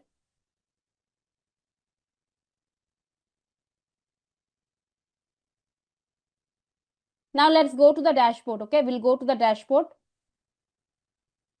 So the one you have created is this one. The one we have created, you will be able to see it in the workspace. Are you all getting it? Power BI project in the workspace. The dashboard we have created. Now I'll show you the dashboard. Okay, I'll click here. So this is the entire report. I have added it in the dashboard, right? Now scroll below. You are having, this one is from the second chart. If you wish, you can also increase this size. See, you will be able to enlarge it as well. And if you click on that, you will be getting back to the report. Okay. So you can wish, you can go for enlarge also. You go for just decreasing it a little bit. And moving it a little bit this side. You can also try to drag it out. You can also go for dragging it. Now let me tell you, reports are interactive. When I talk about the reports, for example, let me go for the first report we have created. That February 15, right? If you check here, the report is interactive. The reports are interactive here. So if I select here, you will be able to see the changes, right? You will be able to see the changes here. Okay. This changes will work for this sheet only. This report only. It will not work for all the data. Even if I select this, you will be able to see that in the particular report. Let me go for your dashboard. you will be able to see the changes in this report only. If I do it, see, any changes you have done here, you will be able to see on this report only. But wherever the options are available, right, we can see the subcategories available, but still there will be no changes here. Okay, reports are interactive, but dashboards are not. If there is any filter, and also notice one thing, you will not be able to add the filter. You will not be able to add the filter. I'm talking about the slicers, right? You will not be able to add that. Slicers are filters. They are not the visual, right? So the filters will be working here only in this chart. It will not be working for the other charts. Just give me a moment. It will not be working for this charts. If it was present in the report, in the same page, you will be able to do that. For other pages, you will not be able to do it. So dashboards are not interactive like your report. Okay, so you can just think of it. Report is basically which is a depicting an information of a particular thing, right? Suppose if you are going for a sales report, right? You are going for a sales report. It will show you the sales you have done in various region. Okay, which category you have done, which subcategory you have done, how much profit you have done. You are going for that particular detail of that, creating a report of that only. If I talk about the dashboard, it's basically a notice board which is giving you the detailed information of various things. If you want to know the detail of this, suppose if I wish to know the detail of this chart, I have to click here. I will be going back to this report and I will be getting it. So this is the difference between a report and a dashboard. The dashboard is nothing but just like a display board, a notice board, which is just displaying the information on a nutshell. It is not giving you a detailed report. Are you getting my point? But whereas a report where you are making all kinds of interactions and the detailed reports are present here. You can get in a dashboard the overview and overview. Okay, we can also apply certain themes, background to the dashboard. Reports and workbooks, no, you cannot do that. Okay, workbooks are different here. Even if there is a workbooks link, suppose you have created a drill through, then you can go for it. Filter on all pages, then you can do it. Okay, directly you cannot connect it. Okay, you cannot do it there. So please check here. If you wish to go for adding any color to it, the dashboard. Okay, so here you have this option of edit.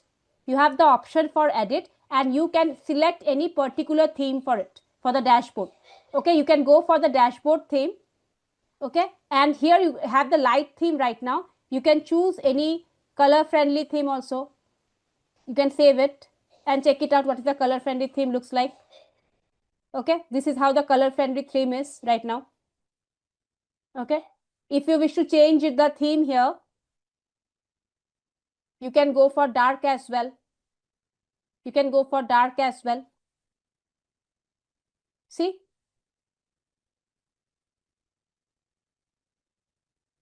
Are you getting it?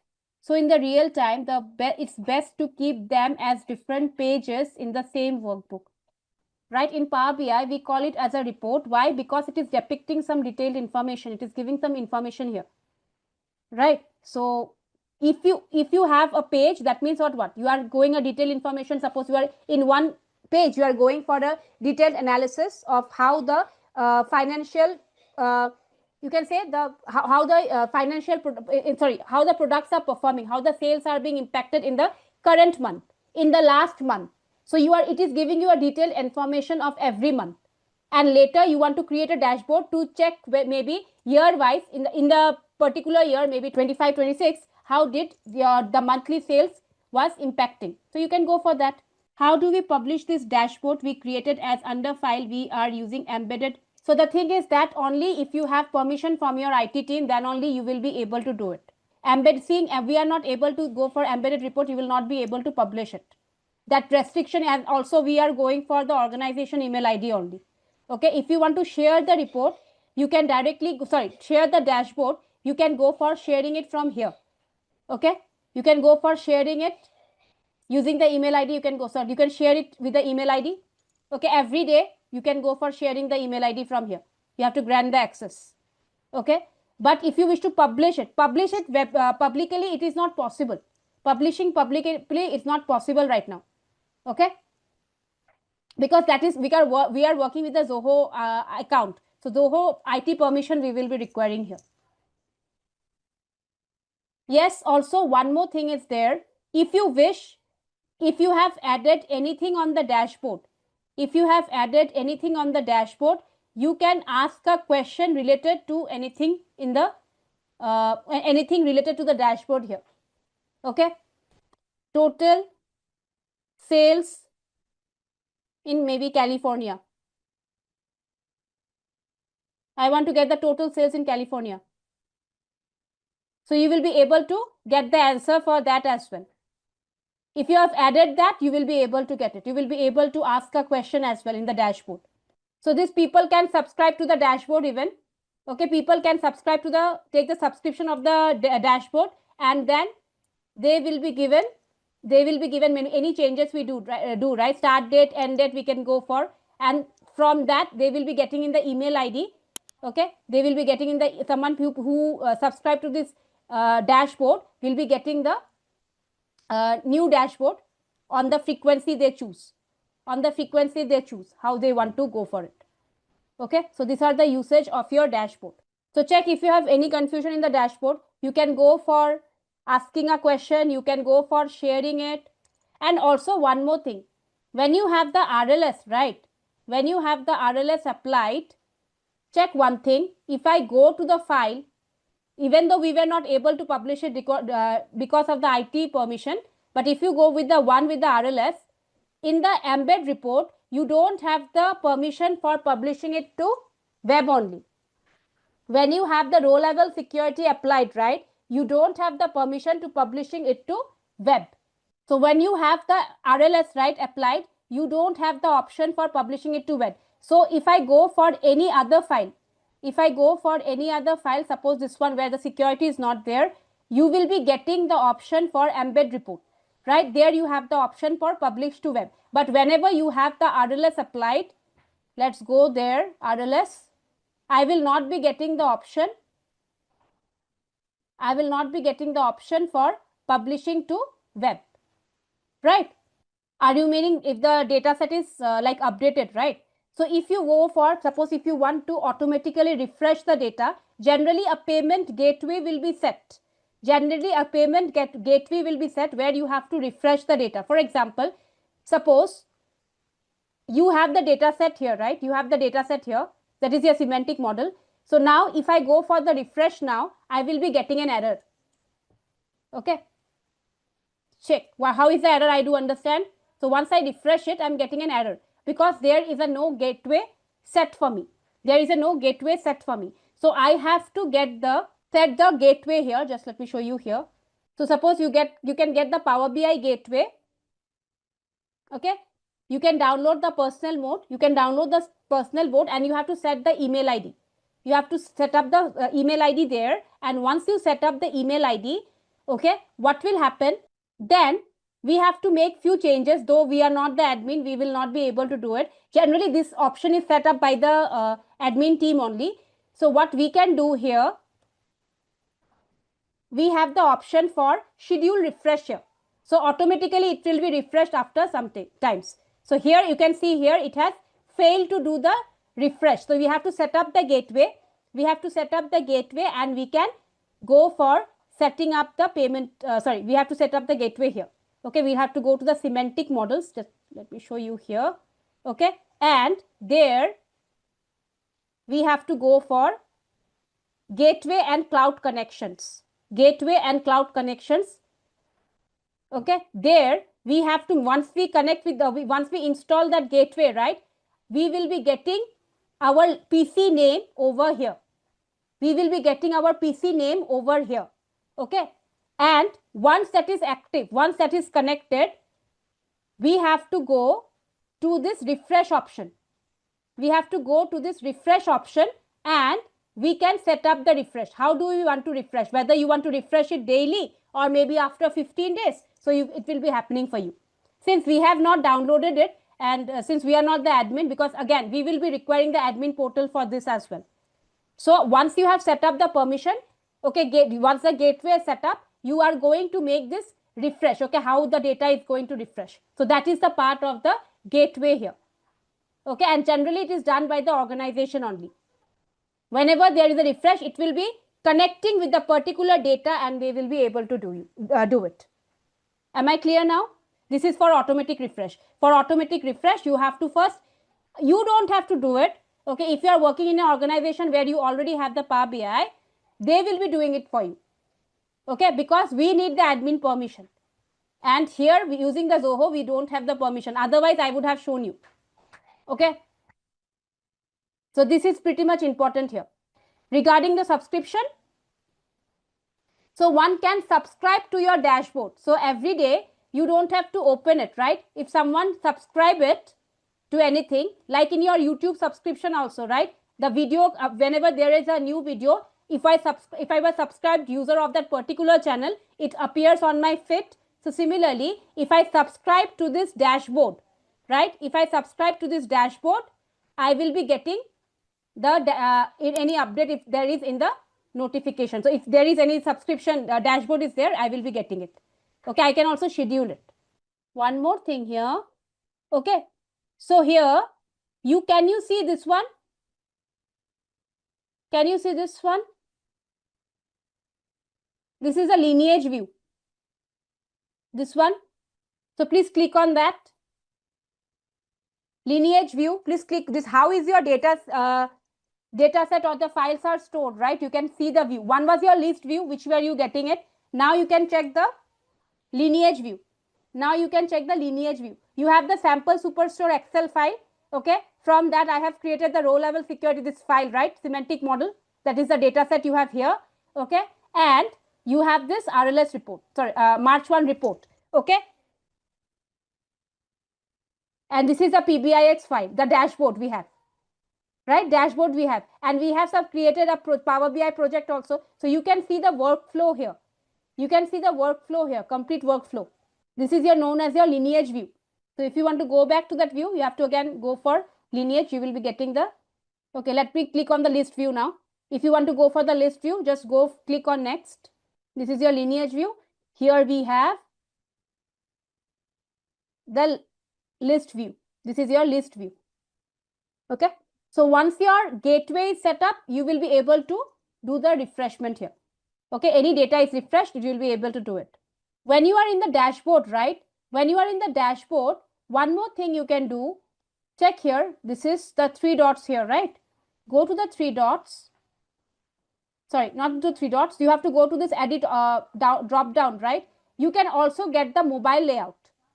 This is your desktop layout, which we have currently. You can go to the mobile layout as well. See, this is how your report looks like.